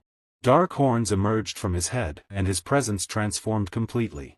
He now looked like a true king of demons, terrifying and absolute, his aura cold and overwhelming like a god of destruction. "I will not forgive any traitor," he said coldly. Golden energy erupted from his body. The surrounding lord-level monsters froze in fear. One chief lord was still gripping Bai Yi's neck. The Demon King's eyes turned icy. Purple thunder burst forth. In a single millisecond, his figure vanished. He reappeared beside one monster and threw a single punch. Thunder exploded from his fist, shredding the monster instantly. Without pause, he moved again. One by one, the lord-level monsters were erased. With only one hand, he slaughtered them all in an instant, thunder tearing through the battlefield. He then turned his gaze toward the chief lord monster holding Bai Yi. The Demon King dashed forward. He grabbed the monster's arm. Purple thunder surged, and with a single motion, the arm was torn off completely. The Chief Lord monster screamed as it was thrown backward, blood spraying across the ground. The remaining Lord-level monsters charged in desperation. The Demon King did not even turn his head. "It seems you still haven't realized it," he said coldly, golden thunder filling his eyes. "Who the true lord of this place is." A massive axe crashed down toward him. Purple thunder exploded. The Demon King vanished. In the next instant, he appeared behind the attacker, grabbed the monster by the head, and crushed it in his hand. Golden light flared. The killing intent was brutal and absolute. The monster's body burned away and shattered into countless fragments. Only a fragment of its skull remained, which soon turned to ash in the Demon King's grip. He crushed the remnants and spoke quietly. "I was wrong about how serious my mistake truly was." He lifted his head as the remaining Lord monsters charged toward him once more. The Demon King's gaze pierced through the battlefield, cold and merciless. In the next instant, thunder exploded from his body. A shocking surge of lightning energy swept forward, crashing into the undead Lord monsters. One after another, their bodies were torn apart, bones and dark mist scattering as they were completely destroyed under the overwhelming power. He did not stop. Thunder roared endlessly as the Demon King advanced, moving like a relentless killing machine. His claws flashed through the air, each swing precise and brutal, instantly ripping apart any undead monster that dared stand in his path. As he slaughtered them, his voice rang out, cold and domineering, declaring that this land had always been their home. Behind him, Bai Yi sat on the ground beside his summoned creature. His face was pale, his body injured, yet his eyes were wide with shock and disbelief. He stared at the Demon King's terrifying strength, unable to hide his awe. While watching the battle unfold, Bai Yi silently circulated his power, focusing on recovering his injuries as quickly as possible. The Demon King continued forward without pause. Dead soul monsters fell one after another, reduced to nothing beneath thunder and claw. Without even turning his head, he spoke again, condemning those self-proclaimed righteous beings who had invaded and seized their land under the banner of justice. With a sudden motion, he seized an undead monster by the neck. There was a dull crack as he crushed it instantly, the body collapsing lifelessly to the ground. His voice remained icy as he stated that they had never shown restraint. Each attack he unleashed carried devastating force, thunder ravaging the battlefield as monsters were erased. He declared that every one of them had chosen betrayal. His gaze then locked onto the remaining Lord Monster. Fury burned within his eyes. His voice deepened as he spoke of the past, how these creatures had once been his servants, sworn to him alone, yet had betrayed their master to serve the descendants of the gods. The air trembled as his anger surged. Sharp thunder erupted once more as he confronted the dead soul chief directly, asking whether serving others had truly made them happier than remaining his subordinate. Facing him, the soul monster's massive body trembled uncontrollably. Its voice shook as it replied that everything it had done was for survival, that it had been forced into its choices, that there had been no other path left to it. The Demon King's eyes grew even colder. He replied that survival was no excuse. In the next instant, he unleashed a devastating vertical slash. Thunder split the air, and the battlefield shook violently. He declared that betrayal could never be justified. The soul monster's eyes dimmed as its body was split cleanly into two. Dark blood sprayed across the ground as it collapsed, its life rapidly fading. With its final strength, it begged weakly, calling out to its master, asking only to be killed instantly. The Demon King glared down at it. His expression was terrifying, filled with boundless cold fury. He spoke slowly, asking whether those who betrayed him truly believed they could die so easily. His voice echoed across the battlefield like rolling thunder. He raised his palm. Violent thunder energy condensed within it, twisting and roaring as if alive. The remaining undead Lord Monster let out a scream of agony as the pressure crushed down upon it. A violent thunder strike descended from above, slamming into its body. The Demon King's expression darkened further as he declared that betrayers deserved suffering far worse than death. The thunder strike fell again. The monster screamed in despair as its body was torn apart in the most brutal manner. Flesh and bone were shredded mercilessly. The Demon King stated coldly that their bodies would be ripped apart piece by piece until not a single drop of blood remained. The undead Lord Monster was drenched in blood, coughing violently as it struggled to cling to life, its screams growing weaker with each passing second. Suddenly, a sharp flash of light cut through the battlefield. A clean, decisive strike passed through the Lord Monster's body. Bai Yi had acted. With a single blow, he ended the monster's life. At that same moment, Bai Yi felt a powerful surge of energy flood through his body. Strength poured into him as he gained 100,000 experience points and obtained a level 5 body soul item. But before he could react, an overwhelming pressure descended from above. The Demon King's fury erupted. His aura exploded outward as he sharply turned his gaze toward Bai Yi. His voice was freezing as he demanded to know how Bai Yi dared interrupt his execution. Without hesitation, Bai Yi dropped to one knee. The Demon King asked coldly who Bai Yi thought he was. Bai Yi's body stiffened under the crushing pressure. Slowly, he lifted his head and looked up at the Demon King, his heart pounding violently in his chest. The scene began with fragments of shattered memories, drifting like broken glass through Bai Yi's mind. He stood before a demon whose presence alone felt like a mountain pressing down on his soul. The oppressive aura distorted the air, making it difficult to breathe. The demon's lips curved upward, forming a calm yet arrogant smile. "Help me find the other 6. Bai Yi's body stiffened instantly. His pupils shrank as he stared at the demon, disbelief flashing across his face. 6 others? He asked, his voice tight. "What are you talking about?" The demon fell silent for a moment, as if weighing his words. Then he let out a low chuckle, the sound echoing with unmistakable confidence. "The 6th Demon King," he said slowly. "They are all my followers. Each one is the strongest existence under my command." Those words struck Bai Yi like a heavy blow. His heart sank as an indescribable pressure spread through his chest. The demon stepped closer, his shadow swallowing Bai Yi whole. "When the time comes," he continued, "your heart will sense them on its own." He leaned forward until his face was only inches away. His smile deepened, filled with mockery and malice. "They hate the gods just as much as you do. Your goals are the same. When the moment arrives, the Demon Kings will definitely lend you their strength." The demon suddenly laughed, his voice sharp and filled with ridicule. "Just imagine it," he said.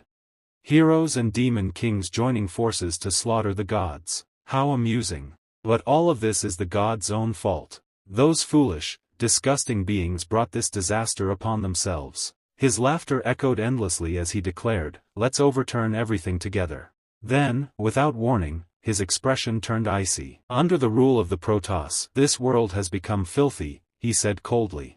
"You will be the one to cleanse it. Slay those bastard gods with your own hands." Reality snapped back in an instant. Bai Yi's blade flashed. The Soul Lord monster was sliced apart as if it were nothing more than fragile paper. The massive body collapsed, dissolving into fragments of energy. A cold sneer appeared on Bai Yi's face. At the same time, an overwhelming surge of power flooded his body. His veins burned as energy rushed through him. 100,000 experience points acquired. His level soared rapidly, breaking through one limit after another.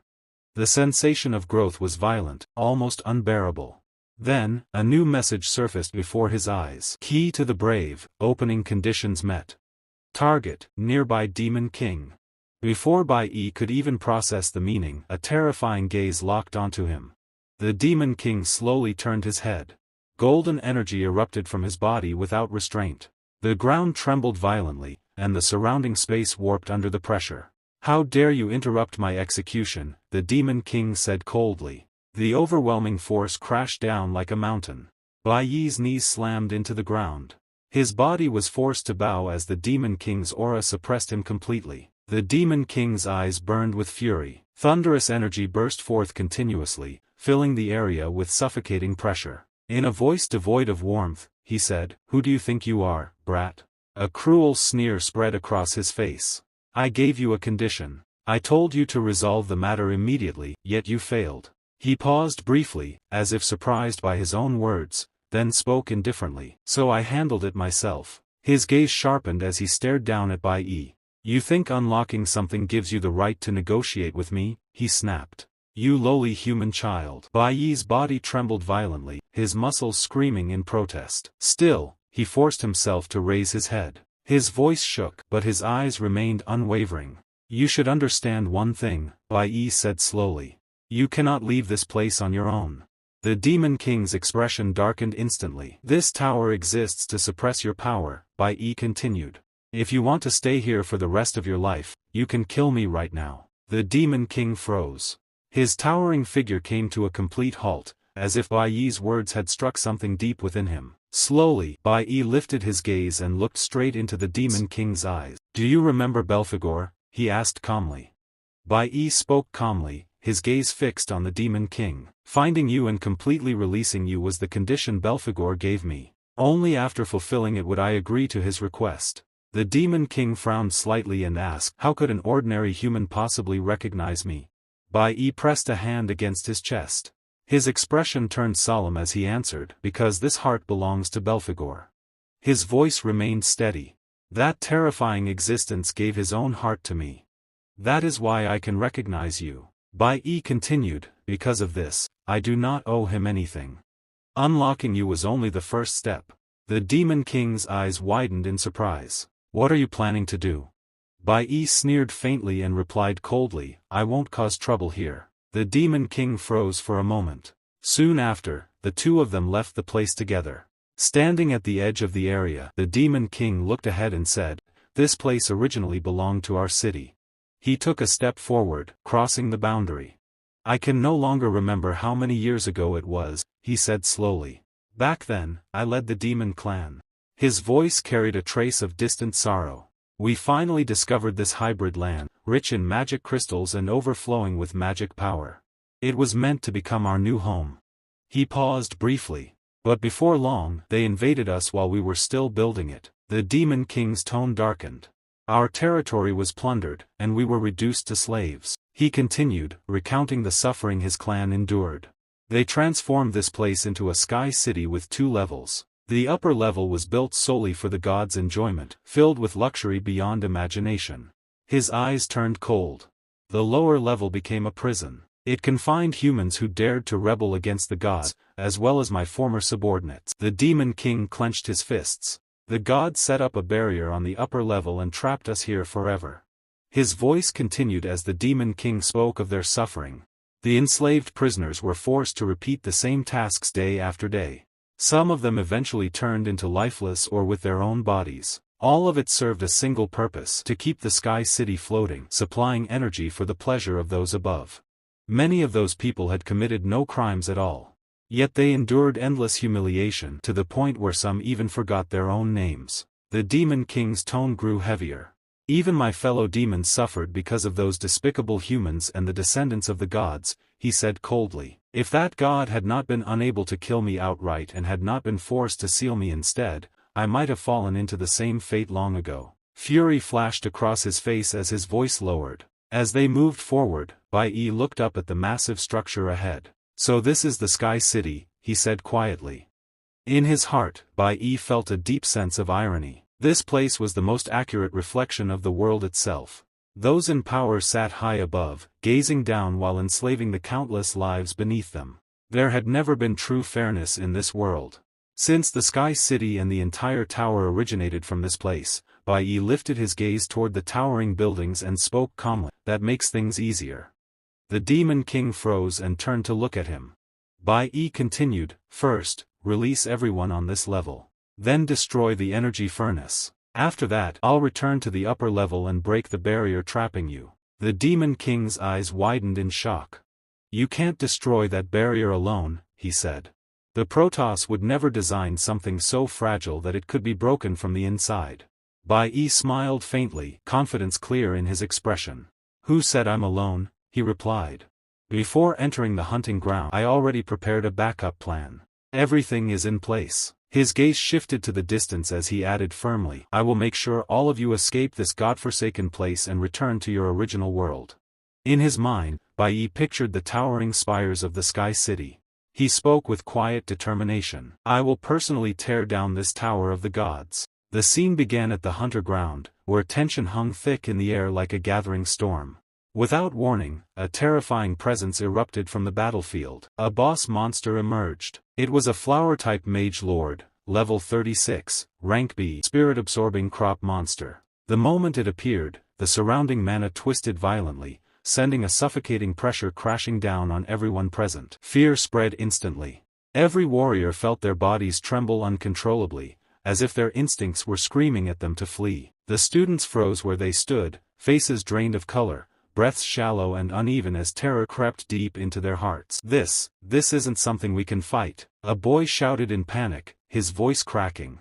He stared at the monster with wide, trembling eyes, his hands shaking so badly he nearly dropped his weapon. He cried that even if everyone joined forces, defeating such a monster was impossible. The gap in power was overwhelming. There would never be enough time, never enough strength. At that realization, the desire to escape surged through the group like wildfire. Another boy lifted his head in disbelief, his face twisted with despair. The orange-haired boy, someone who had been standing beside them moments ago, had been crushed instantly, without even a chance to resist. Staring at his leader's lifeless body, the boy muttered weakly that defeating a rank B boss monster was absolutely impossible. Behind them, several hunters turned and ran.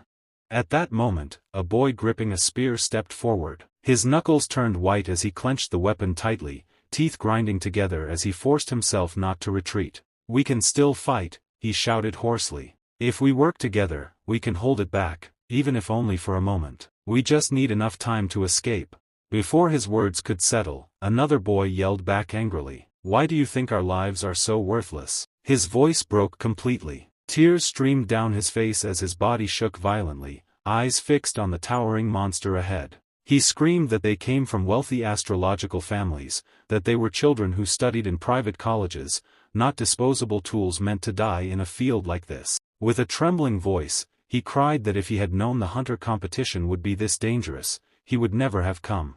To him, stepping into this place meant only one thing: death. At the same time, the boss monster released a strange, distorted breath. An unnatural force surged outward. The orange-haired boy's remaining energy was forcibly ripped from his body, drawn out like smoke being sucked into a void. His corpse convulsed once before going still as the flower-type mage lord absorbed it completely. In a single motion, the monster swallowed the energy whole. Seeing this, a boy stared upward in horror, his blood running cold. He whispered that something was wrong. Terribly wrong. That monster was not normal. He mocked the others for staying behind, calling them idiots trying to fight over monster meat. He yelled that unlike them, he was leaving immediately. As he fled, he cursed loudly, complaining that spending so much money just to participate in such a ridiculous competition was nothing but reckless madness. Behind him, the boy holding the spear clenched his jaw. For money, he muttered coldly.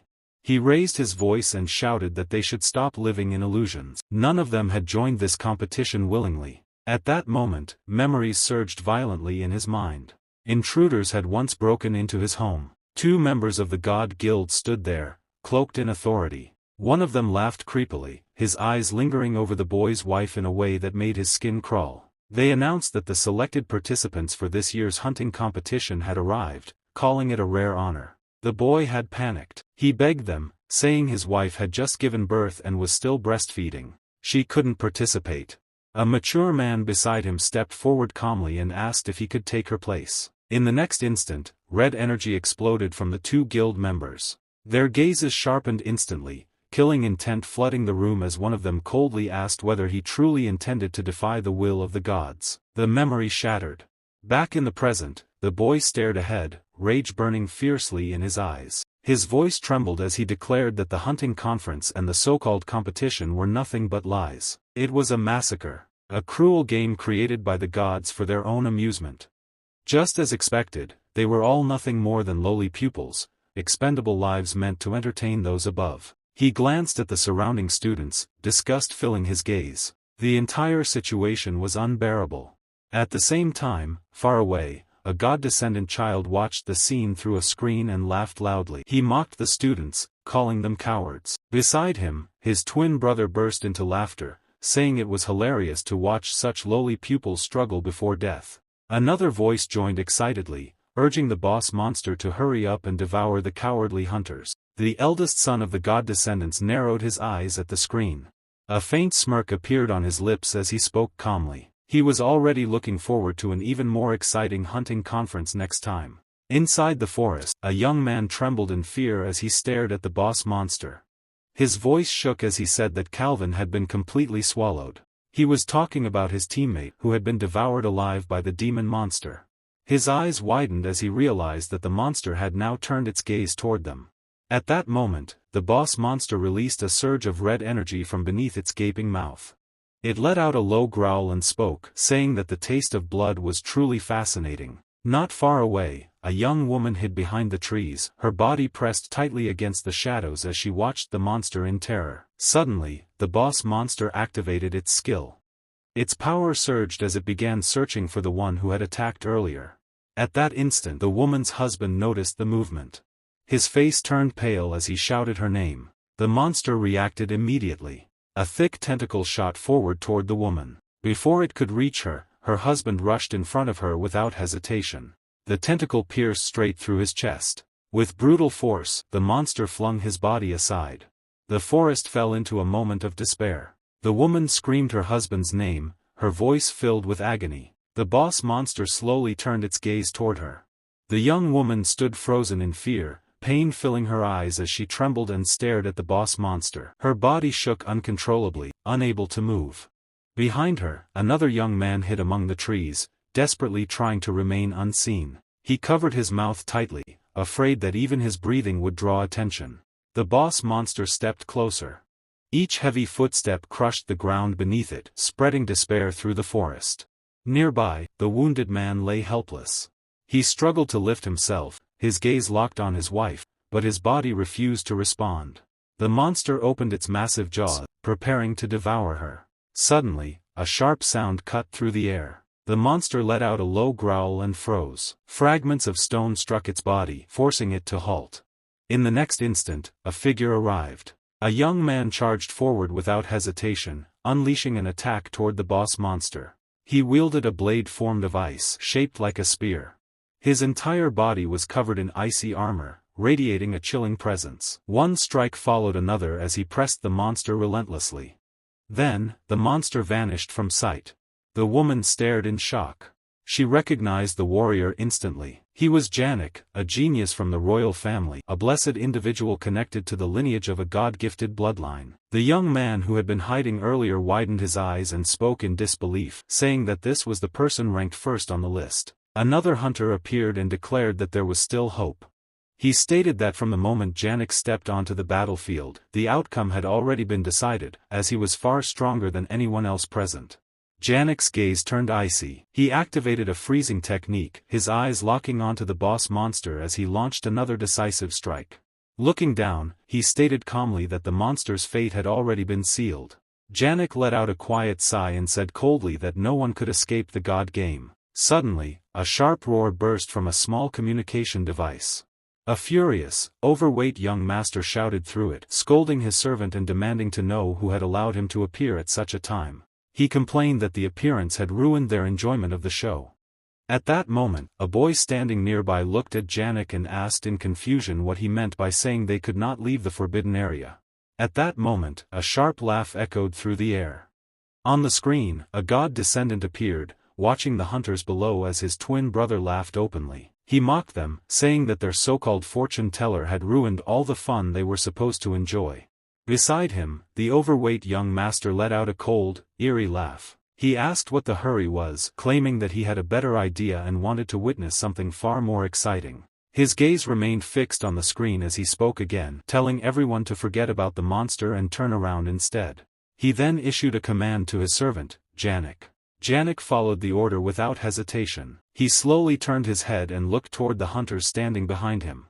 The fat young master continued, his voice filled with malicious amusement. He asked, in front of everyone, whether Janek truly intended to kill that woman. At that instant, the young woman froze completely. Shock filled her eyes as she looked at Janek, unable to move.